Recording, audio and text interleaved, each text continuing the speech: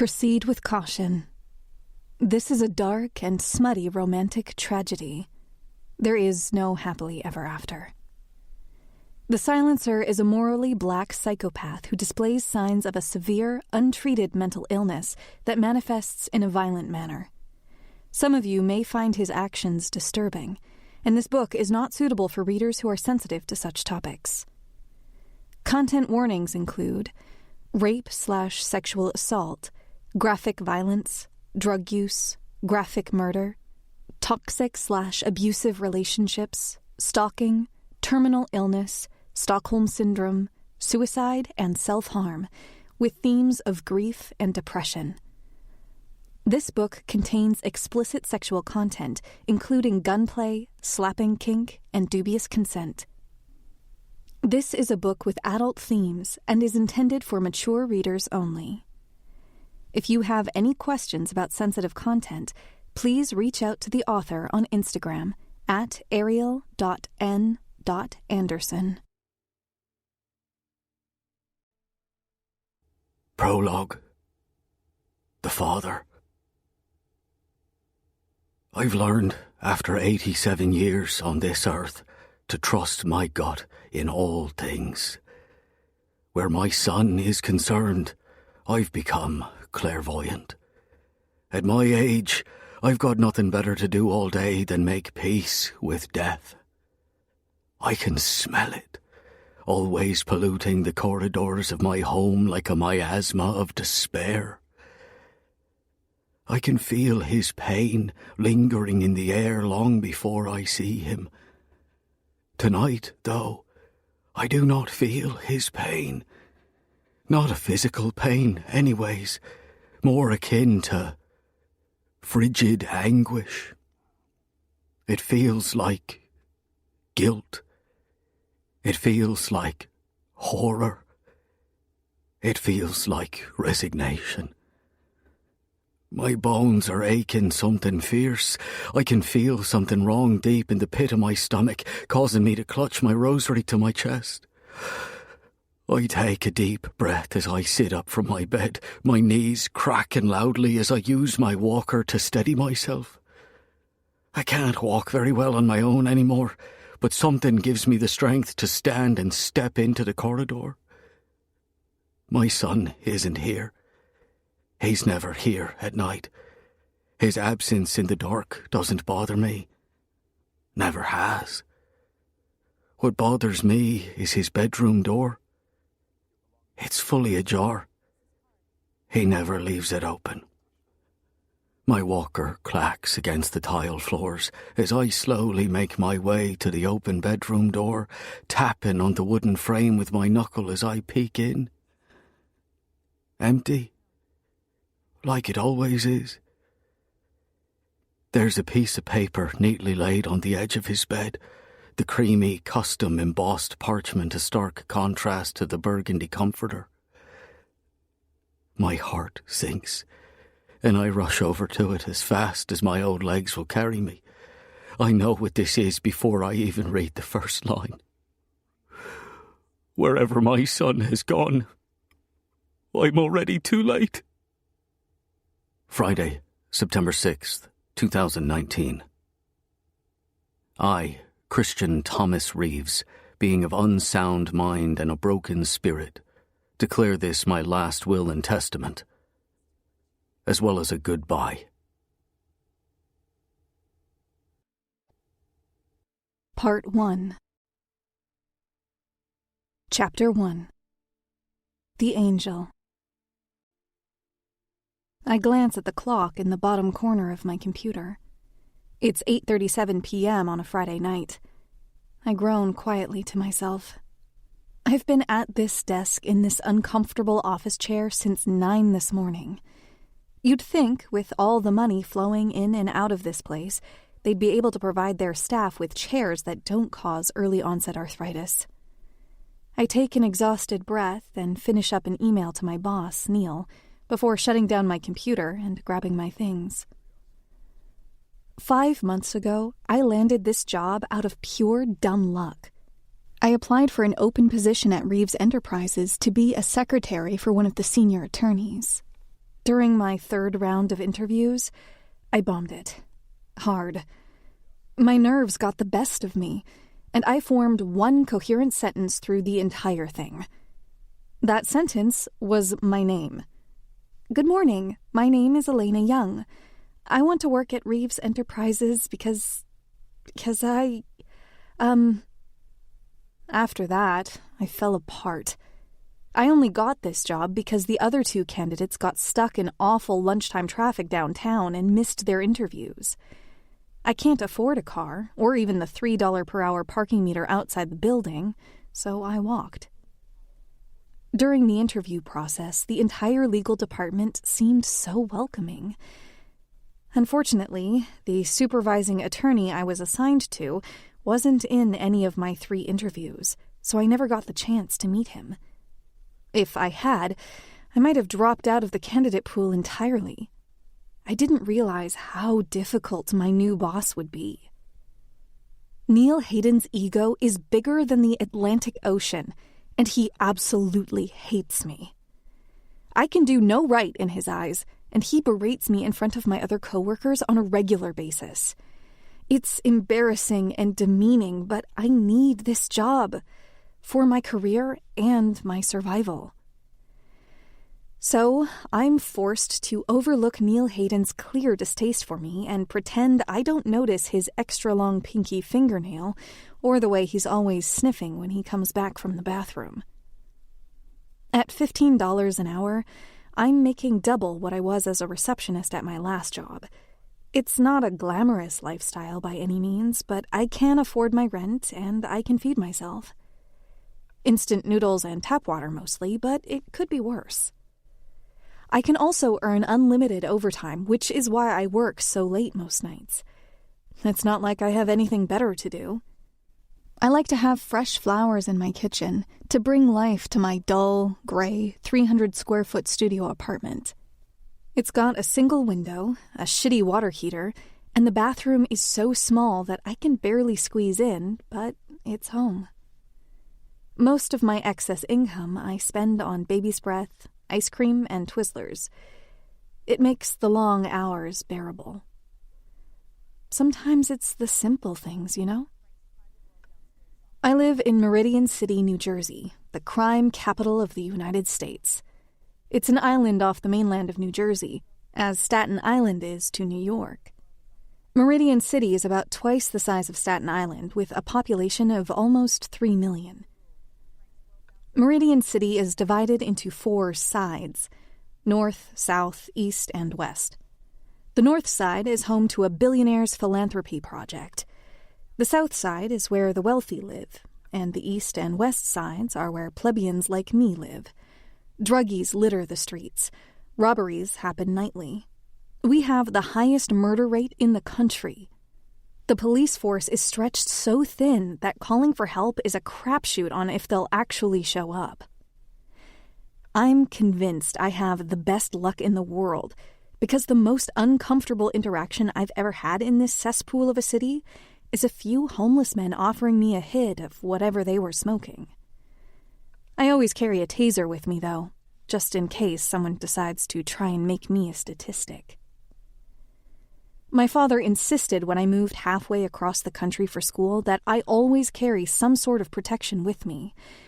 He lost his first family, a wife and 2 daughters, to a lunatic with a gun, and he's very protective of my brother and me. I'm sure every time his phone rings from an unknown number, he thinks he's getting the call that I'm dead. My father is a world-famous plastic surgeon in Houston, Texas. My mother is a therapist. I grew up in a big house on a large plot of land, and my parents never denied me anything growing up. When I told them I wanted to move to the most dangerous, crime-ridden city in the United States, they looked at me like I had grown a second head and murdered a kitten in front of them. Meridian City is objectively a terrible place to live, but for some godforsaken reason, it's home to the best law school in the country. Guess what I want to be someday? I moved here 5 years ago after I graduated with my bachelor's degree from UT Austin in public relations to chase my career in law, and graduated with my JD 2 years ago. Sometimes I wonder why I decided I wanted to be a lawyer when I'd rather stick pins in my eyes than stand in front of a group of people and argue on behalf of someone else. I also get horrible testing anxiety, which is probably why I keep bombing the bar exam. I've failed it twice, and I'm too insecure to retake it again without a prep course. I've been saving up for one, but it's nearly $4,000, and I have about $7 in my bank account. The most valuable thing I own is my coffee maker, a custom-painted purple Keurig my parents gave me my freshman year of undergrad. Everyone in my family has a successful, thriving career, and I'm tolerating verbal abuse during business hours so I can afford my rent. Fortunately, my job at Reeves Enterprises is a foot in the door, even if Neil is insufferable. I'm trying to work as hard as I can to make a good impression so that once I'm finally licensed to practice law, they'll take me on as their newest associate attorney. Maybe I'll even take Neil's place one day. Who knows? Unfortunately, I have to actually pass the bar exam before that dream comes even close to being a reality. It's just past 9 p.m. when I make it to the downstairs lobby of my office building, and it's pouring down rain. I stupidly forgot my umbrella at home this morning, as if it's not raining every other day in this decrepit city. Taser in hand, I step outside into the dark of the night, soaking wet by the time I make it to the crosswalk. Snap! I hear the strap of my old, battered purse break, and it sends my phone and the rest of my things into a puddle at the curb. I look up and whine in frustration before bending down to scoop up my belongings into the purse. I reach into the puddle and grab my phone. When I try to unlock it, the screen flickers a bit before distorting, and then goes black. Shit. I really do not need this in my life right now. I can barely afford ramen noodles for dinner. How am I supposed to afford a new phone? If the old rice trick doesn't work, I'll be screwed. I'm about halfway home when I get a feeling. The kind where the hairs on the back of my neck stand up. The kind where I just know someone is watching me. I try my best to resist the urge to look around, but I fail. My eyes snap to my right, and 3 figures are walking towards me from the cross street. I clutch my broken bag a bit tighter to my chest and walk with a new sense of urgency. I try to tell myself that they're just passing by, that I'm being paranoid, but the pounding of blood in my ears is so loud that I begin to panic. I can hear them cackling and whooping behind me, and my heart sinks into my stomach. My conscience tells me to run. So I run. Receipts, tampons, and lip gloss fall out of my bag as I do, leaving a convenient trail for the 3 men to follow. I can see my apartment building in the distance. I'm less than a block away, but a lump forms in my throat at the thought of leading them right to where I live. What if they wait for me? What if they come back? What if they break in and come get me in the night? I make a split-second decision to dart into an alley, but I nearly collapse with fear when I'm met with a dead-end brick wall. There's a dumpster to my left. I crouch behind it and cover my mouth, staying perfectly still and trying not to make a sound as the rain ruthlessly pelts down on my trembling body. My attackers catch up and surround me. I dropped my taser while running, and I'm defenseless. One of the men grabs my arm roughly and yanks me to my feet. His grubby fingers dig into my flesh so hard I'll have bruises in the morning. I scream louder than I ever have before, louder than I thought I was capable of. I yell for help as 2 of them each grab one of my arms and hold me in place. The third twists his hand into my braid as if it's a rope and forces me to look at him. He looks me over and licks his lips.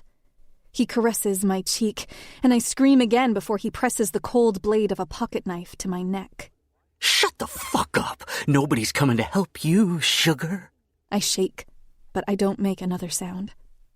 I wait in horror, in silence, as he traces the tip of the knife over my neck, down my chest and in between the valley of my breasts, ripping the fabric of my blouse enough for it to fall open and expose my bra. I close my eyes tightly and accept the inevitable, tears streaming down my face. I pray that whatever they're about to do to me, they will make it fast. "Oh, shit!" I hear one of them yell. The knife that was at my chest gets yanked away, followed by the hands holding my arms in place. My eyes are still closed, and I'm shaking violently from fear and the cold rain. I hear 3 rapid gunshots, 3 sickening squelches, and 3 thuds on the pavement. It goes eerily quiet, save for the sound of rain on the concrete. I open my eyes, and I gasp. My lips quiver, and tears sting in my eyes as I look up at my savior, standing just a foot away from me. I'm in a state of shock, I'm sure, because I look up and see his throat bob like he's speaking, but I don't hear words. Meridian City, and all its crime-ridden glory, has something else that makes it absolutely unbelievable. The Meridian City Silencer. A serial killer in a red mask that patrols the streets at night, beating up criminals and dishing out bullet-shaped justice to anyone he feels deserves it. The red mask covers the bottom half of his face like a muzzle. His tactical pants are pitch black and covered with dozens of knives and guns, bulky from whatever equipment he keeps stuffed in the pockets. His combat boots are caked in mud. He's got on a jacket with the sleeves cut off, exposing his vascular arms, and the hood thrown over his head. With every breath he takes, I can see the gentle separation of scales that make up his shirt, hugging his muscles like snakeskin. His dark hair falls over his forehead and sticks to his skin from the rain. The wanted posters don't do him justice. Not his beauty, nor the malice in his eyes. My heart is beating so fast I can hardly think. I might have thanked him for saving me if I wasn't utterly traumatized from nearly being gang raped. A burning, itching sensation cuts through my chest, and I look down to see a bright red welt in my skin where the knife was dragged down my sternum. I cover the welt with the shredded parts of my top. Superficial. My eyes snap up to him, and I shake my head in confusion. "What?" I ask, my voice unsteady. It's a superficial wound. It will heal fast. You won't even feel it by morning. All I can do is stare up at him. His eyes are an artificially bright green. Dark paint in his eye sockets has streaked down his face from the rain like blackened tears. Are you okay? My eyes flicker down to the 3 bodies that are scattered around us, lying face down in the dirty alleyway.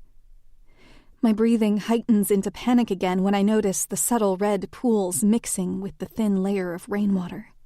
Don't worry, they won't touch you again. I stand there, unmoving for so long I think I've forgotten that I even have legs. Every sense in my body is telling me to run, but I'm frozen in place, shaking like this is the first time I've stood on my own in my life.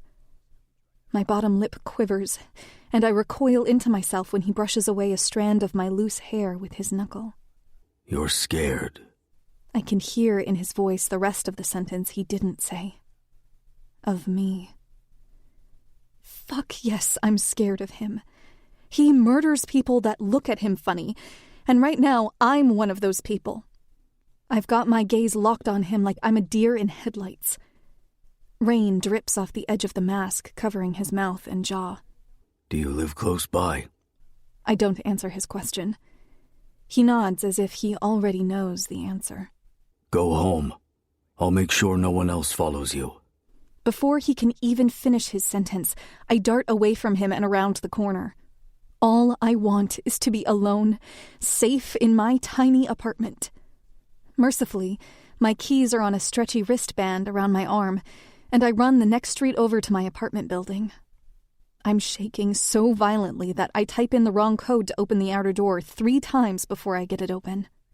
With a slight sense of safety behind the door, I sink onto the small staircase in the lobby and cry as the reality of what just happened and what could have happened washes over me. I sit on those stairs for a long time, and when I manage to get enough of a grip to stand again, I run upstairs to my apartment, lock the door, collapse against the thin wood, and cry some more. The next morning, my eyes are painfully puffy. Thank God it's the weekend, so I have some time to properly cope before pulling myself together for work. I turn on the news and my heart plummets at the coverage. It's Saturday, September 7th here in Meridian City. MCPD detectives are investigating a triple homicide that occurred last night on the 1700 block of Season Circle. 3 men were found shot to death in an alleyway with red duct tape over their mouths, the distinctive calling card of the Meridian City Silencer. The police are asking anyone with information to call the MCPD tip hotline and ask for Lieutenant Martinez, the investigator on the case. My body shakes as I watch the morning news on my 20-inch TV I found in the dumpster my first week living here. I blink and swallow the bile in my throat.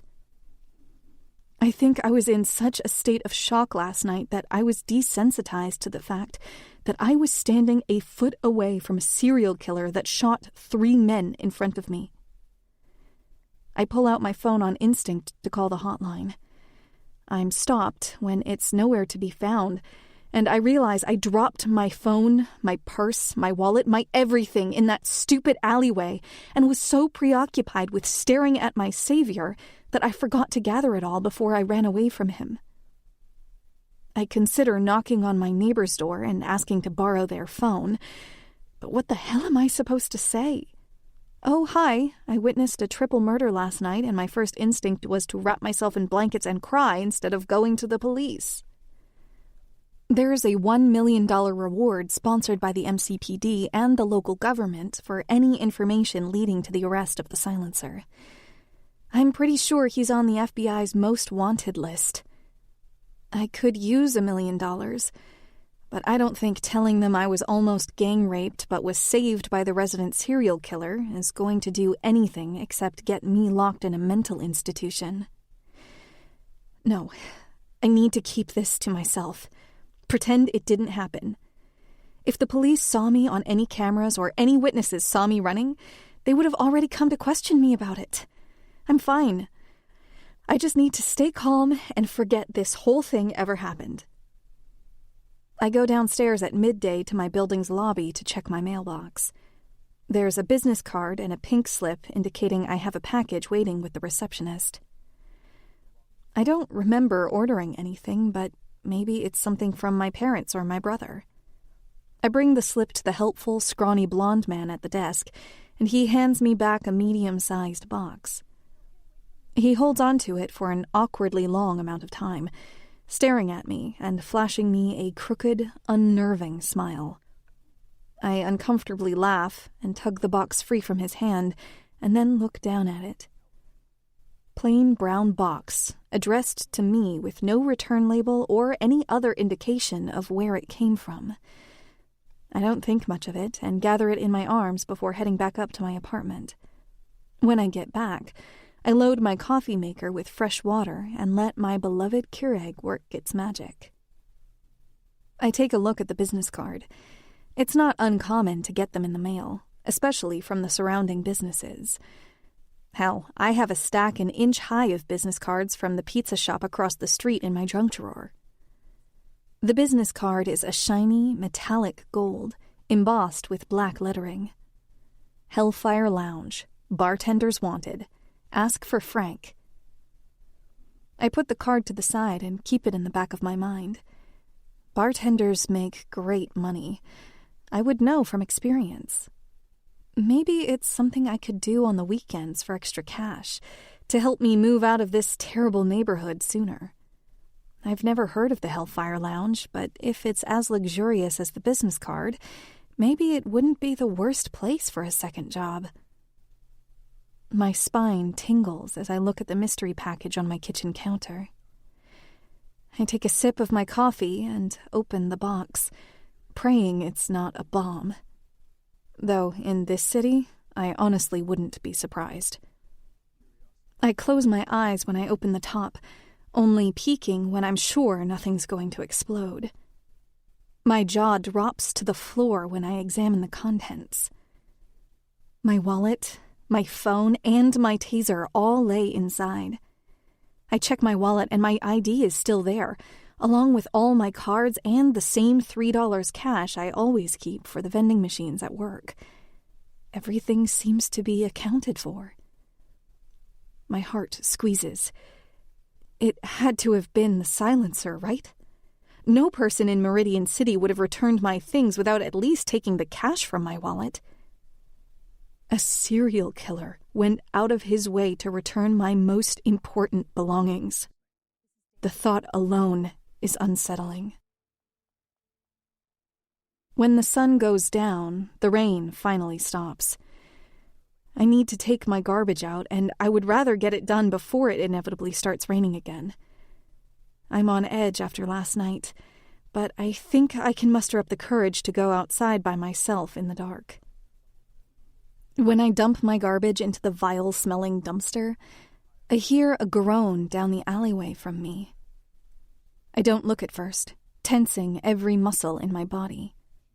Nothing is worth the trouble. Meridian City is the type of place where you ought to mind your business.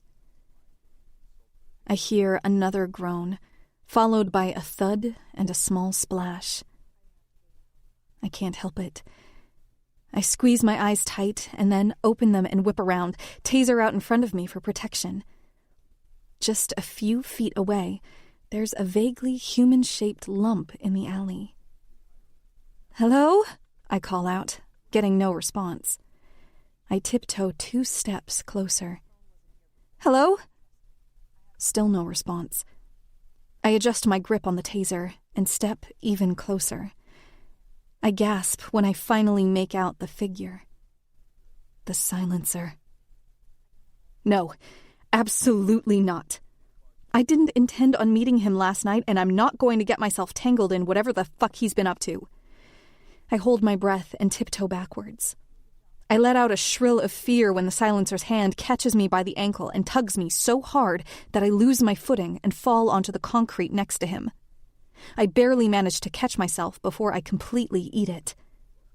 I try to crawl away quietly, but his grip on my ankle isn't letting up. I kick him roughly in the head, and he looks up at me, half annoyed with his brows knitted together. That's when I notice the blood on his hands, blood that is now coating my ankle. I stare at him for a while, my chest heaving as I try and consider alternate methods of escape. Without thinking about the fact that it's raining or that the silencer has an iron grip on my ankle, I press the prongs of the taser into the meat of his arm and shock him. The electricity travels through his arm and up my leg, causing me to drop it. He loosens his hold just enough for me to wiggle out of his grasp, scramble to my feet, and start running. I'm functioning on pure adrenaline as I sprint towards the back door of my apartment building.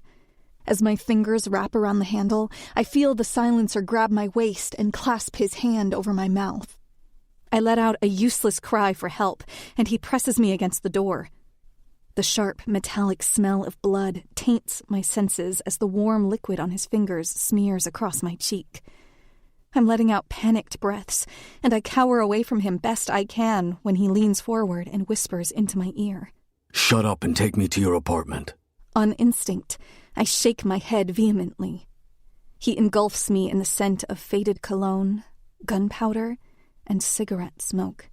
"Open the door. Now. Don't make me ask again." My life comes down to 2 options in this moment. I can continue to be defiant and die in this disgusting alleyway, or I can let him follow me into my apartment, in which case he'll kill me in the comfort of my own home. It's not like it matters. My phone is broken, so I have no way to call for help, and everyone in this damn city fears this psychopath. No one with any sense of self-preservation is going to help me. With a shaky hand, I type in the code to open the back door and walk inside with my mouth tightly shut. My apartment might as well be a portal to hell, because as soon as we're both inside, I hear him shut the door behind him and lock it.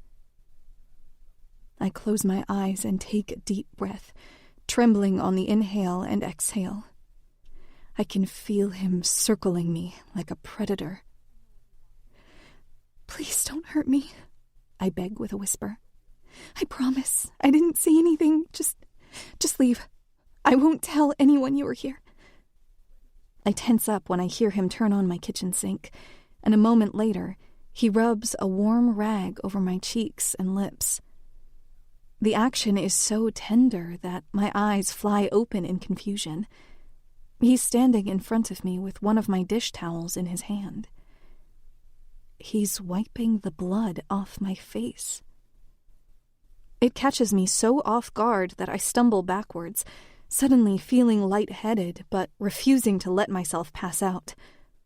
I might never wake up again if I do. I use the door to prop myself up as the room spins.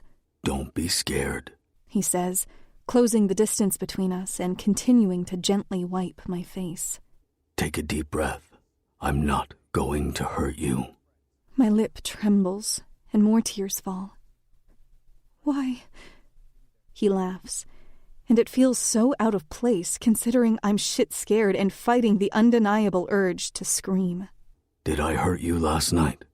he asks, and then he kneels, carefully removing my shoe and sock and cleaning the blood from my ankle too. "No," I squeak.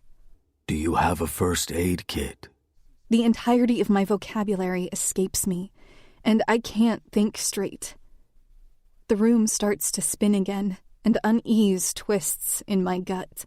"Look at me," he commands, snapping his fingers to get my attention, and then standing to his full height. "First aid kit." "Under the bathroom sink," I manage to choke out, and the corners of his eyes crinkle as if he's smiling under that mask. His gloved thumb traces over my lips. And that's when I finally black out.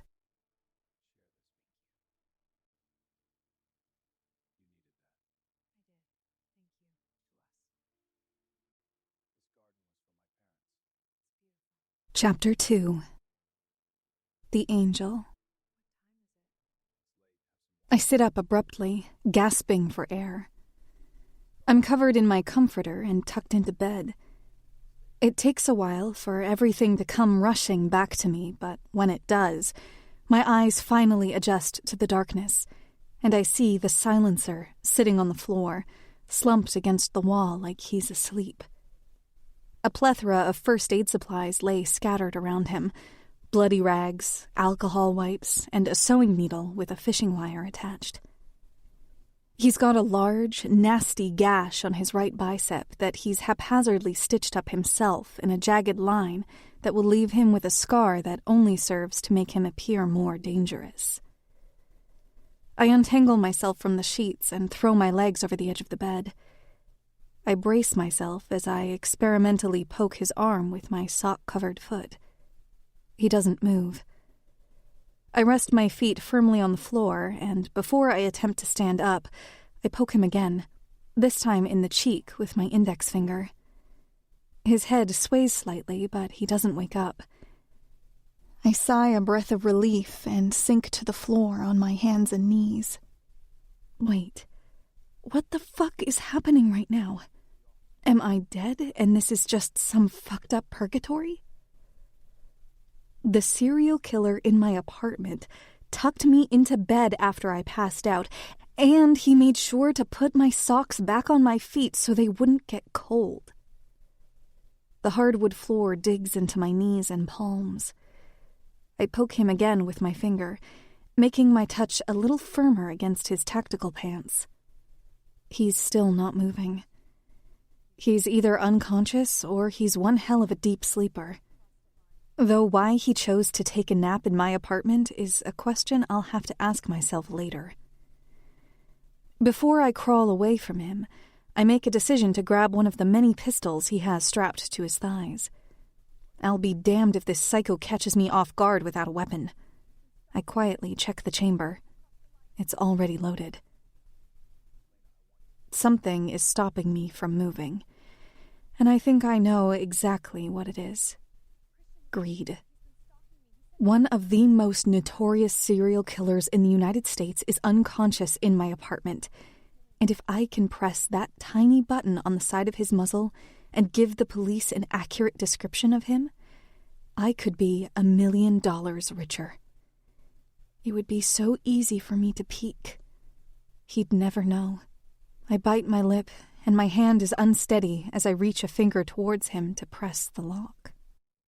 As soon as my finger touches his mask, his eyes fly open and he lunges for me with a growl, grabs my wrists, and flips me onto my back. He's straddling me, his thick thighs caging my arms down by my sides. He has one hand cupped over my mouth to stop me from screaming, and another hand white-knuckling a serrated knife that's now pressed firmly against my jugular. He uses his boot to kick away the gun that I stole from him. Tears prick in my eyes as he stares at me, wild and terrifying. He takes 3 deep breaths, and I see his green eyes soften. He lowers the knife from my throat, placing it back into his thigh sheath, followed by the discarded gun I stole. He's got so many weapons strapped to his legs, I don't even know how he can move properly. He's still holding me down with nothing but his body weight, and his hand firmly over my mouth. I watch his Adam's apple bob when he swallows. I'm going to let you go. Scream, and I'll tape your mouth shut. Nod if you understand. I do. He hesitates, but he lets me go and lifts himself off me, and I roll over and take in a huge breath of air. He's standing now, while I'm cowering on the floor, and if he looked big before, he looks massive now. He's got to be at least 6'3", maybe even taller. He's built like a truck, and I think he could pop a balloon between his pecs. He looks down at me with an amused glint in his eyes. Your curiosity almost got you killed. I eye him with confusion. Almost got me killed?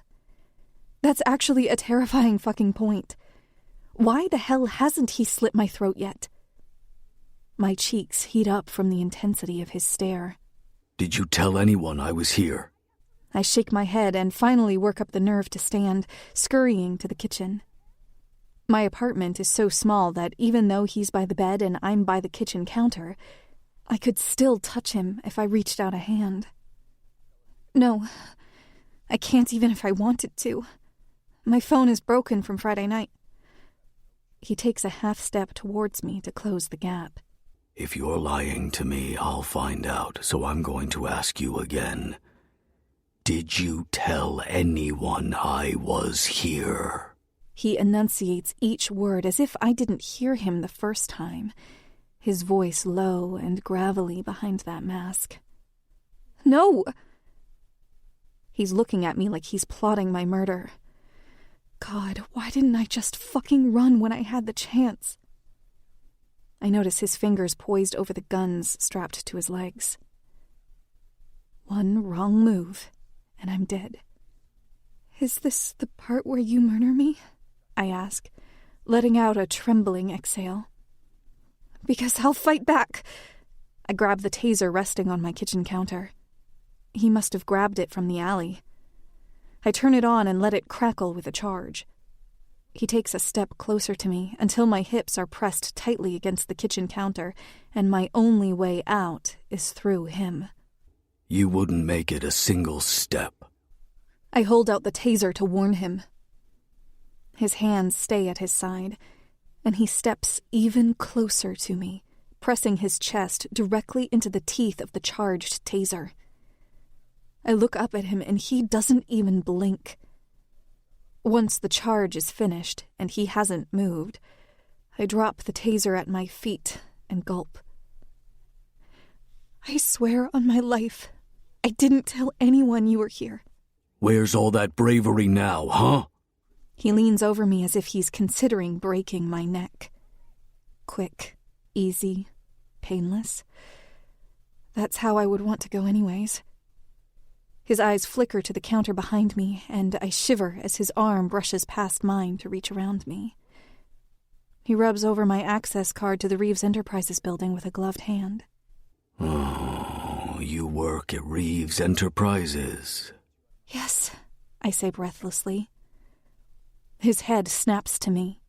Don't tell strangers so much about yourself. You asked! As if the card wasn't already a dead giveaway. Do you tell every person you've ever met where you work? I don't have an answer for that. Considering he murders people on a regular basis, he's the last person I should be telling about my life. He slinks back to my bed and sits on it with a heavy sigh, and so much force it scratches across the floor. He manspreads on the mattress like he owns it, and I cross my arms over my chest. He looks up at me and has the nerve to wink at me from behind his stupid little mask. I run my fingers through my hair and look down at myself and cringe. I had forgotten I had his blood all over my clothes, and I'm suddenly itching to take a shower. I'm not stupid enough to put myself in that kind of position, though. Naked with a serial killer on the other side of the door? No thanks. Why do you do it? I ask, the words spilling out of me faster than I can put a filter on them. His predatory gaze flickers to me, and there's something vulnerable in his expression that I can't quite describe. I like it. I don't know why I expected his answer to be something profound, but even murderers have a story. I want to know his. Why? If you're expecting me to tell you some sob story to justify what I do, don't. I tilt my head to the side slightly, trying to read him, to understand his intentions behind what he does. Someone you love was killed. I don't expect him to confer or deny my observation, but something in the way he stiffens tells me I'm right. He cracks his neck. Doesn't matter why I do it. If you hadn't been there the other night, those men would have gang-raped me and left me to die in that alley. Is it bad to admit that I don't feel guilt over their deaths? No. You did what anyone in your situation would have done. You called for help. I made the choice to kill them, and I'm the one who has to live with it. You have nothing to feel guilty for. Do you feel guilty? No. He answers, almost scoffing when he does, as if he can't believe I'd ask such a stupid question. I stiffen up as I remind myself that he's not my friend, and even though he saved me last night, he's not a hero. I can't meet his gaze, so I keep my attention on my hands wrapped in my sweater. It's quiet for a long time, so long that my feet begin to ache from standing. His muffled voice cuts through the silence. Do you like working at Reeves Enterprises? I perk up at his question and narrow my eyes, resisting the urge to tell him I shouldn't talk to strangers. After a moment of trying to hold his gaze, I lose our staring contest. It's a foot in the door. It's better than a lot of jobs here. I glance at my JD hanging on my wall. My boss, Neil, is awful, but I want to be a lawyer, and working for him will look good on my resume. Neil Hayden? The silencer asks, and my blood instantly runs cold when he says that name, because he knows exactly who I'm talking about. What does he do that's so awful? Nothing. It doesn't matter. Yes, it does. Why? I ask, and he stands up slowly. Pushing off his thighs with his fists, he takes a large step towards me. My stomach flips, and I cower further into the wall, quickly letting an answer escape my chest before he comes any closer. He just does everything in his power to make me feel small and useless. That's it. It's really not a big deal. He leans closer to me, lifting a gloved finger to lightly touch my chin. Everything that happens to you is a big deal. Say the word, and I'll take care of him. No! God, what's wrong with you? Neil Hayden being a dickhead isn't grounds for murder. He lets out an amused huff, and I think if he didn't have that mask covering his face, I'd see a sinister smile painted across his lips. Well, you're no fun at all, Angel. My throat goes dry, and I lean away from him again. Panic rises in my chest. He reaches for my hand, and I snatch it away. Our eyes meet, and the tension between us cracks. He pounces on me, and when he pins me down to the bed, my chest heaves and I whimper in fear, trying to wiggle out of his grasp. He's too big, too strong. I struggle and struggle to no avail, and finally, I give up, going slack under the fiery intensity of his stare. Tears slide down the sides of my face, disappearing into my hairline. Are you scared? I start nodding before he finishes his question. I see the corners of his eyes crinkle as he lets out a low chuckle. I promise I'm the one thing in this city you never have to be afraid of. He cocks his head to the side. Why'd you try to take off my mask? All I do in response is bite my lip in an attempt to get it to stop quivering. I search through my brain for every possible lie I can come up with. Telling a serial killer that I was planning on turning him in for money seems like a quick way to end up with a bullet in my skull. I wanted to see the face of the man who saved me, I say cautiously. He gives me a dangerous glare and goes completely still. I gulp, because I can just see it in the tension of his shoulders that I've crossed a line I shouldn't have touched with a 39.5-foot pole. You've got it backwards, Angel. Before I have a chance to ask him what he means, he lets go of me and leaves my apartment so fast, I'm not sure he's even human.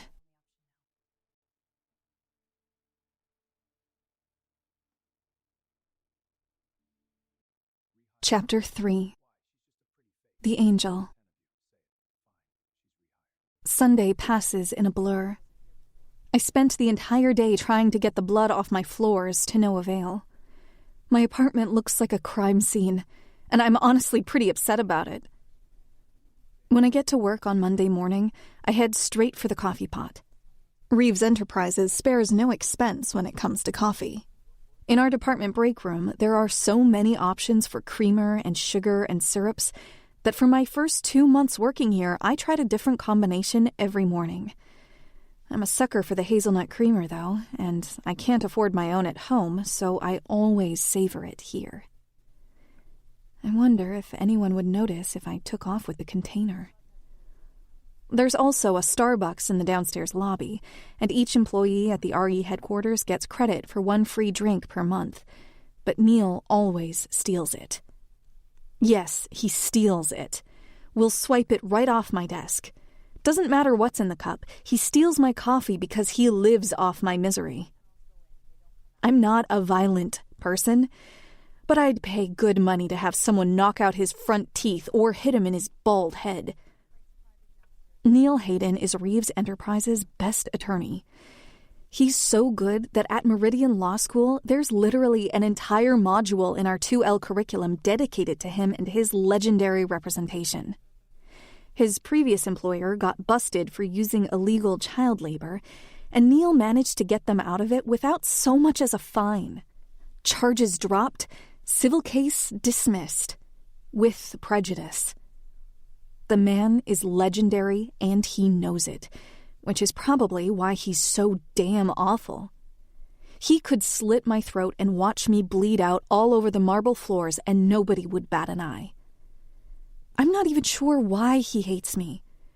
I'm not totally incompetent when it comes to my duties here. My best guess is it's because I'm not fun to look at. I've got as much curve as a 2x4 and the sex appeal of a plastic bag.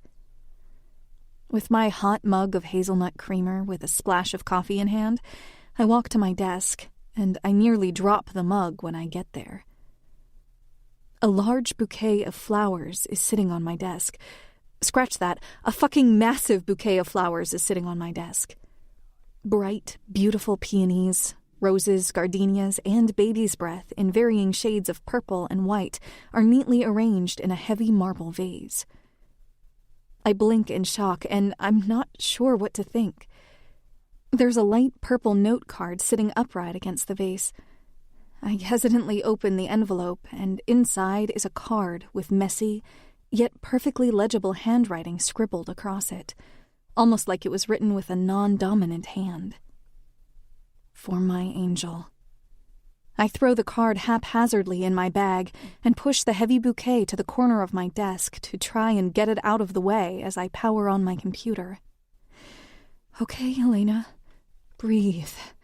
Don't panic. I tap my fingers against the desk and stare at those flowers while I wait for my computer to boot up.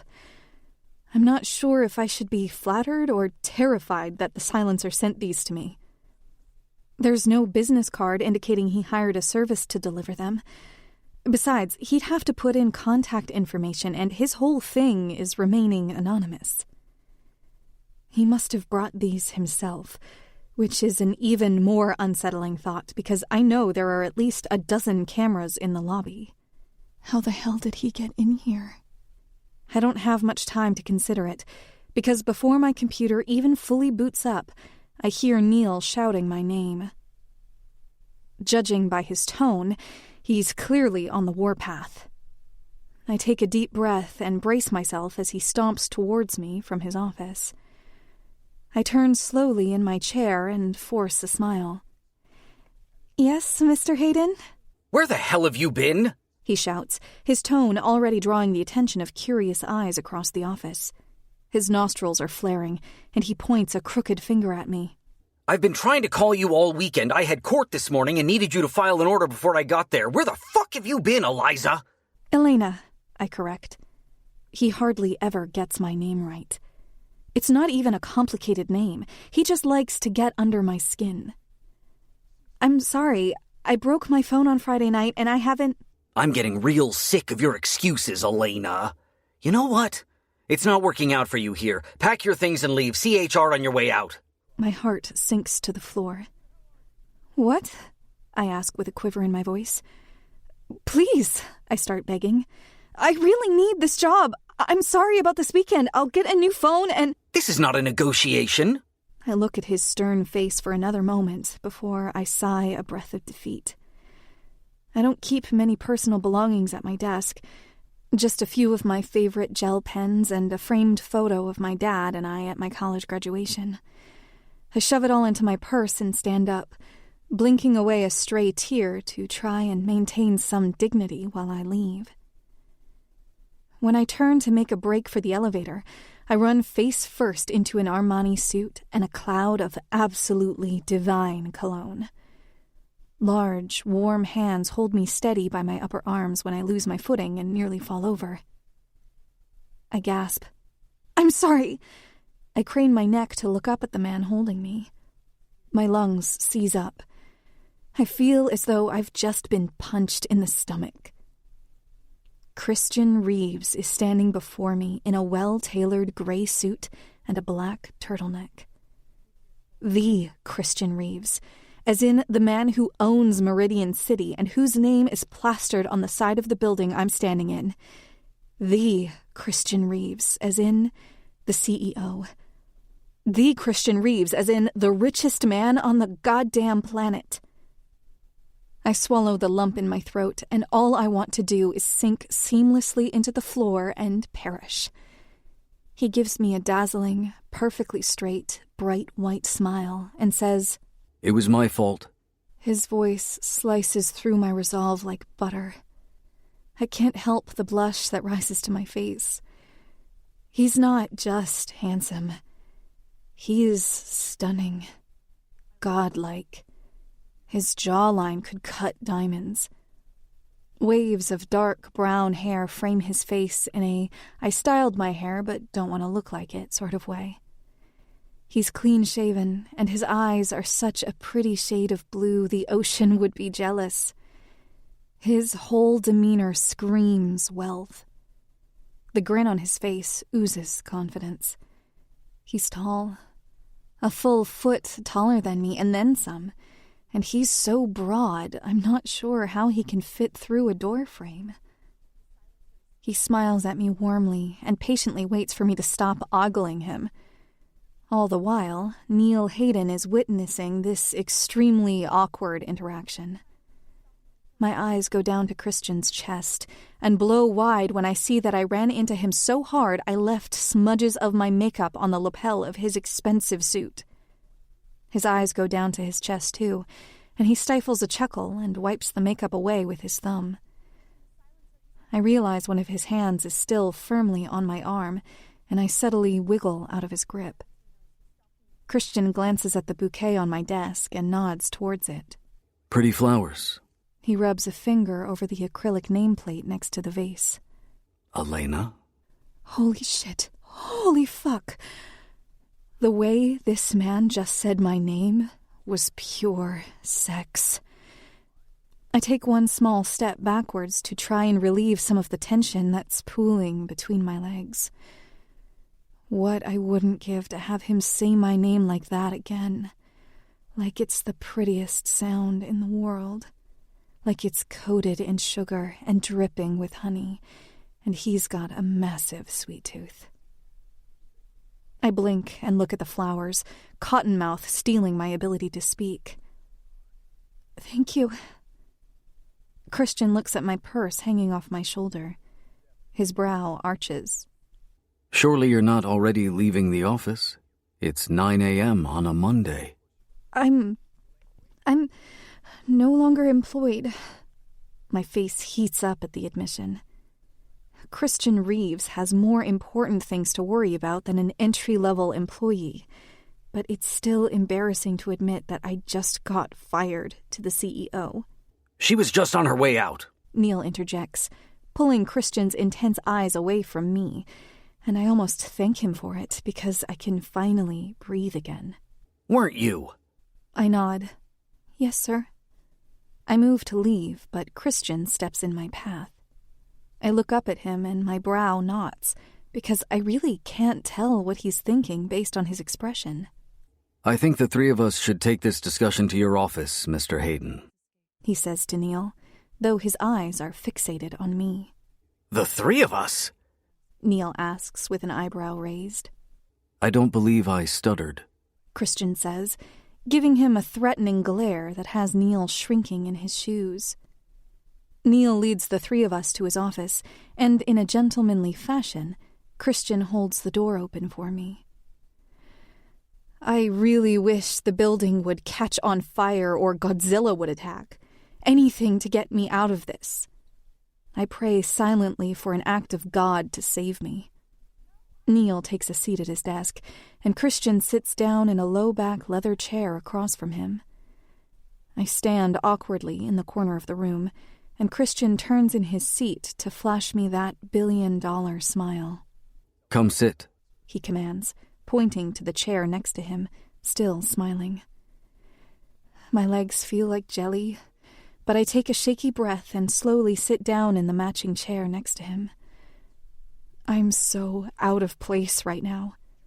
An entry-level nobody, with the boss that just fired me and the CEO who has more dollars to his net worth than there are stars in the galaxy. Neil frowns at me, and we all sit in uncomfortable silence. He finally softens his face when he looks at Christian. Mr. Reeves, I wasn't expecting you here today. Is there something I can help you with? Let me stop you there, Mr. Hayden. I can tell from Christian's tone that I really shouldn't be in this room right now. The door is right there. I could make a break for it. I'm going to do the talking, and you're going to do the listening. Neil nods at Christian for him to continue, looking like he's seen a ghost. He's sweating profusely. Neil has a giant ego, but at the end of the day, Christian is the CEO, and he wouldn't risk pissing off the one person at this company that has the power to put him in his place. Christian pulls a silver cigarette case out of his pocket and proceeds to light one of the sticks, taking a long drag and puffing out the smoke hard enough for it to waft into Neil's face across the table. You will rehire Ms. Young immediately with double pay and full employer-paid benefits. Settling back comfortably into his chair, he waits patiently for Neil to answer. My mouth falls wide open in shock as Neil's judgmental gaze flickers to me and then back to Christian. I see what this is, he says, lacing his fingers together and resting his elbows on the arms of his chair. What did she tell you about me?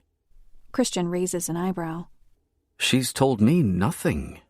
Neil chuckles to himself, scratching the top of his shiny, bald head. You're telling me Christian Reeves is giving Eliza Young her job back out of the kindness of his heart? I wasn't born yesterday. What are you implying, Mr. Hayden? I'm just saying she's got one hell of a mouth to have a man like you pulling strings for her, that's all. Neil shrugs and pumps his fist near his mouth in a vulgar gesture so that it's incredibly clear what he's implying. Christian laughs, but there's no humor in it. He stands up, sauntering around Neil's desk. When he's at Neil's side, Christian grabs him by the back of his blazer and shoves his head onto the thick glass of the table, cheek first. He whimpers, and I gasp with my hand over my mouth. I can't say I'm not happy to watch Neil get what he deserves, but I'm not sure what to do except keep my mouth shut and try really hard to pretend I don't see the CEO of the company assaulting his top attorney. Christian leans over him to speak in his ear, to ensure he hears every word. The ash from the cigarette hanging out of his mouth lands on the side of Neil's face. Mr. Hayden, her name is Elena. I have never slept with her. If that implication ever leaves your mouth or this room, or you so much as think it again, I will shove a lawsuit so far up your ass you'll be able to taste paper. You will rehire her, and if you retaliate in any way, I will know, and you will regret it. Is this in any way unclear? You're crazy. Call the police if you want, but I can make or break your career. You piss me off, and all it takes is a few phone calls to have you blacklisted from the legal field in under an hour. If you want to keep your 7-figure salary, I suggest you do what I say. Keep your mouth shut and start treating Ms. Young with a little respect. Clear? Neil nods his head against the glass of his desk, and Christian lets him go. I shake in my seat as Christian sits back down in his chair, and then he turns to face me, smiling as if I hallucinated what just happened. Elena, would you be so kind as to make Mr. Hayden and I some coffee? I'll take mine black, thank you. I give him a shaky nod and stand up, my ankles wobbly like a newborn deer in my heels as I walk to the coffee maker that's in the corner of Neil's office. I'm so nervous that I drop a mug, shattering the ceramic all over Neil's black laminate flooring. If beating your employees was legal, I'd have 2 black eyes by the end of the day with the way he's glaring at me. Once the remains of the mug are in the small bin next to the coffee machine, I go back to preparing the drinks. Neither of the men speak, and it's so awkward I would rather be thrown off the side of a bridge than bear witness to this cockfight that Christian Reeves is clearly winning. When I get to Neil's coffee, I freeze. It's either 3 creamers and 2 sugars, or 3 sugars and 2 creamers. It changes depending on his mood, and I'm always somehow wrong. I choose 2 sugars, 3 creamers, and pray he will save the reprimand until later. With shaky hands, I give Christian his coffee first in a black mug with the Reeves Enterprises logo on the side. He thanks me, and I hand Neil his mug much less politely, practically throwing it in his hands. I was hoping it would slosh over the rim and stain his pants, but no dice. Neil takes a small sip before dramatically groaning. Of fucking course. It's like I said, it's always wrong. I'll sprout wings and learn to fly before you get my goddamn coffee right, Eliza. He glares at Christian as I stand awkwardly to the side of his desk. Of all the bitches in this building for you to bang, did you have to choose this one? My name is Elena! Neil glares at me. Don't you raise your voice at me! My name is Elena, I repeat, my face surely as red as a strawberry as anger flares across my chest. I did get your coffee right. You just change your preference every day because you get off on making me miserable. It's so silent in the room you can hear the fucking earth spinning on its axis. I have never lost my cool like that on anyone.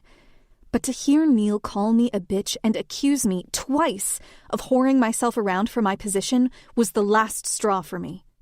I don't even care that the CEO is witnessing my breakdown. Fuck this job.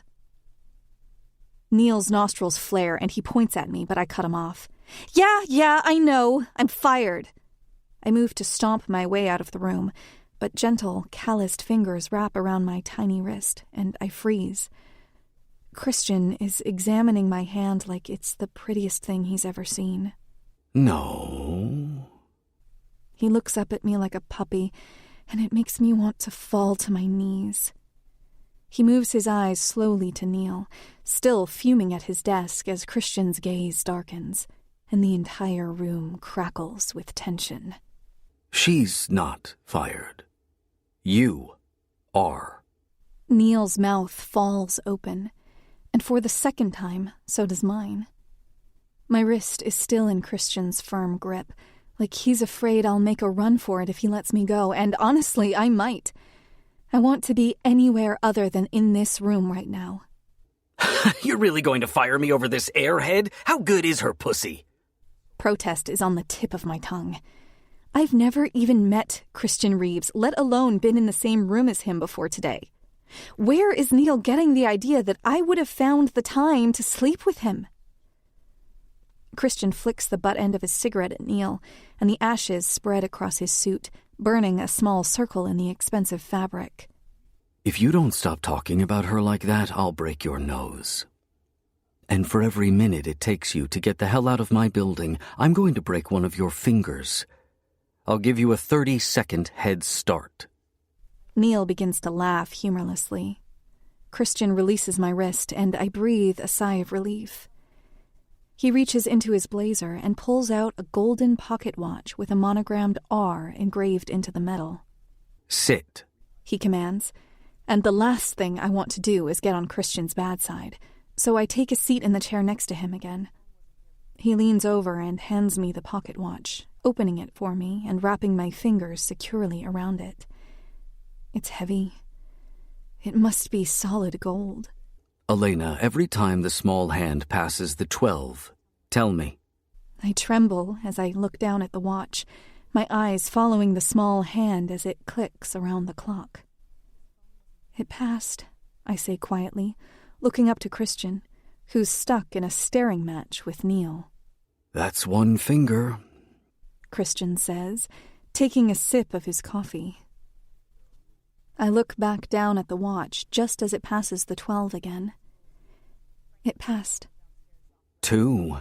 Better hurry, Mr. Hayden, or I'll have to move on to toes. You've got to be shitting me. You can't do this. I own this company. I assure you I can do whatever the hell I want. And what I want is you off of my payroll. It passed. Neil must begin to worry that Christian's threats towards his fingers aren't hollow. He stands, muttering expletives about Christian being a rich prick and loudly announcing that he's calling the police. His office door quietly shuts itself, and Christian and I are left alone in the room. Christian takes another long sip of his coffee and sighs contentedly. I was worried I was going to have to get security to drag him out, he says with a sexy smirk, brushing off a piece of lint from his pants. He's so collected, like the last 10 minutes didn't happen. The corners of his mouth quirk into a smile as he turns his head to look at me. I was never going to break his fingers. I don't believe him for a second. I sit, frozen in place in the chair. Christian leans over, clasping his hands around mine and freeing his pocket watch from my stiff fingers. He rubs over the monogram on the front and smiles softly down at it. I'm not a fan of gold. I think it's a harsh, ugly color, but this was my father's. Yeah, I'm more of a silver girl myself, I reply nervously, thankful I managed to form a coherent sentence as I look anywhere but him. My foot bounces with nervous energy, and Christian's large hand comes to rest on my knee, halting my movement. He won't bother you again. I look up at him through my lashes, slowly, like he's a snake, and I'm trying to avoid sudden movements. I chew on my bottom lip. You just fired your best attorney. He's not going to make accusations like that to my face and get away with it. His tone comes out nonchalant and suave, all the while I'm strung tighter than a drum. The way he spoke about you made me want to throw him off the roof. I don't understand why you'd do something like that for a nobody like me. His answer is immediate, like it's been rehearsed. You're so much more than a nobody, Elena. I should get back to work. I quickly leave with my hands crossed over my chest so he can't catch my wrists again. Today was an absolute shit show. Mondays, am I right? I'm out the door of the building at exactly 5 and get home as quickly as possible. Flopping on my bed, I take a long breath and stare up at my ceiling. I instinctively go to pull out my phone to text my brother, but then I remember that my phone is, in fact, broken and sitting in a bag of rice on my countertop. I stand up and make my way over to it, and I stand there, in shock, unable to breathe when right next to the rice bag is a brand new phone, sitting neatly in a factory-sealed box. I blankly read the sticky note resting on top of the box. Stay safe, Angel. I scoff at the note in a slight panic and crumple it before shoving it into my trash can. Then I pull my old phone out of the rice bag and pray with everything in me that it still works. I press the power button and hold, and hold, and hold, waiting for the screen to turn on. But it doesn't. I take a deep breath and lean over to hit my forehead against my countertop several times in frustration. Maybe I don't have the best street smarts in the world, but the silencer clearly broke into my apartment, and I'll be damned if I turn on this replacement phone and start using it. What if he's got some sort of spy software installed on it? He's already given me enough red flags as it is. I really don't want to give him another outlet to stalk me. I'm going to end up as one of his victims if I'm not careful. I throw the box in my nightstand and try to forget about it. I get paid on Friday. If I can just make it to Friday, I'll go to the store and buy a new phone on my lunch break. I make a mental note to email my mom and dad to let them know my phone is broken so that they don't worry if they call or text and I don't answer. If I buy a new phone, I'm going to be way behind on my rent, and my landlord is not exactly an understanding guy. I need a second job, badly, if I want to avoid getting evicted, and I am way too stubborn to ask my parents for help. Unfortunately, there's not a lot of jobs floating around this city. An idea pops into my head, and I search around my kitchen until I find that business card that I got in the mail. I take note of the address on the back. It's on the other side of the city, in a secluded corner near the shoreline. I throw on a coat, shoes, and a bit of eyeshadow to look a little sultry, grab my purse, and make the long trek there. I have to walk the entire way, so it's nearly 8 p.m. when I make it. I can hear loud bass behind a large steel door. I take one deep breath and knock. It takes a minute, but a man opens the door and gives me a once-over. He meets my eyes and smirks. How can I help you, pretty girl? I gulp and get a feeling at the base of my spine that this is a terrible idea, that I should just walk away right now. But then I remember my rent, and I push the feeling to the back of my mind. I hold up the business card. I'm here about the bartending position. The bouncer wordlessly beckons me inside before leading me further into the club.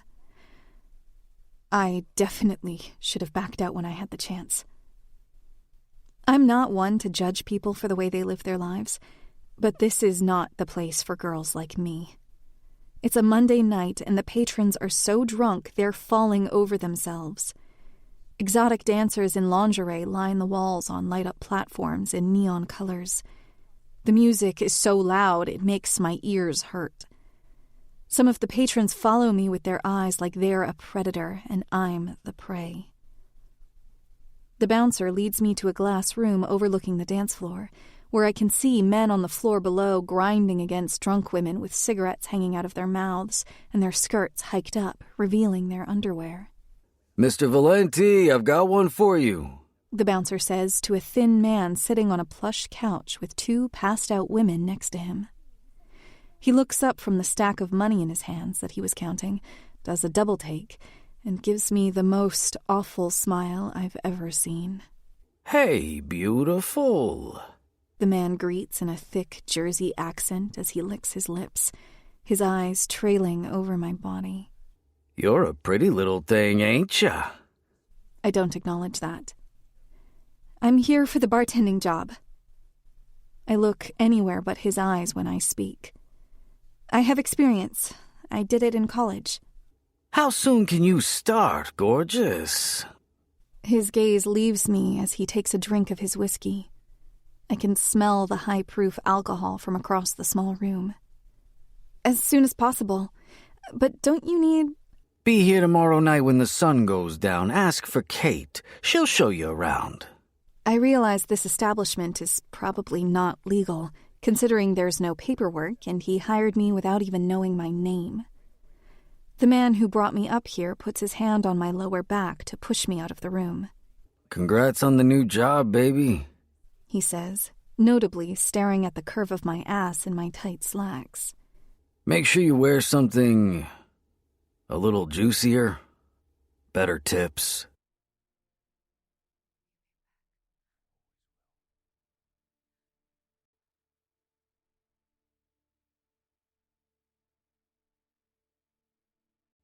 Chapter 4. The Angel. My next shift at Reeves Enterprises is, thankfully, uneventful. I'm not sure I can handle any more drama in my life. Between the silencer stalking me and whatever the hell that was yesterday between Christian Reeves and Neil Hayden, it's all way too much for me right now. I leave promptly at 5 again, having already packed something juicier to wear for my shift at the Hellfire Lounge, and I make the long trek across the city to the club. When I get there, the same bouncer from last night lets me in and leads me to the locker room, where women scantily dressed sit at vanity mirrors while they do their makeup and hair. They must not all be bartenders like me, because a few of them are in matching showgirl costumes, topless. Hey, Kate!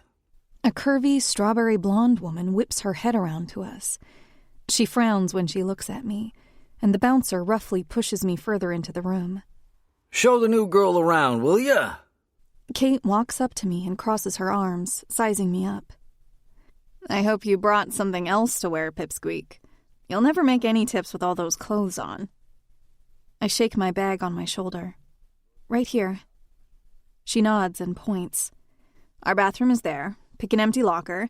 Mr. Valenti likes to keep the girls rotated constantly to keep the patrons entertained, so your shifts are only 5 hours. You get 1 5-minute break. 1. 5 minutes.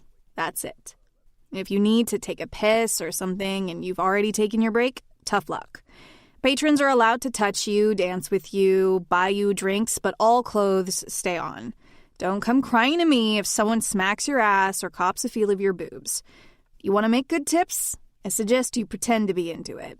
Cash tips are yours. House gets 100% of your card tips, no exceptions. She takes a deep breath to think through if she's covered everything, and my legs are shaking so bad I'm not sure how I'm standing up straight. She groans and rolls her eyes. God, you new girls are such babies. Get dressed. You're working the bar, right? I nod. You got experience? I nod again. Good. I'll show you how the sections work, and then you'll be on your own. By the time Friday night rolls around, I'm exhausted. I work my normal 9 to 5 at Reeves Enterprises, and then go straight to the club after. My shift starts at 8 and ends at 1 in the morning, and then I'm up by 7 the next morning to do it all over again. We don't get normal days off at the club. The boss, Frank, decides when you can take the night off. Other than when he hired me, I haven't seen him again, which is A-okay with me. He gives me the creeps. All the girls here seem terrified of him, only talking about him in hushed tones as if he can hear them whispering over the bass of the music. Kate is the only one that doesn't seem bothered by him. She's kind of like the mom friend around here. She cares about us, but she doesn't take any of our shit, and she definitely doesn't tolerate laziness.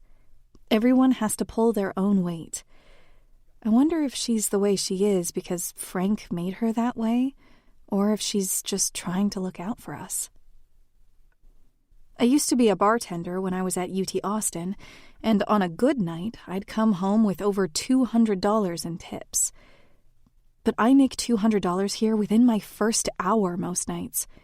I haven't had a day yet where I didn't leave with at least twice that. I'm not even sure how most of the men here can afford to throw money at all the girls. They don't seem like the rich types. In fact, most of them are pretty rough-looking. It's not my business, though. I came here to make money, and that's what I got. I can't complain. While I'm cleaning off a table in my section, in the corner of my eye, I see 5 men sitting in loungers in a circle across the room with their hungry gazes on me. Every time I bend over a table to clean or take an order, their eyes follow me, drink me in, all trussed up in a miniskirt and a magical skin-tight crop top that transforms my A-cups into C's. I try to ignore those gazes while I work, and halfway through my shift, I notice 2 other men have joined the group. One is Frank. He's tall and skinny, with a thin, almost bird-like face. He's much older than the rest, his hair white and gray, and the skin of his cheeks slightly sagging. The other man makes my heart skip a beat. Christian Reeves. Frank has his arms around Christian's shoulders and is smiling, though Christian's mouth is in an unimpressed line. His eyes shoot up like he can feel me staring at him, and our gazes collide. His jaw goes so tense that even from across the room, I'm wondering if he's cracked his teeth. He says something to Frank, and then all of them look at me again, and I quickly turn my back. My heart skips a beat, and I suddenly realize I'm in deep shit. Not only is this club bad news, but now the CEO of my other job has seen me here with my boobs popping out of my shirt. He is 100% regretting giving me my job back. Panic begins to set in, and while I still have my back turned, mixing another cocktail, I subtly tap my hip against Kate's. She hums at me while she leans far over the bar to hand someone a drink. Psst. Hey, does Christian Reeves come here often? Kate's eyes glance up at the mention of the name of the richest man in the world. No, not often. I've seen him around a handful of times, but he's never here long. Her voice is so quiet I can barely make it out over the loud bass pumping through the speakers. I peek over my shoulder to see Christian with his eyes glued to me as he takes a sip of his drink. He's lounging on a leather sofa, one arm thrown over the back of the seat and an ankle propped on his knee. He very subtly tips his glass to me, so subtly I might have imagined it, but his eyes are still hot against my skin as the corner of his mouth quirks, giving him the smallest hint of a devilishly sexy smirk. He and his friends won't stop looking at me. Kate looks in their direction and then, accidentally, yet very intentionally, drops a glass and tugs me down with her to help her clean it. Listen to me, Elena. If Valenti ever tries to take you downstairs, you run. You run away from him and hope that while you're running, he shoots you in the back. It's better than what's waiting for you down there. I don't know if Reeves is a part of it or what, but just stay away from them. I gulp. What happens downstairs? She doesn't answer me, so I pinch her arm lightly. She sighs. Valenti always has a favorite. She becomes his personal bartender for a while, and then if he takes her downstairs, I never see her again, and he comes back out of that elevator with duffel bags full of cash. You can let your imagination fill in the rest. She pinches me back. Tell anyone I told you that, and I'll shank you. My stomach flips. If what Kate says is true, I'm praying I'm not Frank's next bartender. I spend the next hour trying to bribe Kate with my tips to get her to tend to Christian Reeves and the men with him. I offered her $500, but she says it's my turn for that section and won't budge. I can't put it off anymore, so I try to hide my fear as I walk toward the group of men that have been eyeing me all night. "Hey, fellas," I say, trying to raise my voice an octave to mask the nerves. "Anybody need anything?" Christian won't stop staring at me, and I'm certain he recognizes me now. I can't read his face, but I think it's safe to assume I'm no longer employed at Reeves Enterprises. None of the men say anything to me. They simply stare with wicked little grins. "Well, just flag me down if you do, okay?" With a small wave over my shoulder, I turn to leave, and a familiar calloused hand wraps around my wrist, just like it did at the office. I take a breath, trying to find some courage in the air, and turn to him. He's got a new intensity in his stare when he looks at me this time. "What's your name, beautiful?" he asks, and my brow furrows. Does he really not remember? Ouch. When I hesitate to answer, he very subtly rubs my wrist with his thumb and tilts his head towards me, and I understand that he doesn't want our audience to know that we've met before. "My name is Elena." "Elena!" all of the men say in unison, and I nearly shit my pants. My stomach hurts. I can't breathe. I have a terrible feeling about all of this. Christian, without taking his eyes off me, speaks again. "Let's dance, Elena," he says as he stands, towering over me. He tugs me to a secluded, empty corner of the club. Though we've got some privacy, the other men can clearly see each brush of his fingertips as he grips my waist and pulls me close to him. "What are you doing here?" I try to think of any plausible excuse, but I come up empty as we sway to the song. All I manage to choke out is my job. "I'm bartending." Christian's hands pull me closer to his chest, his hot fingers feeling like molten lava against the exposed skin between my skirt and my top. "How long have you been working here?" I gulp. "Since Tuesday?" "Since Tuesday." His hands graze over my hip and down my bare legs. He wraps his arms under my thighs and lifts me up, pinning me against the wall and his body with laughable ease. The action causes me to gasp. He clicks his tongue. "Tell me why." I dig my nails into his biceps. Even from under his shirt, I feel the ripples of muscles on his arms while he holds me up. His body radiates so much heat, I don't know how he hasn't broken into a sweat.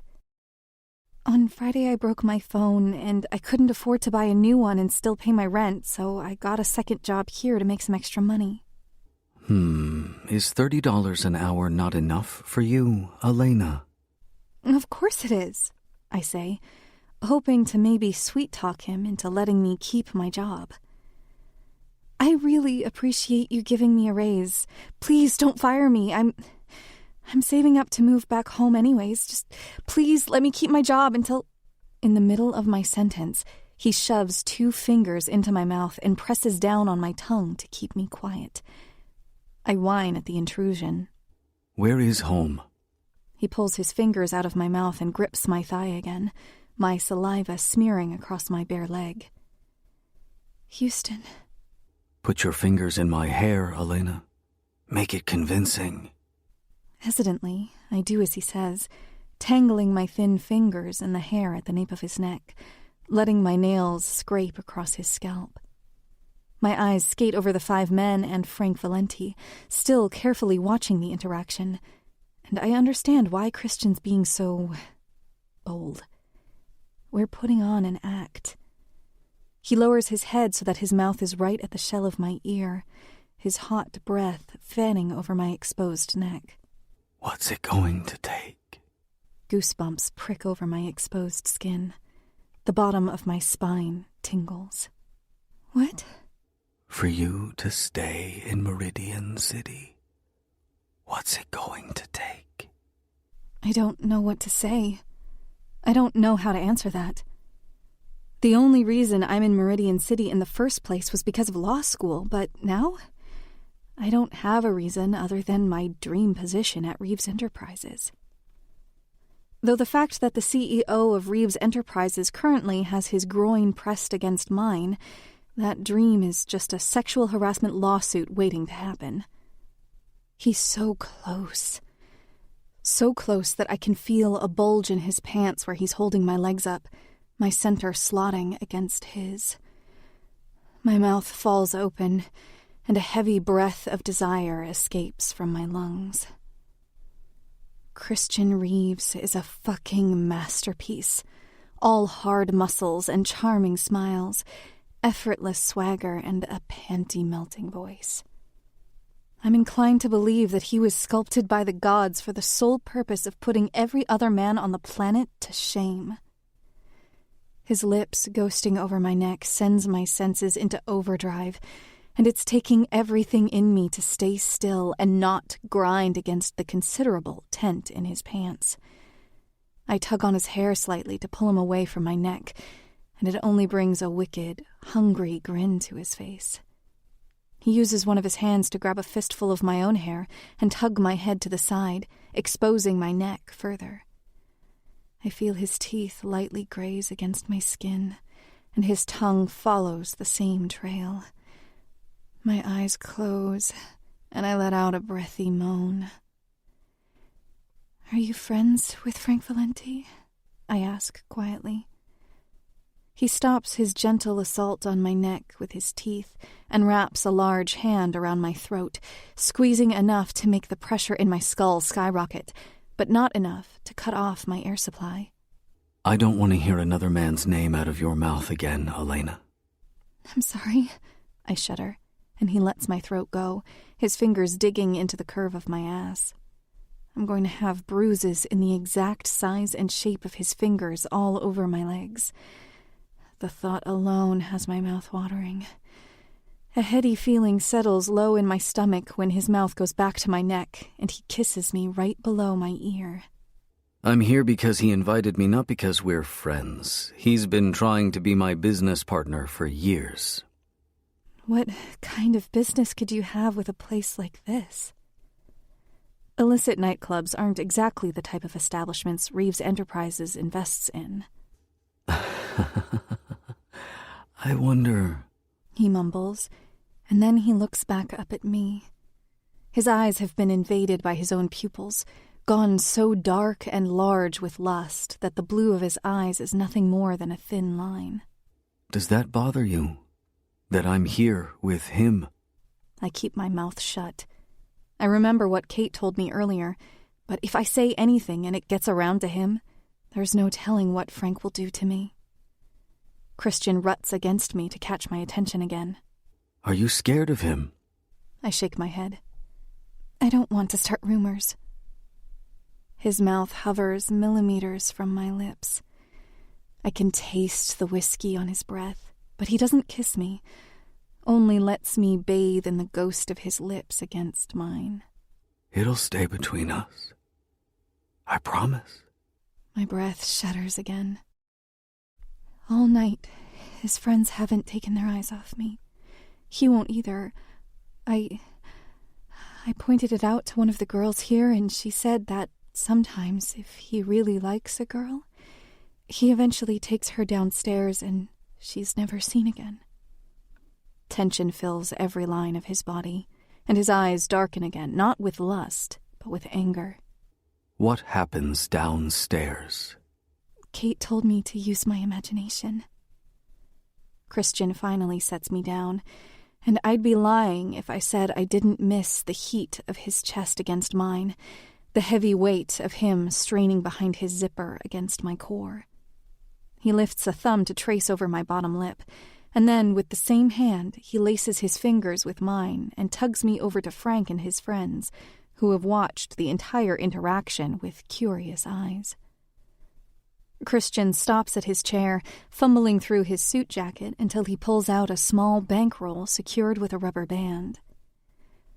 He slowly stuffs the roll down the valley of my breasts, and then uses his thumb and forefinger to lift my chin. He gives me that $1 billion smile that makes me weak at the knees. Until next time, Elena. Oh yeah, I'm definitely going to imagine him saying my name like that with my vibrator against my clit tonight. After my shift is over and I'm back home, I sit on the floor of my apartment and count the roll of bills Christian stuffed into my bra. I'm pretty sure I blacked out for a second. $1,000. He tipped me $1,000 for whatever the hell we did tonight. Rich people are nuts. I wonder if the richest man in the world even knows other denominations of bills exist, or if he's only ever seen Benjamins. The latter wouldn't surprise me. While I appreciate his generosity, I'm actually fucking mortified at the thought of ever running into him in the office again. I really don't know how we're going to come back from our dance tonight. For a dance, there sure wasn't a lot of dancing, but a whole lot of him making out with my neck and grinding his dick against me. Not that I minded it. I shove all my money into my nightstand, and I take a long shower. I'm so exhausted, I barely have the strength to wash my hair. I want a night off from the club so bad, but I know if I asked, I'd probably be skinned alive or something equally as terrible. I should never have gone to that club. I should have just swallowed my pride and asked my parents to front me the money for a new phone. But I unfortunately inherited my father's stubbornness. When I get out of the shower, I wrap one of my fluffy purple towels around my body and step out of the bathroom to grab some clothes from my dresser. When I open the door, 2 large hands grab me, one going over my mouth to cover my scream, and the other holding me flat against the wall next to my nightstand. I'm forced to choose between holding up my towel or fighting against the silencer's grip, and I choose my towel easily. I use my foot to kick him in the shin, and he chuckles before letting me go. "Get out!" I snarl. "How the hell did you get in here? Don't you have someone to murder or something?" I narrow my eyes at him and cross my arms over my chest. I glare at him while he looks me up and down, and I feel unnervingly exposed in nothing but my towel. "Why don't you go bug someone else and leave me alone?" Now where would be the fun in that? He quirks up an eyebrow at my frustrated stance. You look adorable when you're trying to be intimidating. Yeah, and I bet you'd look real adorable bleeding out in the alley again with a knife in your gut, which is exactly where you're about to end up if you don't get the fuck out! He plops down on my bed across from me, and I stay with my back against the wall, with my arms and ankles crossed. Aw, not happy to see me? I roll my eyes at his teasing tone. I want to smack the smile off his face that I'm sure is under that mask. You looked real cozy with Christian Reeves at that club tonight. No wonder you haven't been home all week. My face drops. How do you know about that? I can't say I was expecting to see such a clean-cut girl like you in that place. Tell me why you started working there. I bite my cheek. I needed a new phone. I bought you a new phone. You're deranged if you think I'm putting any of my personal information into that thing. That's not the reason I'm deranged, Angel. And you don't have to worry. I didn't do anything to it. Didn't you see it was still factory sealed? I'm not using it. I go to my nightstand and pull out the box from under my money and throw it roughly into his lap. Here, go get your money back or something and get out. He lets the box fall off his lap and onto the floor. How much did Reeves pay you for your little tryst in the club? I'll pay double for a lap dance. I'm calling the police. With what phone, Elena? God fucking damn it. I groan in frustration and then take a deep breath. Please, just go, okay? I'm tired and I don't want to deal with you right now. I'm asking you nicely to please leave me alone. I have a life to get back to and you're not a part of it. In an instant, the silencer is on his feet across the room and has me lifted up and pressed against the wall in the same fashion that Christian Reeves did in the club. Only this time, the only thing preserving my modesty is a towel. My bare center is pressed tightly against his tactical pants. You have no idea how wrong you are about that, he says into my ear, his voice low and dangerous. Then, in an unceremonious fashion, he drops me on my butt. I land with a thud on the hardwood floor and rub the sore spot. I freeze when he grabs me by the jaw in his thick hand and jerks my head up so I'm looking at him, towering over me. You know, Elena, I don't think I ever heard you thank me for saving you and returning your things. My blood runs cold, and my breath quickens.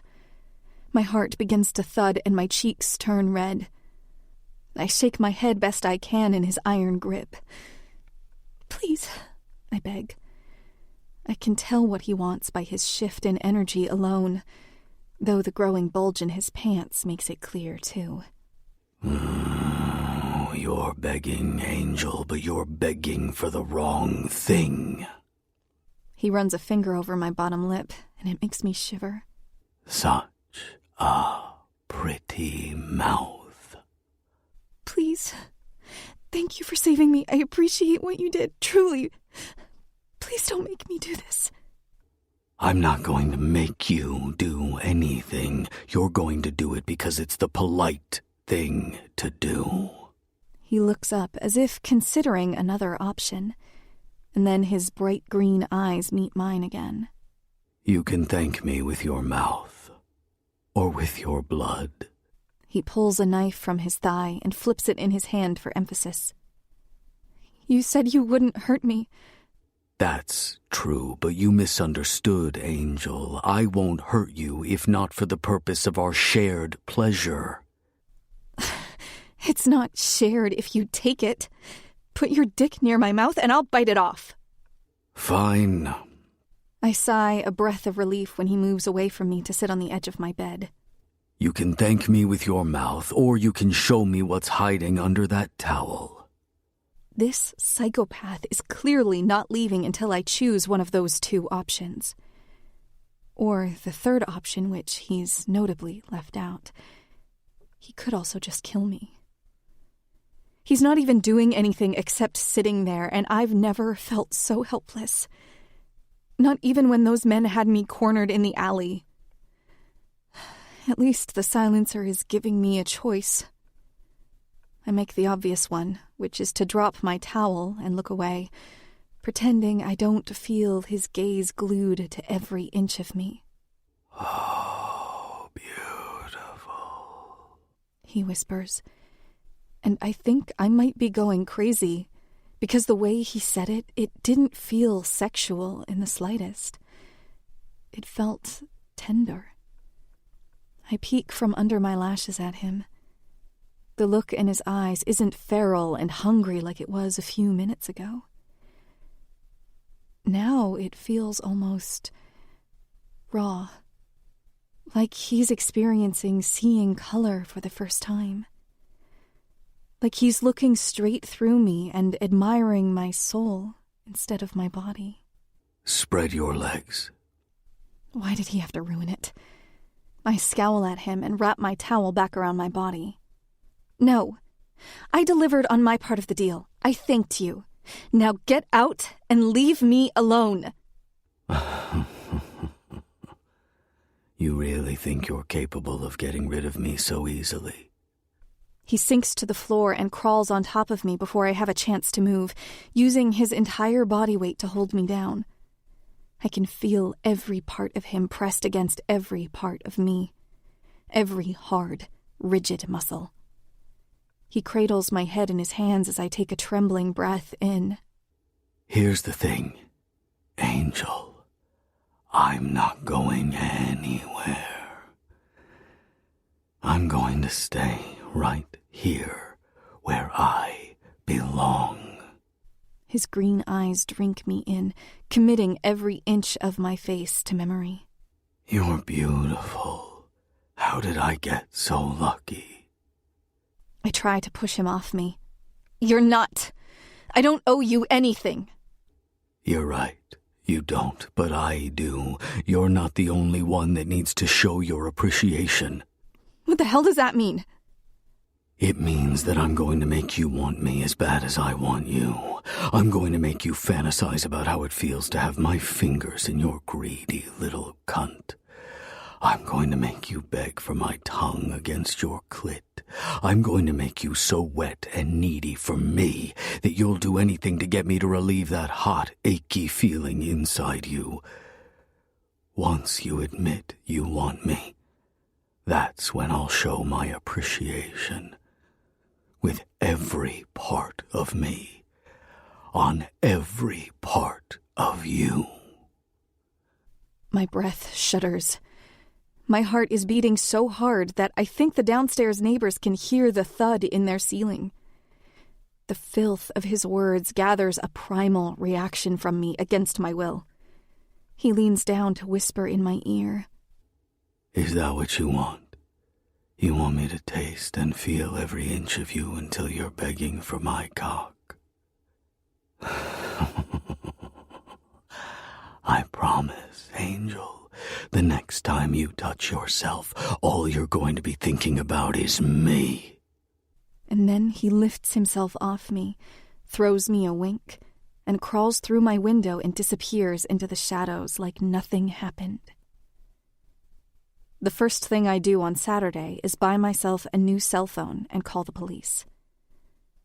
I'm put on hold for 2 hours before the line goes dead.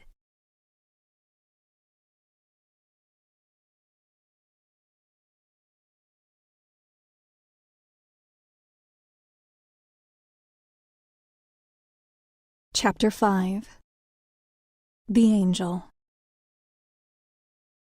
I finally get Monday night off from the club. I plan to take full advantage of my freedom by going to bed as soon as I get home. Neil Hayden's position still hasn't been filled, and since I was his secretary, I have absolutely nothing to do except play solitaire on my computer. While that sounds great, it got old after about 3 days. I FaceTime my father on my lunch break, as I do every Monday, but I don't dare say anything about the past week. My dad would flip if he found out about those guys that cornered me in the alley, the silencer, Christian Reeves, or my new job at the Hellfire Lounge. My father is extremely overprotective of me, and while I love him, he can be overbearing. He wasn't even happy for me when I told him I got a job at the biggest, most successful company in the world. He's been wanting me to move back to Texas for 5 years, literally since the day I moved to Meridian City. He can't have a single conversation without trying to convince me to come home. After I hang up with my father, I toss the remains of my frozen microwavable lasagna in the break room trash can, and just like last Monday, when I turn, I run face first into an expensive suit. I'm sorry. I can't say I'm surprised to see Christian standing there looking down at me with a curious gaze. He leans against the door frame and crosses his ankles, and because he's so broad, he effectively blocks my way out. Mr. Reeves? I try my best to not let my eyes trail down his body and drink him in. But what can I say?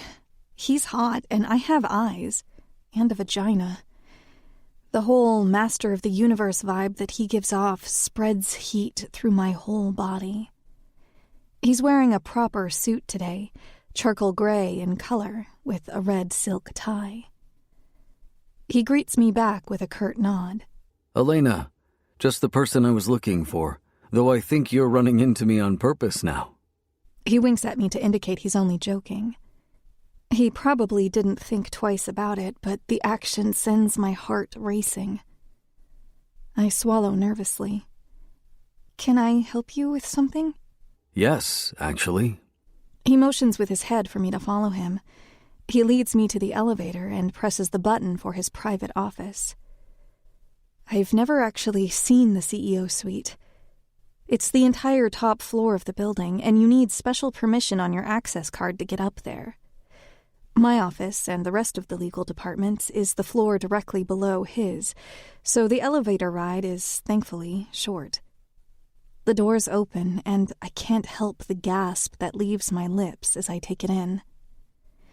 His office is glass on 3 sides, overlooking the city. There's a large mahogany conference table directly in front of me, the rich wood a nice contrast to the perfectly shined marble floors. He takes a seat in his plush leather office chair and props his feet up on the glass top of his desk. His red-bottom shoes stick out amongst all the neutral colors of the office. I sit in the chair across from him at his desk and fold my hands politely in my lap. What can I do for you, Mr. Reeves? First of all, Elena, stop calling me that. I have a first name for a reason. I nod apprehensively. Okay. He narrows his eyes for a second, but then softens them again. Second, I could use some help arranging a field trip of sorts for some of the people in your department. The Thomas and Elizabeth Reeves Memorial Orphanage. You know of it? I breathe easier knowing he invited me in here to talk about something work-related. Of course I do. The orphanage he's talking about is one of the most philanthropic things I've ever seen a rich person do. It opened 5 years ago, right around the time I moved here. Christian bought out the northern half of Meridian City that was mostly abandoned from crime and vandalism, stripped it, and turned it into a sanctuary for orphans, juvenile delinquents, and otherwise underprivileged kids. The orphanage has its own accredited academy, a grocery store, fast food restaurants, and a bowling alley to give them work experience. It's a haven for kids with nowhere else to go, and though I'm intimidated by the man sitting across from me, he's giving them a chance, and that's really admirable of him. He's got a soft spot for the kids there because he was them. He's lived it, experienced some of the worst pain a child can go through. When Christian was 6 years old, his parents were both murdered in front of him. According to the police reports, they found him sitting in a puddle of his parents' blood, and when the police asked him what happened, all he said was that a man with a gun ambushed his father and shot both of his parents in cold blood. I can't even begin to imagine what that was like. My parents mean everything to me. If I lost either of them so tragically, I'm not sure I could come out of it. He watched them die. It probably still cuts him like a serrated knife if he thinks about it too long. He takes a silver case out of his jacket pocket, pulls a cigarette from it, and lights it. Finishing half the stick in 2 drags, he glances back up at me before taking it between 2 fingers and blowing the smoke to the side. I'd like to take the attorneys to tour the campus, connect with some of the kids there, and then have a meeting with them to make sure we're still perfectly in compliance with the law. Have them spot any potential lawsuits, that kind of thing. Think you can arrange it for me? Yeah, absolutely. I think that's a great idea. My words get caught in my throat, but he politely grins and waits patiently for me to finish my thought. Do you think I could come too? I've always wanted to see it in person. You don't even have to ask. I'd be lost without you by my side. In fact, I'd like to promote you. Since you no longer have a supervising attorney, I'd like you to be my personal secretary instead. Christian suggests casually, as if his words didn't just sucker punch me square in the mouth. I'd be lost without you by my side. He couldn't have meant that the way I took it. He just means that he needs someone to keep his schedule straight for him. He's a busy man, lots of appointments. I think his calendar would give me anxiety just by looking at it. He gives me that damn smile again, and I almost accept.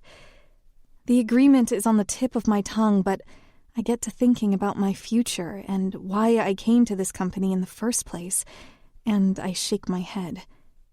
I give him an apologetic sigh. Mr. Reeves, I really appreciate the offer, but I'm actually committed to the legal department, and I'd like to stay there. Christian, he corrects as his face falls, seemingly disappointed in my response. Is it because you want to be a lawyer here? You already have your JD? My brow furrows in confusion. How do you know that? Something unknown flickers across his eyes, and then he chuckles. I've read your resume, Elena. Right. Of course he did. Probably read it the day he fired his top attorney for insulting me, to make sure I really wasn't an airhead like Neil claimed. Well, I haven't passed the bar exam yet, but yes, I'd really love to be an associate here one day. I came to Meridian City for my career, and I'd like to stay where I am, if that's okay with you. His eyes darken a bit. On one condition. Oh, fuck. Please don't ask for something sexual. Please don't ask for something sexual. Please don't. I want you to quit your job at the Hellfire Lounge, and I want you to promise me you'll never go back there. I gulp. That's not an unreasonable request. That place is shady as hell. Okay. Yeah, I can do that. His eyes go back to that stunning shade of light blue, and he smiles. Great. Perfect. I'd like to visit the orphanage within the next week or two. Do you think that's enough time to plan everything? Yes. I stand to leave, and he takes his feet off the table. Come here, he commands, his tone leaving no room to argue, and I follow him to the wall of windows directly behind his desk. It's a beautiful view of this city of nightmares. From way up here, you can see almost the whole island. You might even be able to see the mainland of New Jersey if it's a clear and sunny day. There's not many of those in Meridian City, though. It's so pretty up here you might forget how terrible this city is. I don't particularly expect an answer, just an observation. It's not so bad, I think. I turn my head to look at him. Maybe not up here from this ivory tower, but people like you and people like me see this city differently for a reason. I rub my fingers together to emphasize that I'm talking about money, and how he's jaded from it. I see a lot more than you think I do, he says, and then we both look out over the city for a long time. He brushes a strand of my hair back from my shoulder. Come to dinner with me, Elena. I shudder from the unexpected touch. My eyes blow wide, and I take a step away from him. What? I ask, my chest heaving. Why? He chuckles and takes me lightly by the waist, pulling me closer again, his thumbs rubbing small circles onto my hip bones. Because I want to take you to dinner. I work for you, I remind him. I'm pretty sure there's a clause in my employment contract that says if I so much as breathe in your direction outside this building, I'll be sued so aggressively my grandchildren won't be able to afford to eat much more than dirt. And not to mention what happened at the club. With a napkin and a flick of my wrist, I can make you the exception to all of those rules. I tremble, my body suddenly feeling like it's entered fight-or-flight mode because of a dinner invitation. Why the hell would the richest man on the planet want to go to dinner with me? He takes a deep breath, softening his voice to something velvety and warm. I haven't been able to get you out of my head since we met. He twists a finger in one of the loose curls in my hair. Let me take you to dinner. Please. I'm not a man who says please often. I shake my head. I can't go on a date with you. I'm sorry. Not a date. Dinner. I try to wiggle out of the hold he has on my waist, but he lets me go only for his hands to cup my cheeks. My breath catches in my throat as he looks down at my lips and then licks his own. Are you sure you don't want to come?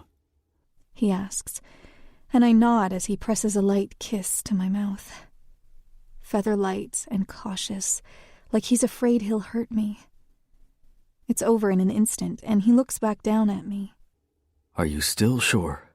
He asks again, and I nod, to which he presses his lips against mine again, soft, like the first time.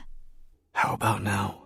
I nod, and he kisses me again, longer this time, and I suck in a sharp breath as he takes a step and presses my back to the glass of the floor-to-ceiling window. He capitalizes on the gasp that escapes my throat by shoving his tongue in my mouth, exploring the new territory. I can't help the way my hands tangle in his lapels, pulling him closer. I feel him smirk, and his kisses become hungry, ferocious, and needy. A small moan escapes my mouth, and my cheeks heat up in both embarrassment and desire.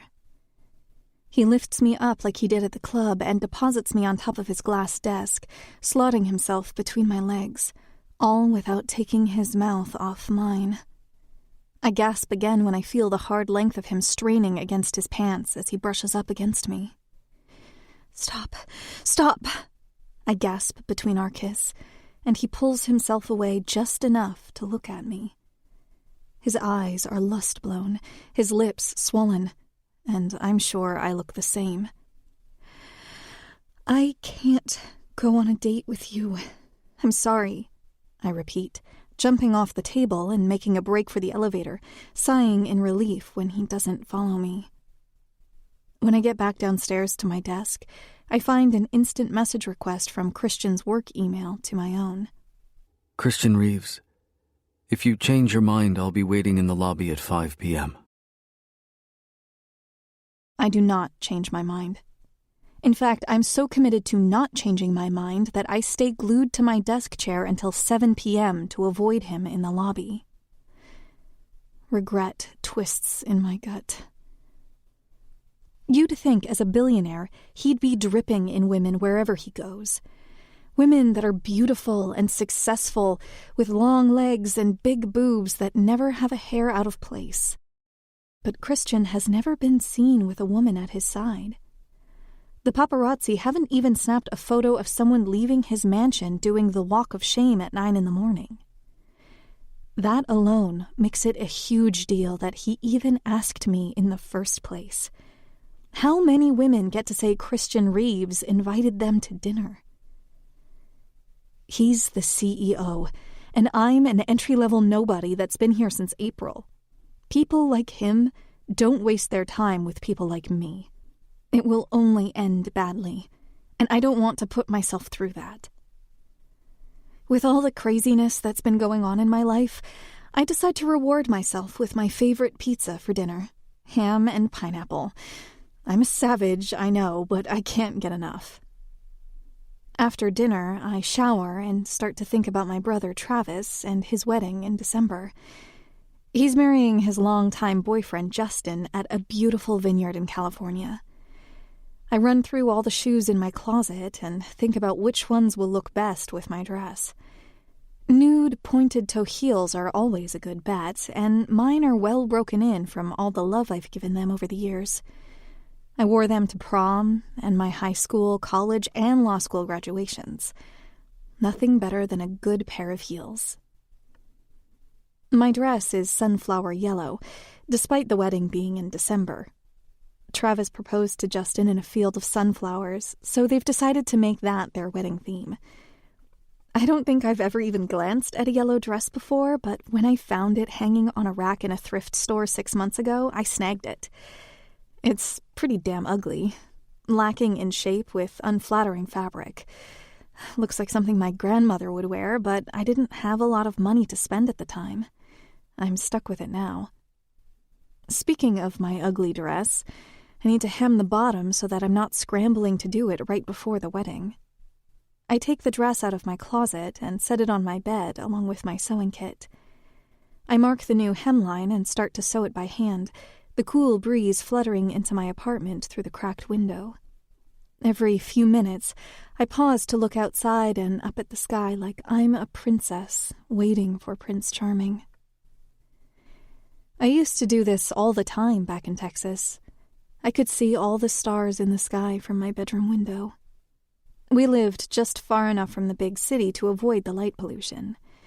Here in Meridian City, I don't think I've ever even seen a star in the sky. Just police helicopters and reflections of red, white, and blue emergency lights. I sigh as I stare out the window, and my mind wanders back to Christian. I'm not stupid enough to believe he's Prince Charming in my story. Whatever his attraction is to me, I have a feeling it will pass soon, and I'll be back to daydreaming. My Prince Charming is not, however, the Herculean asshole in a red mask that refuses to leave me alone. His sudden appearance outside my window has me gasping, and I frown at him from behind the window pane. I shut it before he manages to slide in, making eye contact with him as I lock it. He points at the lock. I shake my head and cross my arms. He has the fucking nerve to wink at me, and then holds up 3 fingers, and then 2. I roll my eyes and unlock the window before he gets to 1, because he's broken into my apartment before, so I wouldn't put it past him to do it again. He slides through the narrow frame and closes it behind him. He reaches out to tap my nose with a gloved finger as he settles onto the other end of my bed. Hey, Angel. Miss me? Pfft. I stick my tongue out at him in disgust. You fucking wish. What the hell do you want? He pushes my dress and my sewing supplies to the floor to make room for his massive body. Hey! I use my foot to kick him in the chest to get him off. My bed is not made for 2 people, and I'm certainly not going to extend neighborly hospitality to my stalker. He barely moves as the heel of my foot meets his broad chest wrapped in Kevlar. A vibration murmurs through my bones like I just kicked a hunk of steel. Such a sourpuss tonight. What's got you all worked up, Angel? I roll my eyes at the nickname. Why would I tell you? Because that's what good girls do. My cheeks flush, and I kick him again when he shuffles closer and closer to me. He catches my ankle and spreads my legs, getting into my personal space until I'm nearly folded in half between him and the wall. How about a deal? I quirk up my eyebrow. You tell me about your day and I'll stop breaking into your apartment. There's not much to look at anymore anyways. Not surprised your vibrator is purple. I try to shove him away from me, but he doesn't budge. God, get out! I can't stand you! I huff, still all scrunched up into a pretzel against the wall. I have a phone now. I'm calling the police. I dare you. You really think I'm scared of a few pigs? I don't understand what your deal is with me. Please, just leave me alone. Tell me about your day and I'll consider it. I take my bottom lip in my mouth. At this point, I'd eat rat poison to get him out of my life. Promise? He holds out his gloved pinky to me, and I frown, but I take it in mine. I huff.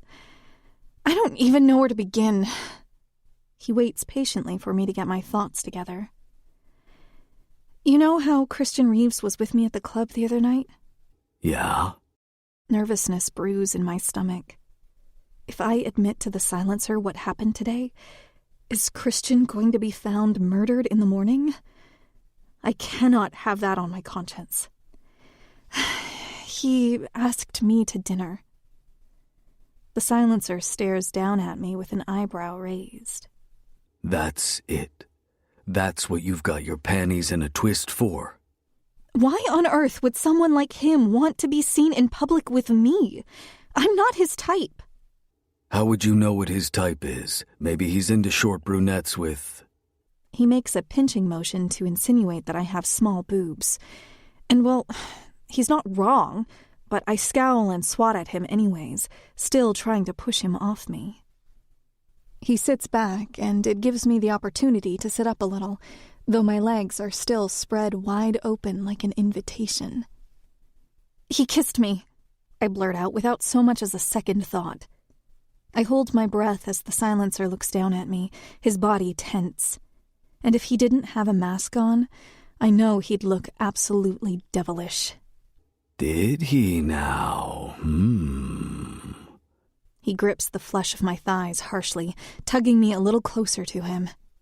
He could give you everything, you know. Treat you like a goddess. You deserve nothing less.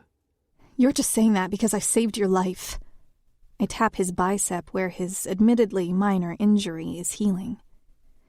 He lost a lot of blood, but he wasn't close to death by any stretch of the imagination. I was just teasing. I didn't do anything to help except direct him to the first aid kit. But his body goes rigid, and his green eyes meet mine. Whatever is about to come out of his mouth, I'm equally intrigued and terrified to hear it. That's why I call you Angel. My heart skips a beat, and my body relaxes slightly. I'm not sure why, but I suddenly feel safe with him. I have no idea what the hell I'm supposed to make of that. Not even 5 minutes ago I feared him. Now, I'm not sure how I feel, and that's even more terrifying. My mind brings back the hazy memory of him wiping off my face with a warm rag before I passed out. How I woke up, tucked in bed like I had fallen asleep on the couch during movie night. "I thought you'd be mad," I admit, changing the subject. "About me kissing someone else?" You're nothing but trouble, Elena Young. Want to know why? He leans over, folding me in half again so he can whisper into my ear. Because I know there's a part of you, deep down, that's upset I don't have you bent over my lap right now, punishing you for letting another man touch what's mine. I frown, my earlier sympathy gone. "You want to know a secret, asshole?" I mumble, pushing him away from me, and this time he sits back. "Remember how you said the next time I'd touch myself I'd think of you?" He nods enthusiastically, and I sit up completely, pushing him again until he's flopped onto the bed, his head and shoulders hanging off the edge, and I straddle him. I lean far, far over until my chest is pressed against his, and the vein on his neck is thick and protruding against his throat. And then I slowly reach to his thigh, pull a knife from the sheath, and press it against his neck with the sharp blade digging right into that vein. I do it slowly because I know if he was truly worried about me slicing open his throat, he would never have let me wrap my fingers around his knife.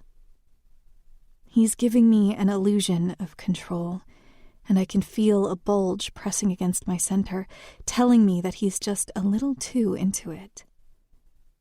I lean down to whisper in his ear.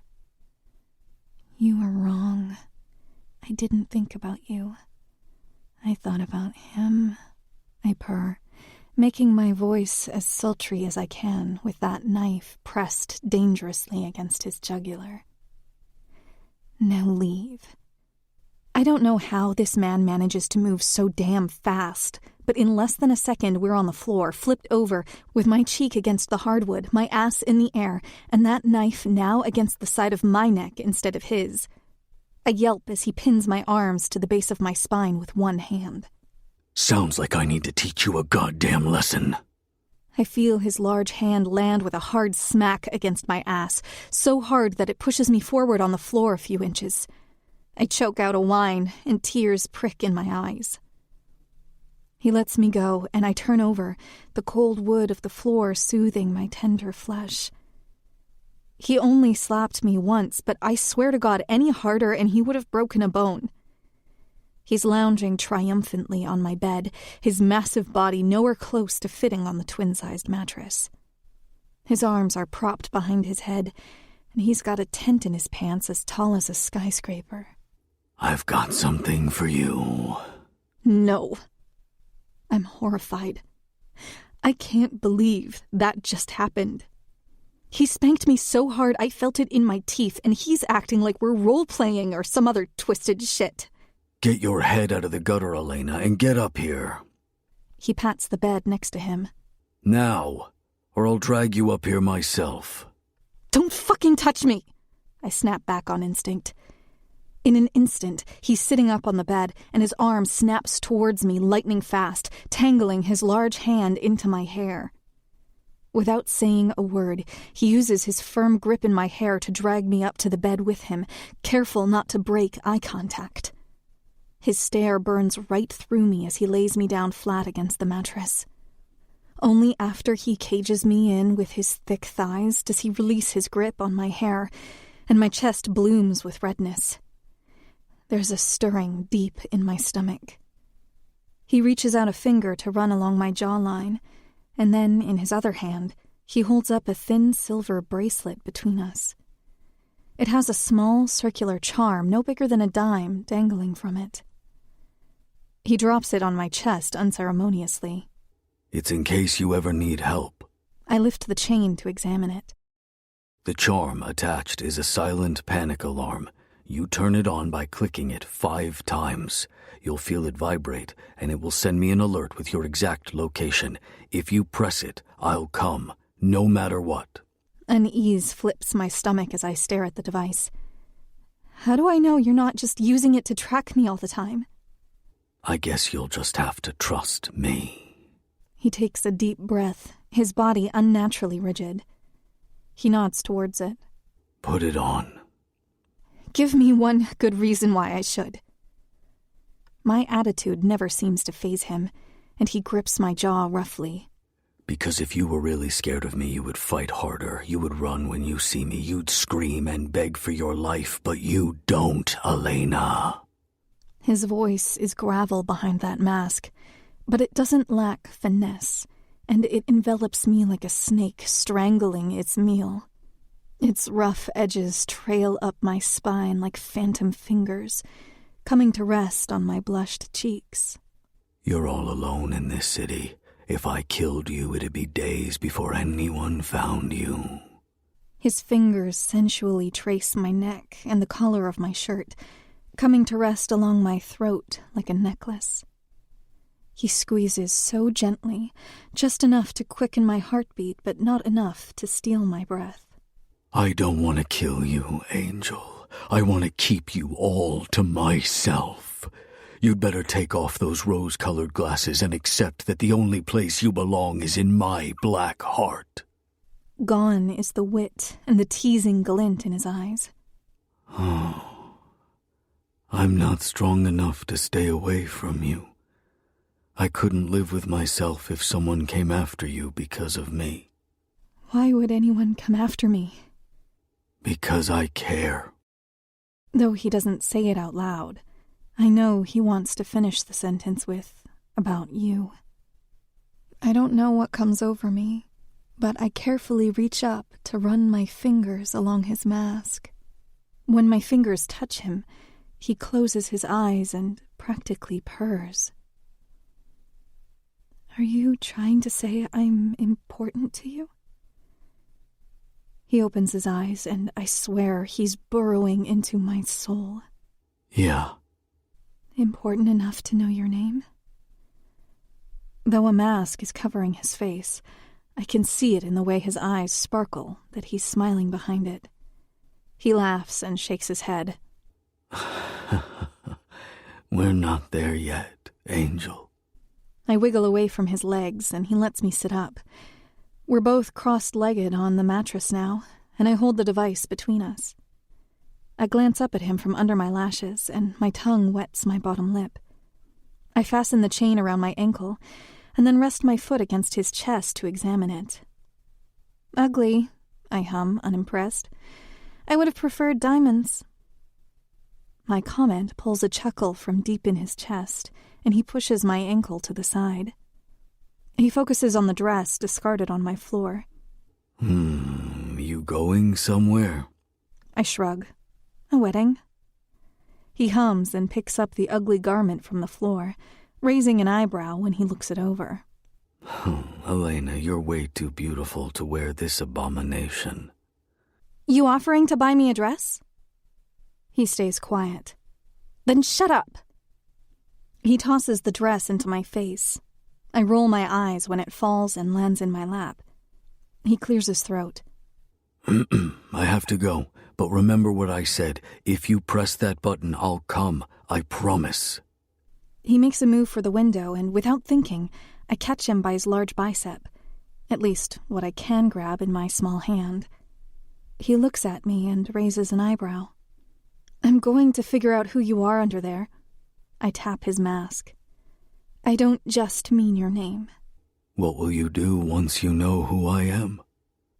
Easy. I'm going to collect that $1 million reward for turning you into the police. I can tell that he's got a smirk painting his lips from the crinkles at the corners of his eyes. Before he steps onto the fire escape outside my window, he blows me a kiss from behind his mask. Until next time, Angel.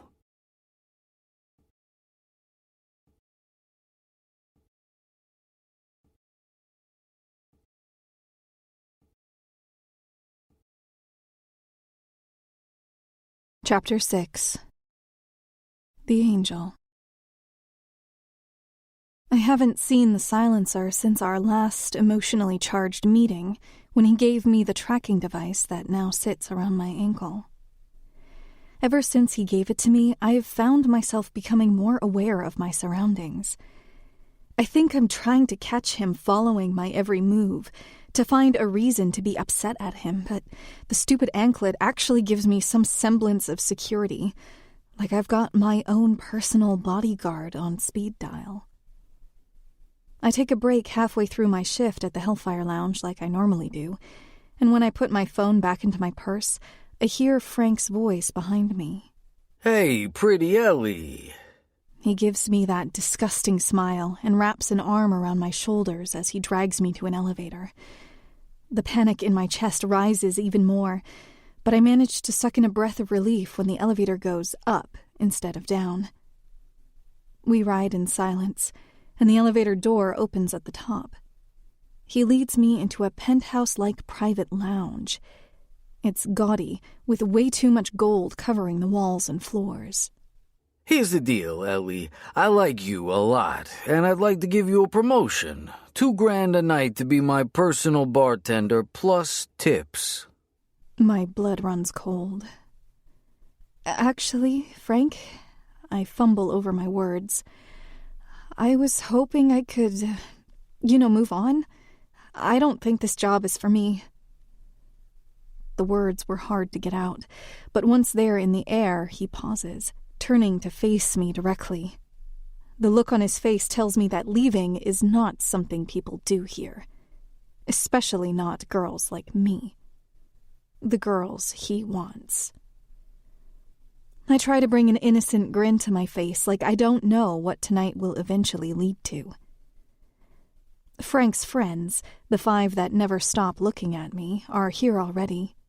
They greet me in unison, calling me Pretty Ellie, and it almost makes me hate the nickname I've had since I was a child. All 5 order a whiskey on the rocks. Easy, simple. The private bar in the space is huge, and the smooth jazz is a welcome break from the obnoxious techno that plays downstairs. Balancing the glasses on a tray, I try to appear sexy as I saunter over to them. I give a shy smile as I hand them their drinks. One of them stuffs a $100 bill so far down my bra that he grazes my nipple with it. I gulp and try to hide the uncomfortable shiver. As I hand the last man his glass, I hear Frank's footsteps come to a stop directly behind me, and his cold hand smacks my ass so hard I drop the empty tray and fall across the lap of one of his friends. They all laugh at me, and I blush, embarrassed as I stand back up and turn around. Frank rubs a thin finger from my waist to my chest, and then lifts my chin with a too long fingernail so that I have to look him in the eyes. Bet those pretty brown eyes would look even prettier if you were on your knees. I suck in a shaky breath, and Frank laughs, very lightly slapping my cheek. Whiskey. I walk to the bar to silently pour his drink. It doesn't take me but a second, preparing it like I would any other. I smile politely when I hand it to him, and he takes a sip. He glances up at me from behind the glass. Ellie, he says, and the hairs on the back of my neck rise in high alert at his poisonous tone. He sounds furious. Ellie, baby, there's a small box on the bar top. Bring it to me. I do as he says as quickly as I can without tripping over my own 2 feet. When I bring it to him, he sits up slightly in his chair and motions for me to stand in front of him. My legs feel heavy as I do. When I'm in front of him, he gives me further instructions. Get on your knees and face away from me. I hesitate, and he takes his whiskey glass and throws the amber liquid in my face. I gasp in shock as the cold ice falls over my body. Did I fucking stutter? I kneel so fast my bones groan against the cold floor, and I turn to face his friends like he said.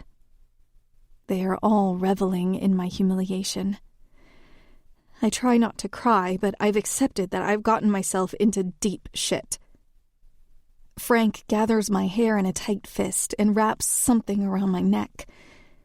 The men watching all smile at me, and Frank tugs on the back of my head so that I'm forced to look up at the ceiling. I start to hyperventilate when I hear a jingling at my throat. He's fastened a fucking leash around my neck. Vic. A man, Vic, hands him a knife that he promptly waves in my face. Now, Ellie, I'm going to let you off easy because it's your first night up here, and you're just so pretty. I don't like ice in my whiskey. Please, Mr. Valenti, I'm so sorry.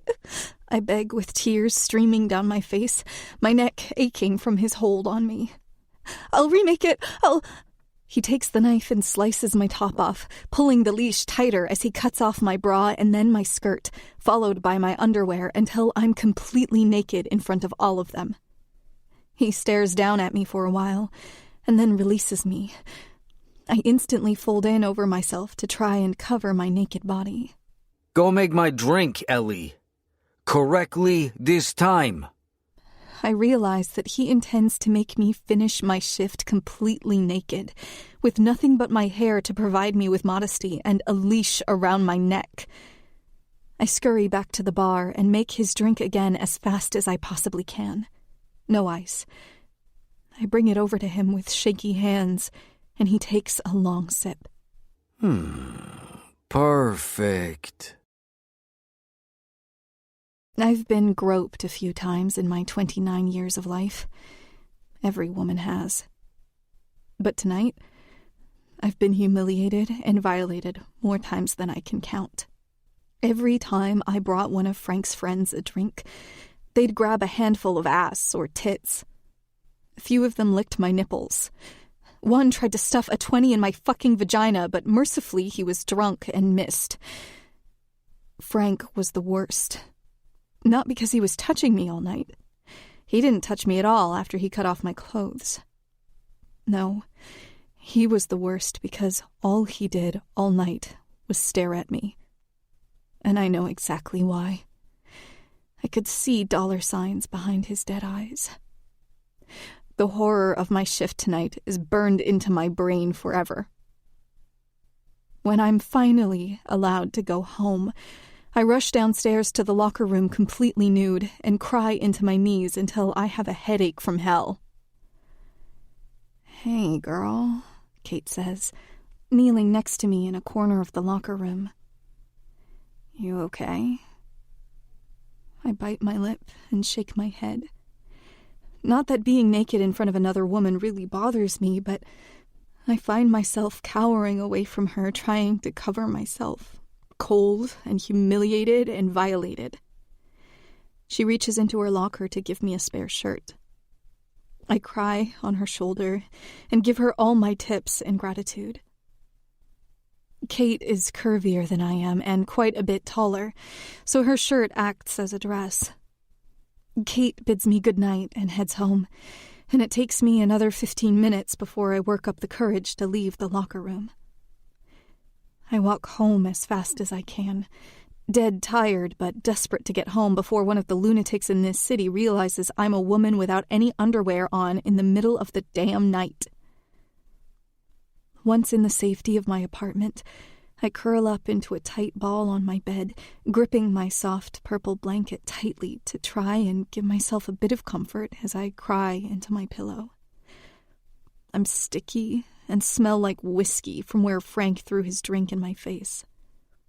I don't even have the willpower to change clothes or shower. I'm staring at a chip in the paint on the wall across from me when I hear a sharp tap on my window, causing me to jolt out of my memories of the night. I know it's the silencer, but I don't make a move to let him in or even acknowledge that he's there. Maybe he'll just assume I'm asleep and leave me alone. I don't have the strength to tell him to go away.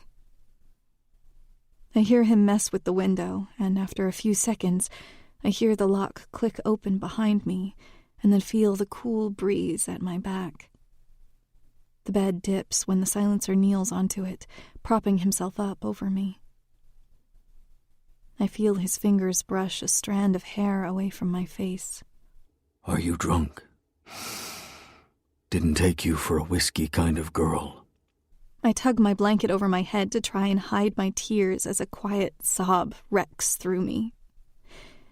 He pushes my shoulders until I'm flat on my back, and then he easily tugs the blanket away from my face.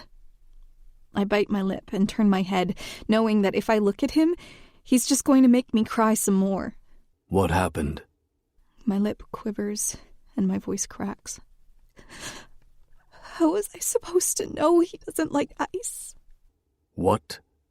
He leans closer to me and tilts my chin with his hand to make me look at him. I think he's looking in my eyes to see if I really am drunk. As I predicted, the moment our eyes meet, I cry harder. He takes off his gloves and wipes away my tears with both hands, rubbing his thumbs soothingly across my cheeks. Angel, tell me what's wrong. I let out a deep breath and finally sit up, letting the blanket drop around my waist. I move my sticky hair out of my face, and without thinking, my hand rubs over the raw spots on my neck from where Frank and his friends kept roughly tugging on the leash. I feel the silencer stiffen, and he moves my hand and softly brushes his finger over the red marks littering my skin. I whimper softly. I muster the courage to look at him, his eyes fixated on the marks around my neck. His gaze goes dark with fury, and that's when I notice something odd about his eyes.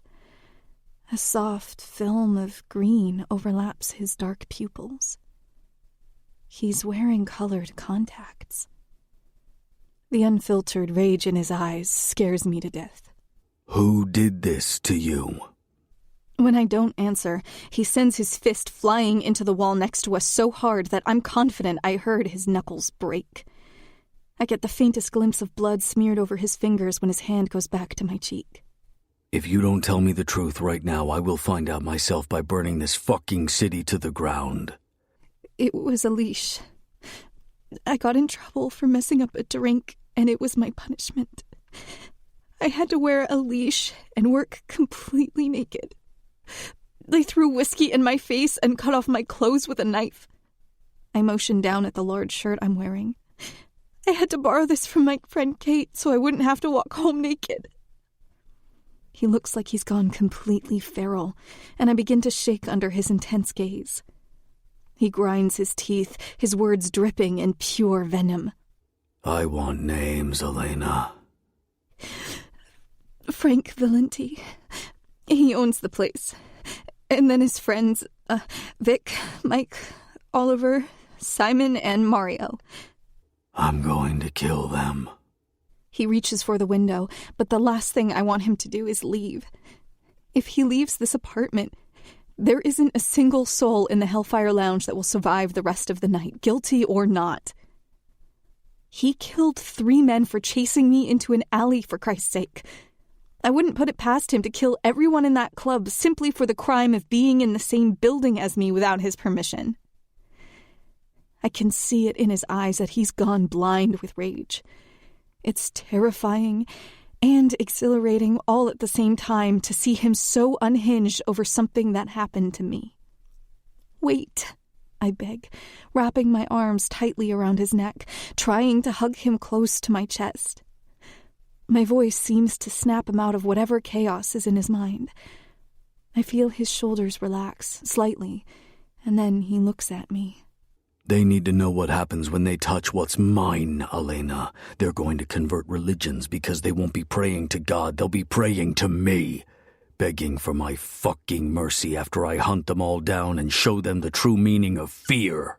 Okay, I breathe, and with trembling hands, I cup his masked jaw and force him to rest his forehead against mine.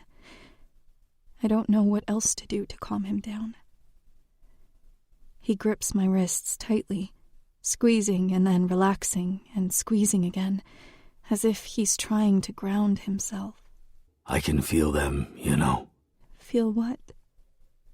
He takes a shuddering breath. I designed the mask myself. There are sensors on the outside that project whatever is touching the mask onto my skin. It tingles. I can feel your fingers. I can feel your little breaths across my face. I can feel it all. I run my fingers along his cheek, and then I gulp before pressing my lips to the front of his mask where his own would be. I look up at him from under my lashes. You can feel that? By the way his shoulders slump, it had the exact reaction I wanted. It calmed him down. He chuckles sadly and nods. Yeah, I can feel that. He runs his hand over my hair, smoothing out the tangled, sticky strands. Why didn't you press your panic alarm? Because you would have come in there and gone on a murder spree to get to me. And I didn't think it was enough of an emergency for that. I'm okay. It could have been worse. If your safety is even slightly in jeopardy, it's an emergency to me. Next time, press the goddamn button. I don't want to be the reason you lose your humanity. He rubs my bottom lip with his gloved hand. If you're so concerned about my humanity, Elena, then reach into my soul and find it, because I'm not sure I have any left.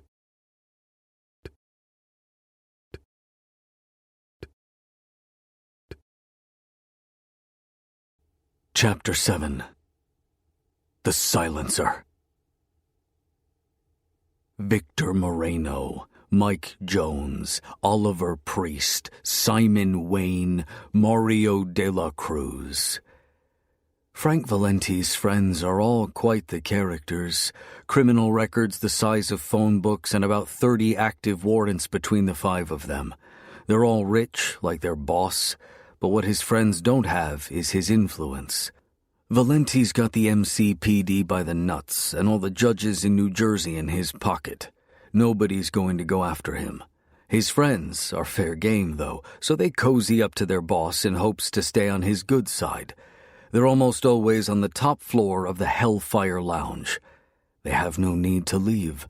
They have goons to do everything for them. The second any of them steps outside, they run the risk of going to prison. Prison is the least of their fucking problems right now. Can't go to prison if you're dead. Valenti keeps the club heavily guarded on the ground, but fortunately for me, he skimps on the security for the rooftop. Once inside, all I have to do is use the rafters of the industrial-style building to navigate my way to Valenti's private suite. These men live off whiskey and cigars. I'm not sure how they don't give themselves alcohol poisoning when all they do is sit on their asses and drink. I've watched them grope the poor bartender at least 50 times. It doesn't require much critical thinking to conclude that Elena was subject to the same abuse when she was here a few short hours ago. Their inability to keep their hands to themselves is precisely the reason they're going to have bullets in their brains soon.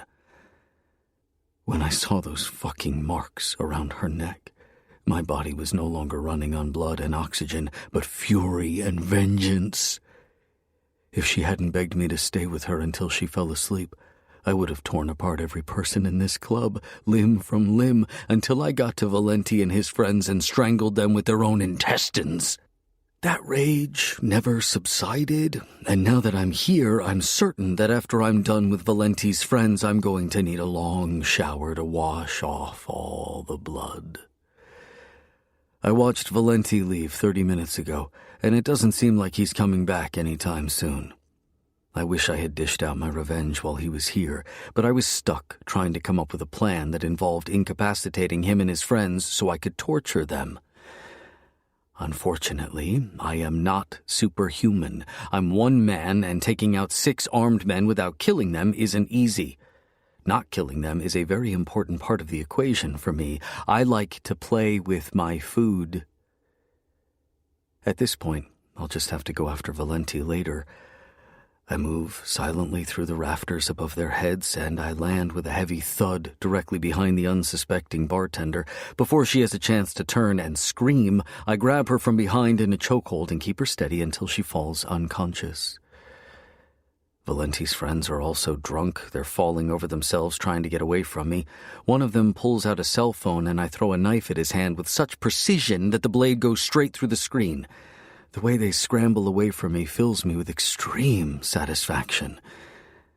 I like taking my time with my victims. I enjoy the hunt just as much as I enjoy watching the life leave their eyes after I listen to them beg me for mercy. I love making them feel helpless, like I felt all those years ago. 2 of Valenti's men make a break for the elevator. I let them get close enough to press the button, allowing them to bask in the illusion of relief, thinking they'll escape me, and then I send a bullet right through the meat of their thighs. They fall to the ground with cries of pain, and I growl in satisfaction at the sound. One of them tries to sneak behind me with a tiny pocket knife. I block his swing with my forearm and then crack my fist against the center of his face. His nose breaks and blood gushes over his lips and chin. I languidly pull the pocket knife from his grasp and shove it into his gut and twist it. And then, just because I feel like it, I slice off his ear, too.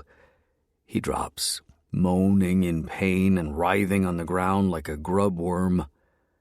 The 2 remaining men both have their guns up, pointed at me. If I didn't have a mask over my face, they'd see a wicked smirk painting my teeth. I take one heavy step forward. "Stay the fuck back!" They back up against the wall behind them as I stalk towards my prey. "I'm warning you!" I let out a dark laugh and make my steps even slower.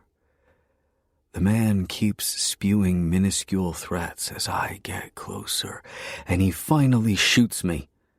The bullet lands dead over my heart, crumples against my chest, and falls with a clink to the floor. Can't remember the last time someone had the balls to shoot me. Respect. The clothes I wear when I don this mask look completely normal. A black, moisture-absorbent shirt, black tactical pants, and my zip-up hoodie with the sleeves cut off.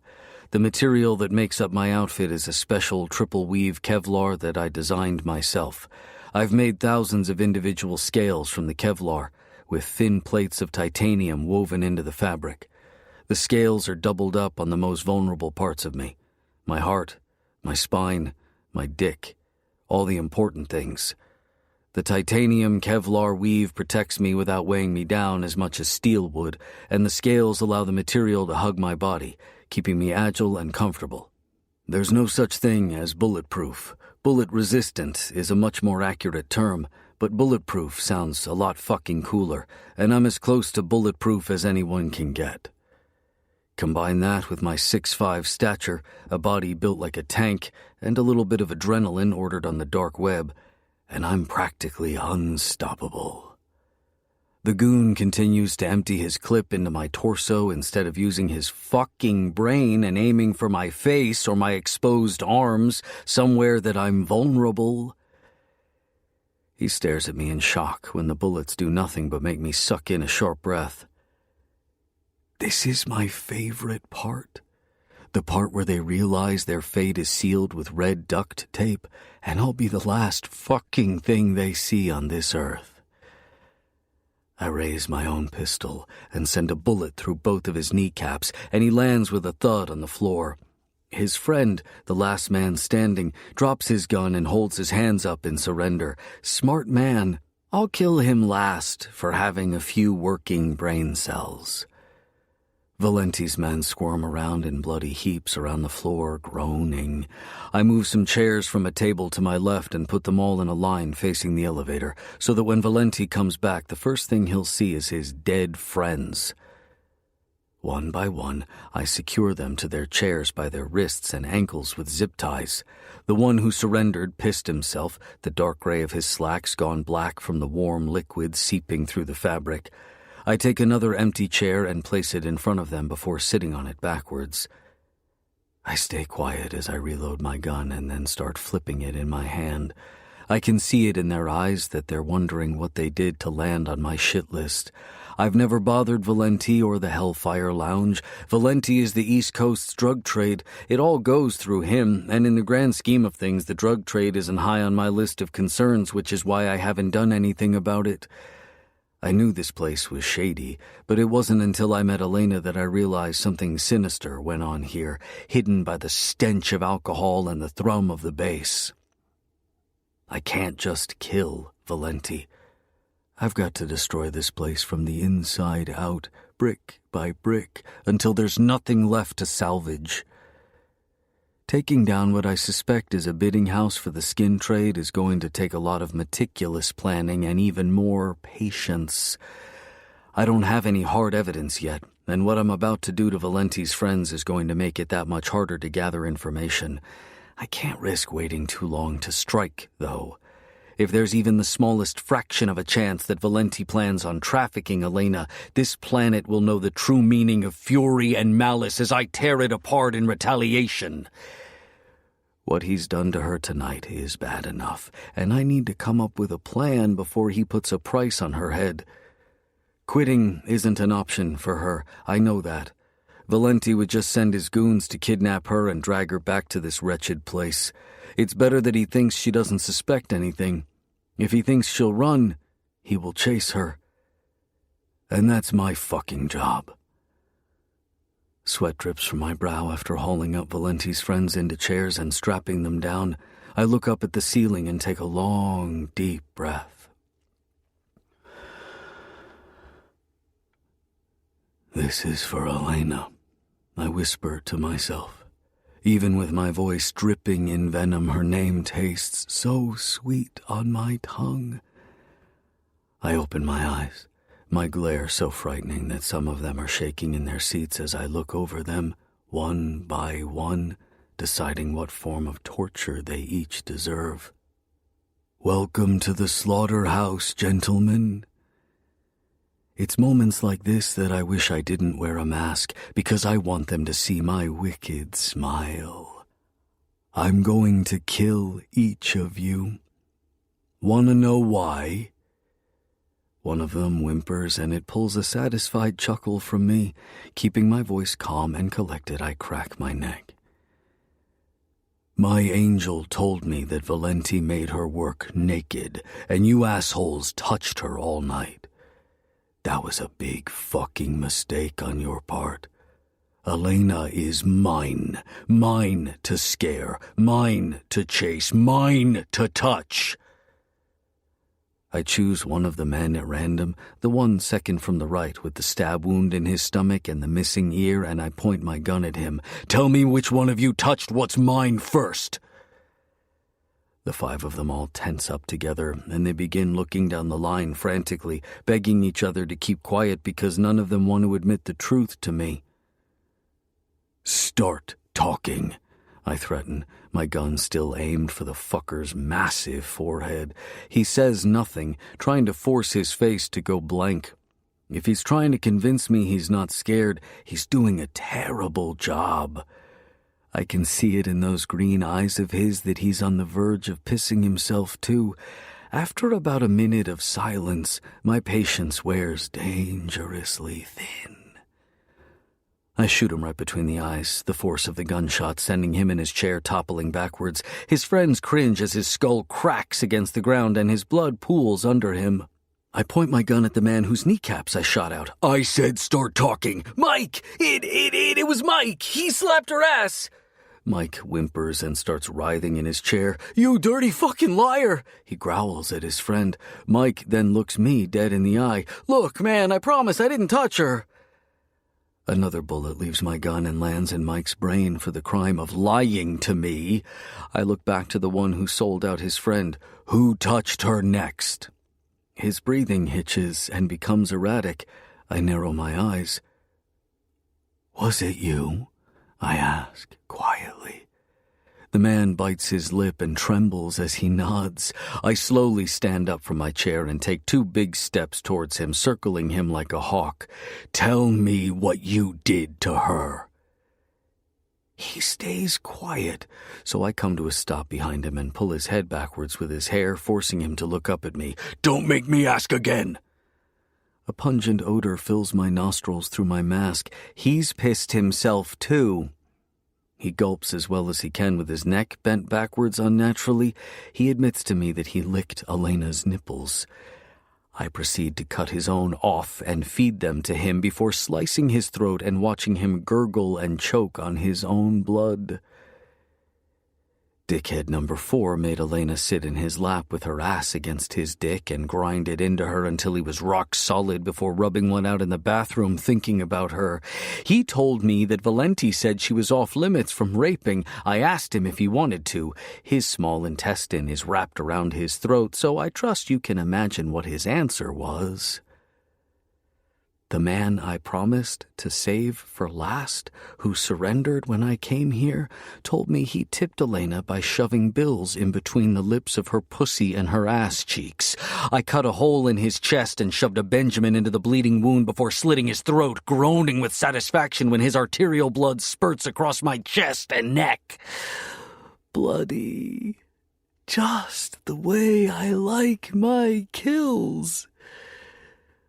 I stand in front of the carnage I just inflicted on 5 men for touching my angel, and I wish I was a good man. I wish I could say I felt any semblance of guilt or remorse or hell, even nothing. I'd take feeling numb over loving the taste of death. But what I feel when I kill can only be described as relief. Relief that the monster inside me has been fed and will recede back into his decrepit cave until he's hungry again, and that's when I'll kill next. 8. I've given him 8 souls since September 6th. It should have only been 1. It should have only been me.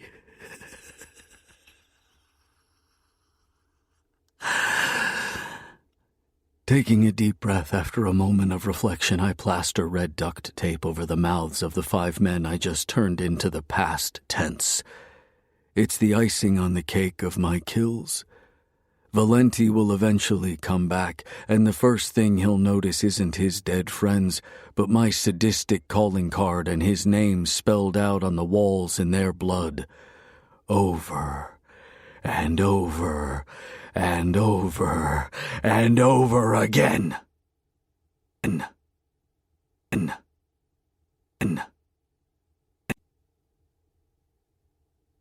Chapter 8.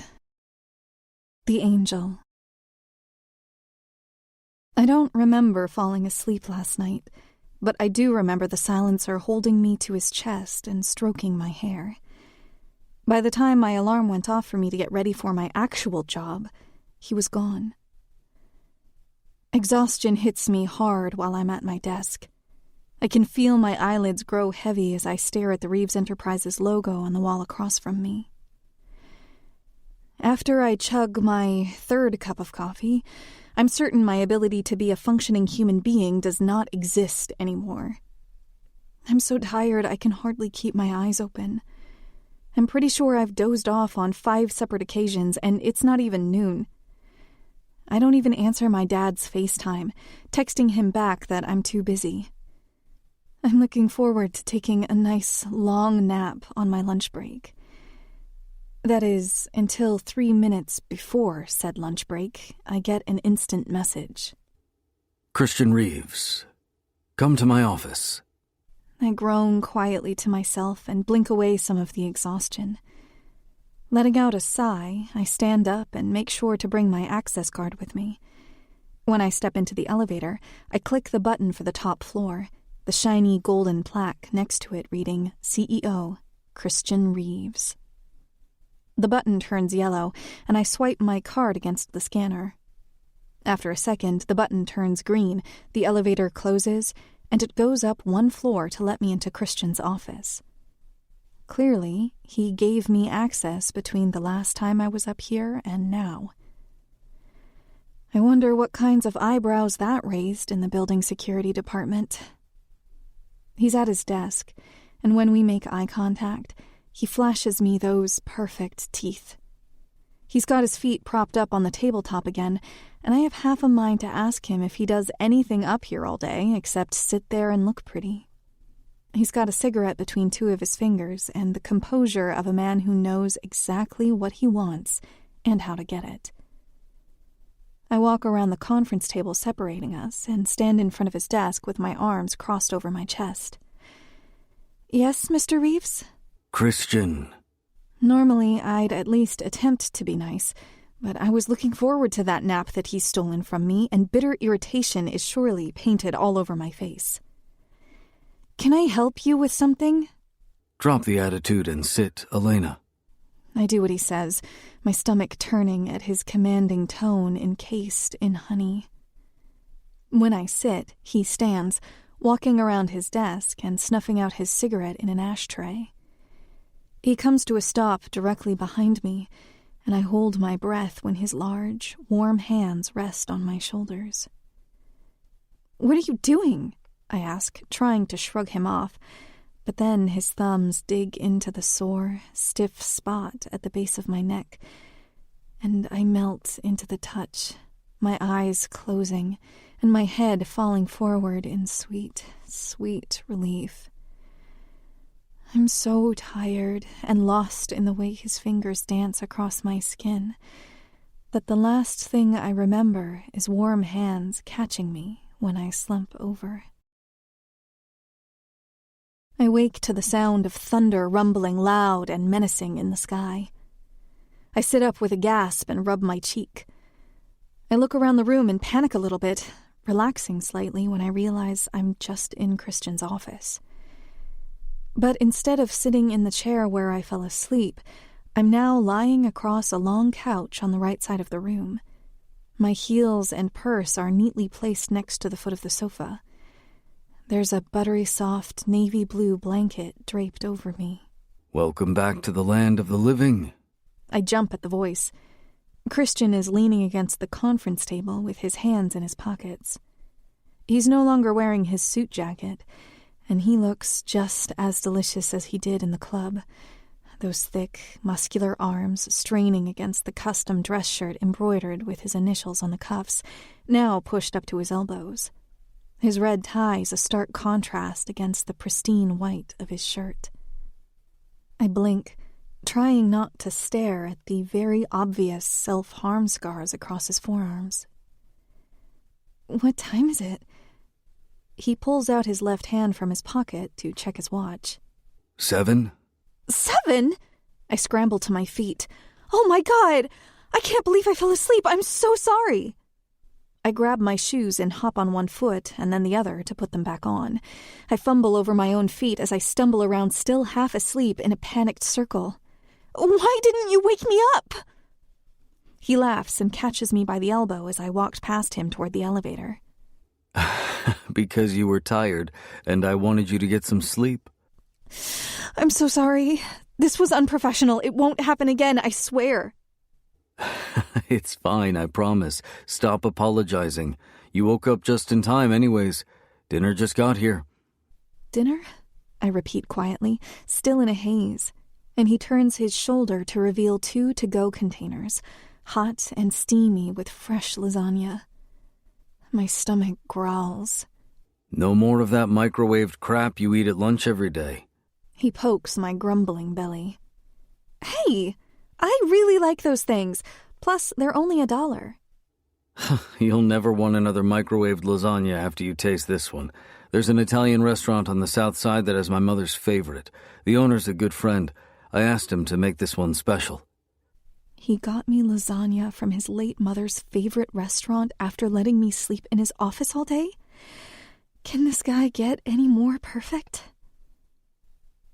Not a date. Dinner, I say, and he smiles down at me, remembering what he said to me the day I rejected his dinner invitation. Seems he found a way to make it happen regardless of my prior objection. Standing up to his full height after pushing off against the table, he pulls out a chair for me. Not a date, he confirms, and I slowly sit down as he pushes in my chair so I'm comfortably snug against the table. Along with the lasagna, there's a box of garlic knots, 2 fruit tarts for dessert, and a bottle of red wine with 2 delicate glasses. As he pours the wine, I look out the window and listen to the rain pelting onto the side of the building. Don't worry, I'll take you home. I can't help it. I scoff. He raises an eyebrow in confusion. A guy like you will get robbed in my neighborhood. He smiles and sets down the wine bottle, handing me a plastic fork. I can take care of myself, Elena. I take a small bite of the pasta and I groan obnoxiously. Oh my God! Amazing, right? I nod. Mm-hmm. I haven't eaten since yesterday afternoon, so the conversation is minimal as I stuff my face with the decadent, cheesy lasagna, the garlic bread, and my fruit tart.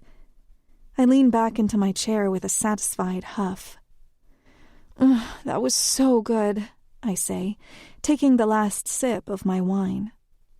Thank you, Mr. Reeves. Elena, my name is Christian. I playfully roll my eyes. I know what your name is. Then use it. I did, actually. He raises an eyebrow in confusion as I bite my lip. Name-dropping you has its perks. I finished all those plans for the orphanage. We're going tomorrow, Mr. Reeves. I watch him grin and bite the inside of his cheek. I refuse to call him Christian to his face because I'm still his employee, no matter how nice he is to me. If I started using his first name, it would open the door wider and wider until we can't close it again, and one of us is going to get hurt. Me. I'm going to be the one to get hurt, because he's the untouchable Christian Reeves and I'm nobody. It's still raining when we leave, but he doesn't lead me out the front door of the building.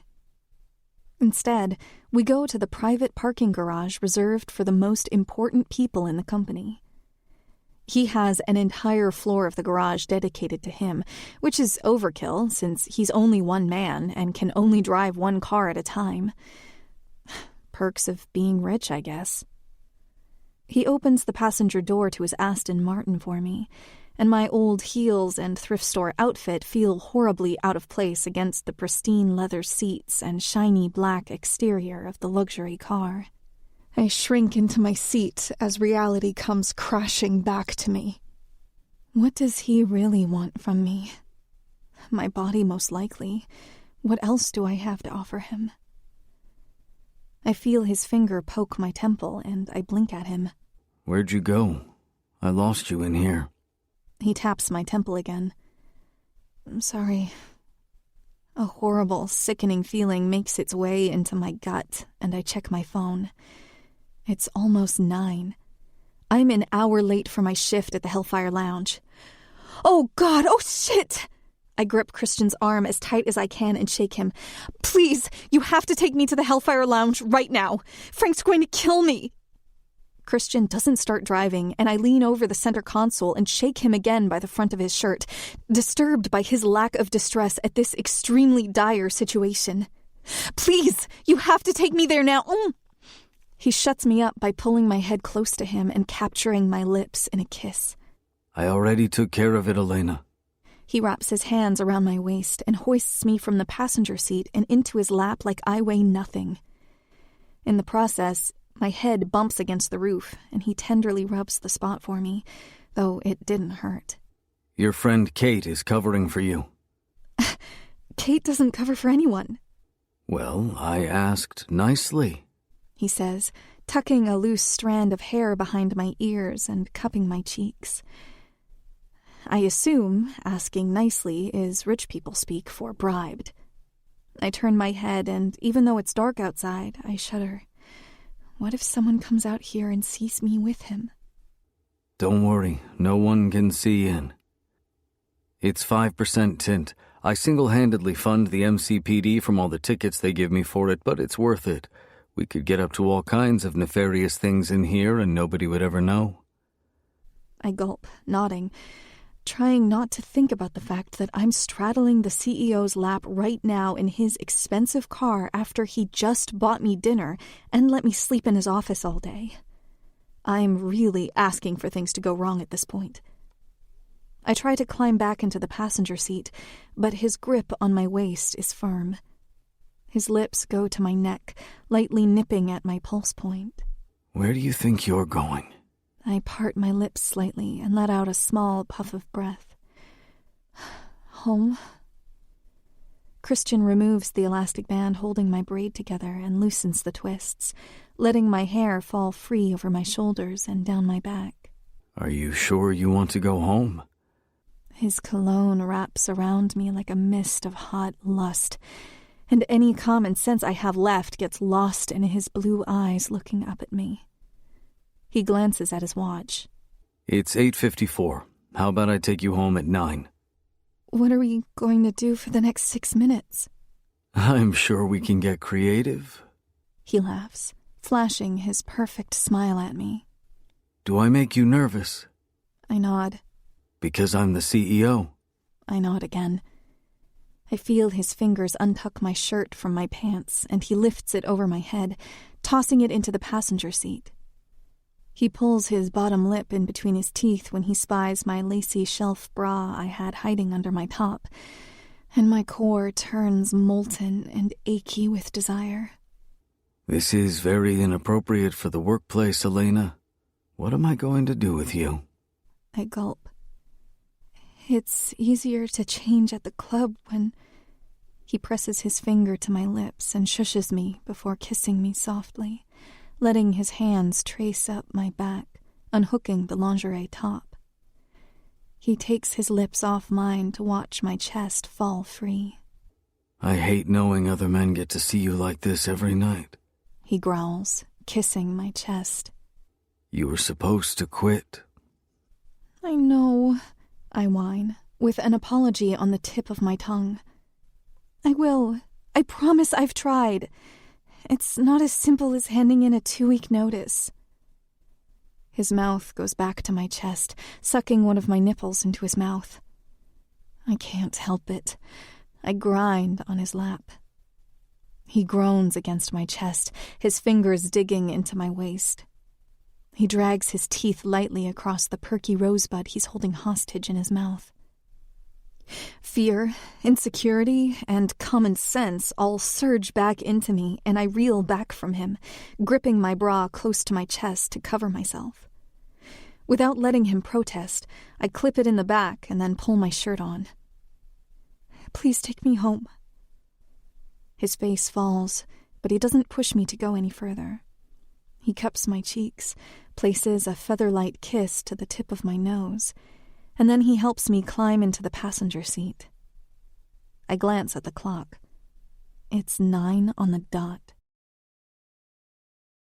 I don't know where Christian and I stand after our not a date in his office, followed by our 6 minutes in heaven in the parking garage yesterday. The only way I can describe how I feel is confused. I've caught the attention of the most eligible bachelor in the world, and I can't figure out why.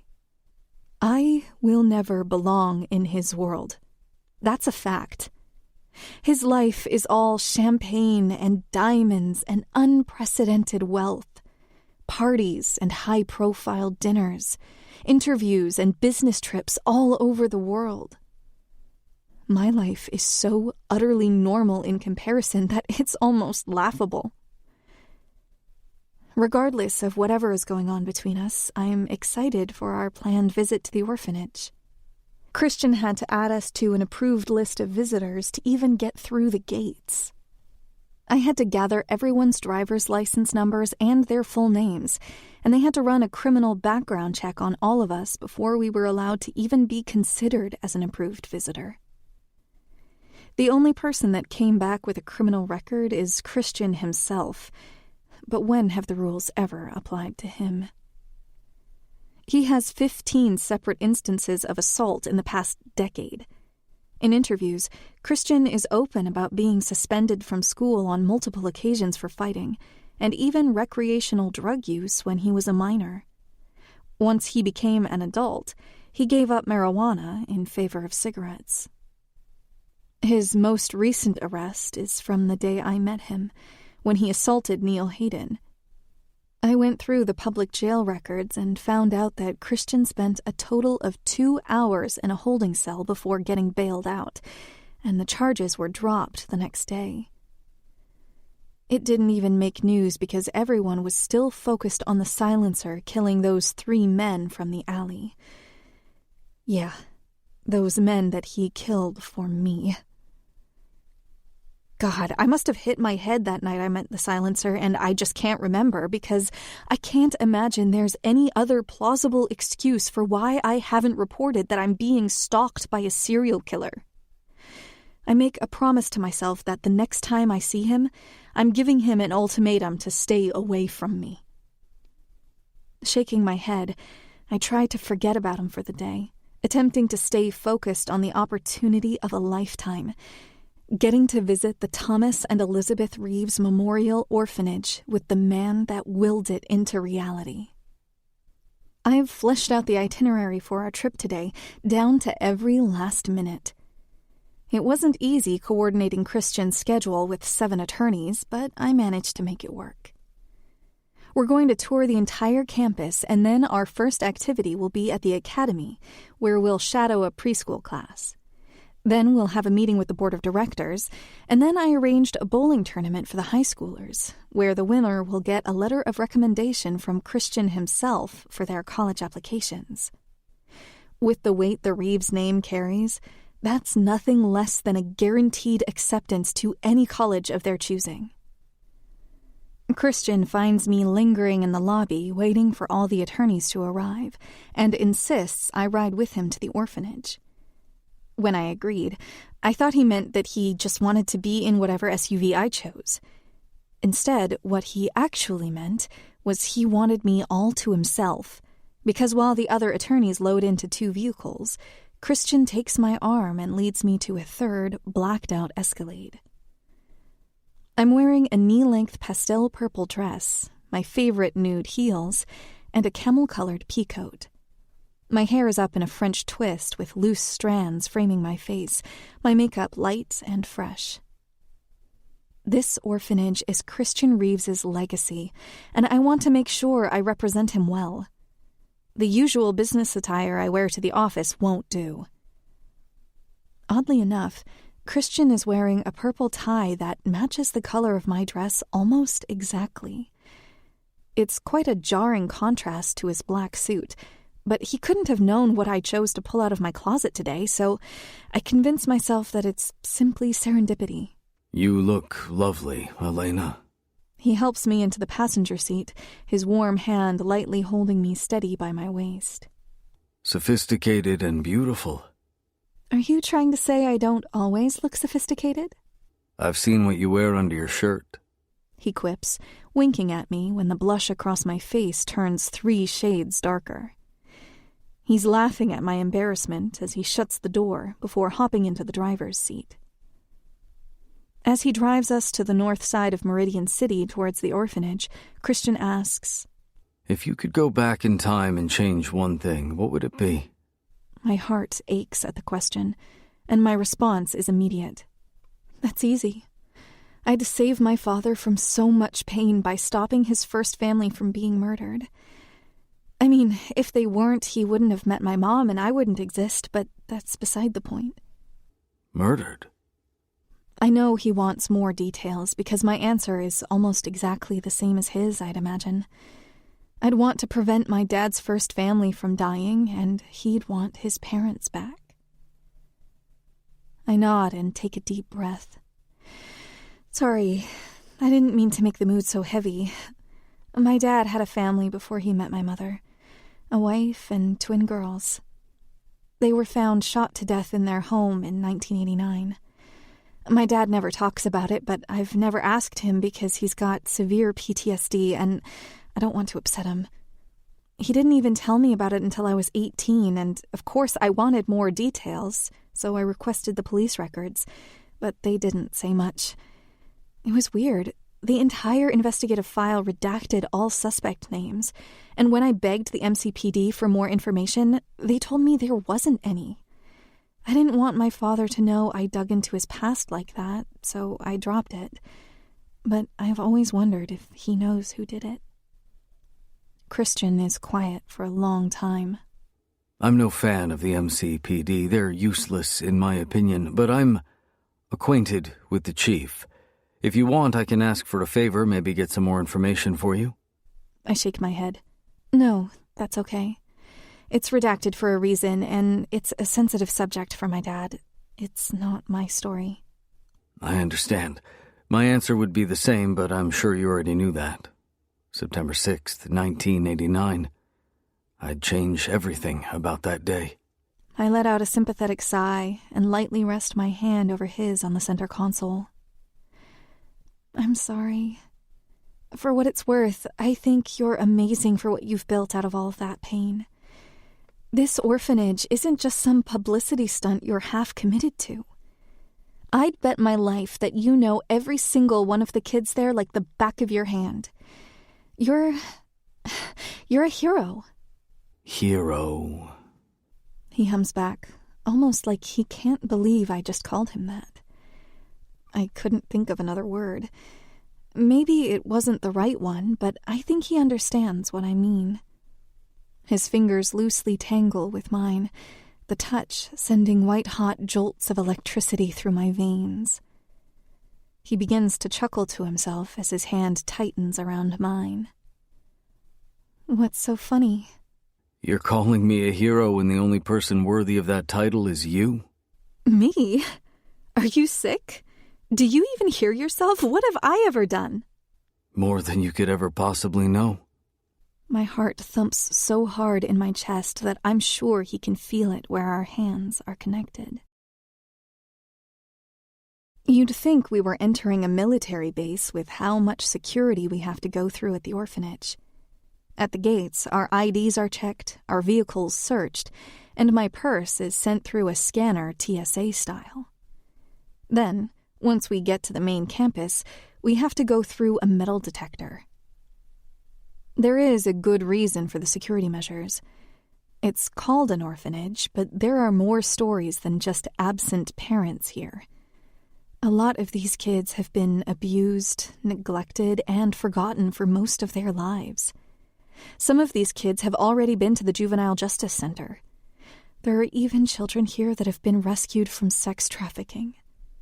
That fact alone makes my heart ache for them.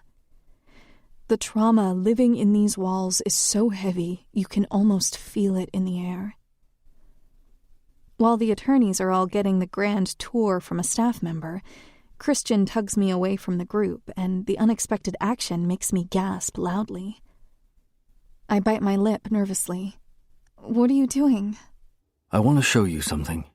But, I protest, knowing the tour is going to move on with or without us because we have a tight schedule to keep to. It'll be fine, Elena. I'll show you everything, I promise.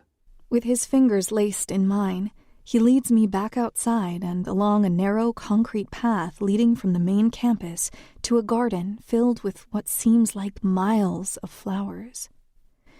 A low, white brick wall surrounds the garden, separating different types of flowers in every shade imaginable. How they've managed to get them to grow when Meridian City is cloudy and rainy most of the year, I don't know.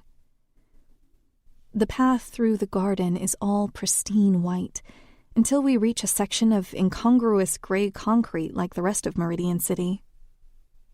There's a bronze plaque in the ground that reads, "In loving memory of Thomas and Elizabeth Reeves." I suppose Christian finds whatever he was looking for, because I hear him mutter an "aha" under his breath. My eyes go wide, and I gasp in awe. It's a section of the garden dedicated solely to crisp, white baby's breath. Fluffy bushes of it grow up to my waist, and I feel over the soft flowers with a joyful giggle. I've never seen baby's breath if it wasn't in a bouquet. It's beautiful. This entire section of the garden is like stepping into a fairy tale. I want to jump in it so bad, I exclaim with glee, though I'm really only joking. Your wish is my command, he purrs, and before I have a chance to comprehend it, I feel him wrap his arm around my waist, spin me to face him, and then, with a devilishly handsome smile, he sends us tumbling down to the ground into the whimsical blooms. He catches the weight of us both with ease, and I land with a tiny thud on my back. He's leaning over me, resting his weight on one forearm as he uses his free hand to stroke his thumb across my cheek with gentle tenderness. We exchange that cliché moment where our gazes flicker to each other's lips, and he presses his mouth to mine with something I can only describe as adoration. It's light and chaste, nothing like the way he kissed me in his car last night. That kiss had been lustful and harsh, full of intoxicating desire. The way he's kissing me now feels like a promise of something more. It feels like the future. How did you know I love baby's breath? You have a picture on your desk at your college graduation holding a bouquet of it. It's also your desktop background on your work computer. I have to say that I'm shocked that he actually paid attention to something like that. I see more than you think I do. He said that to me the first time I was in his office, and I foolishly thought he was talking about the city. I didn't realize he was committing tiny details about me to memory. Christian checks his watch. We should go back, he murmurs against my lips, and then pushes up onto his knees before helping me to my feet. Before we leave the garden, we do our best to fix the crooked and squished flowers we were lying in. He plucks a stem from the plant and gently sticks the buds into my French twist. As much as I'd love to spend more time with him, he's right. We need to go back. The rest of the tour is probably getting ready to shadow that class right about now, and it will look bad if we are missing. He takes my hand again and leads us back to the campus, cutting through a few quiet corridors that let us out right next to the classroom, arriving there seconds before the rest of the tour meets us. As we're all gathered in the hallway, I can see a few of the children in the classroom excitedly pointing at Christian. He must be a regular visitor if seeing him lights them all up like this. We're there for a few long minutes, the attorneys now talking amongst themselves while Christian's attention is wholly occupied by staring at me. I pretend not to notice by taking my time to observe the artwork on the walls of the hallway. Finger paintings and coloring book pages, macaroni art and construction paper flowers, watercolors and charcoal sketches. I flip open an old Valentine's Day card stapled to the wall and smile at the cute poem scribbled inside. I feel a soft tug on the bottom of my skirt.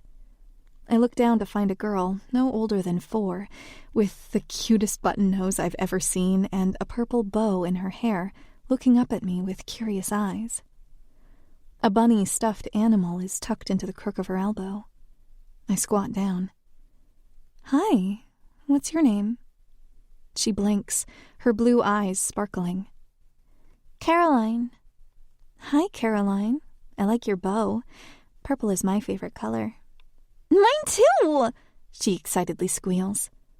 She looks at Christian and then back at me and gives me an adorable, toothy grin. You're pretty. Are you Mrs. Reeves? I clear my throat uncomfortably with a nervous flush pooling in my cheeks. Thank you, sweetie, but no, I'm not Mrs. Reeves. My name's Elena. She tugs me closer and cups her hand around my ear as if to tell me a secret, and she very loudly whispers, Mr. Reeves thinks you're pretty too, 'cause he won't stop looking at you.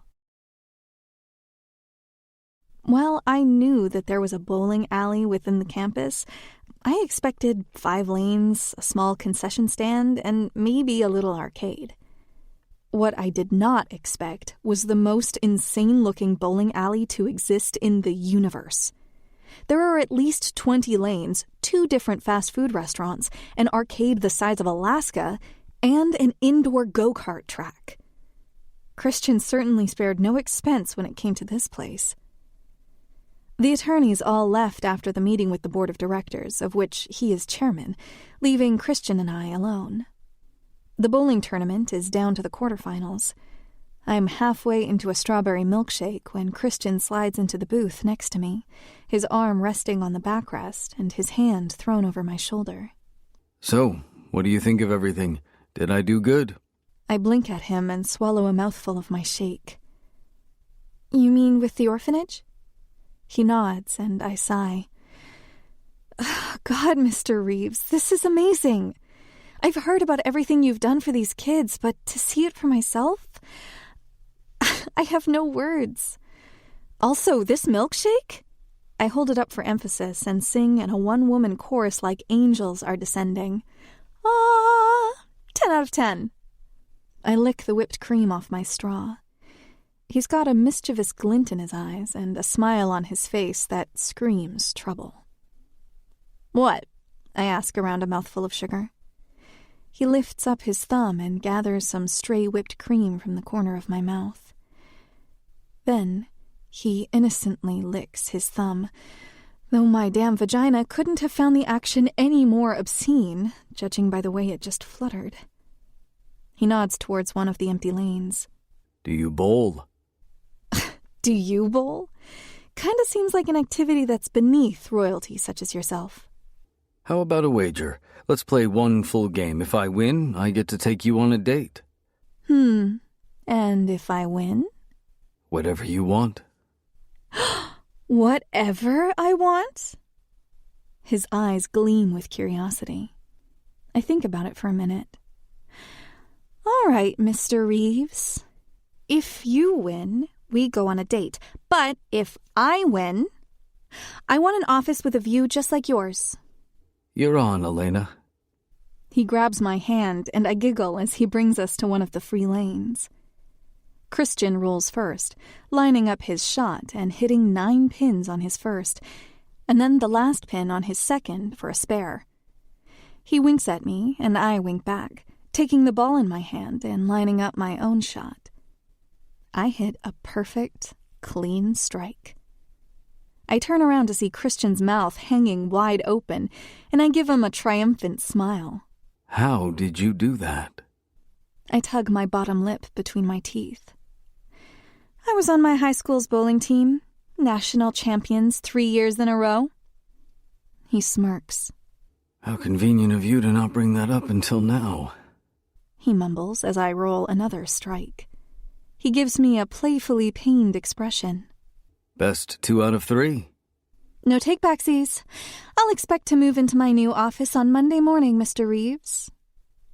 And then I play a perfect game. Game. Game. Game. Game. Game. Game. Game. Chapter 9. The Angel. As I approach the Hellfire Lounge for my shift, I scold myself for daydreaming about Christian. I cannot get feelings for the CEO. I just can't. It would be detrimental to my career when things inevitably go bad. I haven't put myself through hell for the past 5 years to have everything I've worked for come crumbling down because I got horny for a billionaire. But he's so damn dreamy, I can't help all those butterflies going nuts in my stomach every time I think about him. All the warm, fluttery feelings disappear the moment I see our resident masked asshole that still won't leave me alone. He grabs me roughly by the arms and shoves me into an alley when I'm a block away from the club. He presses me against the wall so hard my head knocks against the brick, but his hand cups the back of my head to soften the blow. "Ow!" I mumble, rubbing the spot. "What do you want, asshole?" I need your help with something, and don't be dramatic. I made sure to protect your pretty little head. I roll my eyes. "You need my help? With what?" Frank Valenti is up to something, and I want to know any information you can get me about this place. If you see or hear anything weird, I need to know. A knot twists in my stomach, and I rip my arm out of his grasp. "How exactly do you expect me to get this information? Why don't you just break in, since you seem to be such an expert at that?" I'm not exactly welcome here. It's not as simple as walking in the front door. I chew on my bottom lip. "What did you do?" Exactly what I told you I would. I killed all Valenti's friends, spelled his name in their blood so he knows I'm coming for him next. I shudder. "You can't just keep killing people for—" I can and I will, Elena, until there's no one left that can hurt you. That's a promise. I push him roughly away from me. "So what? Next time my father and I get in an argument, are you going to run to Texas to kill him too?" He huffs, pressing himself into me and caging me between his body and the brick wall.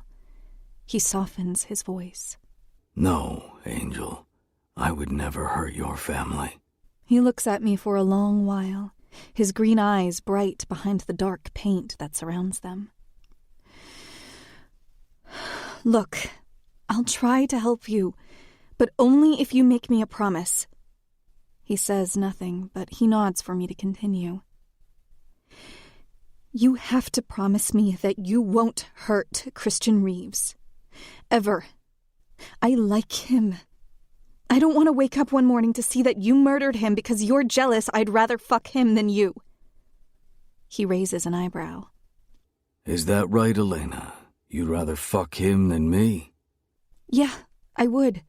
He's actually nice to me, unlike you. And he's not a fucking psychopath.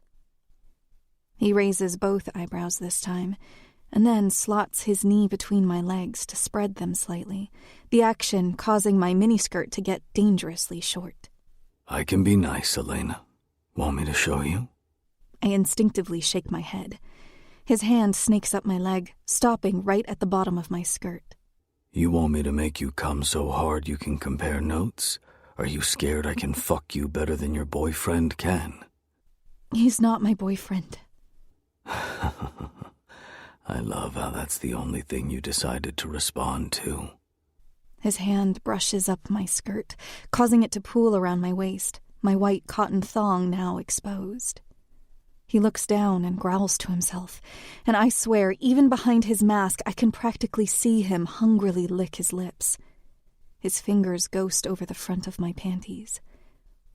I grab his wrist with both of my hands to get him to stop, and to my surprise he does, glaring at me with those artificial eyes like he's waiting for an invitation. When will you admit to yourself that you want me? I don't. He raises his voice enough to cause me to nearly jump out of my shoes. Don't fucking lie to me. His hands come to rest on the brick wall on either side of my head, and he presses his chest into mine. His proximity sends my senses into overdrive, and that part of the brain where arousal and fear get muddled together makes my legs clench and my pulse skyrocket. I have a confession. Did you really think it was a coincidence that you found me in that alley the night after I saved you? No, Angel. I had been watching you from your open window all night. Were you thinking about me saving you when you used that cute purple vibrator on your pretty cunt? Were you wet, thinking about using your body to thank me? My breath quivers as his hand travels up my thigh again, and this time I don't stop him. I stabbed myself in the arm and waited for you to find me, and I forced you to help me. You're fucking insane, I mumble, trying to find any rational thought in my brain. His left hand lightly squeezes my neck as my pulse thrums under his fingers. In my neck and my underwear. Yes, I am. He whispers breathlessly, grinding himself into me so I can feel his erection digging into my stomach. And you are the object of my insanity. With an abrupt change in mood, he takes a purposeful step back from me. Get me that information, Elena.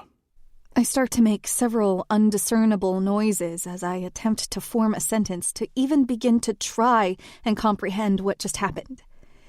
Did I really almost just let a serial killer feel me up in a dank alleyway? What the fuck is wrong with me?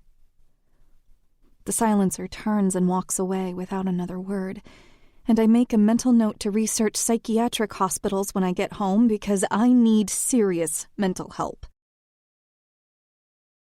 2 hours into my shift, Kate taps me on the butt and shoves a piece of paper into my hands. My eye twitches when I look at her, and all she does is shrug. I open up the folded-up paper to find the Reeves monogram at the top, and underneath, the number 6. My brow furrows for a brief second, and then I look across the room and up to where private suites look out over the dance floor. Those things are hardly ever used because they're $50,000 to rent. But the rules in those suites aren't the same rules that apply down here. There's a very strict clothes-on policy on this level. Anyone who gets too adventurous gets immediately thrown out because there's a strip club 1 floor up where men can get their rocks off to naked women. This floor is mostly just a bar and dance floor. Those suites, though? Rule-free zones. That's why they're so expensive. 6. He's in Suite 6. I take a deep breath of courage and leave the bar, walking up the steps until I reach the corridor that leads to the suites.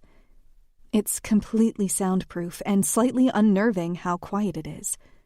The only indication of any life is the very faint thump of the bass from the club. I reach Suite 6, and before I have a chance to knock, Christian opens the door and wordlessly lets me inside. He's wearing the same thing he was earlier, sans his jacket. His shirt looks rumpled, his hair is a mess, and I swear it looks like he has a dark shadow under his eyes. I've never seen him so unkempt. Hi. Relax. I won't bite. He points towards one of the couches. Sit. I do, and he hands me a glass of champagne, taking a sip of his own before slumping into the seat next to me with a smile. I eye him suspiciously. I'm confused. What are you doing here? Sharing a bottle of champagne with you. I raise my eyebrow, making an obvious show of looking around the room, taking in the various bondage supplies and the stripper pole in the center on a raised platform. You rented a $50,000 suite in a shady nightclub to have champagne with me? Sorry, I'm not buying it. Christian holds up his hands in surrender and then playfully clutches his chest. On my honor, I have no ulterior motives other than seeing you again. You saw me this morning. We spent the entire day together. Was it really so forgettable? He gives me a crooked smile. Not in the slightest. I like spending time with you. Is that such a crime? He sets his champagne glass down on the table in front of him, wraps his hand around my thigh, and pulls me into his lap. I'm straddling him, his mouth mere inches from mine. He caresses my cheeks with a feather-light touch and presses his lips to mine, soft and sensual. I don't fight it. I let him explore my mouth as our tongues tangle together. I can taste the champagne still lingering on his breath, and my hands fist into the front of his shirt. He pulls back with an abrupt hiss, like he's in pain. I let him go immediately. I'm sorry. He shakes his head and grabs my cheeks again. It was nothing. I'm just sore from a workout. He quickly says, not missing another beat before crushing his lips to mine again in a hungry and ferocious kiss, before finally confessing. I rented the suite because I wanted to kiss you again, and I couldn't wait until tomorrow. You paid $50,000 to kiss me. Silence fills the air between us for a heartbeat, and then the next whispered sentence out of his mouth is so sinful it makes my core ache with desire. I'd pay even more to touch you. His warm hand cups my pussy, and any reservations about him being my boss crumble to dust. I want to touch you here. I whimper when his fingers leave my achy cunt to squeeze my ass. And here. He pulls my shirt over my head and then pulls down my bra, so my breasts are spilling out over the top. And here. And everywhere in between. A shaky moan escapes my lips when his hot mouth licks up my chest, from my sternum to my pulse point, where he nips and sucks until I'm sure there will be a bruise in the morning. I feel the heaviness of him between my legs, begging to be free of his slacks. Playing along with him, I ask, "How much would you pay?" Name your price. There's a lust in his eyes that won't be easily extinguished, and a sharp jolt of power zaps up my spine. I take a quick second to think of the most outlandish thing I can conjure up, and I smile wickedly. Yacht. A feral growl emanates from deep in his throat, and his hot hands feel up my bare back and unhook my bra, tossing the fabric to the side. Done. In half a second, my panties are ripped to shreds, the elastic snapping against my thighs. He tears them off me, and his fingers expertly stroke the skin near my center, yet not close enough. I don't care that he's the CEO, and I don't care that this is only going to complicate things further, and I don't care that I'm going to be alone in dealing with the aftermath when it all goes wrong. All I care about are his fingers and his mouth and the hard length of him straining against his pants. I throw my head back and let out a breathy moan that only urges him on. He sticks his sinful middle finger in my mouth, silently telling me to get it wet for him. And I do, as we make eye contact that has him burning a hole in my resolve and my self-control. I grind down onto his lap, just knowing I'm leaving wet spots of my arousal all over the front of his pants. He uses his free hand to hold my hips still. Beg for it, Elena. My eyes snap open, and I look at him with defiance. That costs extra. He chuckles darkly, and I know I'm utterly fucked. He ghosts over my clit with his middle finger, slick with my saliva, and I moan again. His free hand goes to my jaw and grips me tight, pushing my cheeks together with his thick fingers that I'm dying to feel inside me. I've got all the money in the world. Now beg. He can't make this easy, can he? But God, if he doesn't light me right up and set my center on fire as I think about the 1,000 different dirty things he might say to me when he plunges his fingers inside me and sees how absolutely drenched I am when he hasn't even touched me yet. Swallowing the remains of my stubborn pride, I soften my face and flutter my thick lashes. I make sure I look pleading, simpering, and whiny, and I raise my voice an octave higher. Please make me come. I want to feel your fingers inside me. I want you to ruin me, Mr. Reeves. Oh, fuck, Elena. Don't worry. I'm going to do that and so much more. He plunges 2 of his thick fingers inside me, and the sound that escapes my throat is so obscene that I don't think the soundproof barriers of these suites are hiding it. I twist my fingers in his hair and pull as he pumps his fingers in and out of me at a brutal pace. I can feel myself dripping down my thighs and all over his hands and pants. When those sinful things curl inside me and press down on that sweet spot, I come undone. I come so hard I can practically see stars. I convulse with his fingers still deep inside me, still pumping, pulling sweet aftershocks from my needy hole. I lightly graze my teeth over the side of his neck and whimper softly when he removes his fingers from me.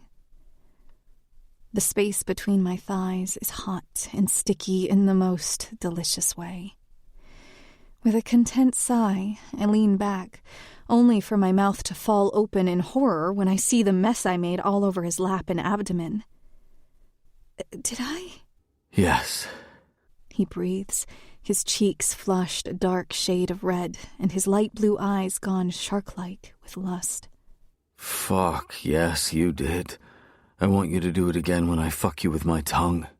He flips me onto my back, pulling off my skirt so that I'm completely bare to him while he's still fully dressed, his clothes soaked with my release. My cheeks heat with embarrassment. I've never done that before, and he pulled it out of me so easily you'd think I was trained to squirt on command. Judging by the tent in his pants, he loved it.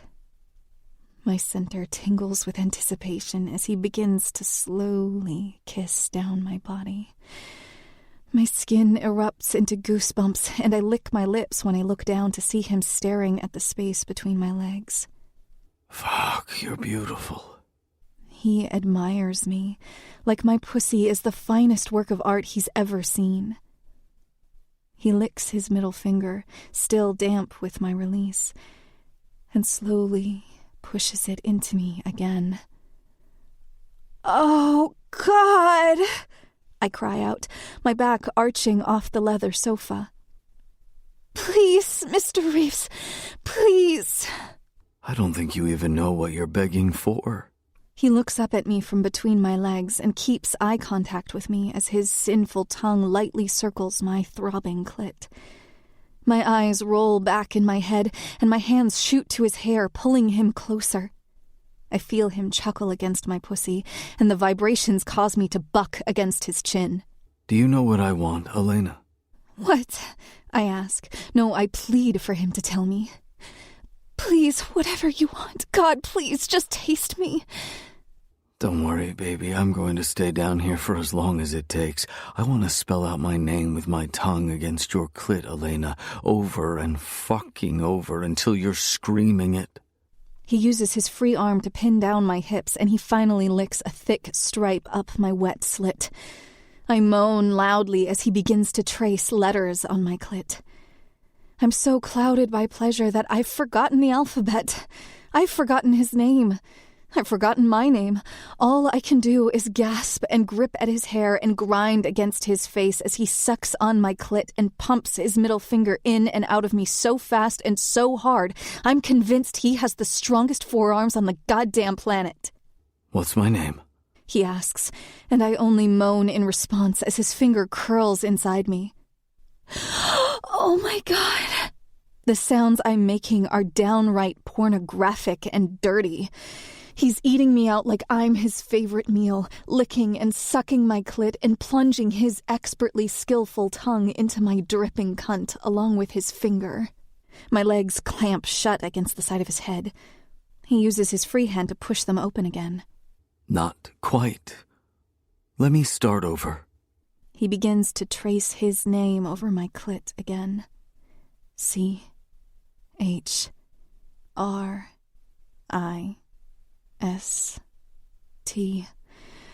Christ is right. That's as far as I make it before I come again, all over his mouth and chin and hands. I really should be embarrassed by how messy and filthy it is, but when he crawls back up my body and I see that his face is soaked with my essence, all it does is make me want him more. Say my name. Mr. Reeves. He growls and flips me onto my stomach, delivering a sharp slap to my ass. I hear him begin to unbuckle his belt, and it makes my pussy quiver with anticipation. Say my name. Mr. Reeves. God damn it. he growls, landing another harsh slap against the tender flesh of my ass, hard enough to make me whimper. That's when I feel the silky length of him rut against my weeping core. The tip of his cock catches against my entrance, and we both moan at the same time. He reaches under my body and up my chest to wrap his hand around my throat, gently squeezing until he has complete control of me. He tilts my head to the side to kiss me, all tongue and teeth, as he slams into me in one harsh thrust. It causes me to rock forward with so much force I nearly fall over the arm of the sofa. Holy fuck, he's huge. I don't have to see it. I can feel it in the deepest, most primal part of my body. He's stretching me deliciously, hardly meeting any resistance from how drenched I am. My body opens up to him like I was made exactly to fit his throbbing length. He pounds into me at a brutal pace, so hard that my loud moans get cut off each time he slams into me, so hard that the couch scuffs along the floor with each thrust. He hits that perfect spot inside me over and over again until I'm writhing around him, and my release launches me into space. Fuck, you're on the pill, right? Fuck. Yes, I breathe, skipping over how he knows that. Yes, I promise I am. Can I? God, yes, please. Only if you say my name. Fuck, Elena, please, I'm so fucking close. Say my name, baby. When I don't, another sharp slap lands across my ass, the hardest of them all. It hurts so good that another small orgasm rolls through me, and this time, when I fall over the edge, he falls with me, spilling inside me without warning and with such vigor, I think he caught himself off guard. Fuck. He groans, falling over me and resting his head on my back. Jesus Christ, you are fucking perfect. Still inside me, he kisses up my spine until he reaches my cheek.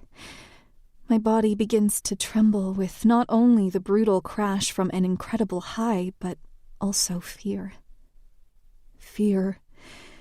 Because what did I just let happen? This is wrong for so many reasons. Panic overtakes me and I hiss when he pulls out of me. I scramble to try and find my clothes scattered across the room. Elena. I ignore him as I look for my bra. God, where the fuck did it go? Elena. I ignore him again, finally opting to just say fuck the bra and wear my hair down for the rest of my shift to cover my boobs. I have to go. Elena. He repeats, gently catching me by my face and stroking his thumbs across my cheeks. Take a deep breath. Everything's fine. No, everything is not fine. Holy shit, what have we done? I grab my forehead like my brain has fallen out of my skull. Tell me I didn't completely read the situation wrong. He stuffs his hands in his pockets, his belt still unbuckled around his waist. Guilt traces his features, and it hits me that he thinks he took advantage of me. Not in the sexy way, but in the I'm going to the police kind of way. No, I promise it's not that.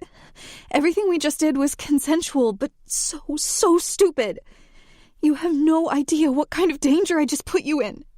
Elena, breathe. Relax, tell me what's going on. I have a stalker. It's the Meridian City silencer. As hard as that was to admit, my chest immediately feels lighter. I've been keeping it to myself for weeks.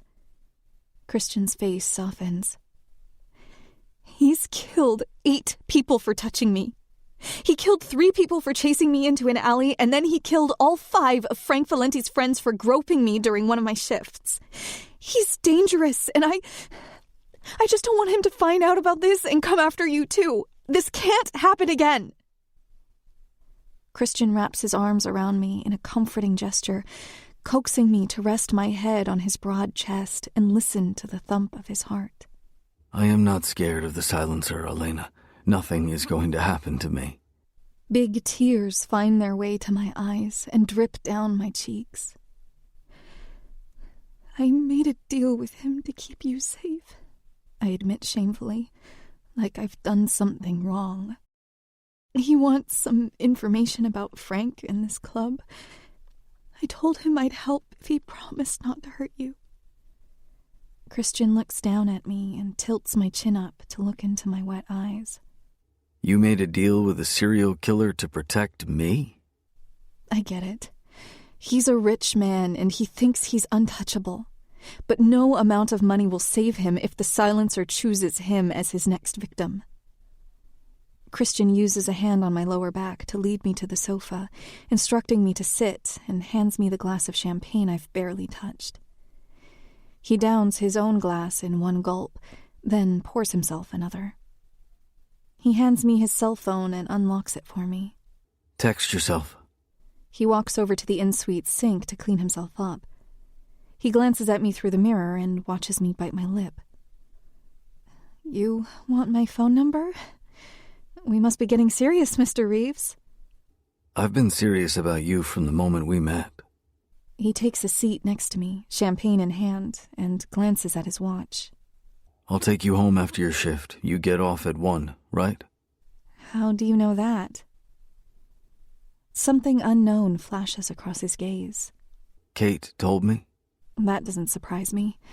I told Kate that I had a thing with a rich man from work, and I'm sure once Christian came here to bribe her to cover for me yesterday, she put the pieces together. He smiles at me, warm and genuine, and I can't deny it anymore. I have a big crush on the CEO of my company. It's probably way too late for that realization, considering we just fucked in a shady nightclub. What are you thinking about? I take a sip of champagne to try and hide the shy smile creeping up my face. This? Us? What does this really mean to you?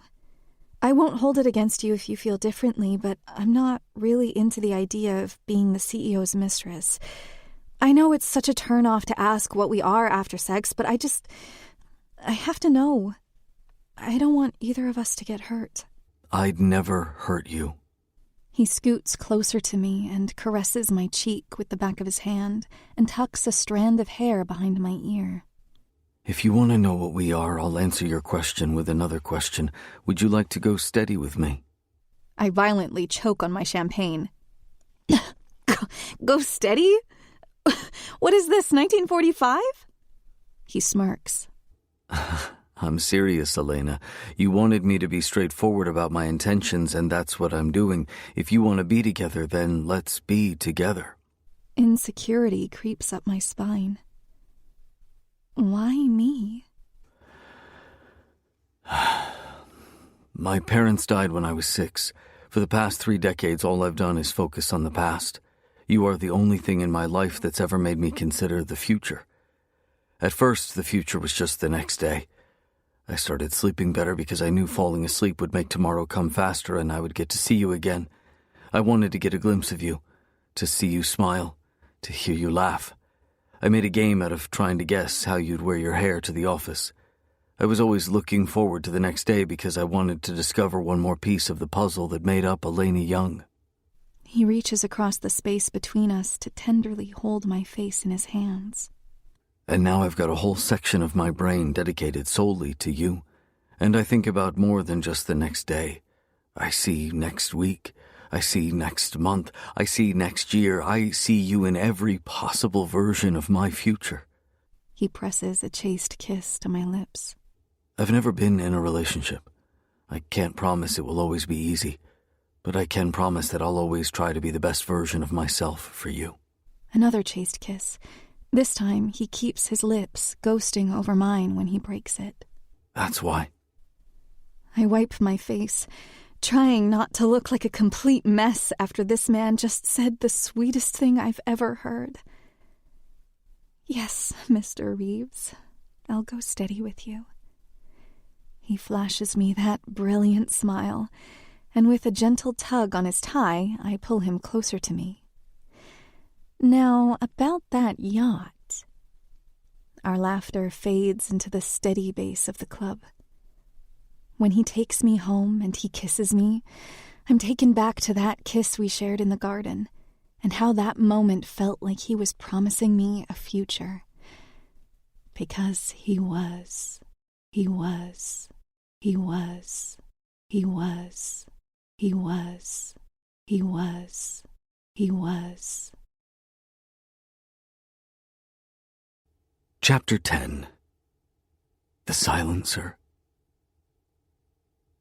This is wrong. This is so fucking wrong, but I can't help myself. Frank Valenti is a pervert. He exploits all kinds of people in Meridian City by sticking cameras in the private suites at the Hellfire Lounge, probably to catch powerful people participating in all manner of perversions so he can blackmail them.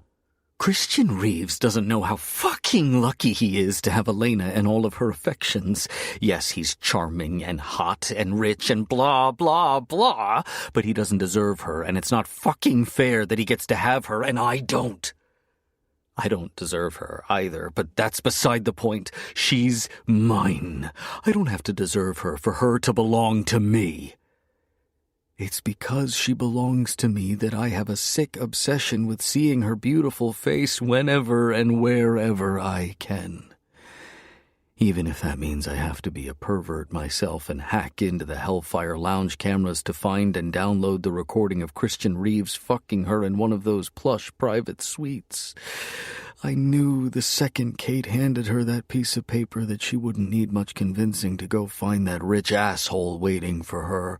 I knew the second she stepped into that suite that he'd touch her, and she'd let him, because all those nights alone with her vibrator aren't enough anymore. The video footage is crystal clear and ultra-high resolution. There's no sound, though, and that's a damn shame because, fuck, what I wouldn't give to hear her pretty little moans as she came undone. I need to taste her. I need to feel her around me. I need to worship her the way only I can. I need to love her so violently that it breaks her, and then fill in all those cracks with gold until the only thing holding her together is me.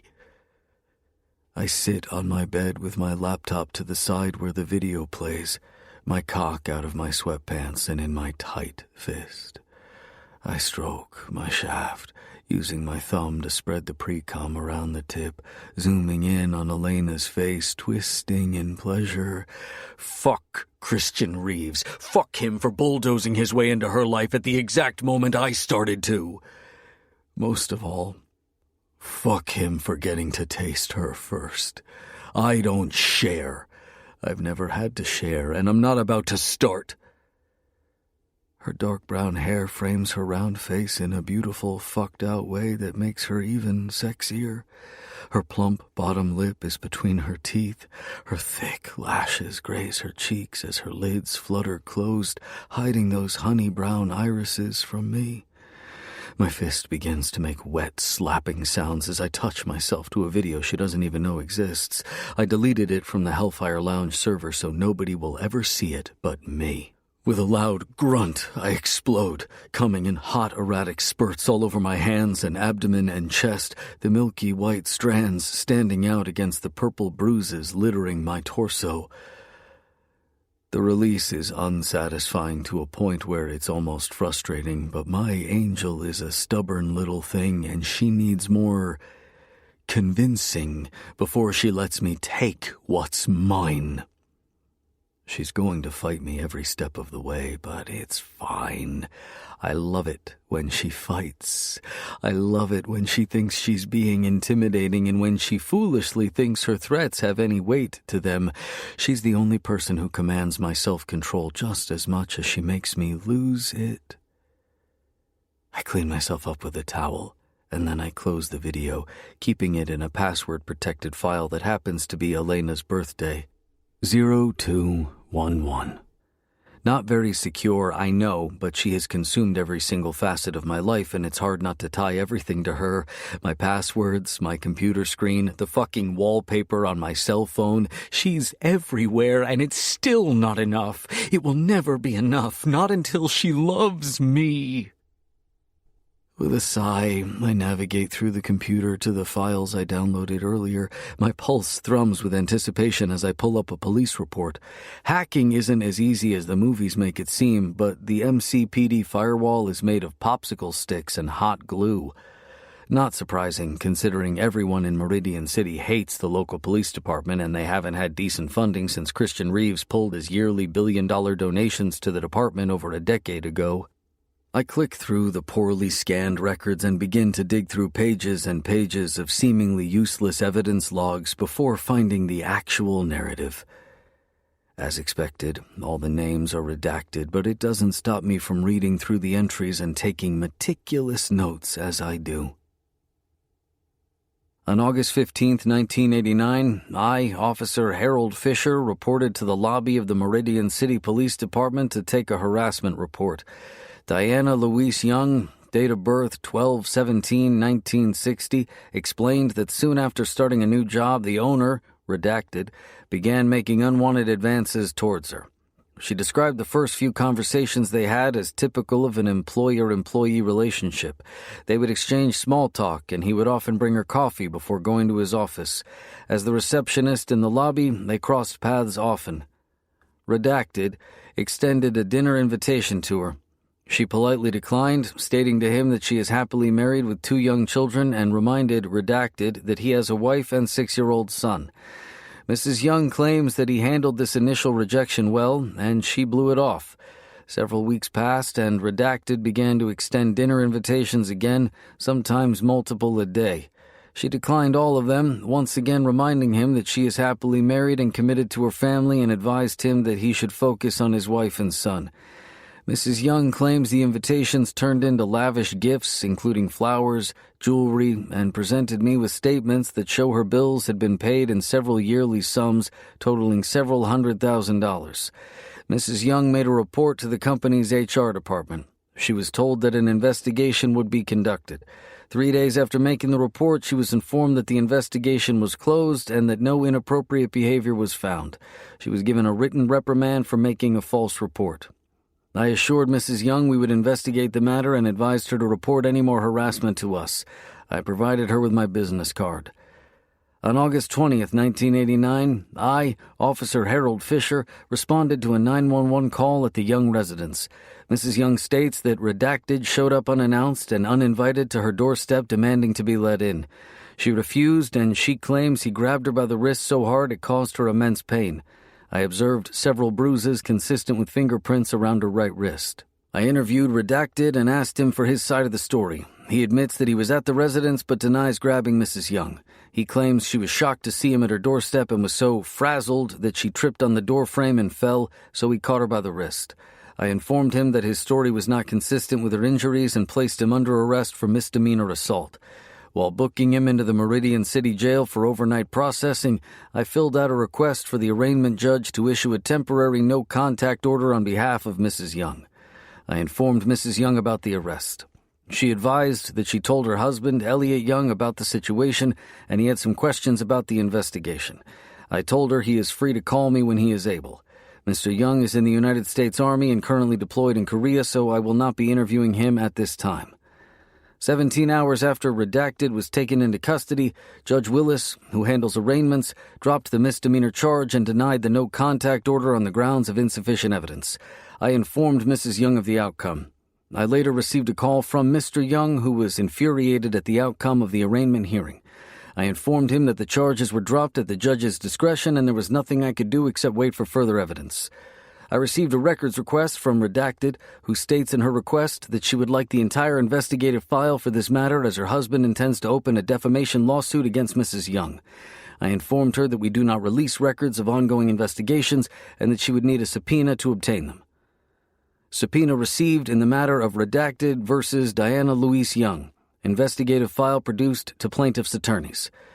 On August 26, 1989, I, Officer Harold Fisher, responded to a 911 call at the Young residence. Dispatchers informed me that Mrs. Young called the emergency line screaming for help, and they heard several gunshots in the background.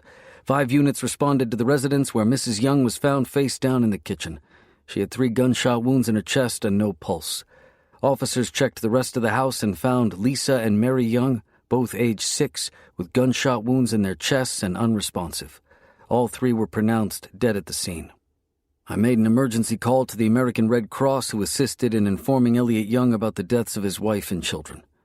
Redacted, when interviewed, admitted to the murder of Diana, Lisa, and Mary Young. He was taken into custody on 3 counts of first-degree murder. Under advice of the county attorney, Judge Willis, and my superiors, this investigation has been changed from confidential to highly classified. Due to the sensitive nature of this crime and the high-profile suspect, an emergency meeting of the grand jury was called, and the jury found insufficient evidence to indict redacted. The charges were dropped, and this case is now closed.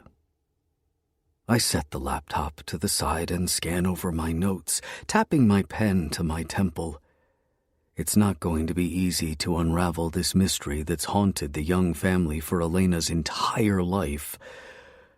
What I do have is a year and Diana's full name and date of birth. The police report mentions that this all went down in August of 1989, and that whoever her stalker was, he had a 6-year-old child. Perhaps I can cash in some favors and gain access to confidential police and court records from that time, and then, if all the stars align, maybe find out the name of her murderer. The police report mentions he was a high-profile business owner, and there weren't many of those in Meridian City in 1989. There are a few old-money families that inhabited the island before Thomas Reeves made it the center of his empire, so maybe those names are a better place to start. Of course, the easiest way to get the name of the man who murdered Diana Young is to simply ask Elliot himself, but he sure as hell isn't going to divulge the name of the man who haunts his nightmares to the man that haunts Elena's. I'd bet my life that he knows the person who did this. I'd also bet my life he took his own revenge. I understand now why Elena is so afraid of me. She's worried about history repeating itself. She's worried that I'm one of those stalkers that will eventually grow to resent her for not loving me back and then ultimately kill her, but it's not like that. It's not like that at all. I'm different. I'm in control.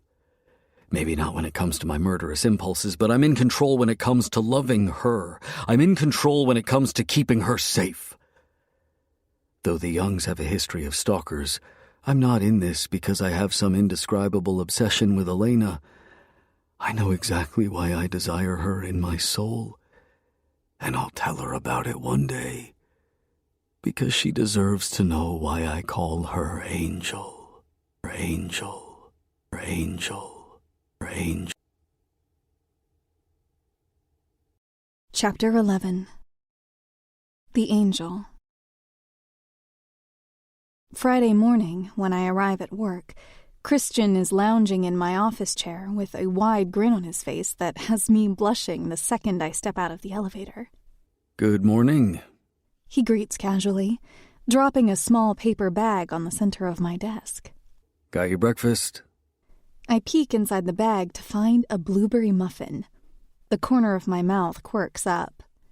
Thank you. He stands up and buttons his suit jacket before placing a tender kiss to the crown of my head. I just wanted to say hi before I got trapped in meetings all morning. I'll see you later. Okay, I whisper, my cheeks going pink as I notice several other people on my floor turning their gazes to us. See you later, Mr. Reeves. He tightens his jaw and sighs heavily at the teasing way I say his name. He lightly pinches my chin between his thumb and knuckle of his index finger before leaving, and I sit down in my office chair wondering how the hell I got so lucky to capture his attention. I boot up my computer and then head to the break room to make my coffee, where I'm met with curious eyes and low whispers as I pass by. I try to ignore them best I can. I keep my gaze to the floor like I've got something to be ashamed of. I had assumed Christian wanted to keep our new relationship private for as long as possible, but bringing me breakfast and kissing me in front of everyone isn't exactly inconspicuous. I suppose I'll have to get used to the judgment and the whispers. It comes with the territory of dating arguably one of the most recognizable people on the planet. When I get back to my desk, I spend the morning transcribing all the notes the attorneys took on our trip yesterday. It feels good to have some work to do again. It takes me a few hours, but I get it typed out and dispersed amongst the department. Around the same time, I receive an email from Christian asking me to proofread his recommendation letter for the winner of the bowling tournament. The junior who won wants to go to MIT, which is coincidentally where Christian went to school too. His recommendation letter is closer to a thesis. I don't know how the hell he managed to get it written so fast. It's flawless, too. He had to have stayed up all night writing it because I didn't get off from the club until 1 a.m, and his estate is on the other side of the island from my apartment. It had to have been close to 2 a.m. before he even got home. At lunchtime, Christian texts me to come up to his office. I don't have any hesitation when I step into the elevator and swipe my access card. I'm practically bouncing on my toes. Christian is leaning against the conference table in his perfectly tailored suit with a cigarette between his smile. I've never really liked smokers. My father is one, and I've always detested the smell. But Christian makes it look sexy. He makes everything look sexy. He's just fucking standing there and my panties are wet. I'm truly, utterly down bad for this man. When the elevator closes behind me, I cross my arms over my chest and raise an eyebrow. Yes, Mr. Reeves? He uses one finger to motion for me to come to him while he places the nub of the cigarette in the ashtray, and I take a few steps until our legs are lightly brushing together. I have something for you. From behind him, he pulls out a box from Tiffany's and holds it in the space between us. I suck in a sharp breath. It's to say thank you for organizing everything yesterday. You're great with the kids there. They all love you. I never would have thought to have a bowling tournament. I meet his eyes. You paid me $30 an hour yesterday to kick your ass in that bowling tournament. You didn't have to get me anything. I gulp and look down at the iconic blue box. Especially not something expensive. Something tells me you could use a few diamonds in your life. Ignoring my protest, he nudges my hand with the box, his bottom lip between his teeth like he's nervous. As if he's the one that needs to be nervous in this situation. I open it slowly, like I'm afraid something will bite me. I lift the lid to find a diamond tennis bracelet inside. I cannot accept this. He once again ignores my protests and takes my left wrist in his hands, fastening the silver and diamond bracelet around it. It's so sparkly that it glimmers with the smallest movement. It's beautiful.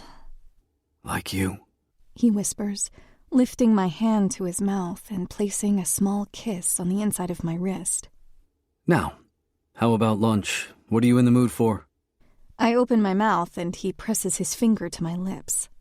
If you say you brought a frozen lasagna again, I'll rip my hair out. I gulp. It's actually a pot pie this time. He shakes his head in feigned disappointment and chuckles. There's an old woman that sells homemade tamales outside the lobby on Fridays. They're amazing. What do you say? I lick my bottom lip. I'm fine with my pot pie, Mr. Reeves. I glance down at the bracelet on my wrist. Or maybe I'll pawn this and buy myself a 5-course steak dinner. Or you can keep the bracelet and let me buy you a 5-course steak dinner on that date you owe me. I don't owe you nothing. You owe me an office, though, and a yacht. Working on it, baby. You owe me a date as a consolation prize for hustling me at the bowling alley. His hands drift down to my waist, and he rubs gentle circles with his thumbs against the fabric of my white dress. I get a small surge of confidence and reach out to straighten his tie. If you let me drive one of your fancy sports cars, I'll go on a date with you. Done. He laces his fingers with mine and drags me into the elevator, stopping 1 floor below so I can grab my things, and then we giggle like kids as we stumble together to the parking garage. I spy his black McLaren, and my heart skips a beat. This is his favorite car, his signature car, His baby, according to the interview he did when he was named Sexiest Man Alive a few years back. There's no way in hell he's actually going to let me drive this thing, right?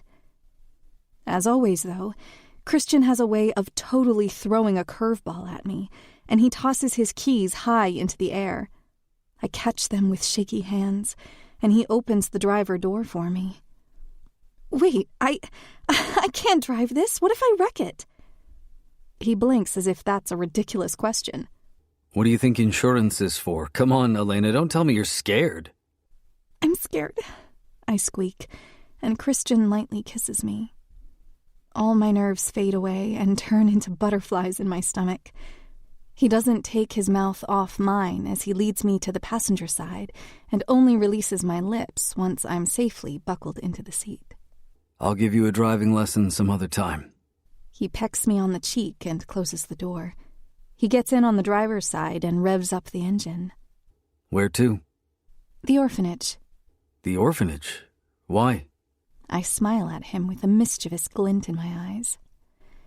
Because I want everyone there to know you're just as bad at skee-ball as you are at bowling.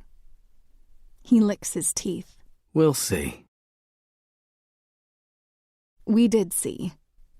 I got my ass beat, thoroughly, repeatedly, at skee-ball, basketball, Space Invaders, and ring toss. We shared a basket of cheese fries and a club sandwich for lunch, and I got myself another strawberry milkshake. Christian and I are playing footsie while I obscenely lick the whipped cream off the straw. Christian's jaw is tight as he glares at me from across the table. Mr. Reeves! Mr. Reeves! I turn my head to find Caroline standing next to our table with her stuffed animal in her arms. She waves at him. Hi, Caroline. What are you doing here? Shouldn't you be in school? She shakes her head unconvincingly. Christian and I share a look and a smile. Miss Kelly said no math class today. Christian raises an eyebrow. If I go find Miss Kelly, she's going to say the same thing? Okay. I sneaked out because I don't like math. Christian snorts, and Caroline turns her attention to me, climbing into the booth next to me. Hi, Elena. Are you Mrs. Reeves yet? No, Caroline. Mr. Reeves and I are just friends. I watch as Christian raises an eyebrow at me and bites his cheek. Caroline gasps dramatically with her hands over her mouth. Stay here! I'll be right back! She runs off before either of us can protest, and Christian glares at me. Just friends, he repeats with a half smile he's trying to hide. I'm wounded, Elena. He grabs his chest over his heart. It hurts, right here. I lightly kick his shin under the table as Caroline comes running back, placing 2 plastic spider rings from the prize counter on the table between us, and forcefully tells Christian he needs to take a seat next to me. He does, and Caroline crawls into the booth opposite us, placing her hands on her hips. Mr. Reeves, you have to marry Elena right now. She pushes the 2 plastic rings closer to us. Hurry! Before she marries someone else! Caroline! I hear a woman shout from across the room sternly. She's clearly pregnant. She's got that waddle from a belly that's keeping her off center. She approaches us, and her eyes blow wide when she spies Christian. Oh, Mr. Reeves, I'm so sorry. Carol likes to slip away when no one's looking and steal Tootsie Rolls from the prize counter. It's all right, Kelly, Christian assures her. Kelly takes Caroline's hand, and Caroline's lip quivers slightly as she gets led away by her teacher, and she waves us goodbye. Christian laughs quietly while poking one of the spider rings on the table for a second, and then holds it up to me. Elena, will you be Mrs. Reeves? The giggle that escapes my throat is one of genuine amusement, and I playfully hold up my left hand to let him slip the plastic around my ring finger. I look at my hand and hum, it's beautiful. Thanks, it's a Harry Winston. By the power vested in me by that 4-year-old, I now pronounce you Mrs. Reeves. May I kiss the bride? I bite my bottom lip and nod, and he cups my cheek before kissing me deeply. I grab him by his tie and pull him a little bit closer. I'm not signing a prenup. He laughs against my lips. He lets me finish my milkshake, and then we leave, driving through the city towards the office. About halfway there, Christian stops in a random parking garage and rolls his seat back as far as it will go. "What are you doing?" I ask, but then I notice the bulge in his pants. We need to consummate the marriage, Mrs. Reeves. I hesitate at first, but then his cock twitches in his pants and the space between my legs begins to ache with need. I lick my lips and crawl on top of him, straddling his lap and taking the initiative to kiss him. It's heavy and needy, and I scrape my nails down his chest, earning a hiss from him before my fingers begin to work the buckle of his belt so I can pull his throbbing length free. He throws his hands behind his head like he's lounging and watches as I stroke his thick cock in my hands a few times, spreading his pre-cum over the tip before grinding my pussy along his length. Oh, fuck, Elena. You haven't had panties on this whole time. I could have pulled up your skirt and fucked your wet little pussy hours ago. I throw my head back when I seat myself on his shaft, relishing in the fullness only he can give me. He touches every delicious inch of me, and the mere thought that he's so deep, combined with the stretch, makes my cunt clench around him. I begin to bounce shamelessly on top of him, biting my lip as he kisses along my neck and licks my pulse point. His arms are still behind his head, and I preen at the feeling of control over one of the most powerful men in the world. That's it, baby. Ride me like a good girl. Make yourself come. Yeah, just like that. Just like that. Fuck. Don't stop, Elena. His praise only serves to make me bounce faster, grind harder, moan louder. When I'm right on the edge, I press our lips together, pulling his face close to mine as I grind my clit against his pelvis and let go, crashing into a thick wall of pleasure and letting him swallow every sweet sound I make for him. He follows just seconds later, spilling into me with a grunt that resonates through the car like a gunshot. We share heavy breaths as we gather air into our lungs, and when a group of people walk past the car, paying no notice to us in the front seat, I thank God for that 5% tint. Percent tint. Percent tint. Percent tint. Chapter 12. The Angel. When Monday morning comes around, all I can think about is seeing Christian again. It still baffles me that he's asked me, of all people, to be his girlfriend. Everything that's happened in my life over the past few weeks has felt like a fever dream. I'm not sure which parts are real and which parts I've hallucinated. I'm still waiting for the ball to drop. I've been in this city for 5 years, and suddenly I have a stalker who happens to be a serial killer and a boyfriend who happens to be the richest man on the planet. Oh, also can't forget that I started working at a shady nightclub where the owner sees me as nothing but a price tag. All of that would give anyone whiplash. I'm worried about what the silencer will do once he finds out my relationship with Christian has become serious. I have a feeling that if I try to break it off, he's going to take out that anger on Christian. Christian says he can handle himself, but I know firsthand that the silencer isn't afraid to get his hands dirty, especially where I'm concerned. If he thinks he might lose me, there's no doubt in my mind that Christian's going to be his next victim, and that terrifies me. When I walk into the office building, I spy Christian waiting near the elevators, smiling brightly when he meets my gaze. He says nothing to me as we enter the elevator together, and he scans his access card and presses the button for his office. I furrow my brow. "Excuse me, Mr. Reeves, but you owe me an office," I tease, elbowing him lightly. He elbows me back. Shut up and take a closer look, Elena. A closer look at what? At him? I blink twice, and he must sense my confusion, because he nods his head towards the elevator directory. I cup my hand over my mouth and gasp. Tell me you didn't. The gold plaque that used to read CEO Christian Reeves now reads Christian Reeves and Elena Young. A deal is a deal, Elena. He wraps his hand around my waist. Even if you made that deal in bad faith, you won fair and square, and you said you wanted an office with a view just like mine.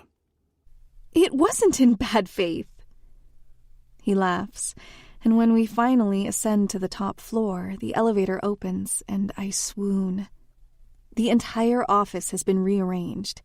The conference table is now on the left side of the room, and the right side has been made into a small break area. There's a coffee machine, a microwave, and a mini-fridge. Curiosity tingles in my spine, and I open the mini-fridge to find a large container of hazelnut creamer amongst a pitcher of water and an unopened bottle of expensive champagne. In the small freezer, a selection of my favorite dollar store frozen meals. I bite my lip to stifle a giggle. I see more than you think I do. He really does pay attention, because how else could he have known that I have a monopoly on the hazelnut creamer downstairs? I don't think I've ever even had coffee in front of him. Closing the fridge, I turn back to face the office. On the other side of the room, closest to the back wall of windows, the office is divided down the center, the left side for him, the right side for me. We now have matching desks that are facing each other, and my new office chair is custom monogrammed with my initials, ELY, in a purple embroidery thread. You don't do anything halfway, do you? I ask, my hands on my cheeks to hide the blush as I walk to my new desk and set down my purse. No, I don't do anything halfway. Especially when it comes to you.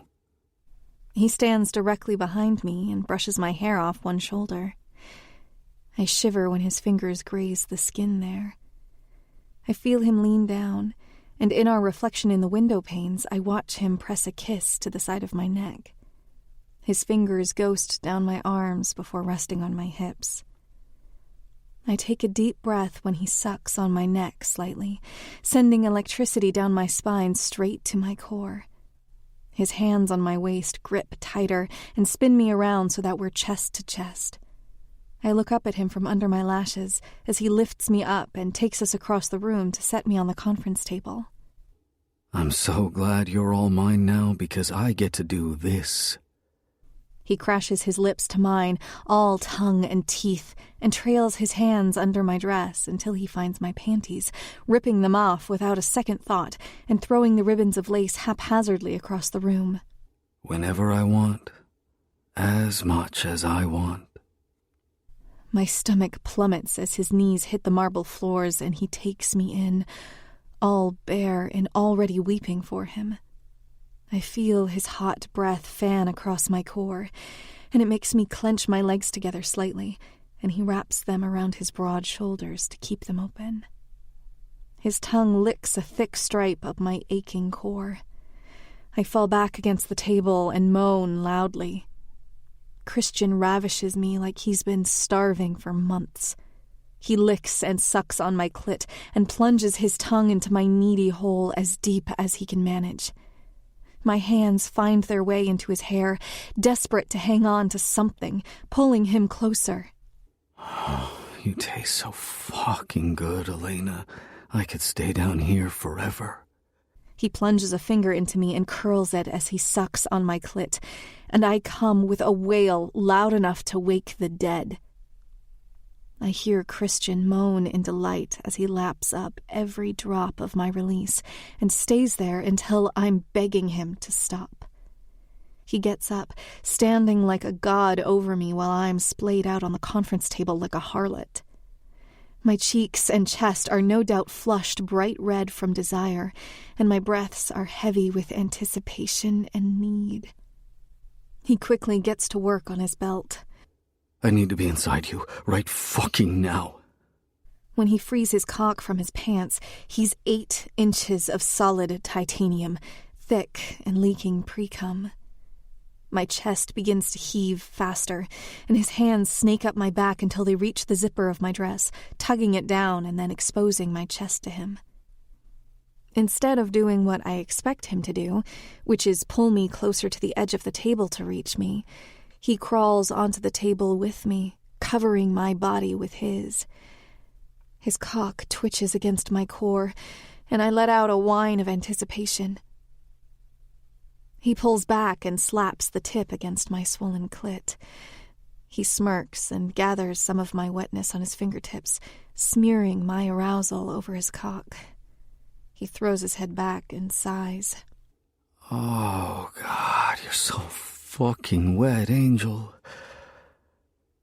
I open my mouth to ask him what he just called me, but all that escapes is a cry of agonizing pleasure when he presses into me without warning, seating himself fully inside me in one fluid motion.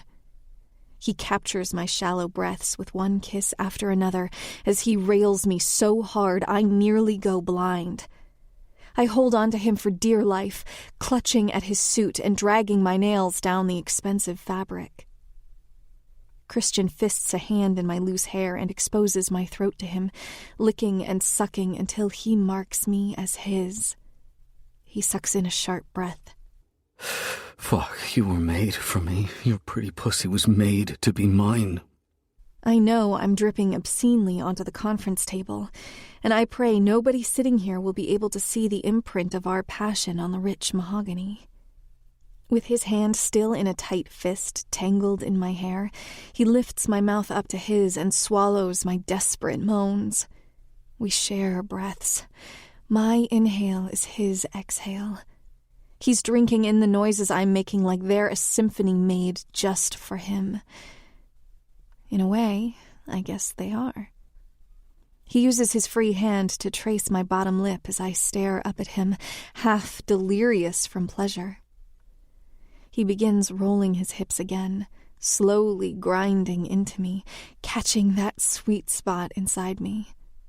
My brow furrows and I let out another breathy moan, wrapping my arms around his neck and tugging on the locks at the base of his head.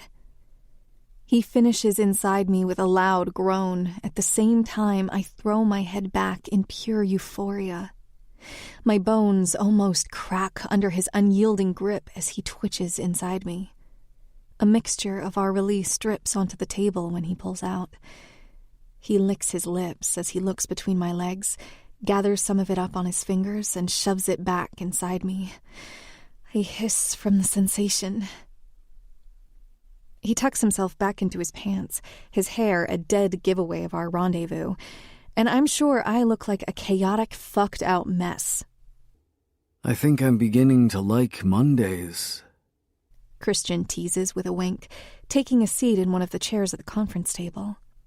He takes a cigarette from a silver case in his pocket and lights it. I playfully roll my eyes. You owe me a new pair of underwear. He blows smoke to the side. You don't need them.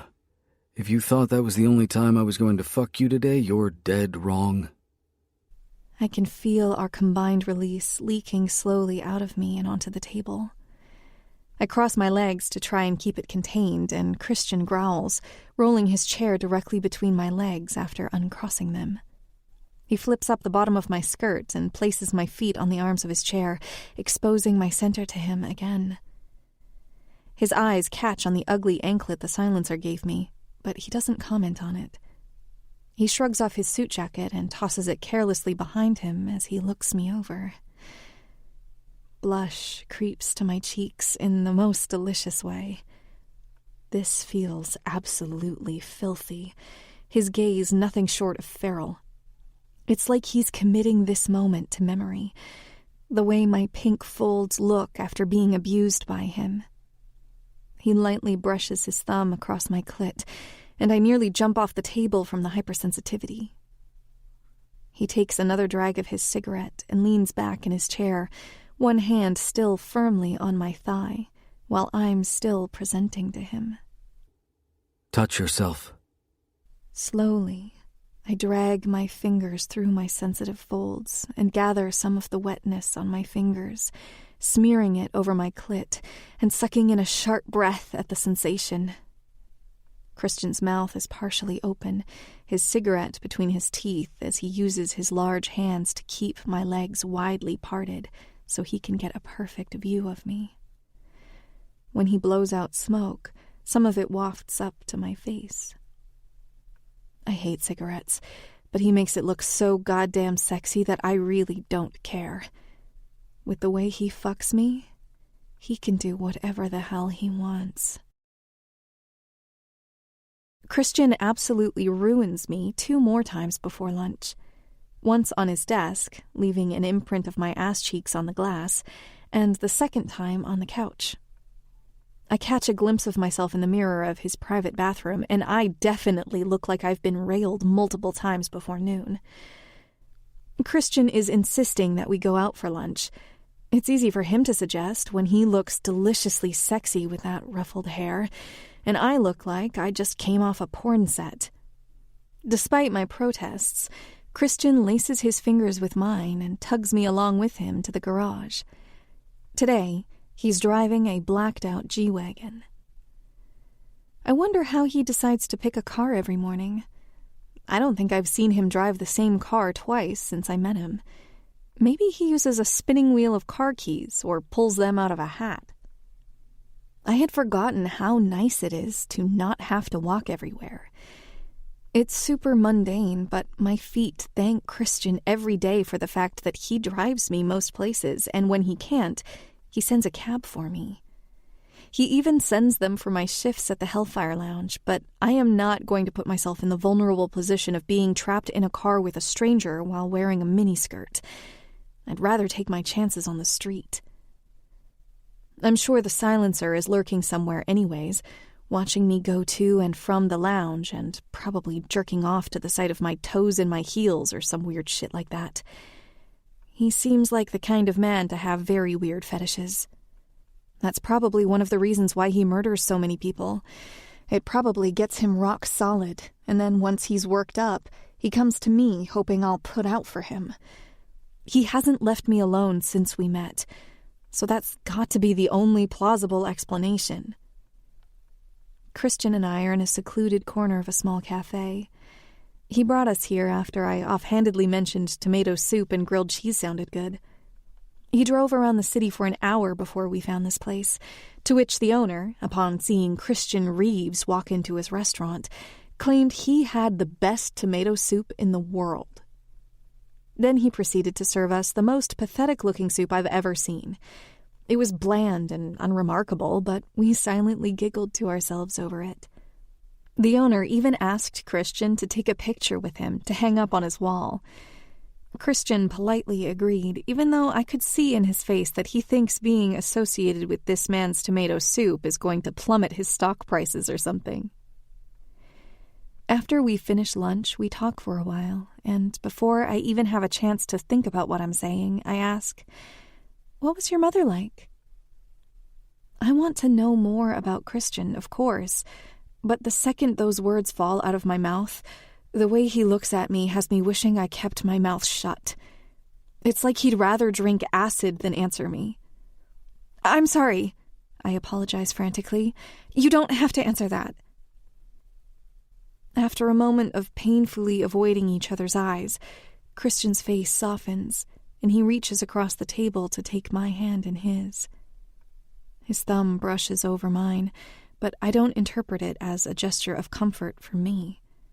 It's for him. I rest my other hand on top of his. I try to give him an apologetic look, but he grins down at our hands. You don't have to be sorry. That's just... Nobody's ever asked me that before. My mother was... extraordinary. At least to me. I know that my parents' friends thought she was high-strung and pretentious, but I don't have any memories of that. To me, she was a loving, doting mother. But I was only 6 when she died, so my recollection probably isn't perfect. I still remember the way her hair bounced when she walked. She loved that old Hollywood glamour, and I don't think I ever saw her without red lipstick on. Now that I think about it, that's probably why it's my favorite color. I feel something crack inside him from across the table, and it occurs to me that if nobody's ever asked him what his mother was like, he's also never talked about what it was like to lose her or his father. Christian doesn't strike me as the kind of person to cry often, but if there was a moment where he would, this would be it. I move from my side of the booth to sit next to him, trying to bring him some comfort with my presence. Christian wraps his arm around my shoulders and tugs me close. His right hand is clenched into a tight fist on the table, and that's when I notice the knuckles on his left hand are bruised and freshly scabbed over. I remember the last thing my mother ever did before she died was kiss me on the forehead. My parents had been fighting for a few days. I don't know why, but they always seemed so upset. Of course, my 6-year-old brain came to the conclusion that they needed a burger because burgers always made me feel better. I begged them to take me to this shitty place on the north side I used to love. We never went out to eat because we always had private chefs to make us whatever we wanted, but I was convinced that it would stop their arguing, even if it was just for one night. We ate, and they even let me get a meal to go so I could have it the next day, too. My mother kissed me on the forehead before we got up from the table, and the moment we stepped outside, a man with a gun confronted my parents and told my dad he deserved it before shooting him.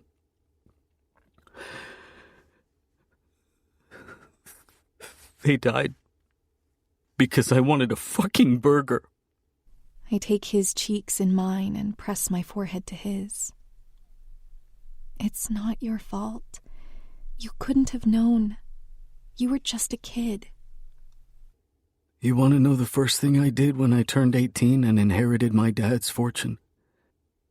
I paid the owner of that restaurant $1 million to hand me the deed, and then the next day I took a sledgehammer, some gasoline, and a lighter, and I burnt the building down. Realization pours into me. When we went to the orphanage, there was an out-of-place slab of concrete in the rose garden. That's where they died, isn't it? That's why you chose to build it there. Christian looks down and nods. I sigh apologetically and stroke his cheek with my thumb. I'm so sorry. It's all I can say to try and comfort him, but I know it will never be enough. I knew the bare-bones version of the story. Everyone in this city does. I had no idea the kind of deep-seated guilt he felt about unknowingly choosing his parents' deathbed. I can't imagine the kind of pain he's kept locked away in his chest all these years. I can tell by the way he talks about it that I'm probably one of the few people that even know that detail. His eyes are stuck on the booth opposite of us, with a haunted look on his face. It's like the ghosts of his parents are sitting there, and he's begging them to hate him so that he can justify the guilt he's felt all these years. So he can justify the scars on his wrists. What about your mom? He asks, looking up. The wetness in his eyes is gone, like it was never there in the first place. You have a picture of your dad on your office desk, but not your mom. Are you close? I give him a weak smile. Yeah, we're close. I'm just a daddy's girl, even though he's impossible to get along with. Sometimes I think he believes he's used all his luck in this world by getting my mom to marry him. Christian goes back to stroking his thumb across my hand. What do you mean? My mother met him when he was deep in his depression, and from what she tells me, he was nothing like the man he is now. She says she knows he's her soulmate because she fell in love with him anyways, demons and all. Do you believe in soulmates, Elena? I think about it for a long time. Do I? Everyone wants to believe they exist. Everyone wants to believe that there's someone out there that was always meant to love them. I think if two people are meant to be together, then they will be. I don't know if that makes them soulmates, though. I feel like a soulmate implies some sort of divine intervention. I think the best love stories come from the people who say that love came out of nowhere for them, not from the people who were looking for love in the first place. I squeeze his hand in mine. Do you believe in soulmates? The corner of his mouth tilts into a smile. Not until I found you. Till I found you. Till I found you. Till I found you. Till I found you. Till I found. Chapter 13. The Angel. The past few days have been a fairy tale, and I don't think I've ever been happier. The sun is shining bright over the island, and I consider it a good omen. It's never sunny in Meridian City, New Jersey. The elevator opens to my shared office, and I raise my eyebrow when Christian is lounging in his chair, feet propped up on his desk with a cigarette in between his lips at 8:45 in the morning. He gives me that brilliant smile that makes me weak at the knees, and I quietly set down my purse. What? No good morning kiss? I narrow my eyes at him and take a seat in my office chair, propping my feet up on the desk, just like him, and lightly nip at my nail on my index finger. Seems like your mouth is already preoccupied, Mr. Reeves. He blows out a long puff of smoke. I'm a wonderful multitasker. Come here, and I'll show you. I roll my eyes. I have work. Your job is to sit there and look pretty, Elena. He looks me up and down from his desk, his gaze predatory and dark. You're very good at it. Now come here. He puts the butt of his cigarette in an ashtray and takes his feet off the desk, sitting now like a king on a throne. I suppose he is, in a way. The king of Meridian City. The king of the East Coast. The king of the world. I decide that I'm in a particularly mischievous mood. I push back from my desk and then slowly slide to the floor on my hands and knees. I watch his eyes turn hungry. He leans back into his chair with his arms behind his head and watches intently as I crawl to him, his only indication of approval the tent now in the front of his slacks. Seems like crawling is an activity beneath royalty such as yourself. I pause just inches away from his legs, sitting back on my heels. Do you want me to stop? Fuck no.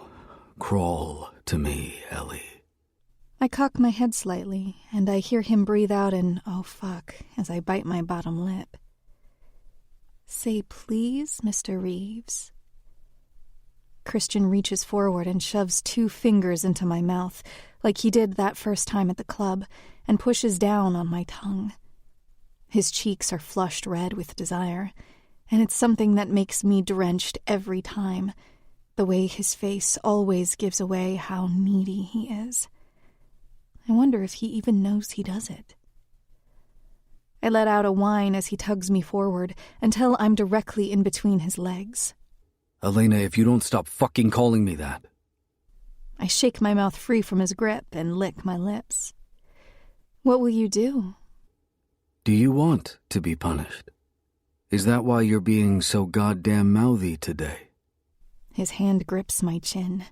His hold is firm and commanding, but far from painful. I tilt my chin down and suck his thumb into my mouth, and he groans. Since you're down there already, might as well make yourself useful. Yeah? With blush-stained cheeks, I reach for his belt first, and then his pants, popping open the button, tugging the zipper down, and freeing the full length of him from the fabric. It bobs invitingly in front of me, and the mere sight of it has my face flushed as red as Christian's is.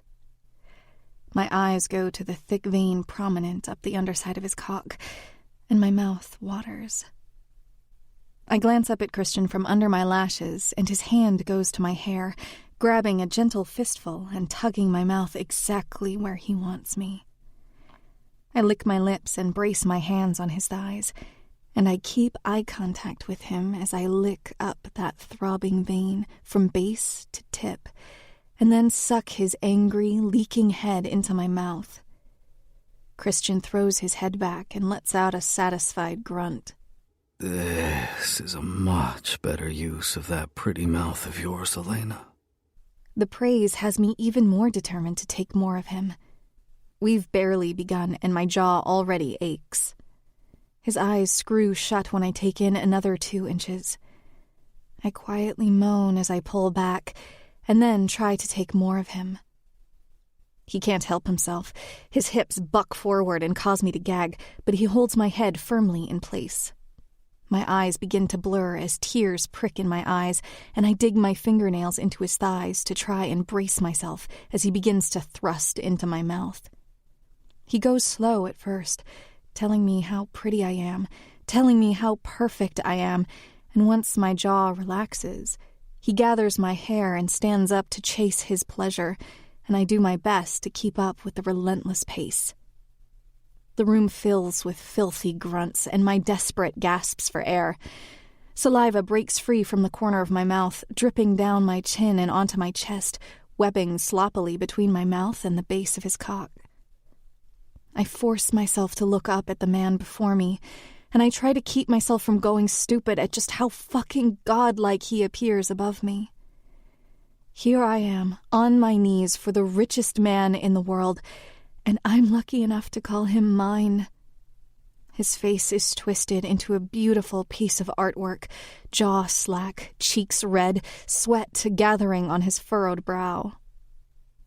He pumps into my mouth twice, and then, with a loud grunt that I swear has the glass of his desk vibrating, he spills down my throat without a warning. His cock twitches and pulses with satisfaction against my tongue, and he hums when he pulls back, gathering a few errant strands of his milky semen and shoving it back into my mouth with his thumb.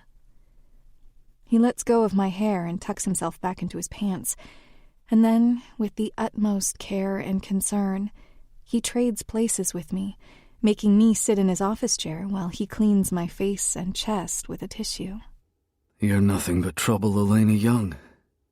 I blink at him, zoning out for a second, feeling like I've got the most uncertain hit of déjà vu in my life.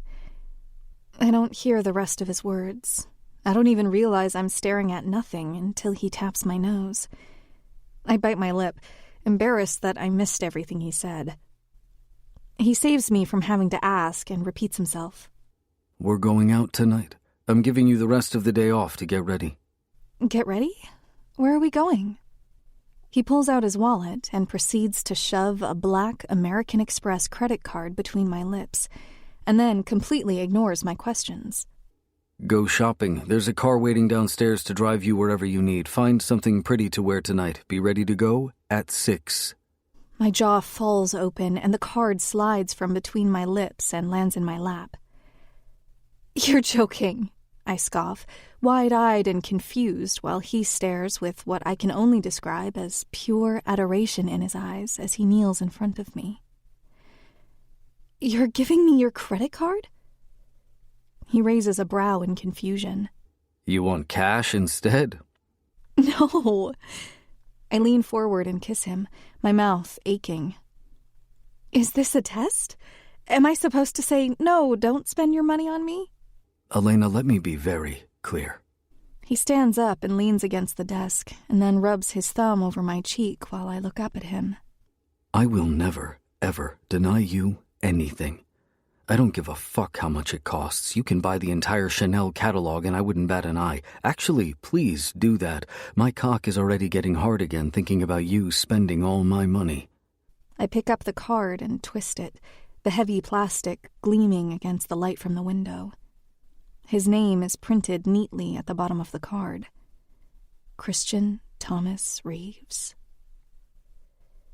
I peek at him from under my lashes and give him the most mischievous look I can manage. I wave the card in the space between us. I think my first purchase will be a penthouse. He tucks his wallet back into his pocket and laughs. Can I at least know what kind of attire I should be wearing? Are we talking Miss Universe or cocktail party?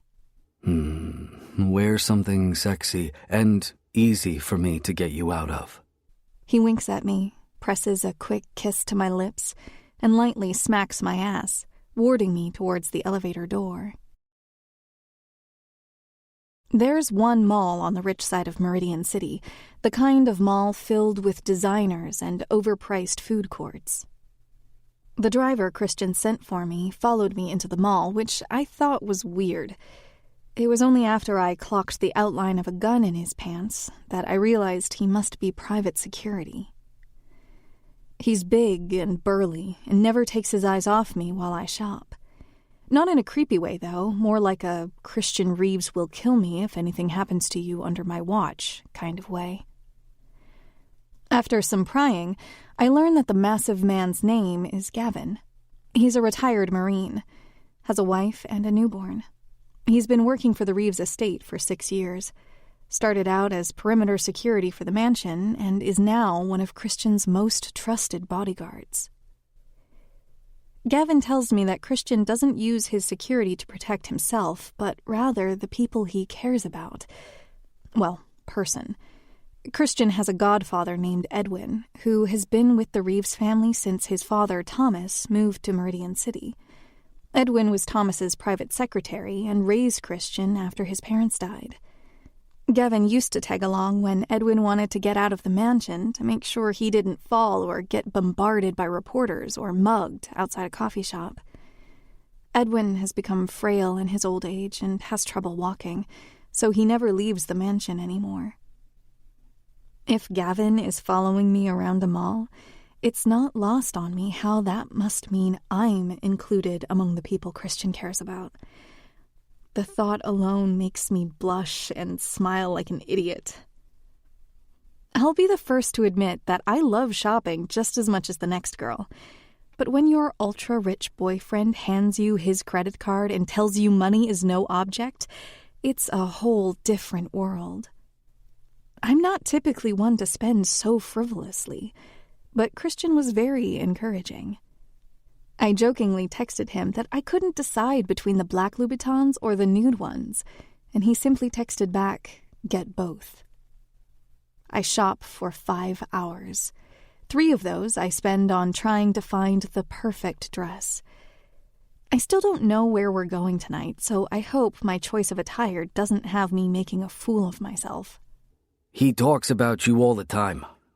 Gavin says in his thick Jersey accent, causing my head to snap up to him in curiosity as we walk back to the car, a dozen shopping bags in his hands.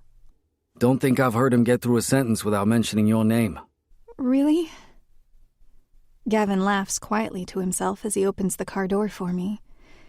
I slide in and he walks around the hood to get in on the driver's side. What's so funny? He's down bad. He takes off towards my apartment. He was different before he met you. Different how? Sad, violent, angry. I don't think he smiled once in the past 30 years, but then he met you. I don't mean that fake shit he does for the press. I mean a real smile. Sad? Violent? Angry? I would have never used those words to describe Christian. But I suppose, now that I think about it, I don't actually know anything about him. At least not anything that the general public doesn't already know. I guess he must be a little violent to have accosted Neil Hayden the day we met, but otherwise he's been nothing but charming. He's a sweetheart. I think it's that southern charm. My wife's from Texas, too. You southern belles have a knack for taming us feral brutes from MC. I laugh. We're 3 for 3. My dad is from Meridian City and married the queen of Southern belles.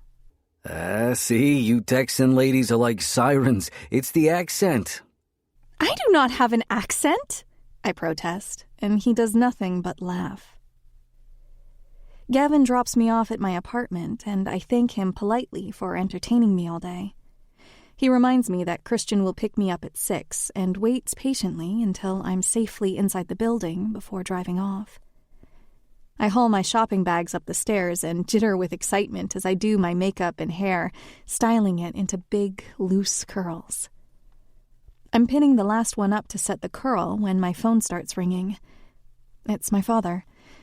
I smile lightly and press the answer button, and then put the phone on speaker as I rub moisturizer over my freshly washed face. Hi, Dad. I giggle into the phone speaker.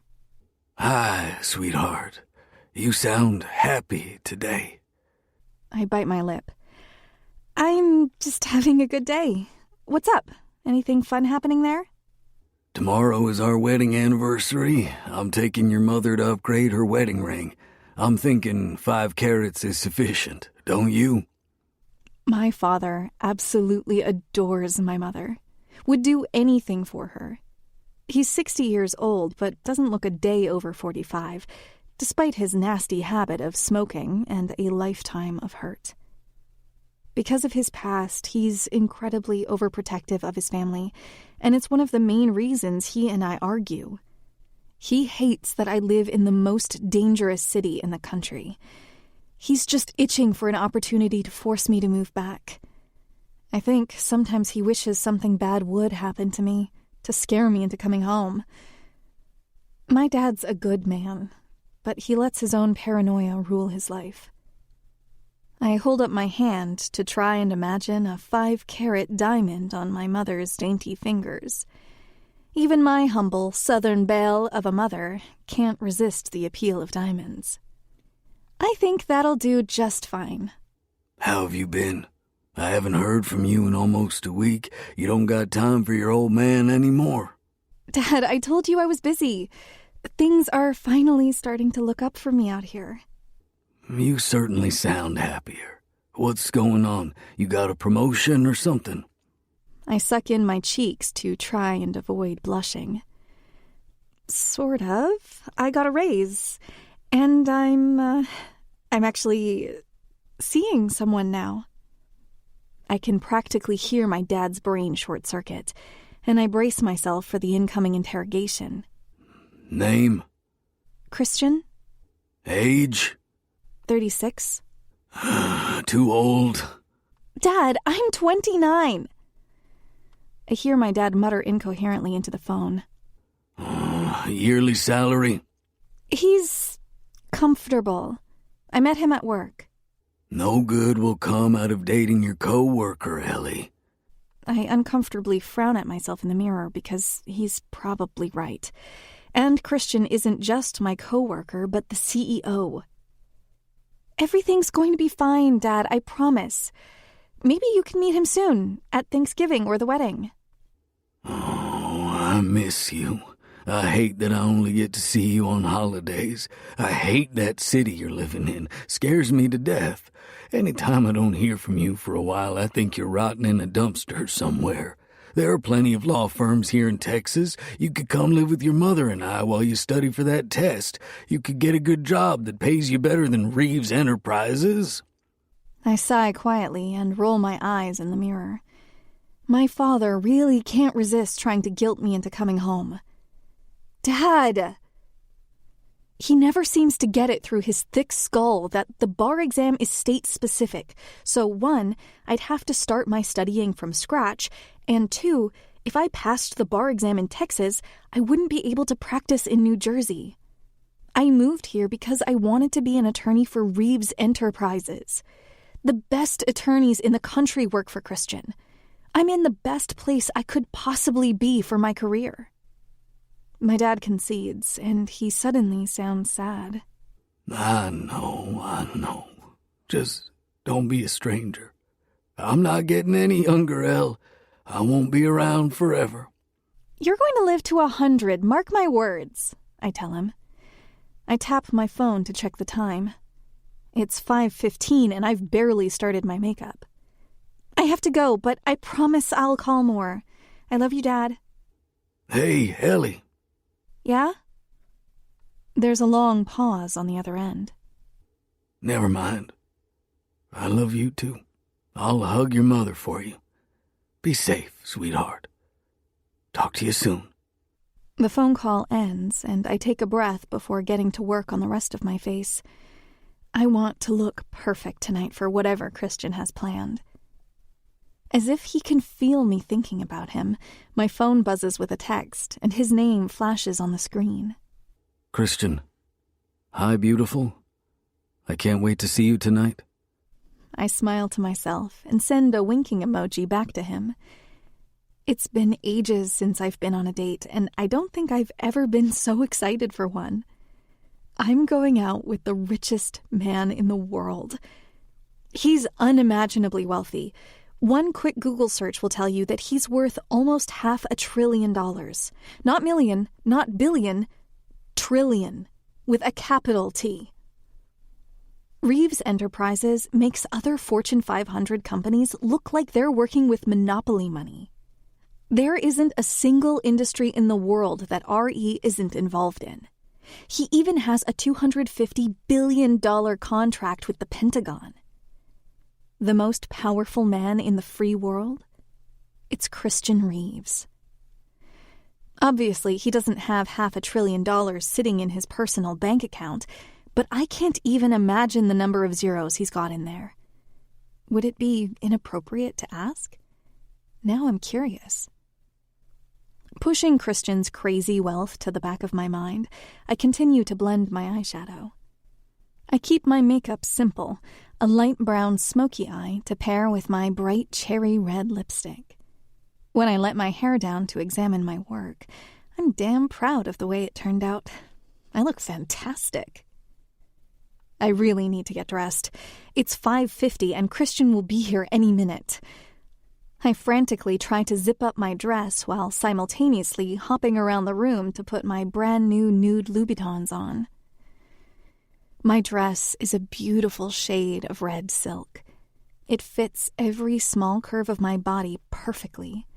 It's knee-length, off the shoulder, and has a small slit on the side. At precisely 6, while I'm fastening the diamond bracelet he gave me to my wrist, Christian texts me that he's coming up the stairs, and I do one last look in the mirror to make sure I look picture perfect. I open the door slowly, gazing up at Christian from under my thick lashes, and give him a shy smile. He says nothing to me at first, but I swear to God his jaw hit the floor once he finally took me in. I've never felt so beautiful in my life. To have someone like Christian Reeves looking at me like he's never seen the sky before, and I'm a bright, vibrant, sunny day. Holy fuck, you're beautiful. I giggle and use one of my well-manicured nails to close his mouth. You like? I ask, twirling in a circle to show off all sides of my dress and flash him my new red-bottom shoes. Christian bites his fist as if he's trying to keep some semblance of a filter on his mouth.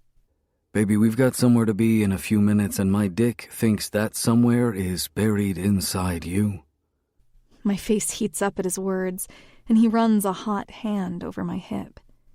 He grinds into me once for emphasis, and I gasp quietly at his rock-hard length. Christian ghosts his mouth over my lips. If I'm not careful, we're going to miss our reservation, and that pretty dress is going to be in shreds on this floor. I let out a small giggle, and he lightly kisses my cheek to not mess up my makeup, and then moves his lips down to my neck to leave a wet, open-mouthed kiss on my pulse point. I know he can feel it fluttering wildly when his lips curl into a smirk against my skin. I scrape my nails against his belt, catching on the buckle, and Christian tugs me out of the apartment before we get too handsy. He leads us downstairs with our fingers laced together. Tonight, he's driving his Lamborghini. The paint matches the finish of the bottom of my shoes almost exactly. Where are we going? I ask as he helps me into the passenger seat. The corner of his mouth quirks into a smile. Dinner with some friends? If I know one thing about Christian Reeves, it's that his dinner guests are almost always high-profile celebrities, government officials, and business partners. When Christian slides into his driver's seat, he leans over me to reach into the glove compartment, pulling out a box from Tiffany's and softly dropping it in my lap. Thought I should complete the set. I stare at him with wide eyes. He's already covered me in diamonds, and I've only known him for a few weeks. I bite my bottom lip lightly and open the box to find a diamond necklace and stud earrings from the same collection as my bracelet. My gasp can be heard over the purr of the engine. "Thank you, but you didn't have to do that." Christian chuckles quietly next to me, pulling the necklace from the black velvet and fastening it around my neck for me while I put on the earrings. Ellie, if you don't think I'm going to spoil you rotten, you are sorely mistaken. I think you already have. Diamonds are just the tip of the iceberg. What color do you want your McLaren? I lightly swat at his arm, pulling a laugh from him. The sound warms my heart as I remember what Gavin said at the mall about how he didn't think Christian ever smiled before he met me. I find it hard to believe that someone so suave and charming never found a reason to smile in the past 30 years. "White. The pearlescent kind that sparkles in the sunlight." The corner of his mouth quirks up into a smile, and the butterflies in my stomach go wild. Christian drives us through the busy streets of Meridian City, his hand not once letting mine go. As we get closer to the restaurant, I grow more and more rigid in my seat. Christian glances over at me and quietly says my name to catch my attention. "What's wrong?" he asks, squeezing my hand even tighter. I let out a defeated sigh and embarrassment pools in my cheeks.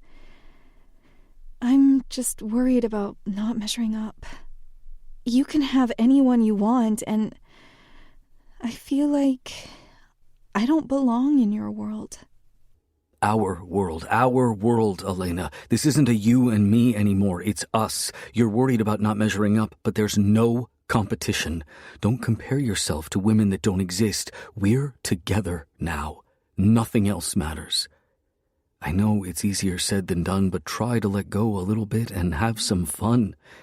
This is a different life than you're used to, and I get that. But it's your life now, too. You don't have to feel bad about enjoying it.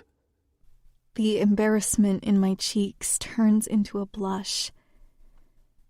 I find it so hard to believe you've never been in a relationship when you always know the right things to say. I think I was saving all my charm for you.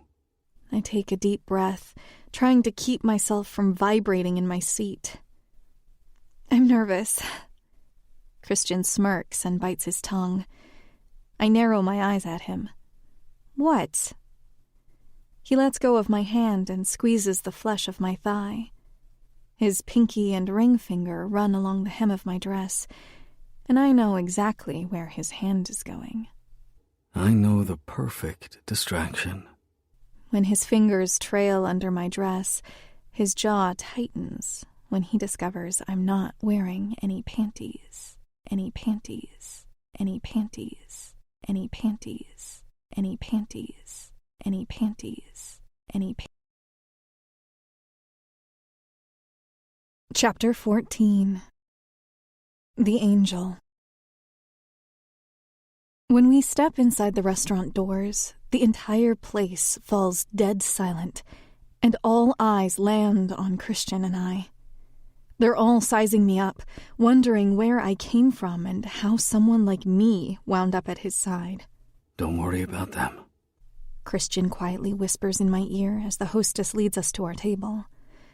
The walk is short, but with each step I attempt to make myself as mousy and unnoticeable as possible under the intense glares of all the patrons. Our table is in the dead center of the dining room, circular, with 10 chairs evenly spaced out. 8 of them are already occupied. As we approach, a man I recognize as the mayor of Meridian City, Ronald Goldstone, stands from his seat and smiles at us. Mr. Reeves, great to see you, sir. Glad you could join us tonight. He shakes Christian's hand, and then his eyes go to me. And who is this lovely young woman? Elena Young, I say politely. The mayor kisses my knuckles. Otherwise known as my better half. Christian quips, and my eyes snap up to him, wide with shock. We're together, so it shouldn't be such a surprise that he talks about me like that, but I don't think it will ever fully sink in. Christian told me on the way here that he doesn't like the term girlfriend because he thinks it sounds juvenile. He also hates partner because it sounds too emotionally detached, and significant other sounds too corporate. He made a joke that he couldn't wait to refer to me as his wife, and I swear I stopped breathing for so long that I turned purple. The mayor leads me to my seat, and Christian pulls out the chair for me. I'm sitting next to Ronald's wife, Janine, and Christian sits to my right. He rests his arm on the back of my chair and grazes his fingers over the exposed skin of my shoulder. The rest of the table exchanges pleasantries with me. We're sitting with both New Jersey senators and their wives, and the Reeves Enterprises PR representative and her fiancé. I'm trembling in my seat. I'm completely out of my element.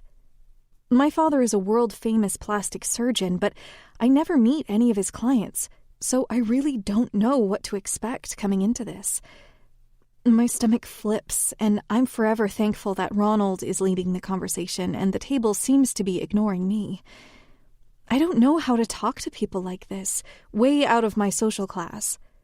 I also don't want to embarrass Christian with my awkwardness, so I simply do my best to make it seem like I'm invisible. Ronald addresses Christian and asks him about the vacancy on the board of directors at the orphanage. It's for the secretary position, someone to handle all the ins and outs and legal paperwork. I was going to offer the position to Neil Hayden, but I've had a falling out with him. Christian says that so buttery smooth, like their falling out didn't end in him getting arrested for assault. They're hard shoes to fill. That position comes with a lot of responsibility. Christian's arms roam across my back, rubbing a gentle circle on the base of my neck. I think I'm going to offer it to Elena when she passes the bar exam. I'm in the middle of a sip of water that I nearly choke on. I look at him, my eyes screaming, "What the fuck?" Ronald looks at me and gives me a warm smile. Elena, I didn't realize you were such an accomplished young woman. You want to be a lawyer? I nod shyly. Yes, I graduated from Meridian Law School. I'm taking the bar exam in February. Are you a native to Meridian City? Janine asks.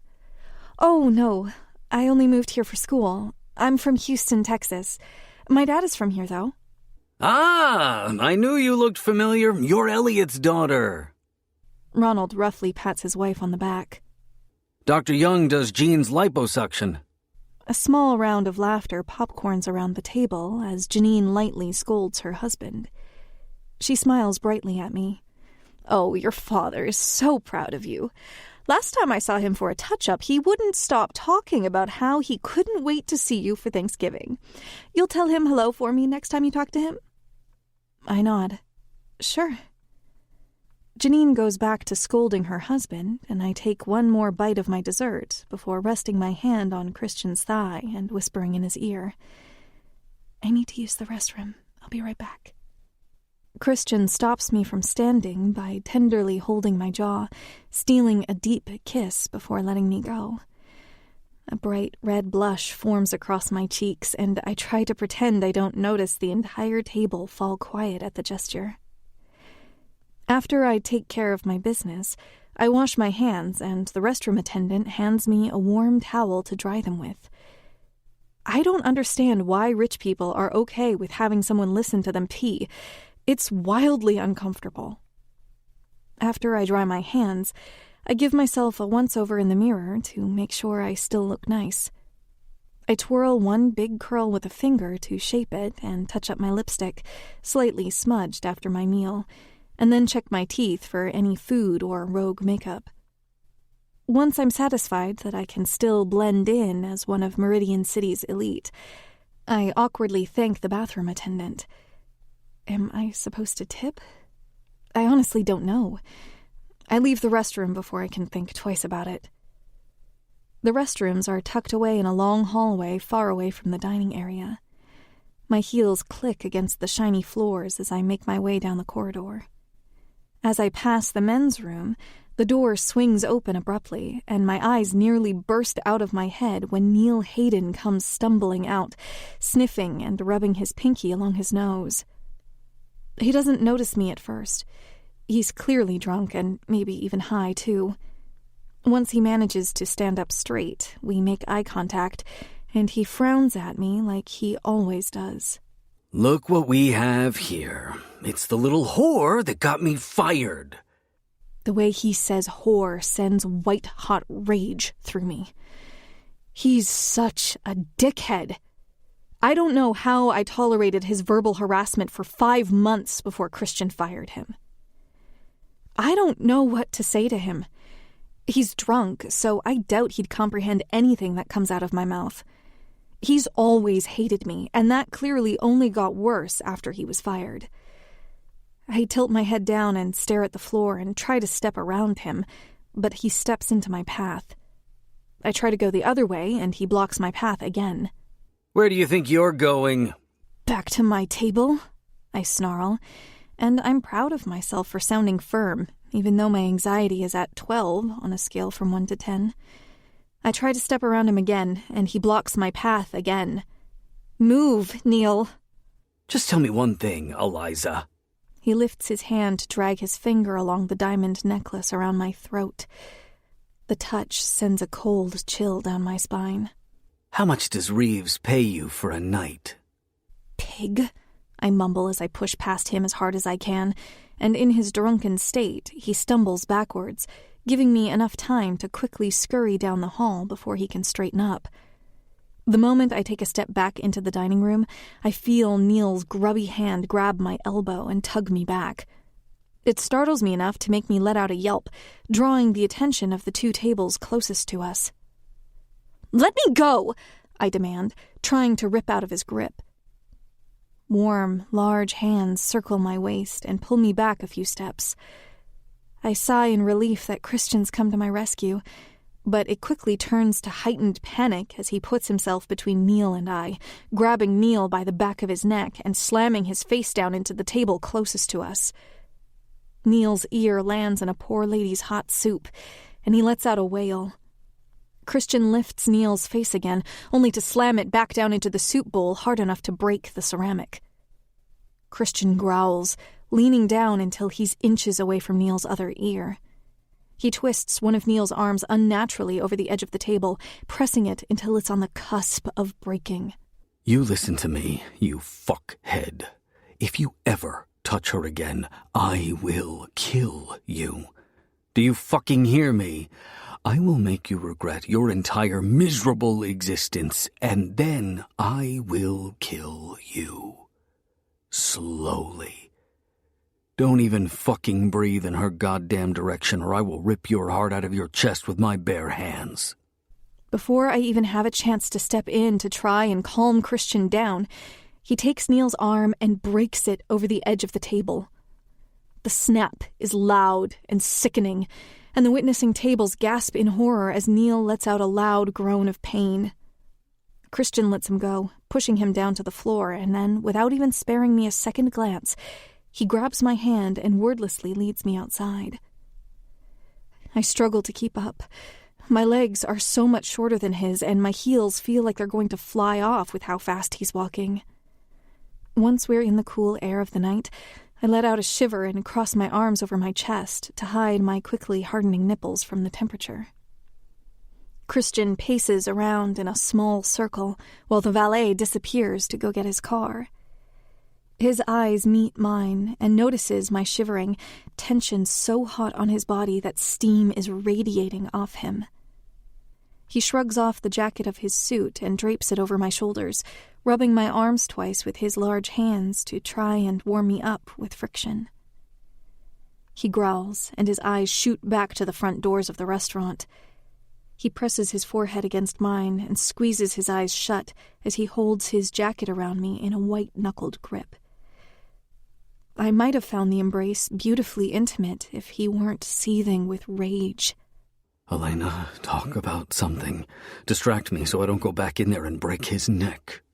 he says softly to me, almost pleading for help. My chest heaves with so much panic and confusion. What the fuck am I supposed to say?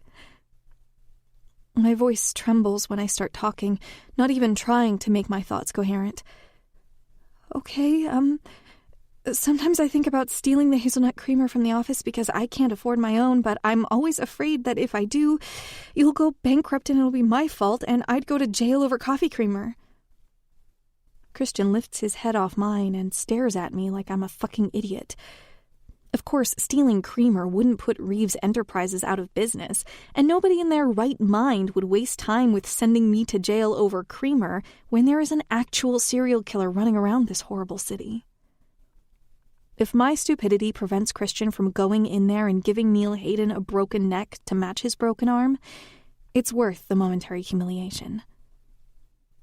Christian grabs me by the cheeks, closes the mere inches of space between us, and kisses me so hard our teeth clack together. He holds me impossibly tight to his chest as he steals the air from my lungs.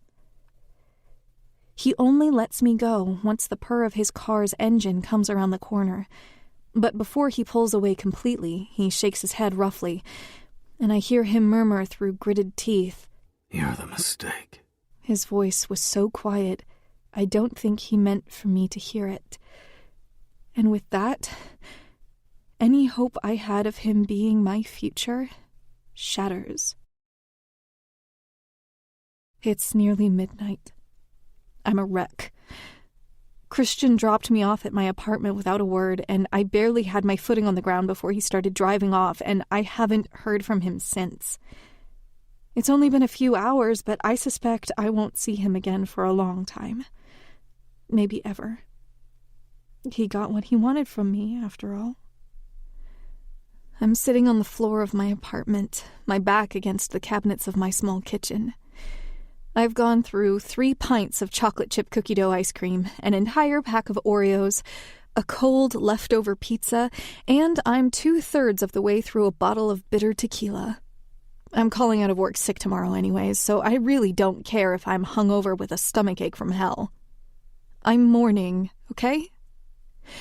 Mourning the loss of my dignity. Christian took it with him when he ruined my vagina and then called me a mistake. My dress and heels are thrown carelessly across the room. All I'm wearing is the jewelry Christian gave me and his suit jacket. My hair that I spent so much time curling is now messily covering my tits. I scoop another spoonful of ice cream into my mouth and I hear a tap at my window. I don't even glance up. My fuzzy brain is concentrated on one thing and one thing only: shoveling as much junk food as I can into my mouth and seeing if I can make it through this entire bottle of tequila before passing out. Another tap comes from my window that I ignore. Finally, after it's obvious I'm not moving, I hear the silencer wedge something under my windowsill, unlock it from the inside, and let himself in. I don't look at him, but I can see him from the corner of my eye as he takes me in from the other side of the room. I'm sure I look like I'm in the middle of a mental breakdown. Not only am I naked, surrounded by junk food and alcohol, but dozens of discarded tissues circle me like I'm performing a seance with my tears and snot. His heavy boots stomp against the floor, and he kneels next to me. I feel the back of his gloved fingers brush along my cheek to move a strand of hair that's been stuck to my face from tears. Who do I need to kill? I need to kill. I need to kill. I need to kill. Chapter 15. The Silencer. One thing I cannot stand is the sight of Elena crying. It does unnatural things to me, turns me into a feral beast, makes me want to set the world on fire. She's naked, her long, bouncing curls resting over her tiny, perky tits, and a large suit jacket covering her arms. She's got big tears in her eyes, and all I want to do is tear this mask off my face so I can kiss them away. Who do I need to kill? I repeat, my voice laced with pure venom. She makes a very unattractive snorting sound as she shovels another spoonful of ice cream into her mouth. Christian Reeves? She mutters in that soft-spoken voice that makes my dick hard every time I hear it. She repeats his name quietly into the tequila bottle like it's an ancient curse as she takes a swig. Him and his shiny shoes and his perfect teeth and his pretty blue eyes.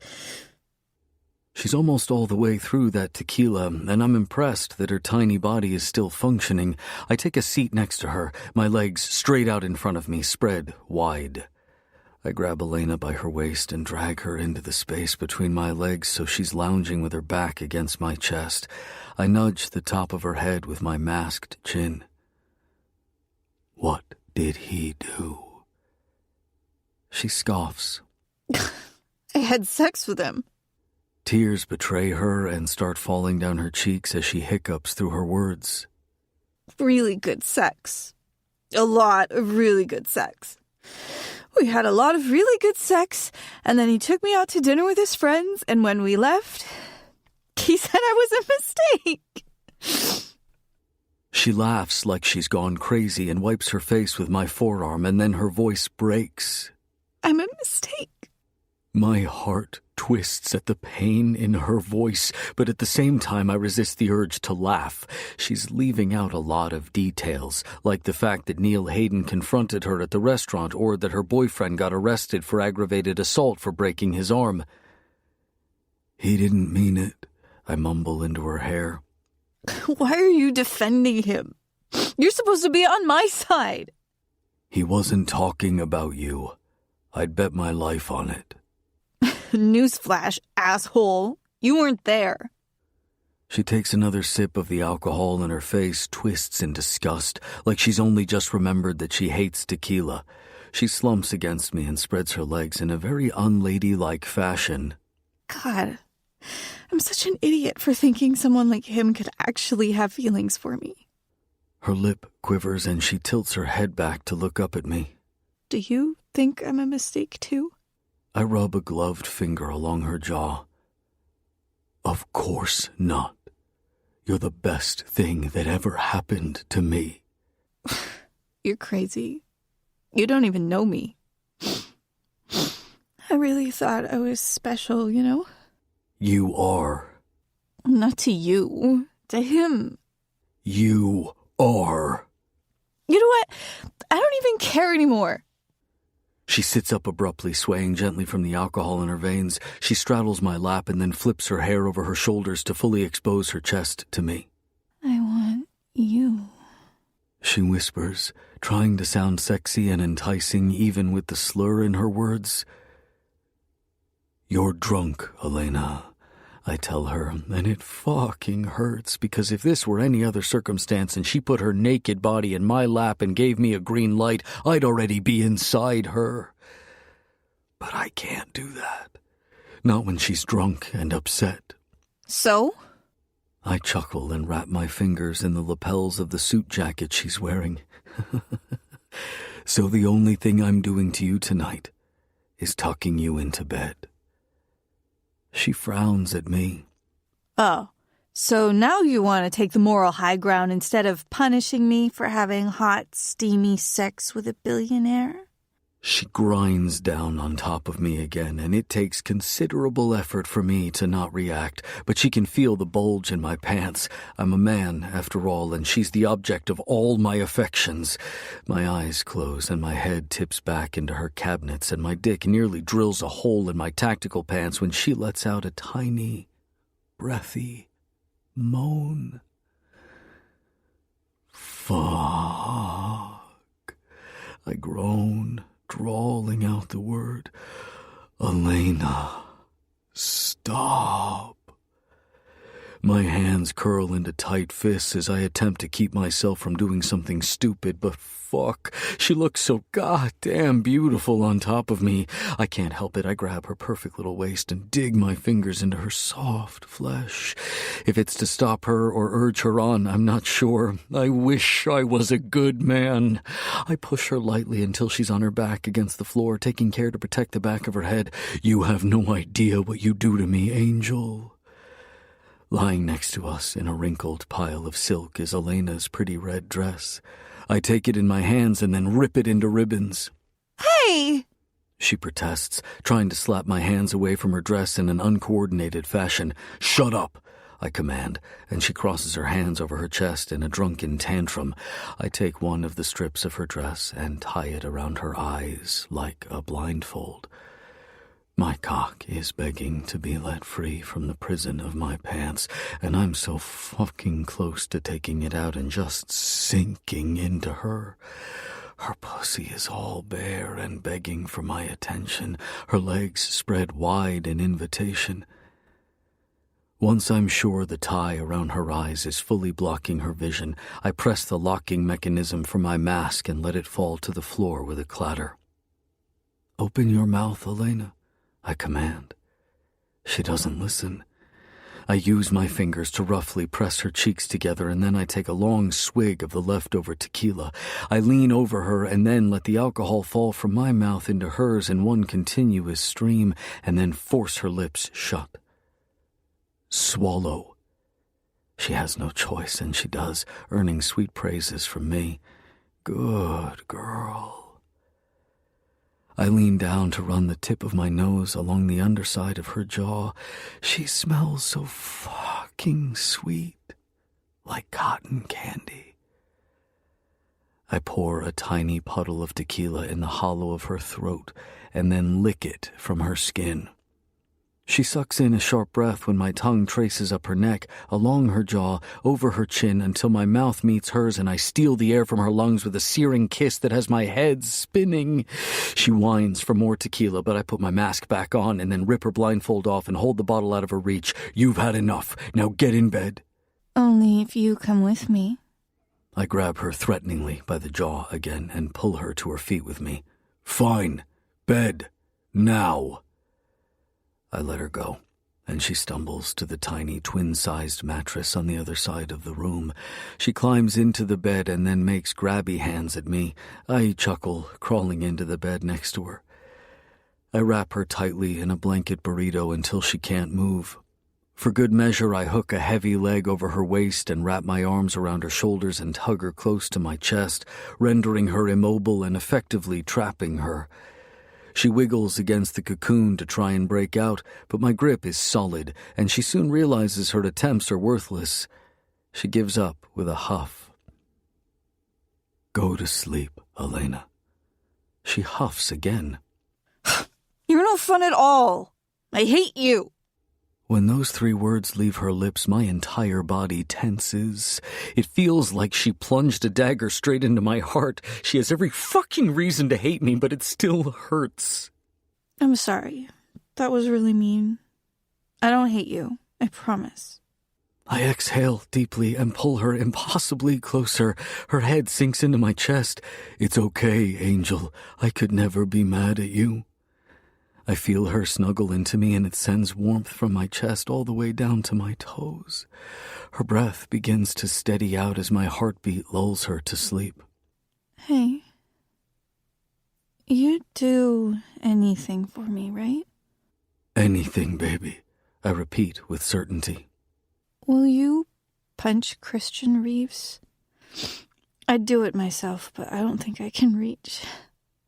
You're at perfect punching height. My chest vibrates with laughter. Sure thing, Angel. Elena falls asleep in record time, curled into a ball next to me.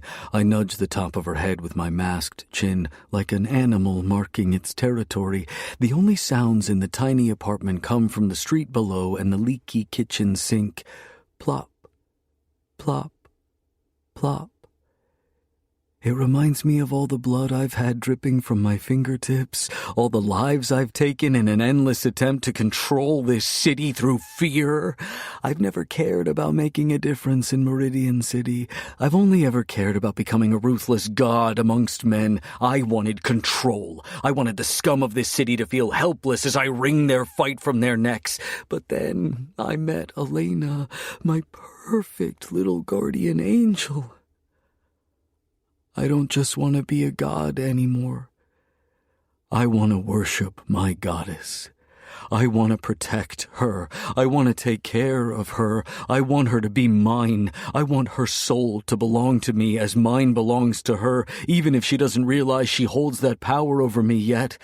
I still crave control, though, not only over this city. I want control over her. I only move from the bed when I hear Elena begin to softly snore. I carefully remove my arm from under her head and take off the suit jacket she's wearing. Before I tuck her in, I take my time tracing the lines of her body. Even in her drunken sleep, her body craves me.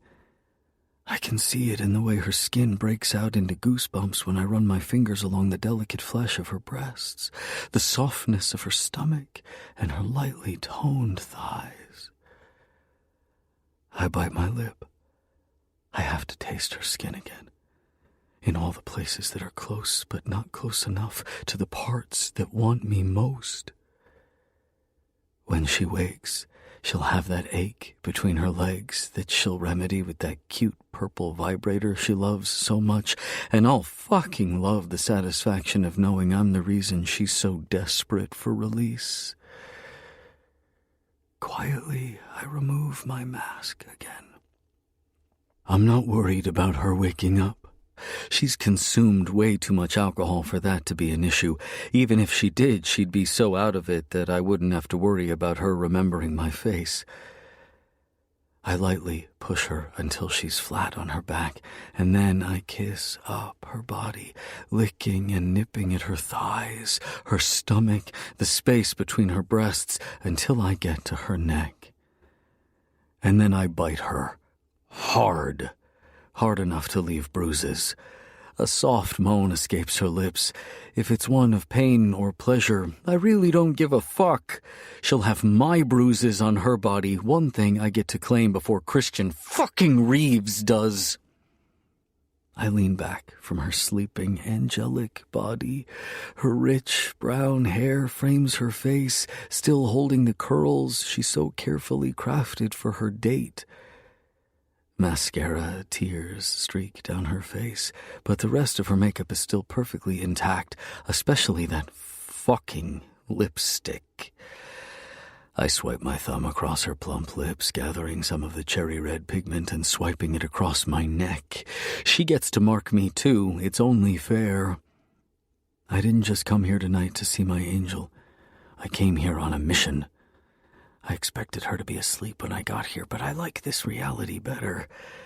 I make my way into her bathroom and flick on the single dim light bulb above her sink. I flip open her medicine cabinet to find the packet of pills I need and place them foil side up on the counter. I flip open the sharpest of my pocket knives and then pull out a tiny plastic bag of blue and white pills from my tactical pants.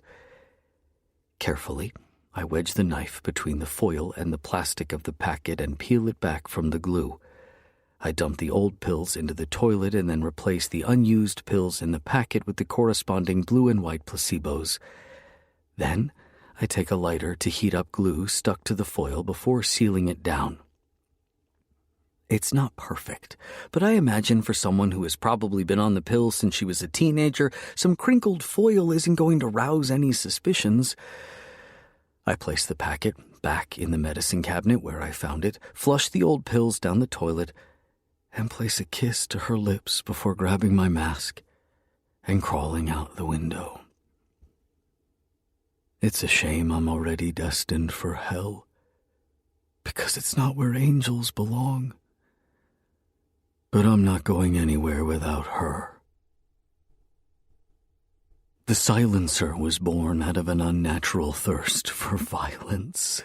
I had the urge to feel bones crack under my skin, and for a while that's exactly what I sought out. I made my targets the scum of this island and broke bones in my free time. I was angry at this city and thought I could make it better by wiping criminals off the map. I tried for a few months to do what the MCPD couldn't: capture wanted felons and deliver them to the police headquarters with zip ties around their wrists and ankles and broken noses. When that didn't sate the urges, I moved on to less peaceful methods. I needed to watch the life leave my victims' eyes.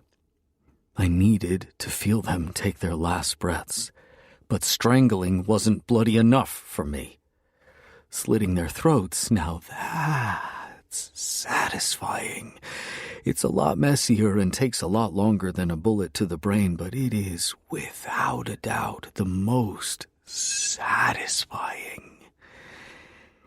It's like playing a fucked up game of tag, only if you get caught by the psychopath in Kevlar, your blood will paint the pavement.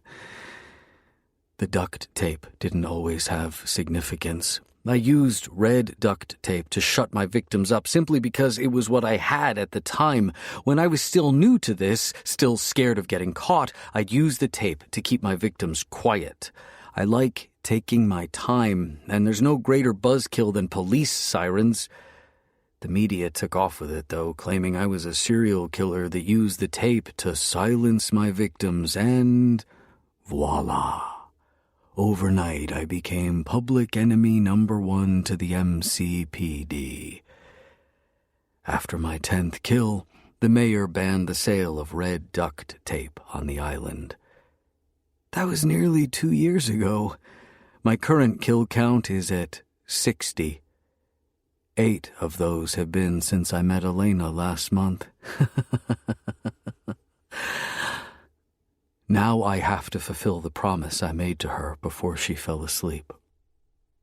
I crack my neck, walking in a tight circle. The marble floors beneath my boots shudder when I take a step. I pause in front of him. His stare is as unwavering as mine. Christian Reeves is not a man that's afraid of many things, but he should be afraid of me. I send my fist into his face, my knuckles leaving streaks of blood across his skin.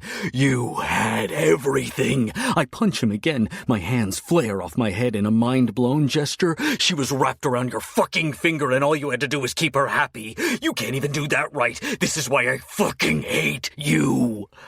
I pace around the humid, steamy room, sweat dripping down my brow and temples, dripping off my chin and onto my chest. I have problems. Really big fucking problems. Christian Reeves is one of those problems. He's perfect. He's everything Elena could ever want. Handsome, rich, doting. He'd do anything to see her smile, to see the way those subtle golden flecks in the brown of her eyes sparkle when she's happy. I'm not perfect. Far from it. I am unstable. I am broken and my soul is empty. I have nothing to offer her except pain and suffering and lies. Yet I can't stay away from her.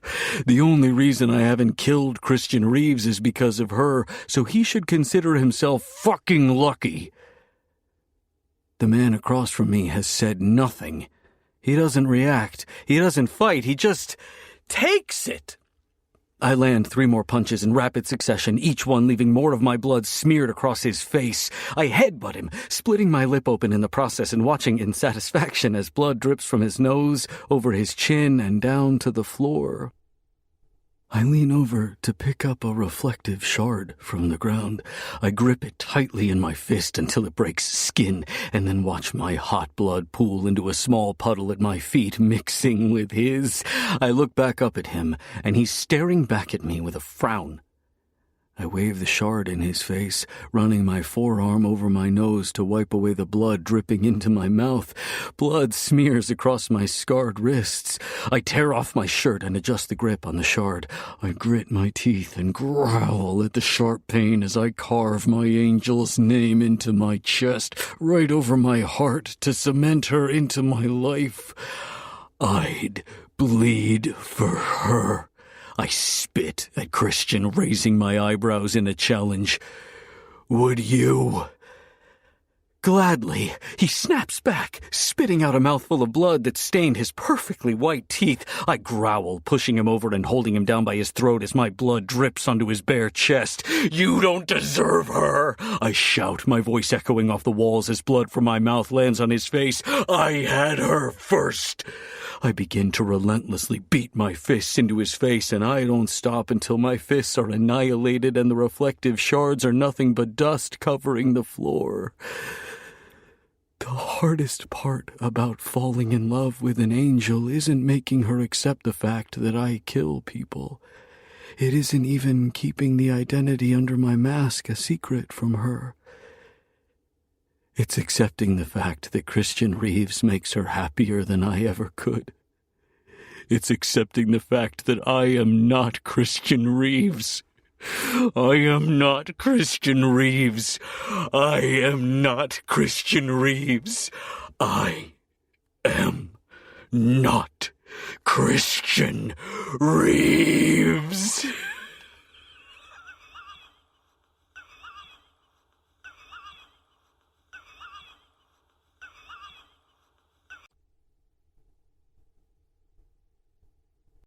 Chapter 16. The Angel. When I wake up, my head is throbbing. My apartment is a mess. Snacks, a tequila bottle, and dirty tissues litter my kitchen. My red dress is in shreds on the floor. What the fuck happened last night? I remember taking off my dress and eating until I felt sick to my stomach, and I briefly remember waking up in the middle of the night shivering because I was naked. But otherwise, nothing seems out of place or abnormal, despite the gaps in my memory. I stumble to the bathroom, where I cringe when I see myself in the mirror. I look and smell and feel like shit. I take a shower and brush my teeth twice because I feel that gross. It's only when I emerge from the shower that my eyes finally focus on the world around me, and I let out a shriek when I notice a giant bruise on the curve of my neck. I slap at it with my hands as if that will make it go away, but any hopes I had of it being some rogue makeup disintegrate when I notice fucking teeth marks. My stomach curdles then, and I lean over the toilet just in time to empty my guts out. When I look back up in the mirror and get ready to brush my teeth for the third time, my lip begins to quiver, and a few tears escape my eyes. I bang my fists on the counter. Why me? I know it was the silencer. I have the sneaking suspicion that it's not the only thing he did to me. My fingers graze between my legs, poking to try and find any physical evidence that I was touched by him, but I'm not sore and there's no burning. I even take a hand mirror and double-check, but I don't see anything that would lead me to believe he took advantage of me last night. I find it hard to believe he fucking bit me like a savage and did nothing else to me. I'm going to give that bastard hell the next time I see him. My stomach hurts, and I can't drink enough water to quench my thirst. Clean and fresh, I make my way to my freezer and pull out 2 frozen sausage croissants and stick them in the microwave. While I'm waiting for them to heat up, there's a knock on my door. I flip my hair over my neck to cover the bruise. I open it, and a sweet, older man greets me. Elena Young? That's me. My eye twitches when he hands me a beautiful arrangement of purple and white roses wrapped in ivory parchment paper. I close the door and notice a tiny purple envelope is taped to the bouquet.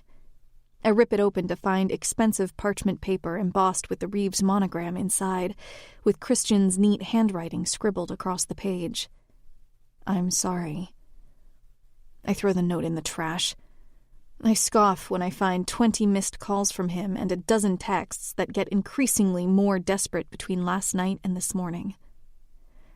Christian makes my insides twist in all the wrong ways, and if he thinks some flowers will heal the ache in my chest, he's dead wrong. I had to cut up my favorite turtleneck sweater to turn it into a makeshift crop top to hide the bite mark on my neck, because makeup did nothing to cover the deep purple bruise. Just another thing to my list of grievances against our resident homicidal maniac. Every night when I arrive at the club, there's always a moment of tension right as I walk through the doors. I always expect Frank has somehow tied the silencer's retaliation back to me and will punish me for it. Thankfully, Frank has been keeping to himself atop the Hellfire Lounge. He hasn't had me come up there since his friends were killed, which doesn't make me feel any better. It only makes me feel like he's plotting his revenge. Kate and I have bonded a lot since I started. At first, I didn't think she liked me because I kept stealing all her tips. She was short with me like the other girls here, but after I was forced to work naked, I think she realized that I wasn't her enemy. She's become my sister in a really fucked up, we're prisoners here but pretend we're not sort of way. I asked her about covering for me the other night when I missed my shift, and she said Christian waved too much money in her face for her to resist. Everyone has their price, I guess. Kate elbows me. Hey, your sugar daddy is here. Speak of the fucking devil. I frown when I make eye contact with Christian on the other side of the circular bar. My heart skips a beat when I spy a split lip and a bruise on his cheekbone. Did he get in a fight? Pfft. I roll my eyes and release myself from the tight grip his eyes had on me. He's not my sugar daddy. He's not my anything. Really? Kate asks, handing a drink over to a patron. Her voice hitches as she teases me. That's not what it looked like the other night when you came out of those private suites with that post-sex glow. Fine, yes, we had a thing, but it's over now. Can you... I'll get him off your back for $100, Kate proposes, and I happily pull a Benjamin from my bra and hand it over. She smiles and plucks it from my fingers, stuffing it in her own bra. Pleasure doing business with you. She saunters over to where Christian is sitting, has a short conversation with him, and, like magic, he stands from his seat and leaves. Kate turns around and playfully bows. You're welcome.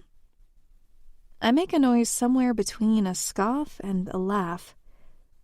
What did you say to him? Told him you'd meet him outside in 5 minutes. I give her a teasing scowl. You know if I don't meet him, he's just going to wait outside all night for me, right? So let him, she mumbles, going back to work as if it never happened. She smacks my ass lightly. Make him work for it. We share a laugh and then go back to making drinks, exchanging small talk with the patrons and each other. I glance at the panic alarm around my wrist and clear my throat. Hey, Kate? I ask, trying to sound nonchalant, but I know she can see right through me. I should really tell the silencer to go fuck himself, especially after whatever the hell he did to me last night. But something in my gut tells me this might be my only chance to get some information about the club. Maybe I can use it as leverage to get him to leave me alone. What can you tell me about the club downstairs? Her eyes glance up and around to make sure there are no wandering eyes or ears. Not much. Our locker room is right by the elevator, and I've been here a long time, so sometimes I hear things. If you want to get in, you have to be invited by Valenti, and there are only 2 keys. That's all I know. Kate gives me a sympathetic look. I'm so sorry. For what? I knew the second Valenti got a look at you that you would be next, and, well, I'm just sorry. I wish I could tell you I knew how to get you out of his grasp. You'll eventually get a price on your head, Alina, and that's when he'll take you downstairs. Kate, I hesitate. I want to tell her so badly that I'm going to help put a stop to it, but I don't want her to judge me for teaming up with a serial killer. She's never mentioned the silencer before, but for all I know, he could have killed someone she knew. That's the thing about this city. Everyone has an opinion on our resident psychopath. I think I only have a soft spot for him because he saved me the night we met. I don't think that's enough to erase his sins. Never mind. Just whatever happens to me, it's not your fault. I begin to wonder why Kate has never been taken downstairs. She's a beautiful girl, and the patrons here love her. She's the perfect, curvy physique with thick thighs and the sexiest bit of tummy jiggle a woman could possibly have. She's also 9 inches taller than me and has the prettiest strawberry blonde hair that always looks amazing. She has big blue eyes she adorns with massive fake eyelashes and eyeliner sharp enough to slice through skin. Not that I would wish that fate on anyone, but to put it bluntly, she seems like the kind of girl that would fetch a high price. Certainly higher than me. Oh my God, what the hell is wrong with me? Am I so screwed up from working here that I'm comparing our imaginary price tags based on our looks? I'm disgusted with myself. I need to get away from this club before I start getting delusional. I bet this is exactly what Frank wants, so that we don't start forming alliances or friendships that could compromise his money. I tell Kate I'm going on my break and hastily make my way to the locker room.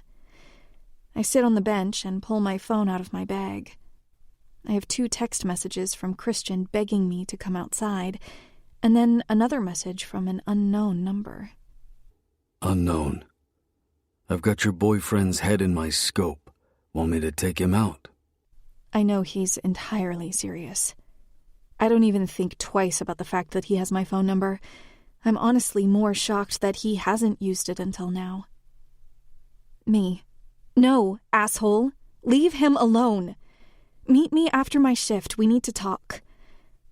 Maybe starting with the bite mark on my neck, you psycho. Don't act like you weren't begging for that and more last night. You're lucky that's all I did. What are you talking about? Don't remember throwing yourself at me. Shame. What the fuck? He's lying. He must be. I was drunk, but I wasn't that drunk. You're lying. I immediately get a reply. A photo. I'm curled up next to him, using his chest as a pillow while his arm is wrapped around me. That doesn't prove anything. That fear I felt when I first met him is back, and I delete the text thread and shove my phone back into my locker as if that will also rid me of him. Back at the bar, I get to work helping Kate with the endless stream of orders. As we're mixing and pouring and serving, I ask her about her life away from this lounge. We never talk about normal things. Have you always lived in Meridian City? Nope. After I got out of high school, I wanted to see the world. My sister moved out here for law school just like you. I came with her, to keep her company and help her out with the bills, you know? We were poor as fuck, and with all the studying she was doing, she didn't have much time to work. I learned through the grapevine that girls make lots of money here, so I convinced her to start working here with me. She didn't last long, but the money was good enough for me, so I worked and she studied. And where is she now? Got pregnant her last year of law school. The guy left her, she miscarried and got really depressed. Started doing drugs. Can hardly hold a job. We still live together, but I almost never see her. When I do, she's high out of her mind. Kate shrugs. We're just not that close anymore. I'm sorry, I say, handing a drink to a patron with a polite smile that earns me a $5 tip. She makes a face like I'm being ridiculous. Don't be. It's life. I'm happy where I am. I don't need anyone's pity, especially not my friends. I smile. Friends, huh? She bites her lip and giggles. Okay. Truthfully, Pipsqueak, the only reason I like you is because I'm hoping your sugar daddy has a long-lost twin that needs a sugar baby, because I call dibs. I laugh too. I'll keep that in mind. As expected, after my shift, Christian is waiting for me outside the club with a cigarette hanging out of his mouth and his hands in his pockets as he leans against his cherry-red Ferrari. We stare at each other for a moment, and then I continue walking as if he's not even there. Elena! He calls after me, and judging by his footsteps, he's right on my heels. Elena, stop! He grabs my arm and I tug it out of his grasp. Elena, listen to me. I turn abruptly and shove him away from me. Just go! No, not until we talk about this, he says, throwing the butt of his cigarette into the street, joining the hundreds of others stuck on the curb. Talk about what? You made yourself very clear the other night. Leave me alone. What I said at the restaurant, Elena, I didn't mean it. I didn't mean that you were a mistake. With the look on his face, the plead in his voice, I almost believe him. Almost. Yeah, screwing your employee was the mistake. I got it. Well, I'm quitting. Consider this, I give him my middle finger, my resignation. I can't help the tears that prick in my eyes. Christian really did a number on me, didn't he? He's got me crying over a fling that went bad because I was stupid enough to believe a billionaire's honeyed words. He got what he wanted out of me and left me with nothing but an ache in my chest and bitter longing for a man who doesn't want me. It begins to rain, and I throw a small tantrum and stomp my foot. Now I have to walk home in the rain because of you! I would have walked home in the rain regardless. It's not like he can control the weather, but it feels nice to blame him for it anyways. I huff and try to shove him off me again, but Christian catches my wrist and tugs me along with him towards his car. Let me go! He opens the passenger door and practically shoves me inside, buckling my seatbelt for me. I cross my arms when he slams the door behind him before sliding into the driver's seat as it begins to rain harder. He takes a deep, frustrated breath and rests his wrists on the steering wheel. I'm not letting you out of this car until you talk to me. That's called kidnapping. I'm not your hostage. Hostage? He turns in his seat to face me, and I make an obvious effort not to look at him. He gently grabs my chin with his fingers and forces me to meet his intense gaze. Elena, I'm trying to communicate with you and you're throwing it in my face. You won't answer my calls or texts. You blow me off when I try to see you in person. You're refusing to look at me. What do you want from me? Tears sting in the back of my eyes, and I blink them away, pushing his hands away from my face and sinking into the leather seat. I want you to take me home. Please. The way he aggressively puts the car in drive tells me he's pissed, but I can't find it in me to care.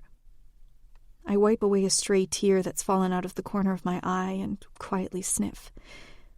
There's a moment where the air goes stale, and then Christian sighs. I'm sorry if I hurt your feelings. What I said, it had nothing to do with you. It's not you, it's me, right? That's really the best you can come up with? I turn my head to finally look at him, and he tightens his jaw. My eyes catch on the cut across his lip and the bruise under his eye. What happened to you? The silencer. What do you mean? I got arrested last night for breaking Neil Hayden's arm. After I bailed out of jail, the silencer found me and punched me in the face. At your request, according to him. What do you mean at my request? He said you asked him to hurt me for hurting you. No, I didn't. I can't remember anything. All the terror and panic and unease that comes with being stalked crashes down on me all at once, and my body starts trembling. My hands begin to tug at my hair, and I tuck my knees up to my chest in the seat. Oh, God, Christian. The car lets out a loud screech as it skids to a stop from how hard Christian hits the brakes. Because that's the first time I've used his name.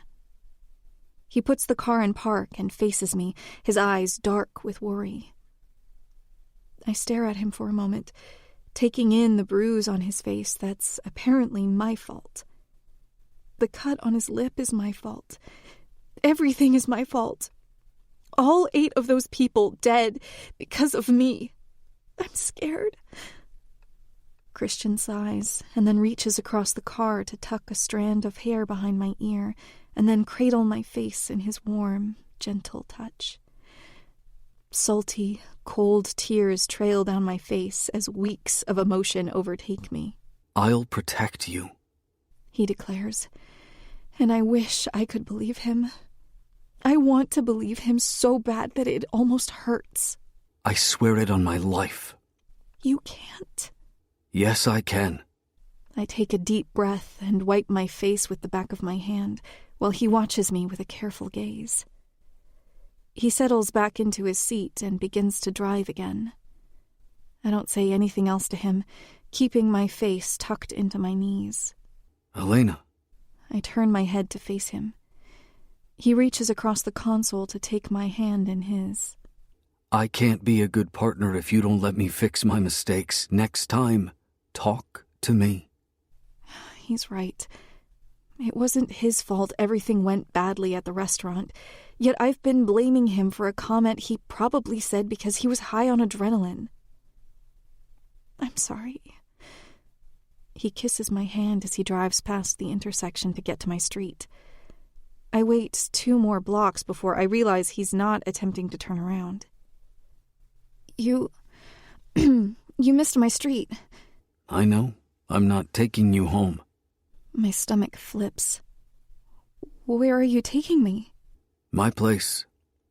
Apprehensively, I squeak out an, okay, and then the rest of the ride is spent in awkward silence. The Reeves estate is the southernmost peninsula of Meridian City. The property is currently valued at $300 million.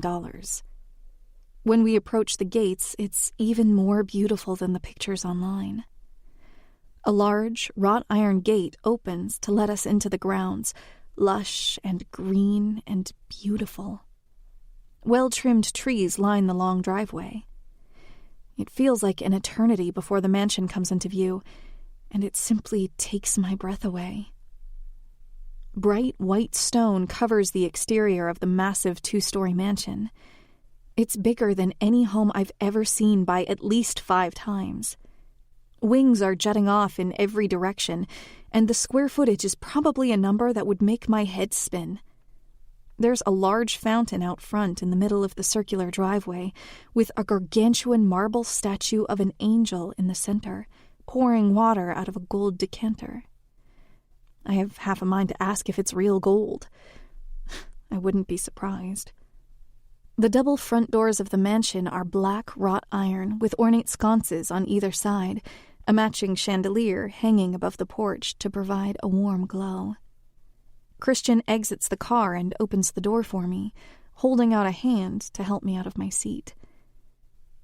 I nervously take his hand, and a valet manifests out of thin air, giving me a once-over as Christian hands him the keys. I know how it must look. I'm in a miniskirt and a crop top. He thinks I'm a hooker. He doesn't let any emotion show on his face as he takes off in the car, leaving Christian and I alone. He opens the front door and leads me inside with a gentle hand on the small of my back. I look up and I can't help the sound of awe that escapes my lips. The foyer of the mansion is something directly out of a movie.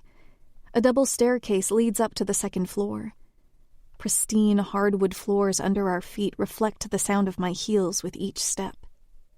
Directly across from us, beyond the staircase on the other side of the mansion, I can see a wall of windows, displaying the massive backyard with the biggest pool I've ever seen and a hot tub the size of my apartment. Wow. Red blooms across Christian's cheeks, as if he's embarrassed by the grandeur of it all. I think I'm going to need a map, I joke, trying to ease the tension between us, and it pulls a soft laugh from him. You get used to it, he says, lacing his fingers with mine and pulling me towards one of the long corridors.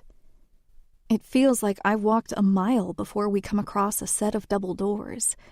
It must be his bedroom. There's a fireplace crackling on the far wall, framed by 2 floor-to-ceiling windows, with blackout drapes tied away to let the moonlight shine through the room. The furniture is rich brown wood and black leather. The only slice of color in the room is the burgundy comforter neatly made on the California king-sized bed.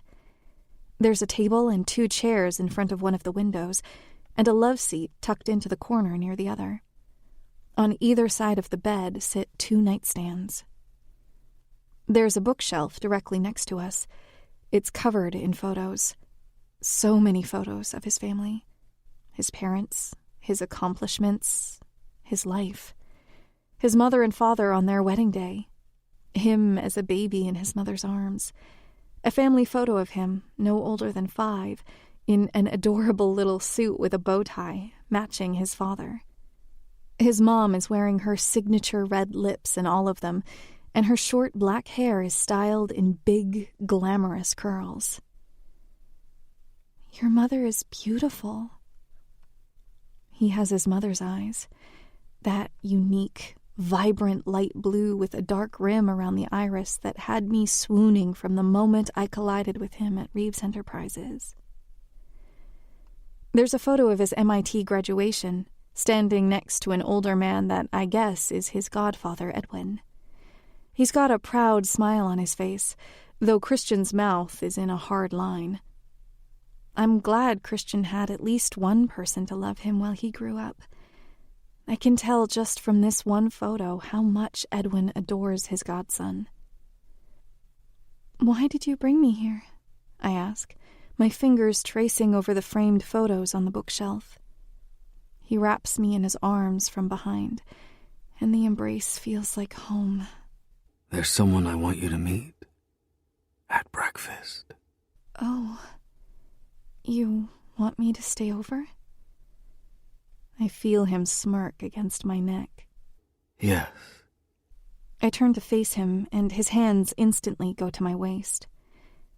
He lightly pushes me backwards until the backs of my legs hit the bed, and I sit down.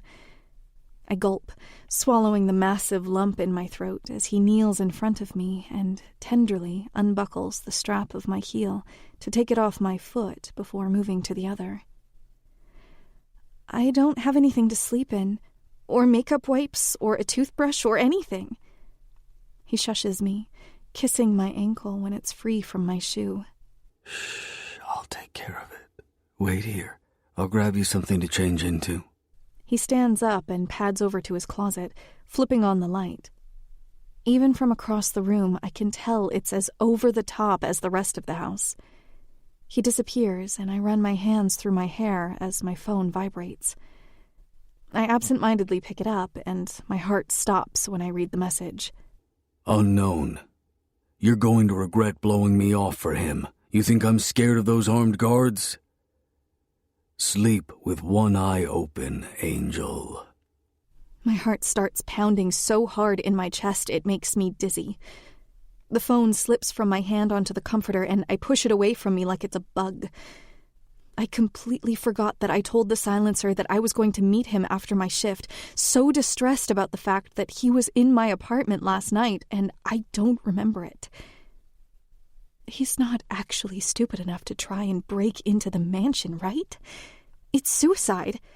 He'd get shot dead 2 steps past the fence. I start to fidget nervously, and that's when Christian emerges from the closet with a t-shirt far too big for me. Christian is being awfully quiet, and I hate it. I hate that things are weird between us, and I hate it more that it's almost entirely on me. I take a deep breath and crack him a small smile. So, what's for breakfast? Anything you want. Paolo makes the best eggs on the East Coast. Can Paolo make French toast? Christian's dazzling smile is all the answer I need. He caresses my jaw and captures my lips in a searing kiss. I missed you, Elena. I don't care that it's been less than a day. I fucking missed you. He whispers against my mouth, and I mewl when he lowers me backwards onto the bed.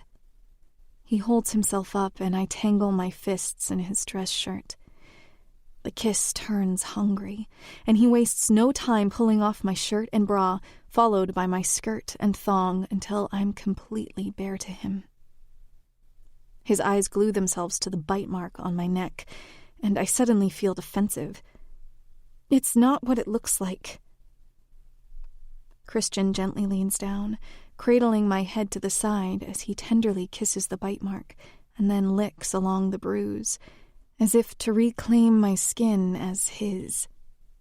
He nips lightly, and the ache causes me to hiss, but he shushes me by connecting our lips and grinding against my center. I fumble with his belt and unbutton his slacks. He helps me pull them off his legs to free his hard cock, and my pussy instantly clenches at the anticipation of feeling him inside me again. The space between my thighs is already growing hot and wet. I reach for his shirt buttons, and he grabs my wrists with one hand, pinning them above my head so fast I yelp. His blue eyes bore into me, and his gaze is practically seducing my soul as he licks two of his fingers and rubs a circle against my clit. It throbs with need, and I moan into his mouth. That's it, baby. Let me hear how good it feels. His fingers curl inside me, expertly finding that sweet spot that has me arching off the bed. He removes his fingers just as I'm about to come, and I let out a dissatisfied grumble. He licks my arousal off his fingers, and it only makes my pussy slicker. He grabs my hips and flips me over onto my stomach, hiking my ass up. When he rubs my clit and plunges his tongue inside me, I moan so loud into the sheets that I think I've broken the sound barrier. He sucks on my clit so hard the pain and pleasure mix together into something delicious. Come for me, Elena. And I do. I come so hard that I see stars, and I have to bite the comforter to keep myself from sounding ridiculous. Christian pulls away and smacks my ass. I've decided that I love this rough side of him. He leans over and uses his large hand to turn my head so he can shove his tongue down my throat. The arms of his dress shirt are messily pushed up to his elbows, and the scars along his wrists and forearms are on full display. I can taste myself on his lips, and I'm so desperate for him to be inside me that I can feel my juices dripping down my legs. He releases my mouth and looks at the mess between my thighs. Your pretty pussy is crying for me. I gasp when he enters me in one easy swoop, effectively stealing the breath from my lungs and any coherent thoughts from my head. Once he's buried to the hilt, he pauses, our pants the only sound in the room. I wiggle my ass against him to get him to move, and he stops me by roughly pressing his thumb against my tight, untouched hole. I let out a sound of protest and pleasure. His cock twitches inside me as he rubs my rosebud like he's considering fucking me there. Beg. Please? I immediately respond, my voice raising an octave when he presses his thumb harder into me. I'm on the verge of tears from how bad I want him. Please fuck me, Christian. I need you. Please. The satisfied groan that escapes his throat has me clenching tight around his rock-solid length, and I think I could come from that sound alone. He leans down and nips at my ear.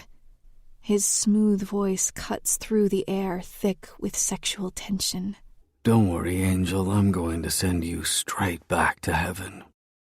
Oh, God! I scream through gritted teeth when he begins to pound into me, his cock hitting my G-spot with each relentless thrust of his hips. He's fucking me so hard, I'm concerned he's going to cause the bed to go straight through the wall and into the next room over. He seats himself inside me 1, 2, 3 more times as hard as he can, and then the world stops spinning. Time freezes, and he launches me into the fucking stratosphere. His hips snap against mine so fast that my pussy is making obscene noises as I gush around him, and arousal drips down my legs enough to form a pool on the comforter below. My thoughts have been reduced to nothing but his name. Christian. Christian. Christian. Oh, fuck. Please, fuck, I need to come. Not yet. He pulls my head back to kiss me again, and his mouth is a complete oxymoron to the abuse he's inflicting on my pussy. His mouth explores mine slowly, savoring every inch of it. I can still taste the remnants of myself on his tongue, and it has me mewling and my pussy clenching around him again. He moans a breathy fuck into my mouth, and it's the sexiest sound I've ever heard. It sends me over the edge before I even realize what's happening, and I come around his thick cock so hard I can't breathe. He slows down, grinding himself into me as I ride out the aftershocks of my orgasm. He roughly flips me over and my entire body freezes. He's got a dangerous, fiery look in his eyes. Did I fucking give you permission to come? The pure venom dripping from his voice has me trying to skitter away from him on the bed. Pure, icy cold fear replaces the blood in my veins. I'm sorry, I blubber out. His hand tightly wraps around my neck, squeezing until my body tenses up. I'm sorry, I repeat with my last breath, and then he lets me go. I inhale a mouthful of air so big I'm gagging on the oxygen. He holds my legs open wide, exposing my still weeping pussy to him, and his fingers roughly circle my sensitive clit, still pulsating from my orgasm, and he shoves himself inside me again. I scream from the girth of him splitting me open, so deep it's painful, and he fucks me even harder than he was before, holding my hips still to meet each of his thrusts. It feels so good, and I'm quickly cascading towards another orgasm. I bite the insides of my cheeks so hard my mouth fills with a coppery tang. If I come again without his permission, he might snap my neck. So, naturally, I almost want to defy him, to test his patience with me. As my eyes roll back into my head, I feel my pussy start to flutter around him again. Don't you fucking dare. My reaction is completely lacking in self-preservation, and I know I'm going to regret it, but I do it anyways. I sensually bite my bottom lip, make direct eye contact with him above me, and I come again with an obnoxious moan just to piss him off. He pauses, fully seated inside me, and I feel his cock twitching with the need to come too. But I know he's far from done with me. He laughs with so much malice that I don't even recognize him. Fuck, Elena. I hope you weren't planning on using your legs tomorrow. I whimper in equal parts fear and ecstasy, and by the time he's done with me, he's fucked me so hard I can feel him in my soul. In my soul, in my soul, in my soul, in my soul, in my soul, in my soul, in my soul. Chapter 17. The Angel. Good morning, beautiful. Christian's voice floats into my dream, smooth like honey as his breath fans across my neck. Blush paints my cheeks, and I smile to myself, rolling over to rest my head on his chest. Good morning, I whisper back, burying my face into his shirt that still smells like fresh laundry. How'd you sleep? So good. This bed is amazing. It's a hypnos worth every goddamn penny. Do I even want to know how much it cost? I tease, pulling a small laugh from him. No, probably not. He mumbles into my hair, checking the time on his phone. He kisses my forehead with so much tenderness that my heart does cartwheels. Let's get up. Breakfast is served at 8. With a grumble, I sit up in the bed and rub the leftover sleep from my eyes. There's a satisfying ache between my legs, and when I attempt to stand, I nearly fall over. Christian laughs at me, and I narrow my eyes at him.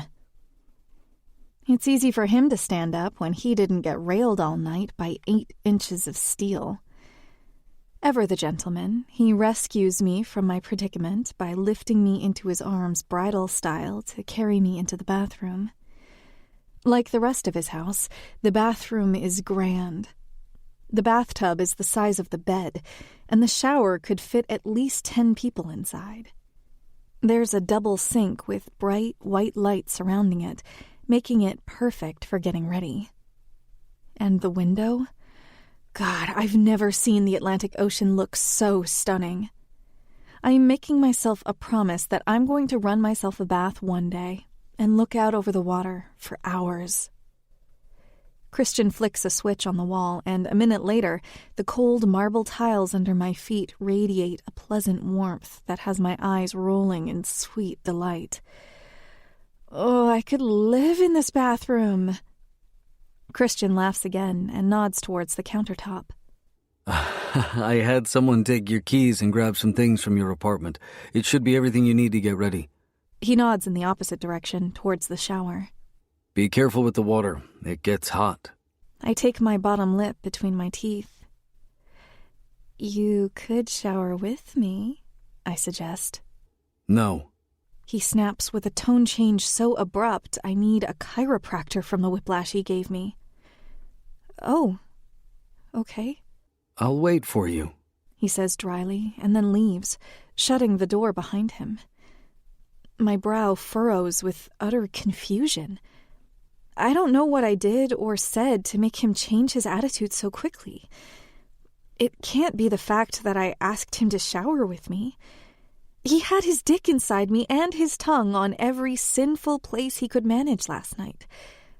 Showering together seems pretty PG in comparison. Maybe I'm overthinking it. Maybe he's weird about his shower time. For some people, it's a way to unwind, and having me there might mess with the peace it brings him. I sigh to myself and turn to the countertop. Whoever he sent to my apartment, I can tell it was a woman, because my pack of birth control pills is sitting neatly on top of a stack of clean clothes. My toothbrush, hairbrush, and my makeup bag are all there. I pull Christian's shirt off and toss it into the hamper near the door, and my gaze lands on something peculiar. There's a freestanding frame leaning against the wall. I run my hands along the sleek black frame. There's a nail high above my head. That must be where it came from. It doesn't have any artwork in it. Weird. My eyes catch on something reflective in the frame. I lean in to look closer. It's a tiny piece of a mirror. I raise an inquisitive eyebrow and look up at that nail again. How did a mirror hanging that high up on a wall shatter? On the floor, near the frame, there's another tiny shard. I bend down to pick it up, not wanting Christian or anyone else to step on it, and when I turn it over in my hand, I notice that there's a red smudge across the reflective surface. 15 minutes later, I emerge from the bathroom with damp hair, fresh breath, and clean clothes. I'm not exaggerating when I say that it was the best shower I've ever had. I feel like an entirely new woman, and most importantly, I smell like Christian. I used his body wash and shampoo, and it feels so domestic. It feels like I belong here. And when my eyes meet Christian's, sitting on the bench at the edge of the bed, I can't help but smile. His hair is damp, so he must have showered in some other room in the mansion. He smiles back. Hungry? He has returned to that charismatic side of him that's always made me weak at the knees. I nod, and he holds out his hand for me to take. He pulls me into his lap, and I giggle when his fingers dig into my ticklish sides. I have it on good authority that there's the world's best French toast waiting for us in the dining room. Yeah, I was definitely overthinking it. He just values his private shower time. The world's best? He captures my lips in a searing kiss, and I can feel him grow hard against my center. Jesus, how is your dick still working? My vagina has never been so sore. He sensually licks up the column of my neck. He grabs a fistful of my hair to tug me closer to him, and as I begin to grind into his lap, there's a sharp knock on the door. It swings open a second later, and a middle-aged woman in scrubs walks in. "Oh, Mr. Reeves, I'm so sorry." She quickly turns around. "I thought you were alone. Pardon me, I only came to tell you that Mr. O'Donnell is being difficult about his medicine again." I'm mortified, and Christian buries his face in my chest and quietly growls before letting out a soft chuckle. I'll be there in a minute, he tells the woman, and she's out the door a second later. Sorry, the nurses always come get me when Edwin's being testy. Edwin? Your godfather? He nods. He's probably having breakfast. Come meet him. I crawl off his lap, and Christian laces his fingers with mine as he leads me leisurely through the mansion. It's so bright and open in the daytime. We pass by so many bedrooms that I begin to wonder if his parents intended on having more children. I can't imagine that a family of 3 needs so much space, but then again, the Reeves legacy is dripping with so much wealth that they might as well spend it. We pass game rooms, libraries, studies, home theaters. Yes, all plural. There's even a ballroom. I repeat, he has a ballroom in his house. My stomach grumbles as we approach the dining room. I can smell the cinnamon and the bacon from the foyer. When we round the corner, the same nurse that barged in on Christian and I is sitting in a chair next to an absolutely ancient man. His gummy smile and the way his eyes are slightly squinted reminds me of a garden gnome, complete with rosy plump cheeks. He's the epitome of a cute old man. He points to Christian with a bony finger. In a grumbly Irish accent, he says, "You've got some explaining to do, son." Uh-oh, Christian says, pulling me closer. I must be in trouble. The nurse said you had a pretty lass over. Why didn't you introduce us? Edwin? Christian motions towards me. This is Elena. Edwin stares at me for a long, long time, saying nothing as his eyes stay fixated on my face. After what feels like an eternity, he flashes me an elated grin. Helen! Oh, Helen, look! Our boy's home! No, Edwin, this is Elena. Remember me telling you about her? About how she beat me at bowling? I raise my hand and wave nervous fingers at him. Hi, Edwin. I cautiously approach him and take a seat at his side. He reaches for my left hand and feels over my ring finger. His face falls into a frown. Where's your wedding ring, Helen? Christian opens his mouth to speak, and I suspect he intends to correct his godfather, but I shush him. I just took it off to do laundry. You know I don't like getting it wet. Edwin's face lights up. Isn't our son handsome? We have to find him a wife. He's getting old, like me. I giggle softly to myself and throw Christian a look over my shoulder. Yes, he's very handsome. But his wife won't be half as beautiful as yours, isn't that right? Edwin smiles again, his eyes crinkling in the corners. No one will ever be as beautiful as you, my darling. I feel something shift in Christian's mood, like my acceptance and understanding of Edwin's spotty memory is infuriating. My grandmother had memory problems too, and I learned during her last few years of life that sometimes it's better to go along with whatever reality they believe in than risk aggravating them with contradiction. Edwin doesn't seem like the combative type, but you never know. "Let's have breakfast," I suggest as Christian's gaze on me softens. Platters of warm French toast, crispy bacon, fresh berries, and a pitcher of hand-squeezed orange juice next to a coffee pot sit on the table ready for us. It seems like way too much food for 3 people, but maybe they make an excess for all the staff on the property. Christian takes the liberty of making my plate for me, his mouth quirked up into a wistful smile. He's known me since I was born. Raised me after my parents died, stuck by me while I was a delinquent in school, and always came to bail me out of jail.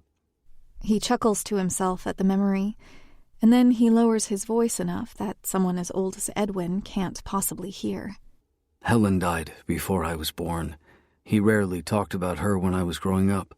When he started calling every brunette by her name, I knew his memory was slipping. My heart swells when he talks about Edwin. It relieves me to see that they have such a good relationship. I can tell by the way he talks that Edwin considers Christian his son, but I don't think Christian considers him a father figure. I suppose it's hard to call another man dad after watching yours get shot. After he sets my plate in front of me, he makes his way around to the other side of Edwin and hands him a small plastic container with all his pills. At least a dozen of them in a million different colors. "Take your pills, Edwin." He grumbles in protest, but swallows each pill with a sip of water in between until they're all gone. Christian gives him an encouraging pat on the back. So he's got a soft spot for old people and kids. Talk about dreamy. He's the perfect man, and I swear I can feel my ovaries release a bunch of eggs at the thought of a house full of miniature versions of him. I shake off the thought. I can't think about babies when we've only just made up. I'm not even sure I want them. I love kids, but I always imagined I'd be the rich aunt that travels the world and only shows up on Christmas with a million gifts for my brother's adopted kids. Hell, if Christian really is my future, maybe we'll just adopt, too. There's no shortage of kids in need of homes, and this house is plenty big.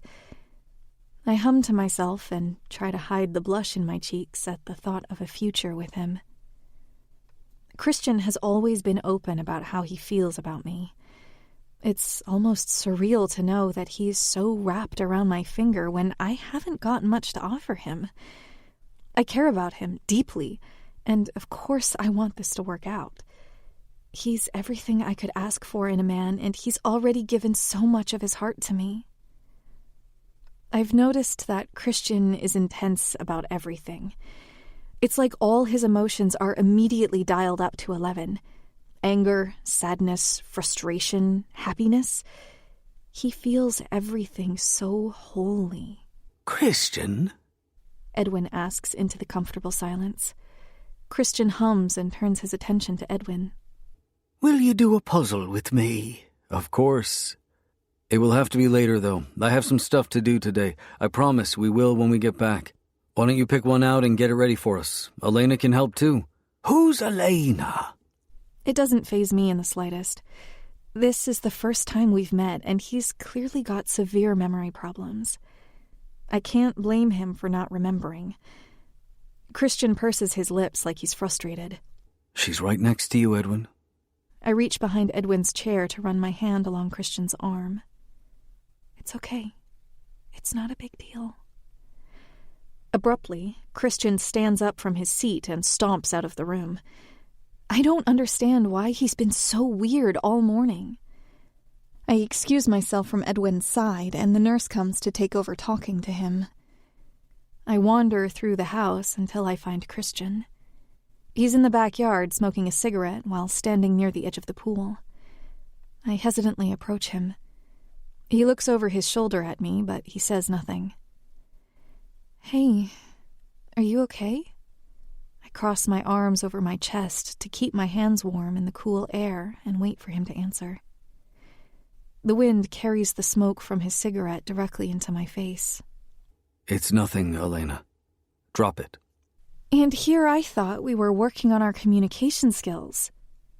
He turns to face me, and his eyes trail up and down my body before settling on my face. He pulls the cigarette out of his mouth with 2 fingers and scratches over his eyebrow. He takes a deep breath. It's just, I don't appreciate when people go along with whatever bullshit Edwin's brain is making him believe. I don't think it's good for him. The point of hiring 24/7 care for him is that it gives him a routine to stick to, and routines are easier for him to remember. I fired a dozen nurses for pretending to be Helen. I don't allow people to lie to him. Oh, I say, my heart squeezing painfully. I'm sorry. I didn't know. He looks up at the sky and sighs. Just don't do it again. Okay. I understand Christian's position, even if I don't agree with it myself. But that's the reason he's the one making all the decisions. He knows Edwin best, and he's clearly well taken care of. I need to respect this boundary Christian's put in place. I apologize again softly to let him know I mean it, and his face instantly softens.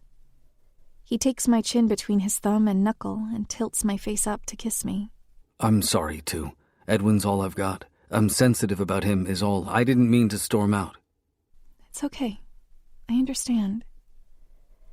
Satisfied with our apologies to each other, we fall into comfortable silence while he finishes his cigarette. When he's done, he discards the end and takes my hand to lead me back into the mansion. I'm going to grab my suit jacket from my room before we leave, he says, letting go of my hand and walking up the stairs. Leave?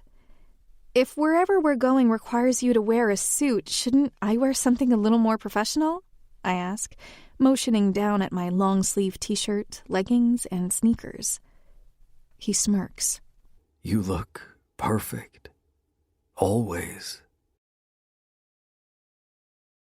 4 hours later, we're 7 interviews deep into candidates for the new secretary of the board for the orphanage. Christian told the mayor he was going to offer the position to me, but February is still a few months away, and he needs someone now. When he asked if I was disappointed, I smiled and truthfully told him I didn't mind. I'm not sure if I really would have been a good fit for the position when I have 0 experience.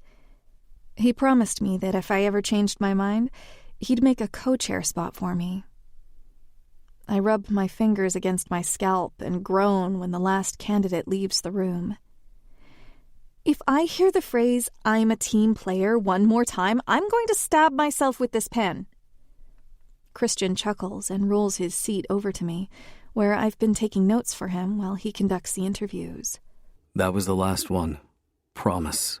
He kisses my cheek and tells the assistant in the office building to scan my notes and email them to him as we're walking out the door. As we approach the car, I tug backwards on his hand to stop him. Before we go, can I please get a milkshake from the arcade?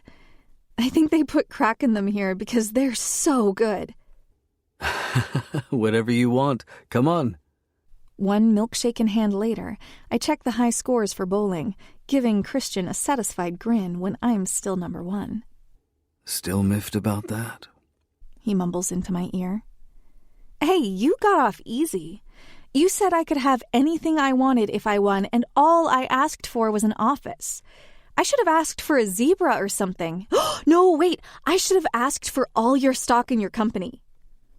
I fall into the small couch in front of one of the bowling lanes dramatically and sigh. Oh, wow, I really blew it, didn't I? I could be rich. Christian sits down next to me and lets me rest my head in his lap while I lick whipped cream off my straw. It would have been a waste, baby. My stock will be your stock once we're married. I playfully roll my eyes and wave my bare ring finger at him for emphasis. I don't see you asking. Suddenly, I feel a small finger poke my cheek and turn my head. I smile when I see Caroline standing next to us with a big smile on her face.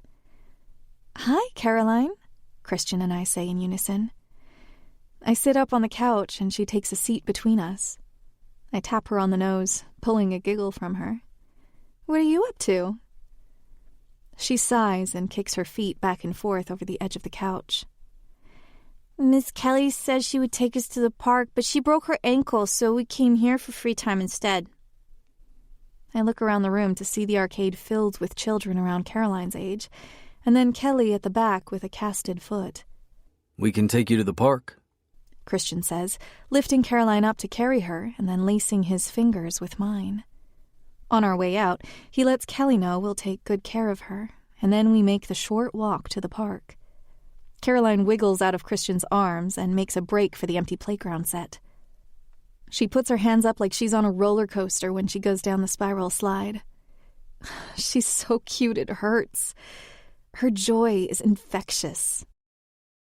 Caroline goes down the slide several more times, and on her 5th time down, I notice she has some dirt on her arm. Come here, sweetie. I try to wipe it away before I realize it's not dirt at all. It's a tattoo of a serial number. I gasp quietly and let her go, mumbling about how a bug landed on her, and then turn around quickly to hide the brewing tears in my eyes. I feel like all the breath has been stolen from my lungs, and my milkshake threatens to make a comeback. I try my best to blink away the stubborn tears. Christian immediately notices and subtly pulls a handkerchief out of his pocket and hands it to me. Take a deep breath.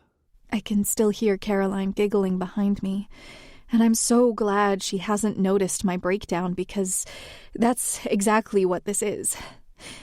I feel dizzy as a hot flash spreads through my body. Breathe. No one can hurt her here, Elena. How can people be so fucking evil? I whisper back, a new wave of tears slipping down my cheeks. I dab them away and finally catch a steady breath. I sniffle once and then turn around as Caroline comes down the slide again. I give her a small smile and try to let her radiating happiness fill my heart again. Caroline asks me to take the next trip down with her, so I crawl onto the steps and take a seat behind her. As I push off to go down, I feel my phone vibrate a few times in my pocket, but don't think anything of it. Once we're back on the ground, Caroline jumps into me and gives me a big hug. A folded-up piece of paper falls out of her jacket pocket, and I pick it up for her. Oh, yeah, I forgot. I drew this for you, Elena. It's safe. Safe? I wonder to myself what she could mean by that when she unfolds the paper to show me the drawing. There's a big yellow sun in the corner, grass on the ground, and 3 stick figures sitting on a bench. On the bench is a woman that has long brown hair and comical eyelashes, a man with a red tie, and a smaller person with a blonde ponytail tied with a big purple bow. Caroline points at the stick figure in the middle. That's me. She points at the man. That's Mr. Reeves. She points at the woman. And that's you, Elena. Caroline holds up her drawing proudly. I nearly burst into tears again when I spot that serial number on her arm, and I understand what she means now. She drew what makes her feel safe. Oh, Caro, it's beautiful. Thank you so much, I coo, giving her another big hug. Christian squats down next to us, kissing my cheek. Carolyn says my name to get my attention, to which Christian and I both give to her. Will you be my mommy? My lungs seize up again, and I frantically look at Christian, hoping he can telepathically tell me what to say to her. I mumble, trying to buy more time. Well, I don't think I can, honey. My house is too small. Don't you want a big room all to yourself? No! She loudly whines, hugging me tight around my neck. I want you to be my mommy, please. I'll be good, I promise. My shoulders slump in defeat, and I pull her onto my lap to hold her close. trying to disappoint her in the most delicate way I can think of. Maybe someday, I gently suggest, but I can tell she doesn't like that answer because she pushes away from me to retreat into Christian's arms instead.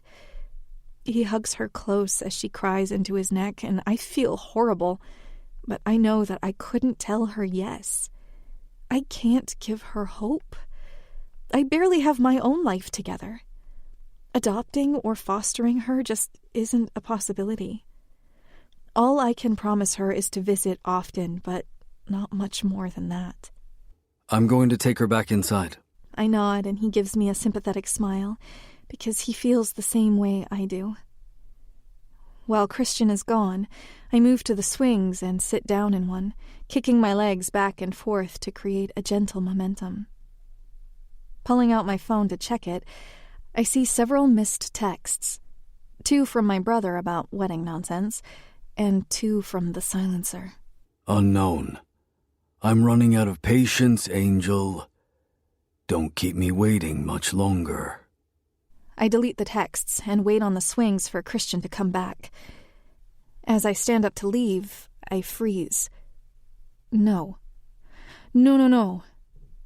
I tell Christian I need to use the restroom, and when I get into a stall, I pull down my pants to find the red wave has come almost 3 weeks early. I've been on the pill since I was 15, and I've never gotten my period in the middle of a pack, not even spotting. Luckily, I have a tampon and a change of underwear in my purse. Even though my period is like clockwork, I always seem to forget and have found myself in one too many situations like this to not be prepared. After I wash my hands, I pull out my phone and dial the number for my gynecologist's office. I explain the situation, and the receptionist tells me they have an opening in a month. That's the downside of living in a huge city. I can never get an appointment for anything in a timely manner.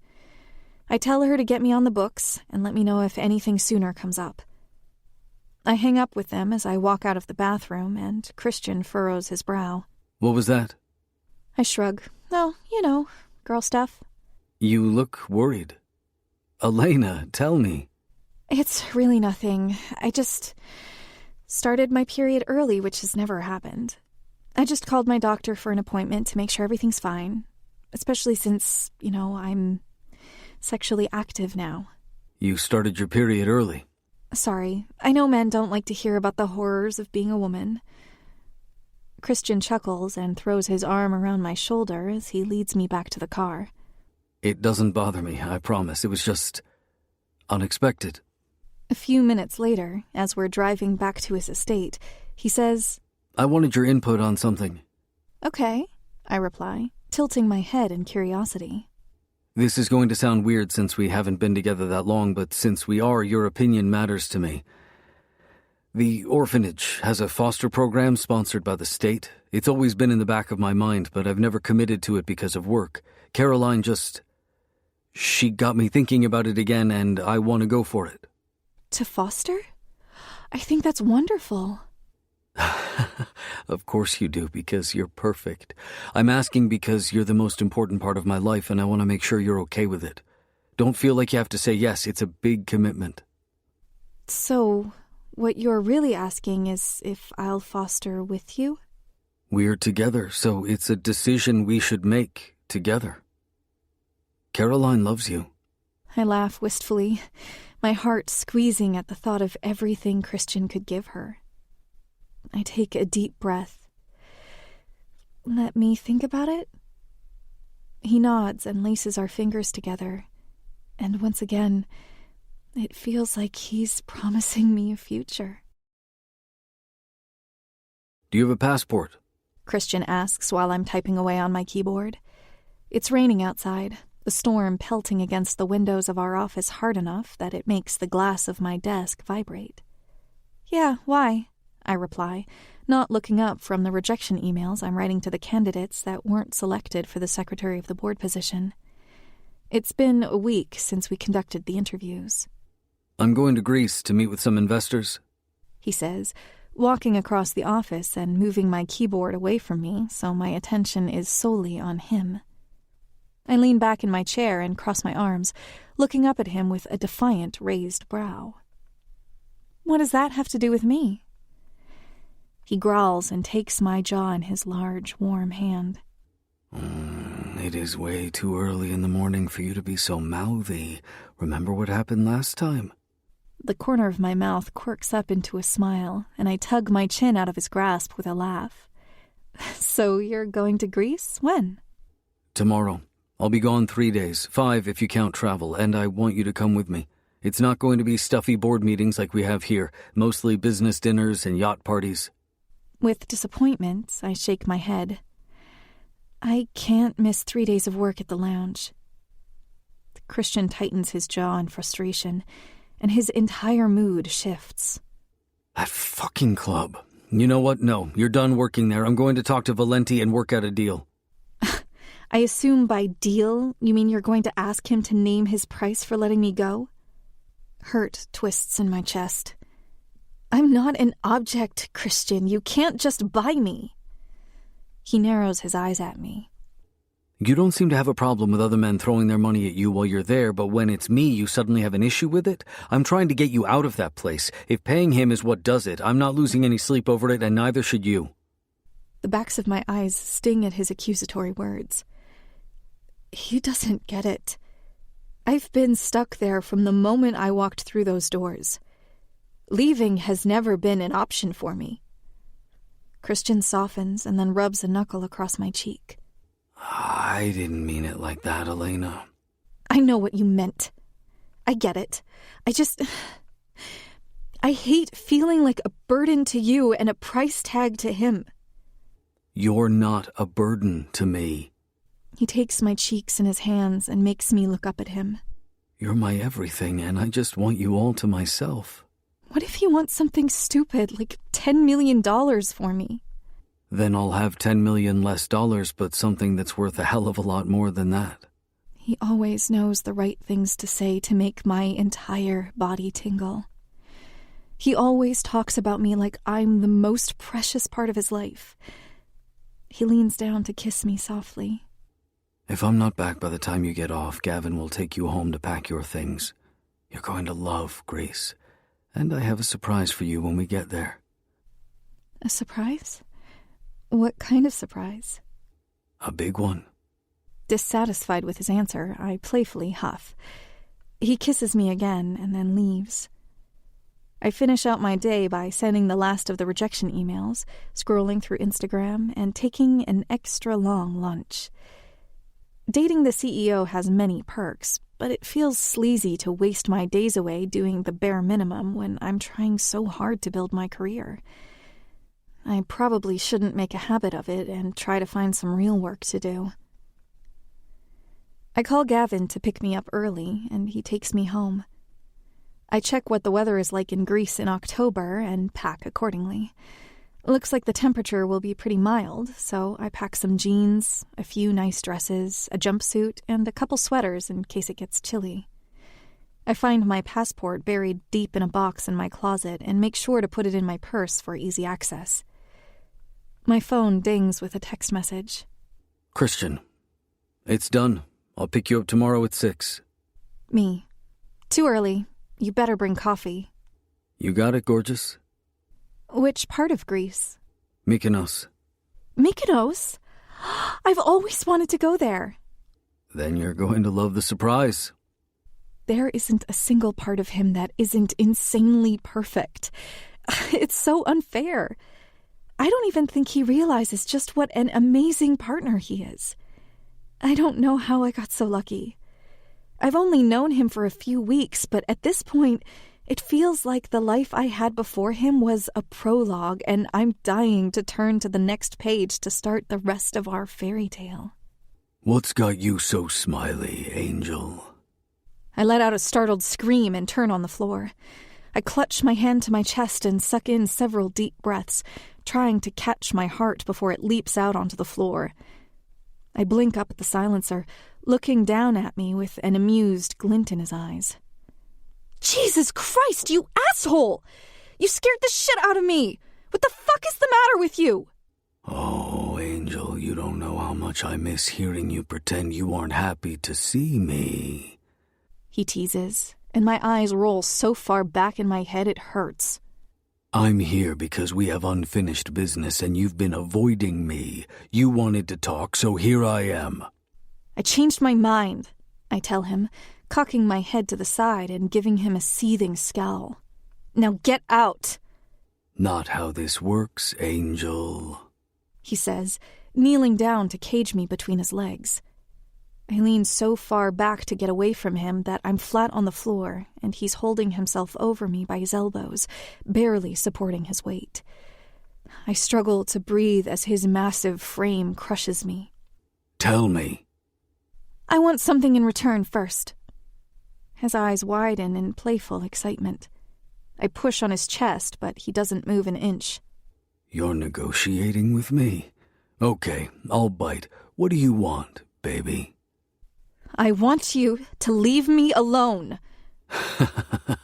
No, try again. Fine. Tell me your real eye color then. Give me a part of you that no one else has. He stares at me for a long while, as if to question himself how I know he's wearing colored contacts. You don't get it, do you? You have every part of me already. Not your eye color, though. He growls and grabs my face with his left hand and squishes my cheeks together, and I get a weird flashback of him doing this before, leaning over me with a tequila bottle in his hand. Blue. Blue. Can I see? No, now tell me what I want to hear. I don't have all night. Got a date with a murder victim? I sneer. His patience is wearing thin, and his grip leaves my mouth to my neck, where he squeezes, and I begin to worry that he's not going to stop. He doesn't let me breathe until I'm in a full panic, writhing under him and weakly punching his chest. I suck in a deep breath when he lets me go. The club, I gasp. To get downstairs, you have to be invited in by Valenti, and there are 2 keys. Who has the keys? I don't know. He's quiet for a moment. That wasn't so hard, was it, Angel? He lets me go and gets off me. He leaves my apartment without another word, and I scramble to grab my phone with my hands trembling. I finish packing as fast as I can while the phone rings. Hello, Miss Young. How can I help you? Gavin, can you please come pick me up? I know you just left, and it's a long drive, but... Of course I can. Are you okay? Yes. Well, no, but just come as soon as you can. I'll be there in 45 minutes. He promises, and then hangs up. 2 minutes later, my phone rings again, and I answer it. Hey, are you okay? Gavin just called and said you wanted to be picked up. I wipe away the wetness on my cheeks with the sleeve of my sweater. Can I stay at your house tonight? The silencer, I'm scared, and I just don't feel comfortable here right now. Shh, it's okay. Yes, you can stay at my house. You don't even have to ask. You can come over just to raid my fridge and do cartwheels by the pool if that's what you want. But I don't know how to do cartwheels. I'm finishing up some stuff before we leave for our trip, so I might not beat you back to the mansion. Gavin's on his way, baby. Just sit tight. I'll see you soon. The line goes dead. Exactly 45 minutes after I called Gavin, he knocks on my door and helps me with my luggage, loading it into the trunk and then driving me back to Christian's mansion. When we get there, waiting in the foyer is Paolo, with a diner-style glass in his hand. Miss Elena, Signore Reeves asked me to give this to you. It's a strawberry milkshake, complete with whipped cream and a cherry, and a thick red and white striped straw. My mood instantly improves. Improves. Improves. Improves. Improves. Improves. Improves. Improves. Improves. Chapter 18. The Angel. Soft kisses peppered along my jaw rouse me from sleep. A pleased smile makes its way to my face, Christian's gentle stubble tickling the tender flesh of my neck. I know it's early, but we need to get up. Sleepy. I know, baby. You can sleep on the plane. Come on. A poke to my side has me fully awake in a millisecond, and Christian laughs as I playfully whack him with a pillow. He's already dressed in black slacks and a black dress shirt. I glance at the clock. It's 6:15. He must have let me sleep until the last possible second, and I appreciate the consideration. I rub the sleep from my eyes. I was promised coffee, I grumble, and a second later a cup of it appears in front of me. Christian looks at me as if he wants me to praise him for remembering, and so I kiss him on the cheek before taking a sip. It's perfect. Just the right amount of hazelnut creamer.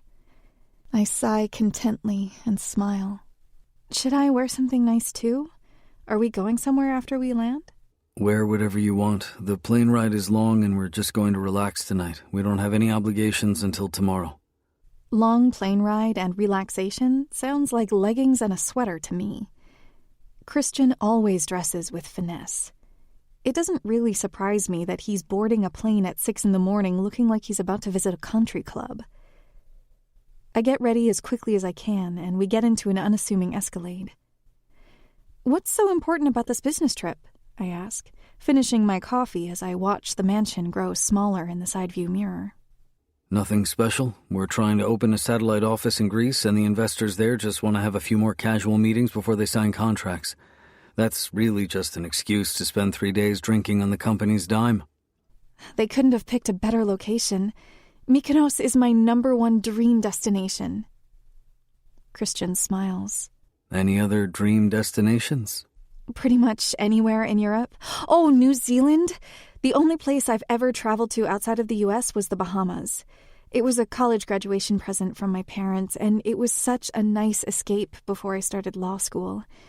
I haven't had the chance to travel since I moved to Meridian City.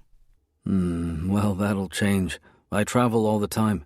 Pretty much my entire life as CEO is meetings, and more meetings. We will see so much of the world together. Together. I love that word. I love how casually it rolls off his tongue, like it's set in stone that we're spending the rest of our lives with each other.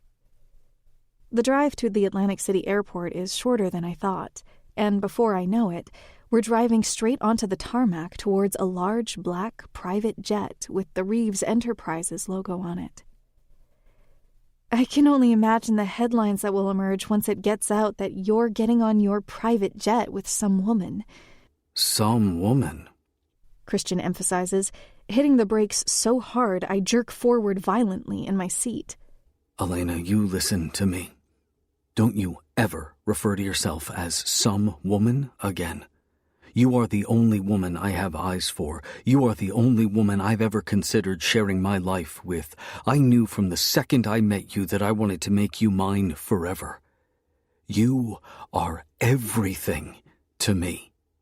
I sit in my seat and stare at him, wide-eyed, with my mouth hanging open in shock.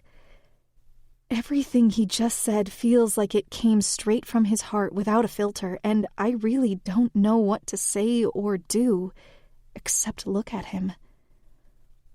My car door opening breaks me out of my hypnotic gaze, and I step out onto the tarmac without a word, Christian following close behind. He leads me to the stairs of the jet with a hand on the small of my back. Once inside the warmth and privacy of the jet, he spins me around to face him. Elena, look at me. I bite my lip nervously as my eyes meet his. I meant every word. I nod. I know. I'm sorry, I don't know what to say.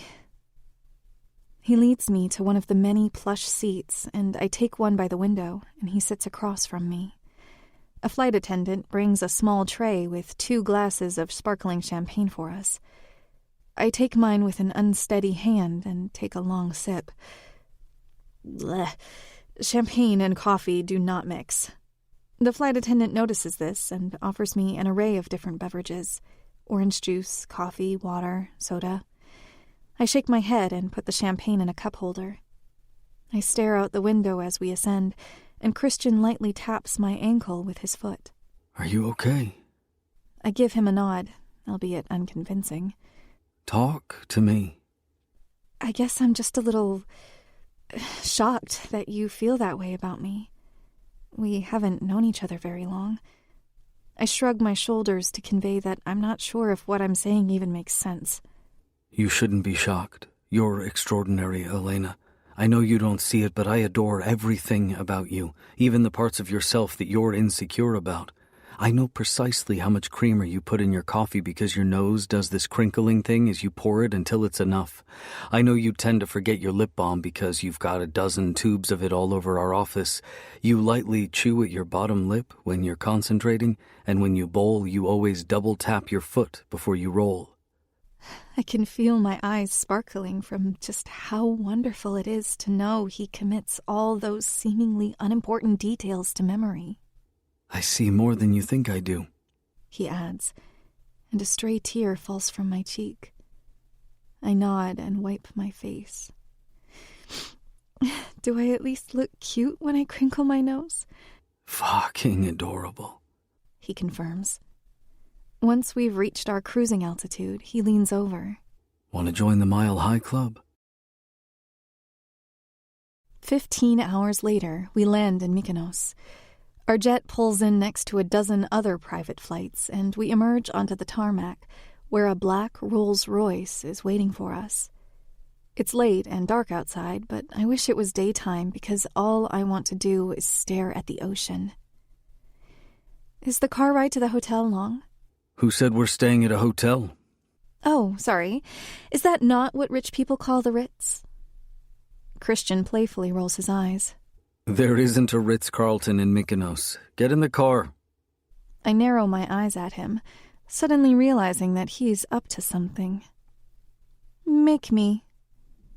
He picks me up and throws me over his shoulder, and I let out a fit of giggles as he shoves me into the back seat, silencing me with a kiss before buckling my seatbelt for me. He drapes his arm around my shoulders, and the driver takes off.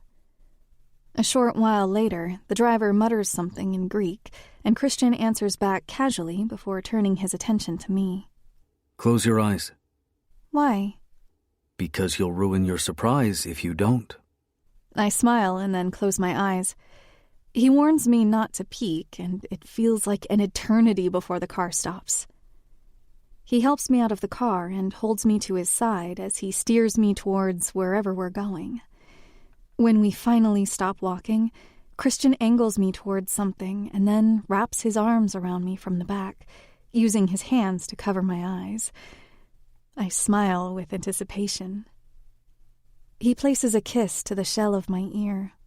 When we met, I knew you were going to be the most important thing in my life, but I didn't realize just how much I'd be wrapped around your finger. I'd do anything for you. He kisses the curve of my neck. You've always wanted to visit Mykonos, right? I nod and jump excitedly in his arms. Well, now we have somewhere to stay every time we visit.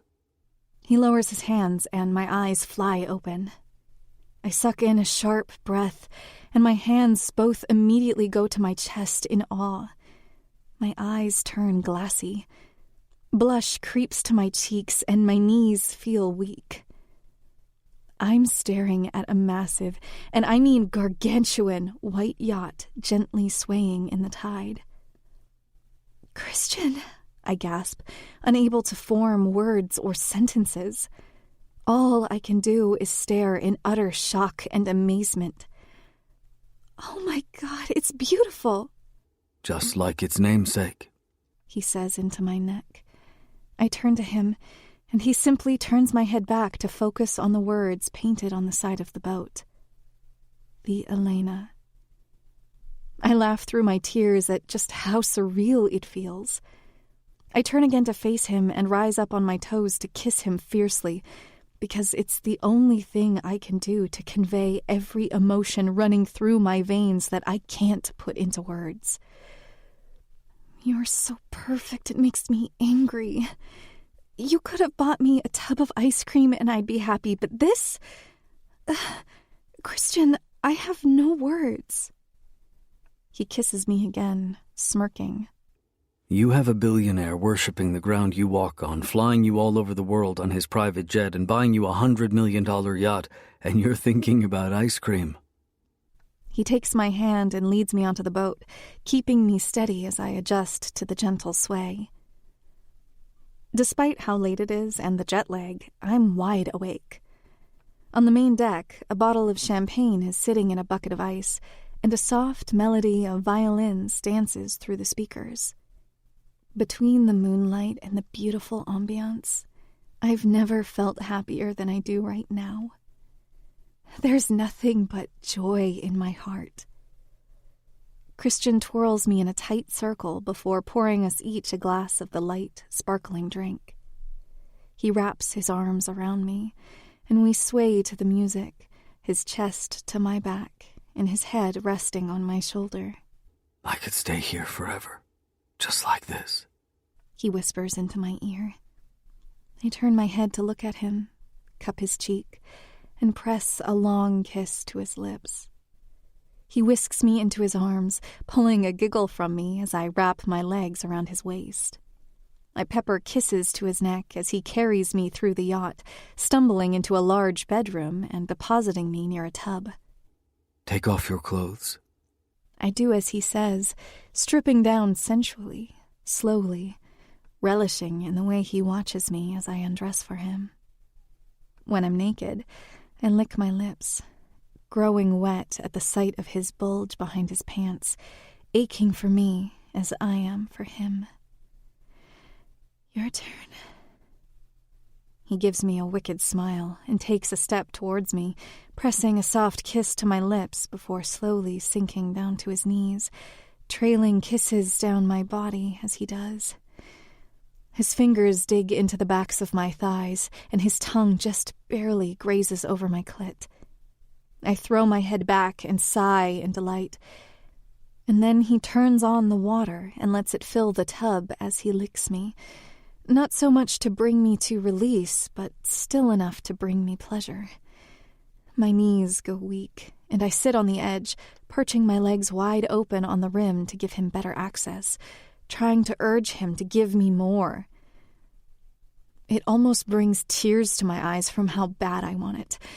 How bad I want him to take me right here on the floor of this grand yacht, to christen it as ours. Get in. I step into the perfectly hot bath, sighing as I lower myself into it. He stays kneeling next to the tub, dipping his fingers into the water and playing with one of my nipples until it's an aching peak. "Why won't you get in with me?" I ask. Another wicked smirk comes to his face, and he toes off his shoes, removes his belt and his watch, and then gets into the tub fully clothed. I laugh as the water sloshes over the side, and he settles his weight on top of me. Is this what you wanted, Elena? You know what I meant. You don't ever take your shirt off around me. He takes a deep breath, and his lips pucker in a way that makes me regret bringing it up. I seem to have a tendency to do that with him. I have scars. I pull one of his arms out from under the water and run my fingers along his forearm, mangled with years of self-harm and hatred. I kiss his wrist.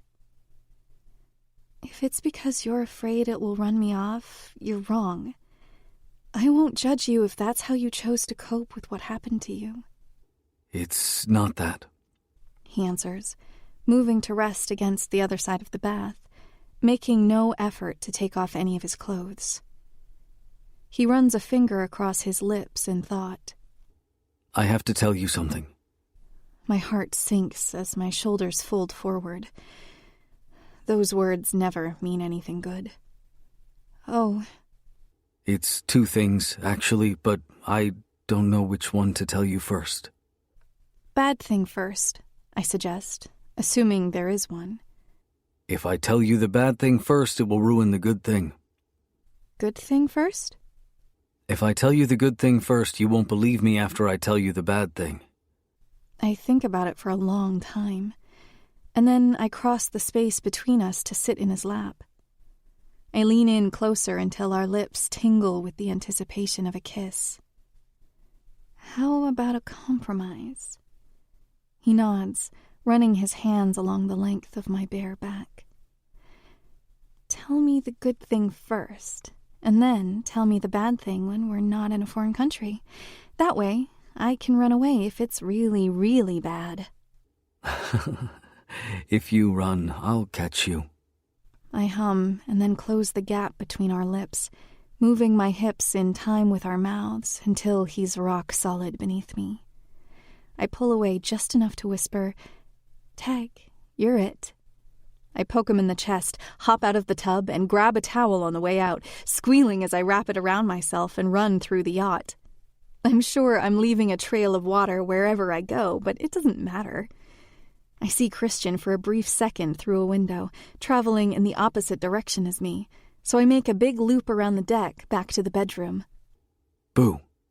I scream so loud I think I ruptured my own eardrum when Christian pops out from behind the door and grabs me by the waist, still soaking wet from the bath. He tosses me onto the bed and rips my towel away from me before spreading my legs. He eye-fucks my bare pussy, and I think I could orgasm just from the sight of him so hungry for me. Can this be my reward for catching you? He asks, running a finger along my slit and laughing when he finds I'm already soaked. You like being hunted, baby? By you?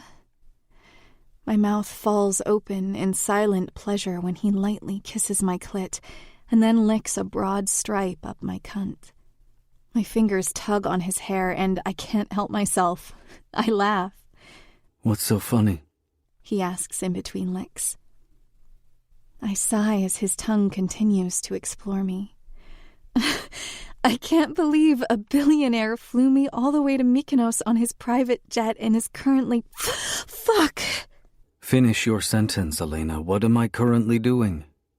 He shoves 2 thick fingers inside me and curls them to seek out my G-spot.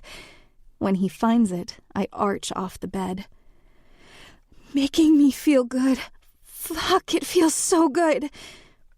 He kisses up my body, latching his teeth onto my neck and clumsily unbuttoning his pants before pulling them down. The wet fabric makes it difficult for him, but he finally removes the offending material and rubs the tip of his cock along my folds. He slowly pushes into me, making sure I feel every single inch of him buried in my center.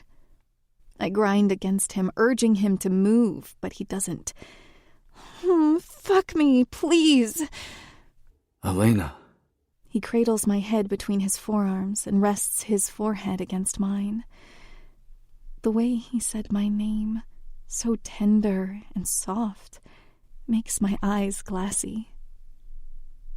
My hands reach up between us to caress his cheeks with the same tenderness with which he cradles my face. Tell me the good thing. Time freezes as we stare at each other, and my heart flutters when the corners of his mouth quirk into a smile, before his face hardens with nerves. I am painfully, catastrophically in love with you. My throat aches with raw emotion, and tears escape my eyes, falling to the comforter below us. I open my mouth to say something back, but no words come out. I love you, he whispers against my lips. It doesn't feel like a declaration this time, but rather a desperate attempt to get me to say it back. Because that's what you do when someone says they love you. You say it back. But I can't. I can't, and I think he and I both realize it in horror at the same time, because something in his face changes. There's something brutally betrayed in the unique, icy blue of his eyes. I want to love Christian. I want to have a life with him, and I want him to show me every side of him, even the parts he thinks are unlovable. Because that's what he feels for me. And I want him to know that I cherish his love by reciprocating. But I don't love him. Not yet. Not when everything between us is so new and raw. While I'm lost in thought, Christian begins slowly grinding into me. This isn't anything like all the other times we've been together. This isn't boundless euphoria. This isn't getting lost in each other's bodies to sate the carnal desires we feel for each other. This is him making love to me. This is how he's choosing to show me that he means it. It's beautiful and passionate and tender and gentle. I mule as he grinds into me, seated as deep as he can manage, so deep until I'm not sure where he ends and I begin. I wrap my arms around his shoulders. I moan quietly each time he drags his pelvis across my clit. Christian. He shudders at the way his name falls off my lips. Tell me again. He rests his forehead against mine, and my pussy flutters at the pure intimacy of this moment that has nothing to do with sex and everything to do with our hearts morphing together. I love you, Elena. He waits. He waits and waits and waits for me to say it back. More tears spill from my eyes, pouring down my face now. My lip quivers, and I sniffle. I'm sorry. He shushes me with a soft kiss and begins to thrust into me again, leaving kisses over every inch of my skin he can reach. His moan when he finishes inside me doesn't hide the shattering of his heart. Heart, heart, heart, heart, heart. Chapter 19. The Angel. When I wake up with the bright sun reflecting off a beautiful blue ocean, I feel peace. I feel serenity. The sliding glass doors that make up a full wall of the bedroom of the yacht are open, letting a cool breeze flutter around the room. I sit up in the bed, finding it empty. Christian? I call out towards the bathroom, but the door is closed and the light is off. His side of the bed is cold. He must be somewhere else on the boat. I stand up with the sheet wrapped around my naked body and walk out onto the balcony of our room, inhaling the refreshing, clean ocean air. After I take a moment to breathe and compose myself, I go back into the room to take a proper shower and get ready for the day. I dress myself in a cornflower blue jumpsuit, classy enough for a luncheon, but still cute and casual. It's got a mock neck, short sleeves, and an open back. I pair it with nude strappy heels, light makeup, and throw my hair into one long braid down my back. I carry my heels as I walk around the deck, feeling over the glossy, pearlescent paint of the yacht. I still can't believe Christian bought this boat, much less believe that he named it after me. What did I ever do to deserve that man? I think about what he said to me last night. Now that I know the good thing was a confession of love, anxiety spikes in my veins, wondering what he could possibly tell me that would be so bad I'd no longer believe it. I think I knew that he loved me before those words fell from his lips, but to hear him say it felt surreal. I will love him back in time. I just don't feel as intensely as he does about everything. One day, when I'm sure of it, I'll tell him I love you too. I find Christian on the main deck, looking out over the ocean. When I notice we're no longer near the island, it occurs to me that we must have gone out to sea while I was sleeping. Christian has a white-knuckled grip on the railing of the boat, and a cigarette between two of his fingers.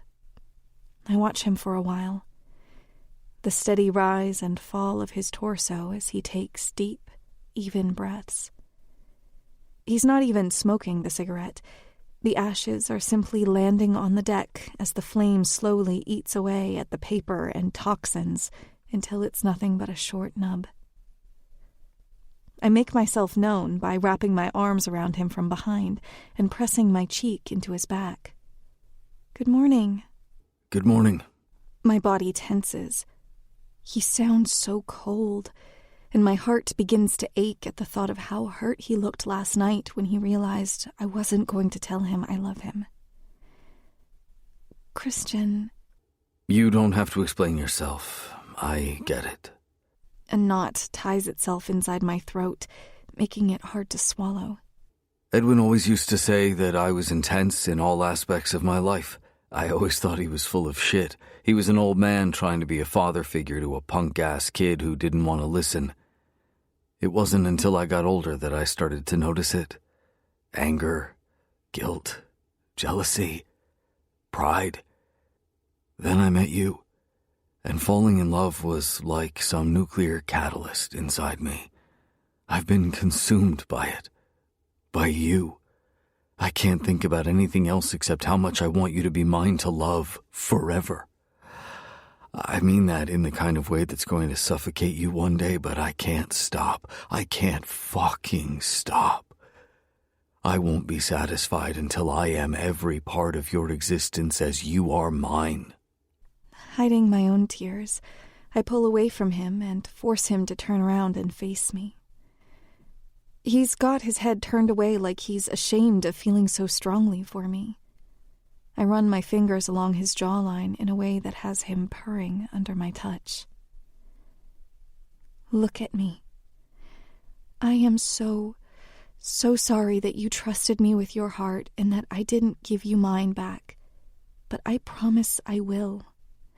I promise we'll have that all-consuming love that gives us cavities, and I promise we'll build a life and a home and a family together if that's what you want.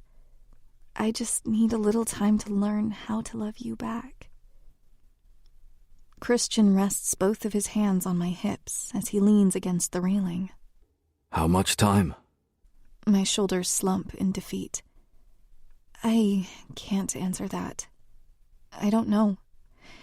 I can't put a timeline on it. You really want all those things? A family? The corners of my mouth quirk up at the way he hangs on to that declaration. If that's what you want. He doesn't hesitate when he answers. Yes, I want a family with you. I want you to have 10,000 of my babies. 10,000 seems like a lot. Meet me at 50? I raise my eyebrow. How many guest rooms do you have in that mansion of yours? 15.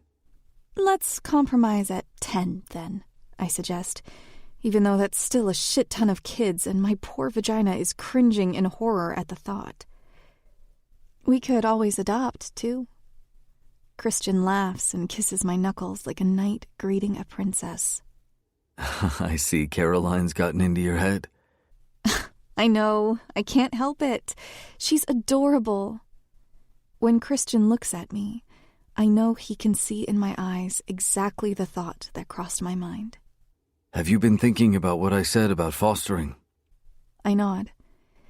Yeah, I have. And? I smile softly and cup his cheek. I think you'll make a wonderful father. His face lights up like fireworks in the night sky on Independence Day. He takes my face in his hands and kisses me passionately. Caroline is going to be so happy. I raise an eyebrow. How do you know you're going to foster Caroline? He runs a finger along my bottom lip. Because I'm Christian Reeves. Touché, I whisper. Then my face turns down with nerves. You told me you believe in soulmates. Because of you? Then that means I'm destined to love you no matter what, even if it's not right now. Christian's shoulders slump, but he accepts it. If anyone deserves love, it's him, and I'm so lucky that he trusts me enough to let his heart be vulnerable around me. I will never take that for granted. For both of our sakes, Christian changes the subject.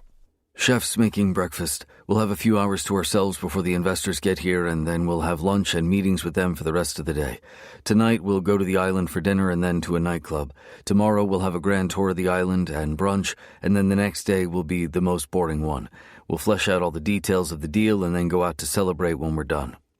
I wrap my arms around his neck and stretch like a cat before standing up straight again. How much is this deal worth? I ask in curiosity. $300 million? Dollars? No, chickens. Yes, dollars. Don't give me that look. I don't even consider deals unless there's at least 7 zeros at the end of it. I do hope I get a bonus for being your most loyal assistant on this business trip, Mr. Reeves. Christian grabs my braid and tugs my head back, exposing my throat to him. He licks along the column of my neck and then whispers deliciously into my ear. After I close this deal, I'm going to fuck you so hard they'll be able to hear you screaming in Meridian City. On our third day in Mykonos, my father calls me. We're 8 hours ahead, so while the sun just came up for me, it's nearly midnight in Texas. "Hi, Dad," I answer delightfully. Christian grumbles and rolls over to cover his face with a pillow. He's got a hangover, and I poke him in the side just to hear him grumble again. I get out of bed and walk to the balcony, closing the door behind me so that Christian can sleep. I apologize for the awkward pause, and, sounding distressed, my dad gives me his stern father tone. Elena, I've been texting you for days. Where have you been? I sigh. He's probably right. I've barely checked my phone since we got to Greece. I'm sorry, Dad. It's kind of a funny story, but I'm actually not in the States right now. Christian and I are in Mykonos. It's beautiful here. You should see... You flew all the way to a foreign country halfway across the world without telling me? My eyebrows knit together, and I grow irritated with his tone. I'm a grown woman, Dad. If I want to travel, I can. And I told Travis. You didn't think to tell me? It's not a big deal. Relax. It was a last-minute thing. It's just a short work trip. We'll be back tomorrow. Didn't realize you had that kind of money. You can never afford to hop on a flight to come see your mother and I, but you're traveling across the world with your boyfriend. Is your family not good enough for you anymore? Dad, I snap loudly, turning to make sure Christian didn't hear through the glass. That's unfair, and you know it. Not that it's any of your business, but Christian paid for my flight. You're my daughter, so it is my business. Yes, your adult daughter. Before this turns into a screaming match, as these types of conversations normally go, I huff. Look, I have to go. I'll text you when we get back to the States. I hang up and stomp back into the bedroom, tossing my phone on the nightstand and then holding a pillow to my face to scream in frustration into it. Christian grumbles again and turns over, wrapping an arm around my waist and hoisting his head up to rest on my lap. What's going on? My father is so... impossible sometimes. He treats me like a child. He'll get over it, whatever it is. Christian mumbles into the soft flesh of my thighs, placing a kiss to the skin there. You haven't met my father, I say back. Elliot Young does not get over things. I look out the window and let the pretty view of the bright blue ocean calm me down. I run my fingers through Christian's hair, and he purrs like a cat at the touch. Can we come back here in the summer? Mykonos is beautiful, but the weather in October isn't exactly suitable for swimming and tanning. Absolutely. I'll block off a week for us, maybe even a month. We can go all over Europe. I laugh. I don't think your company would appreciate you taking a month-long vacation to tote your leech across Europe. It's my company, Elena. They'll get over it. You'll be my wife by then anyways, so consider it our honeymoon. My jaw drops open. Is that a proposal? Because I still don't see a ring on my finger. Christian grumbles and grabs his phone from the nightstand. After a few seconds of scrolling, he tosses it onto my lap. I'm staring at an email thread with a photo of an absurdly massive purple diamond. When I see the 8-figure price tag for said diamond, I dramatically roll over the edge of the bed and land on the floor. I think I'm gonna hurl, I say into the rug. I feel Christian land on top of me, supporting most of his weight on his arms and legs so that he doesn't fully crush me. Because you're pregnant? No, because you're insane, I tease. I'm on birth control, remember? This uterus is not open for business. For now, Christian says, kissing my cheek. He inhales the scent of my hair, still smelling of my lavender shampoo from my shower last night. We don't have any meetings until 1. Want to go to the island? Just you and me. I nod. Yeah, sure. He flips me onto my back and kisses me, slow and deep. I love you. The tenderness in those 3 words makes my heart flutter, and it would be so natural and feel so right to say it back. I don't know why I can't, and that frightens me. Because what if he's right about the bad thing he wants to tell me? What if I stop believing him? Mykonos is truly as stunning as the photos. I never really thought I'd have a chance to visit, at least not for a long time. My dream destination was simply that, a dream. But Christian and all his irritating perfection makes all my dreams come true. We have brunch at an oceanside cafe with the breeze flowing around us. I have the most delicious croque madame on the planet and a mimosa. After our meal, we walk along the beach, hand in hand. By the time we circle back to the dock, we need to prepare for the meeting this afternoon.